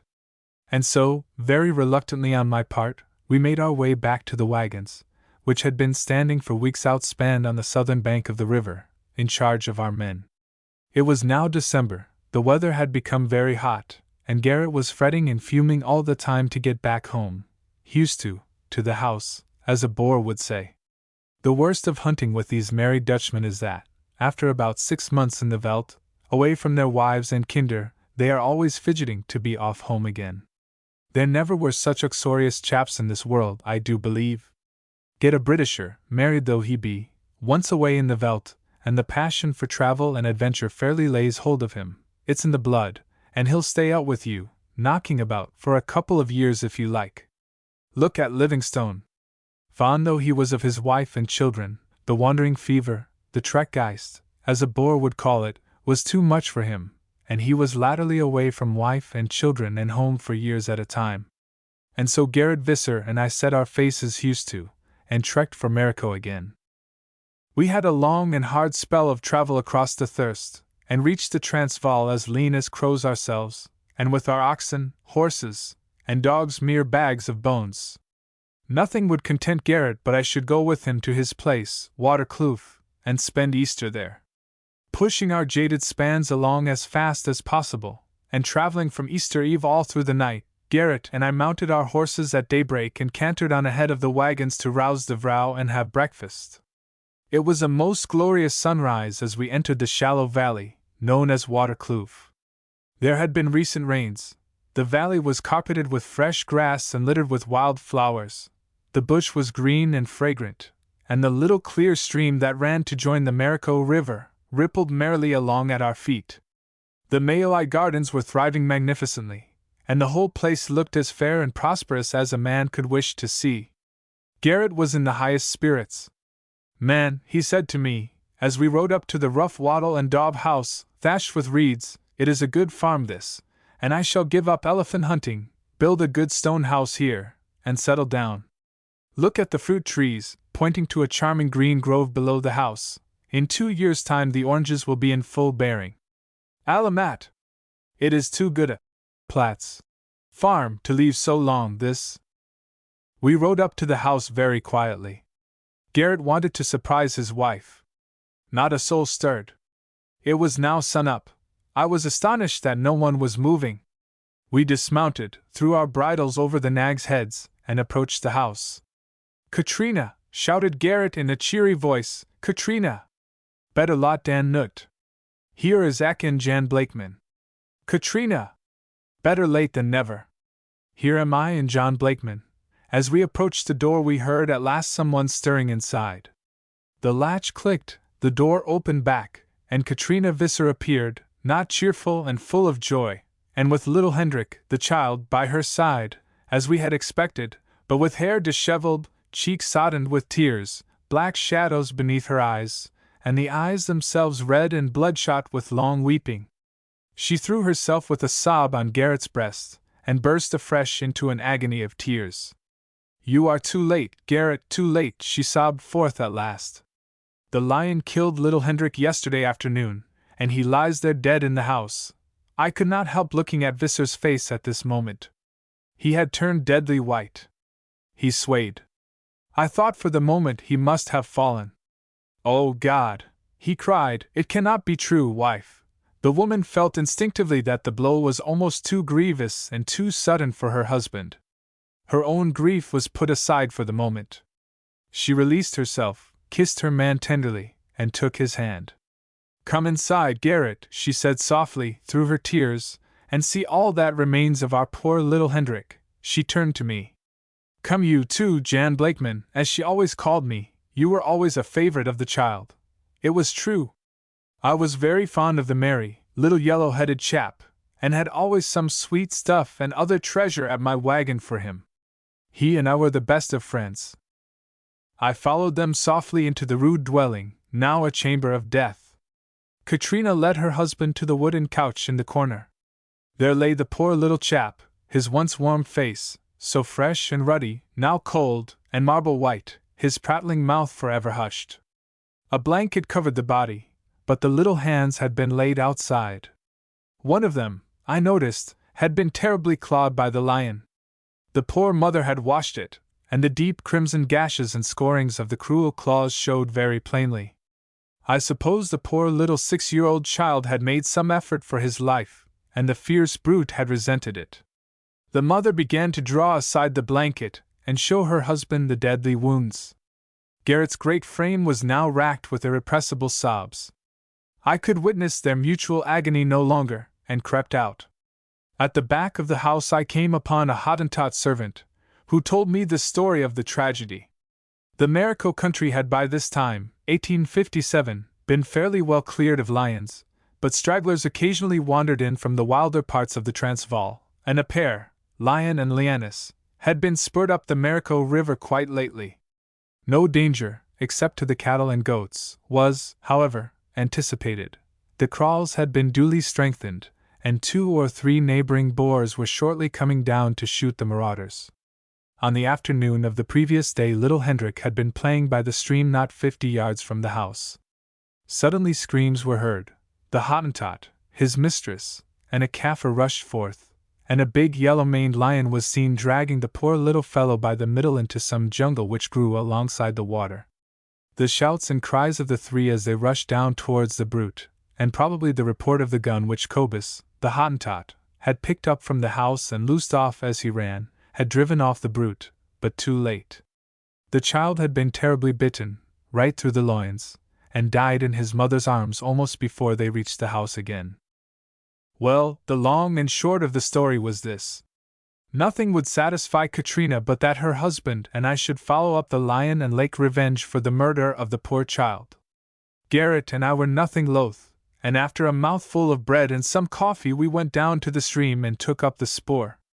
Garrett and I each carried our rides. Cobus, the Hottentot, had a smooth-bore rower, and Katrina, who insisted on coming with us, brought an old flint and steel horse pistol, which she had loaded up. We spurred the lion for half a mile down the river to a piece of dense jungle, where it had lain up over the remains of a small buck, which it had killed, probably on the previous evening. It was a nasty place, but we had dogs, and presently the brute was roused. He showed himself once and Garrett got a snapshot, which, as we subsequently discovered, wounded him only slightly, just sufficiently to render him really savage. Again the dogs went in and bayed the brute. This time the bush was more open. As a rule the Boers, good shots as they are extremely cautious about tackling a lion in covert. But Garrett's blood was up. He meant to avenge his child, and he went at once towards the sound. I was running round to assist, when I heard a report, a dull thud, and then renewed barking and fierce deep growls. I ran through the open jungle. Katrina Visser, her pistol at full cock, was close behind. We turned an angle of the bush, and there in an open glade lay Garrett, motionless beneath the paws of the lion, which half squatted, half stood over him.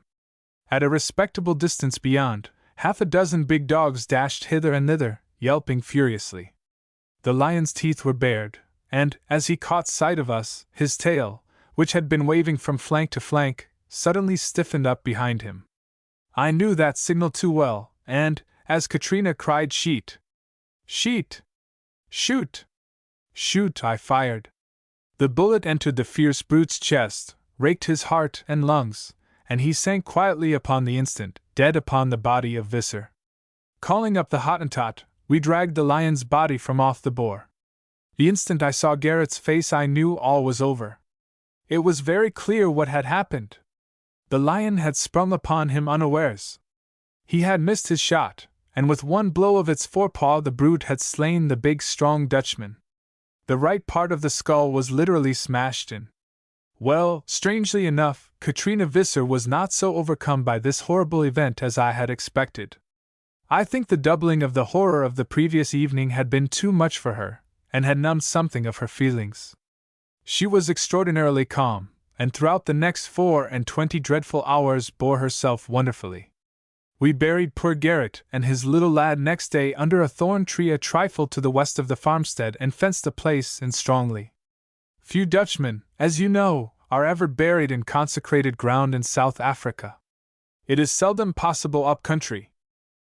That's practically the whole of the melancholy yarn. Katrina married again a few years later.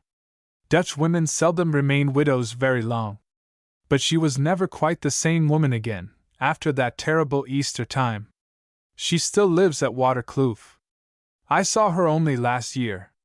Her hair, like mine, is very grey, and she has a second family growing around her. She likes me to look round for a chat if I am ever in Marico, and so, for old acquaintance' sake, I usually outspend for a day if I am anywhere near Waterkloof. Well, you fellows, concluded the old trader, that's the true story of the saddest Easter morning I ever remember to have experienced, or even heard of. Englishmen who come into this country scarcely, I think, make sufficient allowance for what the Transvaal Dutch have gone through in the conquest and settlement of their territory.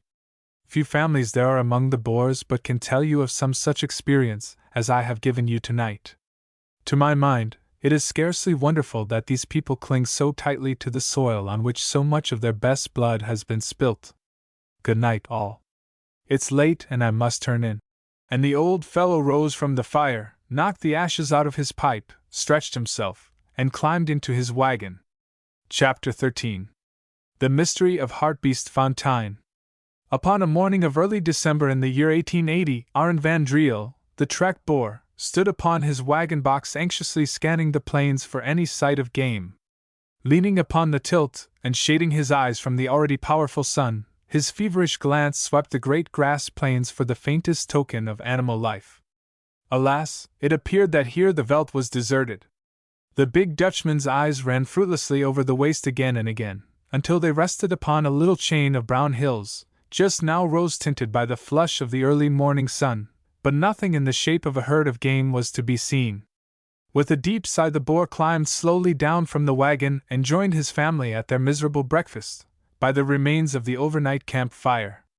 And indeed Arend van Driel had good cause for dejection. 2 years before, he and his family had quitted the Transvaal with a great body of trek Boers, who had made up their minds to leave a country upon which misrule and misfortune had long rested, and which now lay beneath the hands of the hated British government. The misfortunes of that ill-fated trek have long since become historical in the annals of the Transvaal Dutch. Thirst, famine, fever and dysentery were soon busy among the members of one of the most disastrous and ill-managed expeditions ever known in South Africa. The trek cattle perished by hundreds in the thirst lands of the northern Kalahari. The flocks and herds, left masterless, wandered and strayed, and disappeared by thousands. Along the rivers and swamps of Gamaland and the Okavango, sickness and suffering destroyed whole families.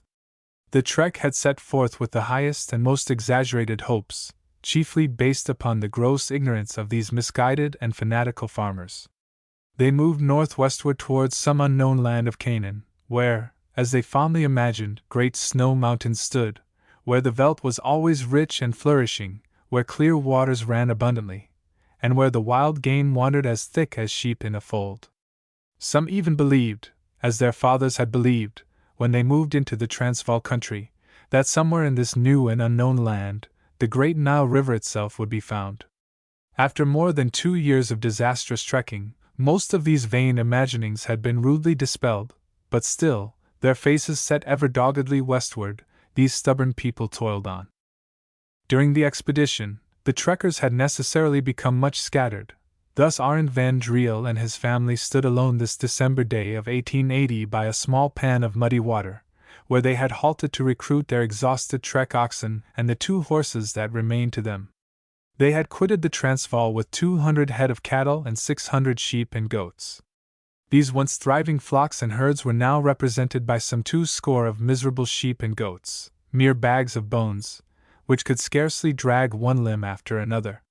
It was absolutely necessary to husband even these slender resources, and Van Driel had therefore been anxiously surveying the surrounding veldt for some herd of game from which he could secure a meal or 2 for his starving family. He now moved up to the camp fire with disappointment written plainly upon his gaunt, sun-tanned and bearded face.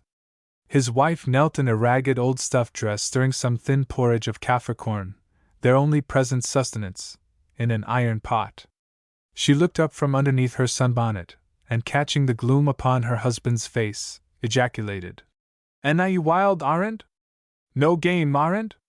Anna ye wild, Anna," returned Arend disconsolately. "I think the Lord means us to die after all in this desert. Cursed was the day we ever left the Transvaal." He sat himself down in the red sand by his children, after they had been helped to a small plateful of porridge each, and took and ate his own portion. There were 4 children left to the Van Driels. There had been 7 when they quitted the Transvaal. 3 had died of fever at Vogelpan, a little to the south of the Okavango. Of those remaining, Hermanus, a big lad of 15, seemed fairly strong. The other 3, a boy and 2 girls, ranging from 5 to 12, looked, poor things, pale, weak and dispirited from fever, misery and semi-starvation. The clothes of all were tattered and ragged and hung loosely about them. The interior of the big wagon hard by looked very bare for a Dutchman's. But as a matter of fact, almost all the little stock of furniture and house gear had been perforce abandoned. Plows, farming implements, tables and chairs, and other impedimenta, all now lay in the middle of that dire thirstland between Kamas and the Botlekli River, where they had long since been cast away to lighten the load. Even the very wagon chairs, dear to every Boer, had been thrown away. Hermanus, the eldest lad, was the first to finish that meager breakfast of ground millet, boiled in water. He now rose and in his turn climbed to the wagon and took a survey over the country. Suddenly an exclamation broke from his lips. "Father, there's game half a mile away, just moving from behind that patch of bush. I think they are hartebeest." The stolid, melancholy-looking Boer was roused in an instant from his apathy. He climbed quickly to the wagon, and in his turn gazed intently at the game. "Yes, that's right enough, Hermanus," he said. "They're hartebeest. They must have slept behind those bushes last night, and they're coming straight this way. Ah! See, they have got our wind."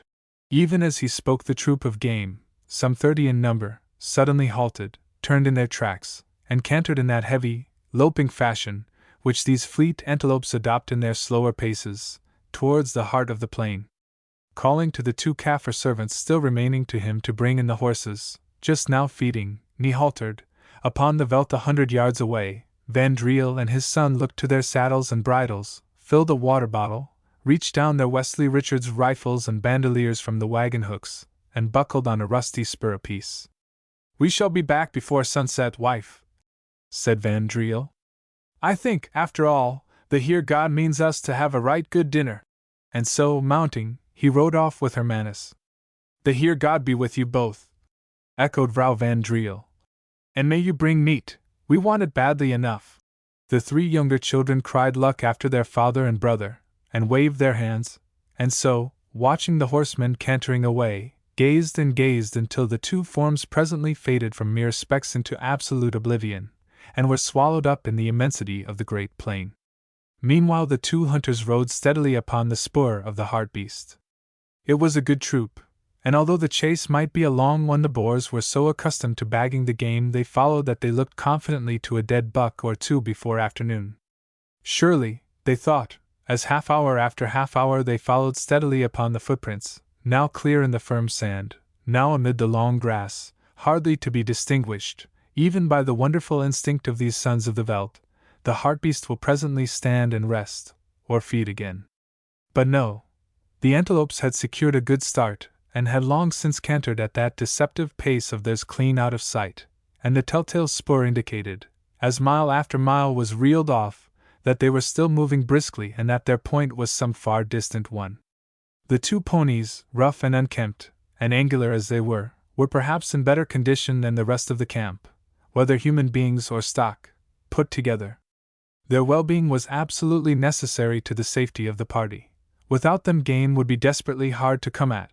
They had, therefore, been fed pretty regularly on Kaffir corn, and still retained condition. Moreover, they came of that hardy Cape breed which produces some of the toughest, most courageous, and most serviceable horseflesh in the world. The nags were all right, and hour after hour they cantered steadily on. It was now 12 o'clock, the sun was desperately hot, they had ridden nearly 5 hours, with but 1 short off saddle, and it was absolutely necessary to give the horses another rest. Father and son, therefore, off-saddled at a patch of thin bush, haltered the nags, which at once rolled and began to feed, and themselves rested under the scant shadow of the brush. For nearly an hour Arent smoked in silence. Meanwhile the lad lay prone upon his stomach, gazing straight in front of him in the direction in which the game still headed. Out there now rose before the two hunters, swelling solidly from the plain of yellowish-green grass, the low chain of hill, which, as they viewed it from the wagon box that morning, had seemed so far away. But they had ridden 18 good miles since breakfast. The hill stood now but 4 miles away, and each cleft, krantz, and precipice of its scarred and weather-worn sides, each dark patch of bush and undergrowth, now showed plain and naked before their eyes. "That's where the hartebeests have made for, father," said the lad at last. "Shall we catch them there, think you?" "Yes," answered the big boar, cocking his tattered, broad-brimmed hat yet more over his eyes, and looking very hard at the line of hill. "They've gone in there, right enough, Hermanus, in by that dark kloof yonder. But whether the kloof leads right through the hill to the country beyond I can't tell. If it does, we shall have a long hunt and be out all night on the spoor. If it doesn't, we shall catch them in a trap, I hope. Mott! But my stomach aches for a bit of good flesh, and your mother and the children want soup and meat badly, poor souls. Fetch in the horses, lad. They've had rest, and we must push on again." Hermanus rose, walked out onto the veldt, drove up the nags, and once more they saddled up and mounted. They went very warily now, looking keenly along the base of the little range of kopjes, to see that the hartebeests were not feeding quietly among the scattered bush that grew about the lower slopes. But no, the spoor still held straight ahead, and in half an hour they were at the entrance of the kloof. It was a narrow ravine, which appeared to have been violently rent by nature right into the heart of the hills, but which, doubtless, the action of water, erosion, and ages of time had worn slowly and with infinite quiet, century after century, deep into the hard rocks. After 200 yards of this narrow ravine, the kloof suddenly turned at a right angle and then broadened out into an open valley about half a mile long. The spoor had told the hunters very plainly that the antelopes had entered the kloof. But it was not yet evident why they had traveled all that way thither. Father and son now settled upon a plan of action. It was clear, upon looking up the valley, that no exit was to be found at the far end. If, however, they rode straight up the kloof, they would probably drive the game right over the hills, where to follow would be difficult and shooting not easy. "I cannot make out why the buck have come in here," whispered Van Driel, meditatively, as they stood beside their horses, and well screened by bushes, gazed up the valley. "It's not like hartebeest ground at all. There must be water or new grass, or some such attraction at the head of the kloof. We will leave the nags here fastened to the bush." He took up a handful of sand and let it fall lightly through his fingers. "The wind is right enough, it blows fair down the kloof. There is plenty of cover along the bottom here. If we leave the nags and creep very quietly among the bush, we shall probably get a fair shot or two each. The game here is seldom hunted, and as far as we can judge the place is never visited by man. Come along!" The two crept slowly up the valley, moving, from bush to bush, with infinite care and caution, their soft, homemade velshins of waterbuck hide making little or no noise as they pressed forward. Now and again they crossed the neat spoor of the antelopes, imprinted deep in the smooth, red, sandy soil. Then they looked at one another, and their eyes gleamed responsively. It was clear that the game had fed slowly and carelessly towards the head of the kloof. Their rifles were loaded and cocked. The time of action was very near. In a quarter of an hour, or a little more, they were drawing very close to the end of the valley. The bush grew thicker, which was all the better for their purpose. With extraordinary pains they picked their way, the spur still guiding them. Suddenly Arend Van Driel, stretching back his hand in warning, dropped from his stooping walk down upon one knee. Hermanus instantly followed his example. Van Driel motioned his son very softly forward, and creeping up, the lad saw through a small opening in the bush what had arrested his father's progress. It was a glorious sight, truly. The end of the valley, bounded on 3 sides by the steep and rough hill, lay before them. The ground was nearly open, and in the center of the rich, dark red soil flowed, over a rocky bed, a sparkling stream of the clearest water, which issued from the hillside to the right, and disappeared, apparently, beneath a litter of rocks on the left. Close to the stream, within 60 to 80 yards of where the hunters were concealed, were the hartebeests, most of them lying down, some few standing with heads down in sleepy fashion, others, again, plucking lazily at some green young grass, which here and there masked the good red soil. Only one of them, a knowing-looking old cow, was really on the alert. The long, black faces, corrugated horns, and bright bay coats of the big antelopes united, with the fair surrounding scenery, to form a striking picture of feral life. Attracted by the pleasantness of this green, charming, and well-watered spot, numbers of birds, many of them of brilliant plumage, were flitting hither and thither, crying, some sweetly, some vociferously, one to another.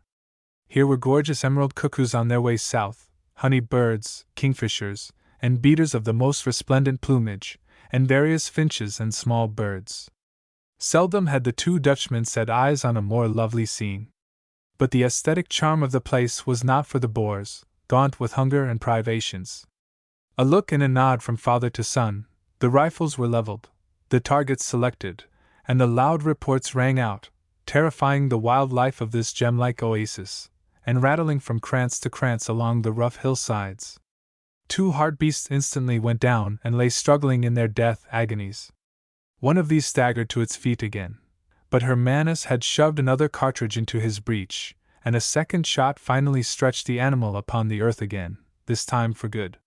Meanwhile, as the terrified troops sprang to their feet and tore frantically past his right front, Arend van Drio rose quickly, slewed half round, and fired another shot. The bullet sped home, raking obliquely the lungs of another antelope, which was later on found dead 200 or 300 yards down the kloof. The two Boers walked forward to the stream, surveyed for a minute or two their dead game, a fat cow and a young bull, both in high condition, and then kneeling at the water, drank long and deep, and laved their faces, arms, and hands. The lad was now dispatched at once to the bend of the kloof for the horses, which could not only drink and feed here, but were to be freighted with as much meat as they could carry for the camp. Before setting to work to skin the game, Van Drio walked along the margin of the stream to the spot whence it issued, a natural fountain among the rocks. Here, casting about, he came upon a discovery that electrified him, first the whitened bones of a man and a pair of spurs, afterwards an old weather-worn percussion gun, rotten and rusty, a powder horn, and a good-sized and very heavy metal box.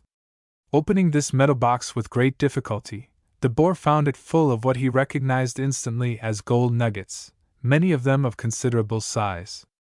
Searching yet further among the rocks, the Boer discovered, just as Hermanus rode up with the led horse, a carefully laid pile of much bigger nuggets, worth manifestly a large sum of money. Who was the man whose poor remains lay bleaching in the sand there? When had he entered the kloof? How had he died? These were questions impossible to answer. Van Drio could only surmise, from the make and shape of the old percussion smooth bore and powder horn, that the owner must have died there 30 or 40 years before. Looking again closely at the powder horn, Hermanus discovered the initials H.D. carved neatly upon the side. But H.D.'s life and death and history lay hidden among these pathetic relics, mysteries impenetrable, insoluble.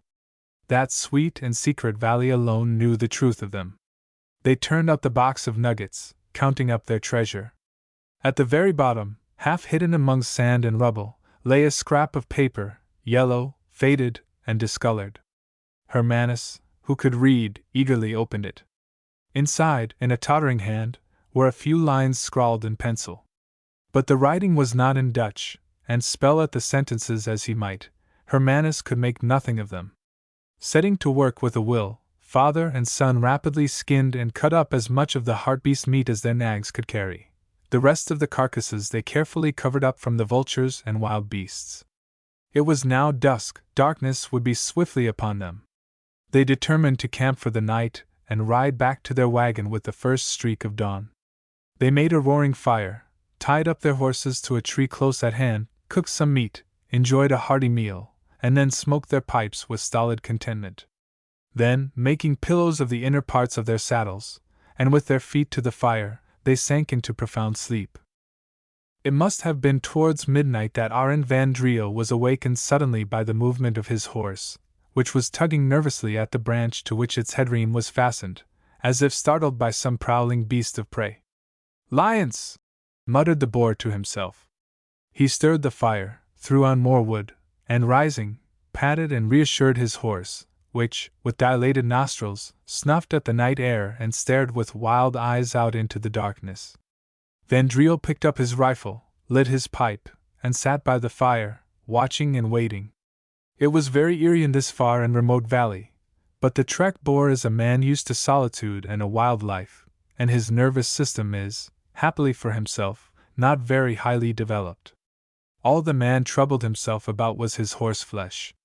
Horses are scarce in the far recesses of the interior, and Arend had no intention of losing either of his nags by the attack of lion or leopard. Suddenly his horse snorted at the breeze again, and pulled fiercely at his rein. Something approached, something that scared intensely the nervous animal. With ears and eyes strained, the boar looked out into the darkness, beyond the ring of firelight. Hark! What was that? And then something, Van Driel could not make out what, moved past some 20 paces away on the other side of the fire. It looked about the height and size of a lion. The boar's rifle went to his shoulder, he took rapid aim, and fired. The report of the Wesley Richards rattled out from the rocks behind them, and mingled with the sound, rose a strange, wild, shuddering cry, half human, half bestial. It was no lion's or leopard's cry, as Van Driel knew instantly. What in God's name could it be? A baboon, perhaps?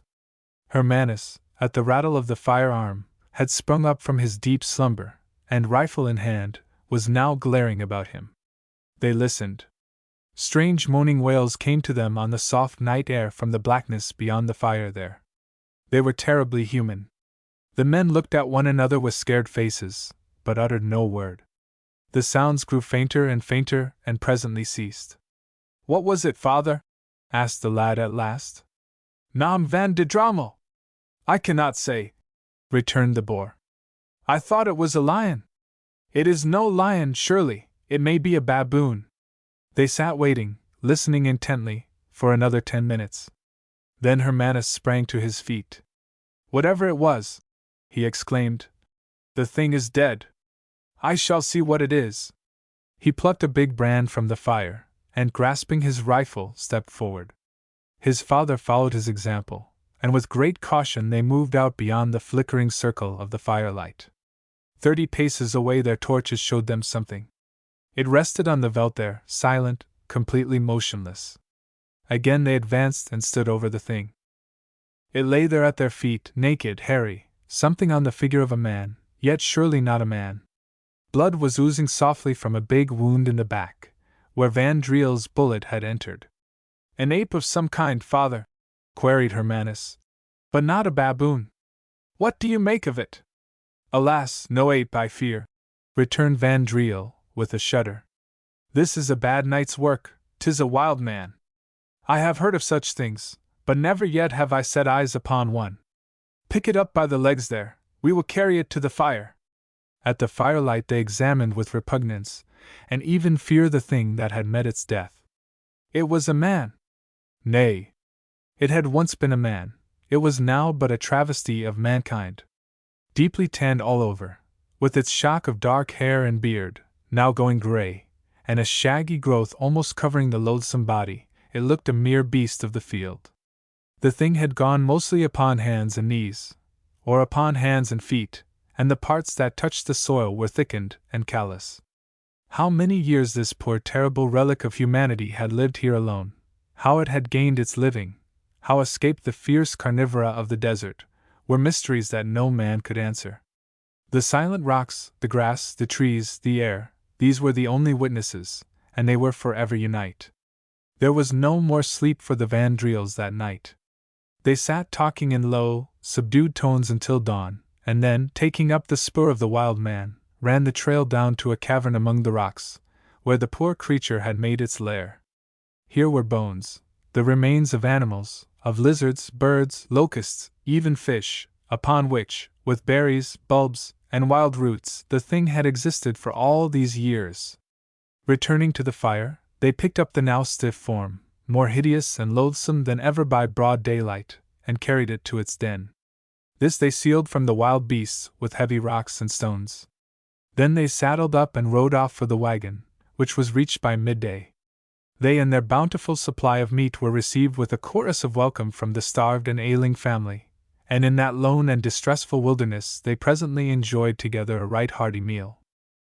Next morning Arend van Driel had settled upon a plan of action. He dispatched his native boys on a month's journey, far back to one of the standing camps of the Trek Boers, upon the Okavango. So soon as they were out of the way, he trekked with his family for Hartbeesfontein, as they now called the place of mystery. Arend had seen something of gold mining at Leidenburg, in the eastern Transvaal, and from the discoveries he had already made, he guessed that the valley was rich in alluvial gold. He was not mistaken. In less than a month's search in the rich alluvial soil at the head of the kloof and along the bed of the stream, he and his family picked up many a good nugget, so that, with the store already gathered by their dead predecessors, they trekked away, carrying with them enough gold to set themselves up in a fair way for the rest of their lives. They were not sorry to quit the valley, with its grim secrets, and presently, after much hard and toilsome travel, reached Transvaal soil again. The Dutch Afrikanders are a secretive race and keep their own counsel. Moreover, they are the last people in the world to trumpet forth gold discoveries for the benefit of the detested Britisher, who threatens in time to overrun the whole of South Africa. Arend van Driel is now one of the wealthiest farmers in the Transvaal. His son, Hermanus, who is married and lives on an excellent farm near, is just as comfortably off. Their Russenburg neighbors have puzzled for years, and still puzzle, over the return of this family from the Masamedes trek and their great and inexplicable accession of wealth. But Van Driel and his good vrouw, who started on that terrible expedition strong and hardy people on the right side of 36, without a grey hair between them, and came back lined and grey, and apparently far on into middle age, are never likely to yield up their secret. Nor is Hermanus, nor are the rest of the family. The quiet valley of Hartbeesfontein, with its strange discoveries and uncanny inhabitant, remain mysteries locked safely within the breasts of each one of them.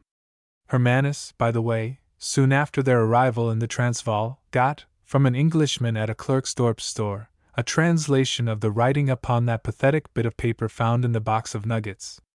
The translation ran thus: I am camped here, with my little son, on my way prospecting from Namaqualand. My comrade, John Finch, died at Fish River. Wagon looted by Namakwa Hottentots. Found my way here, but horse dead of sickness and can go either forward nor back. Plenty of gold, but no present chance of escape. What will become of my boy James, 9 years old? God help us, I am very ill and doubt how things may end. Henry Disley. August, 1847. That poor stained letter, which contains the secret of Hartbeesfontein, old Arend van Driel, strangely enough, still cherishes in its battered metal box, locked up securely in the dark recesses of his ancient wagon chest, which itself rests beside the big family bed. Chapter 14. Charlie Thomir's Lion. On a March morning Charlie Thomir and his wife were at breakfast in their pretty flat near Park Lane. A cloud sat on Charlie's fresh, good-looking face. He looked at his wife curiously, and then launched into the business that worried him. Sybil, he said, we must pull up. I want to have a serious talk with you. Oh, for heaven's sake, don't begin business at this unearthly period, replied Sybil. I am going out riding in less than an hour, and I haven't time. You can spare 10 minutes, old girl, he said, and things are getting into such a hobble that we must pull up and make an alteration. If we don't, another year or two will see us stony, so far as I am concerned. Well, go on, returned Sybil, putting her red lips to a cup of tea. And do compress your lecture. At 11 Cecil Cloudesley will be here with a new pony we want to look at. Charlie's brows knitted into a little frown. Oh! Hang Cecil Cloudesley and his ponies! He exclaimed. 3 years ago when we married, he went on, we had 1,600 a year between us. You had 700, I had 900. Well, I've often told you we've been going the pace far too much. It's been my fault, I admit, quite as much as yours. And now this is how we stand. I've had to break into my capital 4 times in 3 years, as Jesson and Fosbury remind me, and now my income is reduced to something over 400. Your money, thank goodness, is tied up. 1100 would do us passably well, living quietly in the country, and to that we shall have to make up our minds. I've given up my nags, as you know. After July we must sell off, give up the flat, and retrench seriously. I've had enough of this sort of thing, and I'm getting heartily sick of it. I'm getting soft and hipped, and I loathe this incessant keeping up appearances, and living beyond one's means. And there's the baby. Poor little chap, he sees precious little of us, living as we do. We must give him a chance. I'm sure he needs fresh air and a country life far more even than we do. This reference to her 2-year-old child was rather a sore subject for Sybil. She knew that in the whirling life she led, she had really neglected the youngster. But her spirit rose instantly to combat the suggestion. Oh, Arthur's all right, she returned with some sharpness. He was at the Mauders for a month at Christmas, and he'll be there again in May or June. But we can't live on 1,000 a year, that's certain. I suppose you can get something to do. I can't, I really can't, be buried alive in the country. Well, returned her husband, a little hot at the cool way in which she had met his advance. I've been thinking over things. I shall sell out another 1,000 or so and go off to Rhodesia, and try and pick up some mining claims or town lots. You must live on £900 a year somehow, and I'll do the best I can to pick up some oof. Anyhow, I'm tired of this sort of life. I see very little of you, and you can put up with my absence for a year, I suppose. I might perhaps even exist for 2 years without the light of your countenance, Charlie, if I tried very hard, retorted Sybil. A little flush had risen to her cheeks, and a rebellious sparkle flashed in her dark eyes. She had not reckoned upon this proposition. Charlie was useful, nay, necessary to her in 100 little ways, and she hated the idea of parting from him. She was angry with herself and with him. Well, that settles it, rejoined her husband coolly. I'll try and make some coin in Mashonaland, and you stay at home and pull in a bit. We shall be better friends when I come back. Somehow this town life doesn't suit either of us. We hit it off 1,000 times better when we lived at the Grange. He rose and lit a cigarette. I'll settle up all outstanding things, he went on. And if you stay in town you'll have to do with 1 pony for riding, and hire a Victoria when you want it. I should advise your staying with your mother for 6 months. She'll be delighted to have you and the youngster. I can't part with either Dandy or the barber, returned Sybil hotly. And you really needn't bother me as to my movements. I can take care of myself very well during your absence. Thomir glanced at his wife.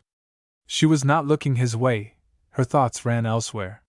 He was extremely fond of her, and, at this moment, just as he was about leaving her, she looked, he thought, more charming than ever.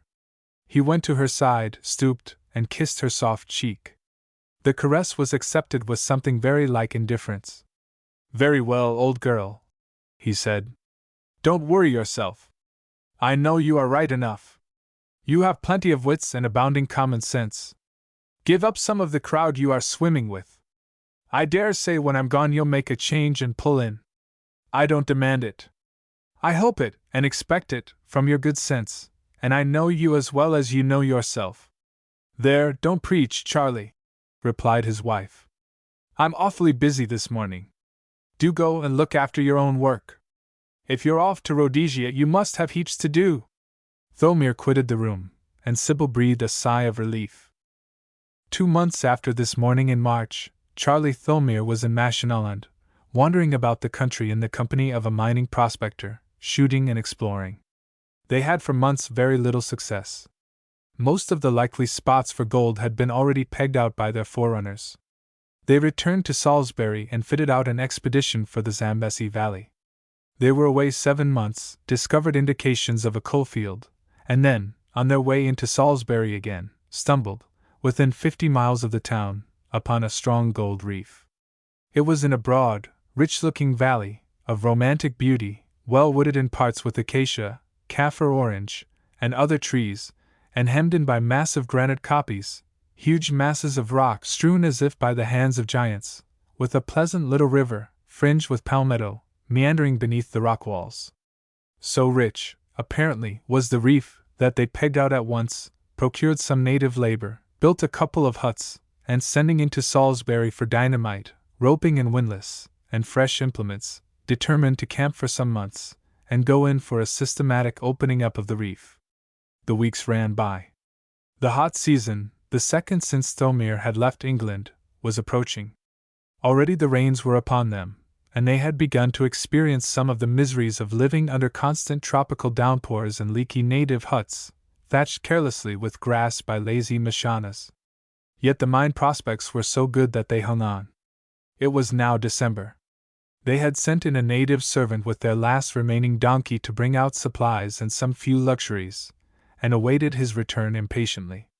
They had reached the valley with 4 donkeys, the poor remnants of their long Zambesi string, but lions, which were troublesome and daring, had killed 3, as well as their sole remaining horse. The camp was very quiet, only 2 or 3 native workers were with them, and from these they extracted precious little labor at their shafts and other operations. John Brightling, a Cornish miner, a capital fellow, Thomir's constant companion in his prospecting operations for a full year past, was down with fever. Thomir himself was feeling none too fit, but was still well enough to tend his sick comrade. Night fell. It was a dark night, with no moon, and a threatening of heavy rain.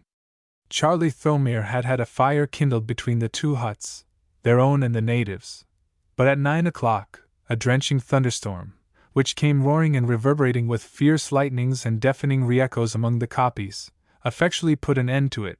Brightling had felt better towards night.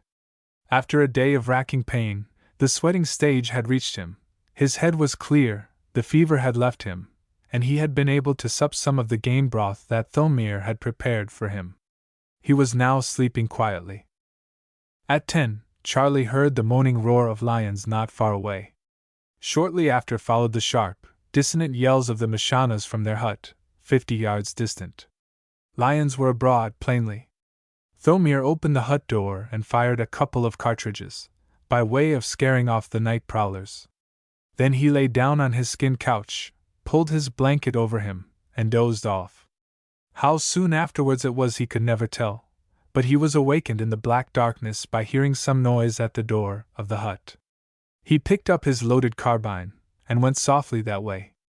Gently lifting the latch, he opened the door and peered out. Almost in the same instant, his left hand, which was thrust a little forward, was seized in the jaws of some savage creature, armed with frightful teeth. With a yell that leapt from rock to rock of the quiet valley, and seemed to split the very darkness, the unfortunate man lifted his carbine and belabored the brute that held him fast, fiercely about the head. But the lion, for such it was, held on grimly, chewing, and crunching, and tugging hard at the hand now gripped so ruthlessly in those ferocious jaws. During this frightful struggle Thomir felt, curiously enough, little of actual physical pain. He was conscious of some sudden shock, just such as he remembered from a heavy fall in hunting, but chiefly, his mind was concentrated in a determination to free himself at all hazards from his captor. He ceased hitting the brute with his carbine, and instinctively poked at the lion's head with the muzzle end. Suddenly he encountered something soft. It was the brute's eye. His forefinger slipped from the trigger guard to the trigger itself and pulled. The bullet crashed deep into the lion's brain, and upon the instant the fierce creature fell dead at his feet, dragging him to earth in its fall. Then his mind reeled into unconsciousness, and he remembered no more. 3 minutes later, John Brightling, who had started from his bed of fever at the sound of Charlie's yell and the report of the rifle, had lit a lantern, and was outside. He could scarcely believe his senses when he found, just beyond the doorway, the body of the dead lion, with his comrade's senseless form lying across the grim beast's forelegs, his left hand still imprisoned in that terrible grip. Rousing the trembling natives from the adjacent hut, John, after some trouble, succeeded in prizing open the huge teeth, forcing the jaws apart, and releasing the mangled hand, or rather, what remained of it. for the lion had bitten 3 parts of that member from the rest of the limb. They got Thomir into the hut, and then, while he lay still insensible, Brightling tied a ligature tightly round the wrist, trimmed off the ghastly wound, washed the poor maimed stump, and wrapped it in linen. Then he administered a stiff dose of brandy and water, and Thomir presently began to come round. In a little while he had pulled himself together wonderfully, and they discussed the situation. It would take 2 days at least to get the doctor from Salisbury, and they had no carbolic, meanwhile, to keep the wound sweet. What was to be done? A pot of liquid pitch stood in one corner of the hut. Into that they inserted the still bleeding stump, and bound up the wound again. It seemed the only thing to be done, rude and barbarous as was the precaution. At the first streak of dawn they dispatched the fleetest among their native boys, with an urgent letter to Salisbury for help.